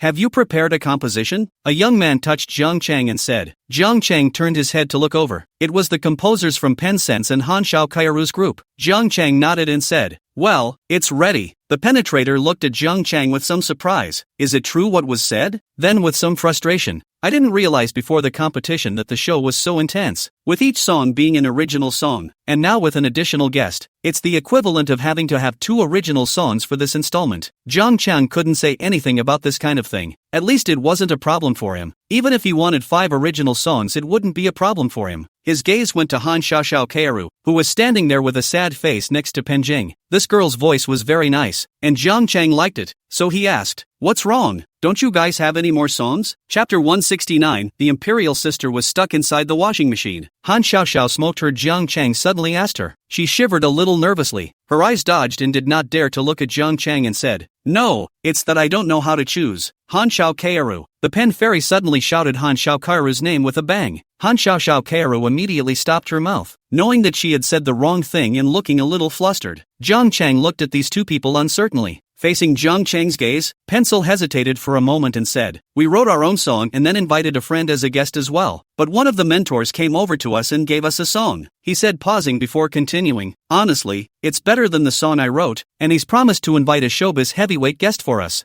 Jiang Cheng said, the request is for you to sign to his company, right? Both Han Xiaoxiao Cairo and Penson looked up at Jiang Cheng at the same time, with some surprise in their expressions. Jiang Cheng skimmed his mouth and did not say more, ending the topic. The words had been said to this point. He guessed and knew that it was Huang Zhangming who was operating in it, but it doesn't rule out others. It's just that within the 4 tutors, only Huang Zhangming has approached him, so there's a higher probability that it's Huang who's operating. Over there, Statement ended his conversation with Angela Zhang and walked over to Jiang Cheng's side. Jiang Cheng looked at her with a somewhat despondent expression. So he said, is it because you haven't sung for a long time, and you're a bit uncomfortable seeing the stage? If the statement doesn't fit, it will have more or less an effect on the game, but it doesn't matter much how well the statement performs. Jiang Cheng actually doesn't care very much, as long as Yi Qing's performance is good. Of course, it would be nice to get the $2 million that the program will award at the end. Statement glanced at Jiang Chang and shook his head, then hesitated for a moment and said, "You seem to have gotten too much wind and touched the interests of many people." The statement's words were a bit clueless, but Jiang Chang understood what she meant, and he raised his head to look over at Zhang Anqi, who happened to look back at him as well and smiled sweetly at him. Statement had just finished talking to Zhang Anqi and turned around to talk to him like this. It didn't take much thought to realize that it must be because Zhang Anqi had just said something to Statement. In the program group recording backstage, after the busy Jiang Chang then sent Yi Qing and Statement to the studio, itself Statement the first day to Jiang Chang is to send her back, but by the Statement refused. Jiang Chang did not force. He drove Chen Yangwan's family van back to the Imperial Sisters' home. Evening. In a VIP exclusive karaoke room in a splendid hotel, Zhang Anqi sat on Lin Muyan's lap in a cheongsam and fed him small tomatoes. "Brother Yang, are you really sure?" Zhang Anqi said with a smile like smoke, one hand on Lin Muyang's shoulder, wrapping her arms around his neck. Lin Muyang ate the small tomato, squeezed it hard in his hand and said greasily, "Are you questioning whether I can do it or not? Want to try? Ha ha ha ha ha." Zhang Anqi let out a series of copper bell laughter and said, "Of course I believe that Brother Yang is very good, but Jiang Chang's strength." Zhang Anqi didn't finish the second half of her sentence, but what it meant was obvious. Lin Muyang said, "No one can have unlimited output, not even if he is strong." How many classics has Jiang Chang come up with in front of him? It's not going to be scientific if his bullets don't go empty, so I'm betting he doesn't have any bullets in his gun, and I'm not afraid even if he does, Lin Muyang said as he pushed his thigh harder, causing Zhang Anqi to reveal a delicate expression. Only then did he continue, "I'm not like him, I've been saving this for a long time. Hasn't it been years since I've seen me pull out a classic? I'm telling you I've saved them all." Zhang Anqi's eyes turned for a moment. She still believed Lin Muyang when he said that he had saved such words about his classics, because no matter what, Lin Muyang had proven with his strength that he was really good. Zhang Anqi changed the topic and asked, "Do we really have to operate according to that program we talked about before? But Jiang Chang is already so hot, will we not be able to suppress it by then?" Lin Muyang smiled and said, "You don't have to worry about this, I've already discussed it with Kongwei. We're not afraid of a fire in Jiang Chang right now, we're afraid of a fire in Jiang Chang. The hotter he is, the better, the hotter he is, the bigger the fruits will be, and then we will be more accomplished in picking the fruits." With his mouth talking about picking fruit, his hands weren't slow to reach out and pick the fruit. These days participating in programs and recording songs, Jiang Chang was also very busy, mainly accompanying Chu Siki busy. He came back from the studio late, and by the time he arrived home Su Manyao had already returned home and finished her shower, and was carrying clothes in her hand to the back balcony. Jiang Chang knew that there was a washing machine set up on the balcony in the back, but Imperial Sisters' clothes were usually left for the property people to pick up, take them away, send them to the dry cleaner, and bring them back when they were washed. But looking at the way the Imperial Sister looks today, it seems like she's going to wash herself off. Jiang Chang happened to see it just as he entered the door and asked, "What's the situation? Are you planning to do your own laundry?" It was indeed a surprise that the Imperial lady, who had always been unearthly, washed her own clothes. Su Manyao glanced at Jiang Chang and said, "It's up to you." The tone was just a bit punchy, but compared to the usually motionless and cold voice of the Imperial Sister, at least the tone carried some emotion. "Just Jiang Chang, I do not know where this mood of the Imperial Sister comes from. Last night, obviously after watching the fireworks after a good come back to cook, there was no small umbrella at the critical moment, and when he came back after going downstairs to buy one, the Imperial Sister flipped out. Why are you so angry today? Am I angry that I didn't prepare a small umbrella in advance? Wouldn't I be a scumbag if I prepared little umbrellas in advance?" Originally, Su Manyao disliked Jiang Chang because she wanted to hear what Jiang Chang had to say, but Jiang Chang froze there and did not say a word. The more Su Manyao thought about it, the more angry she became. The anger of the first 2 days did not go away. Yesterday thought that Jiang Chang would think of a way to coax her a little, but it turned out that in the end that fireworks or someone else set off. He did not prepare anything. Even if you don't prepare, you end up coming back and trying to bully her. Nice try. Seeing that Jiang Chang still didn't say anything, Su Manyao stomped her foot and went to the back balcony with her clothes in her arms. The clothes themselves are going to the property, but Su Manyao thinks that a home should have a home, and I haven't heard of anyone whose home clothes have always been dry cleaned. "Hey!" Jiang Chang suddenly shouted. Su Manyao stopped her steps and turned her head. "What are you shouting at me for?" Jiang Chang said, "If you don't know how to wash clothes it's better not to wash them. Let the people from the property come and get them. That washing machine behind you is a tumbler type. I saw the short video above that there are girls who can't do laundry stuck themselves inside the washing machine. You don't want to get yourself stuck. Yikes, piss me off. Sumanya was so angry that she stomped her feet, and holding the clothes, she quickly walked towards the back balcony. She thought Jiang Chang was going to say something nice to her or something. What an idiot. If I don't become your girlfriend, you won't be able to find a girlfriend. Jiang Chang was a bit puzzled when he saw that the imperial sister did not listen to advice and had a bellyful of temper. He did not know whether he should follow him or not, so he planned to sit on the sofa and wait and see. Before his ass was even warmed up, there was a cry from the balcony behind him from the imperial, a somewhat hushed voice, as if he had locked himself in some sort of locker. Chapter 170, a good match for Nian Shang's sister. Hearing Su Manya's voice, Jiang Chang immediately stood up and ran towards the balcony at the back. Just after arriving at the balcony, he saw Su Manya's upper body in the drum of the washing machine, leaving only her small arse outside. A pair of straight and slender legs were stomping about. The heels in the light flip-flops slightly buckled and separated from the soles, a reddish circle around them, and the center of them was the white heart of the foot. It was really stuck, and Jiang Chang had said it. Wait and don't move. Jiang Chang hurriedly ran over, but realized that there was no place to start. You can't just go and hold the Mikado's backside with both hands. In this position, when he pulls the Mikado out later, he'll probably take a knife to him as well. Su Manya was still planted in the washing machine. Her mouth let out a gurgling cry. The mouth of the washing machine was blocked by her most of the way. Inside the dark, designated to make people afraid. You hurry up,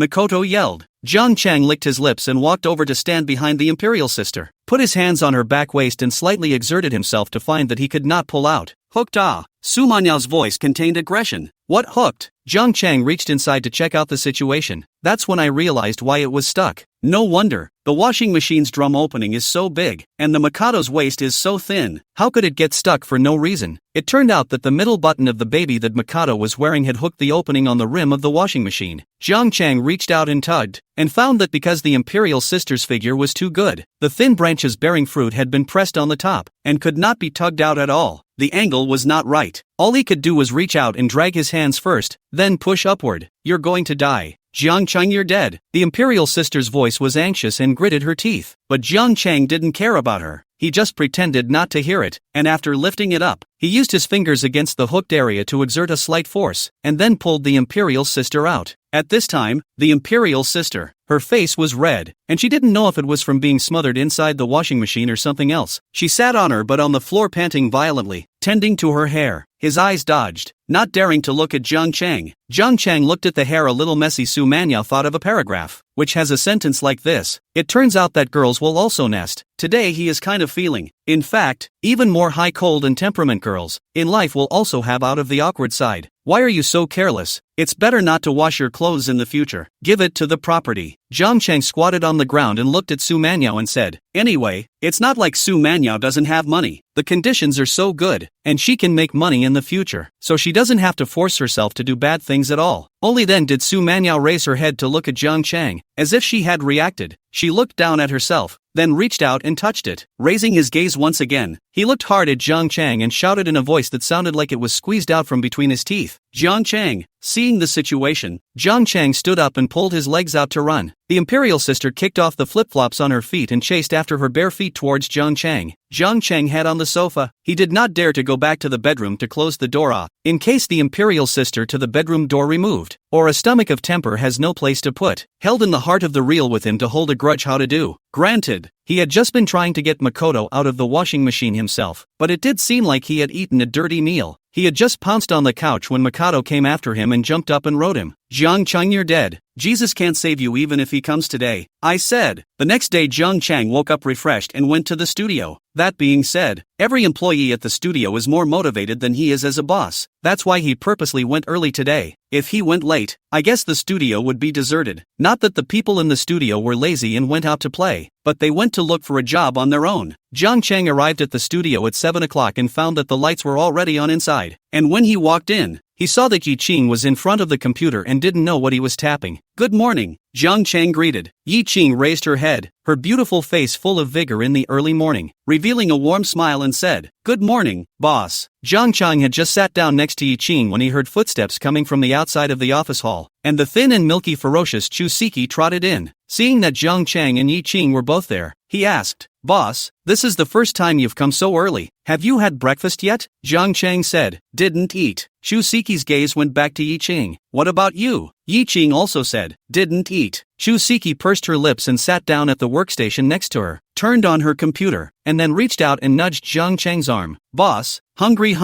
Chusji said. Jiang Chang said, what are you doing? Do you want me to buy you breakfast? Isn't it possible to order takeout? True Sky said, there's a really good baozi store next to downstairs. I want to eat it, but they don't have takeout in their house yet. Jiang Chang said, if it's delicious, why don't you buy it since you just came up from below? True Sky commiserated. I was just thinking about something and forgot. Jiang Chang said, what can you have to think about that you can forget breakfast? Shu Siki glanced at Jiang Chang and said, I was thinking whether the boss is suitable for a young elementary school girl or a high and cold strong woman, but I have more hesitation now. The boss seems to be a good match for the mature Nanami-san as well. Yi Qing's gaze came over and stared at Chusji with wide eyes. Jiang Chang also looked at her inexplicably. Shu Siki said in a serious manner, I saw Mr. Statement standing together with the boss yesterday, and I felt that you guys are really compatible, and as far as I know, it seems that Mr. Statement has never had a scandal, and he doesn't have a boyfriend now, and has always been single. Boss, do you want to think about it? Yi Qing looked at Jiang Chang with an odd expression. Jiang Chang reached out and knocked a chestnut to Chusky. Just then, a voice came. What are we talking about? It was Statement who spoke, and she came over as well. The three men's eyes flicked over in unison to look at this Ninami sister. The Statement was taken aback and froze. What's wrong? Do I have something on me? Jiang Chang hurriedly pulled his hand back and said offhandedly, no, you haven't had breakfast yet either, right? Shu Siki was about to say that she was going to buy breakfast for everyone. Ha! Shu Siki looked at Jiang Chang in surprise. Instead, the Statement came this way and said, thank you. True Sky was confused. I haven't even said anything yet. Why are you thanking me? But people's thanks have already been said. Shu Siki can't say more, puffing and getting up to go downstairs to buy breakfast. Jiang Chang shot a glance at the Statement. Today's Statement is still wearing a plain long dress. The year on the sister and the young girl is just not the same difference. Her every move seems like a textbook for women. Thinking of what Shu Siki said just now, Jiang Chang couldn't help but think, I look like a young lad alright. I'm still young. How come I'm a good match for my sister in the year? Do I look mature? There were still 3 people left in the studio. Yi Qing,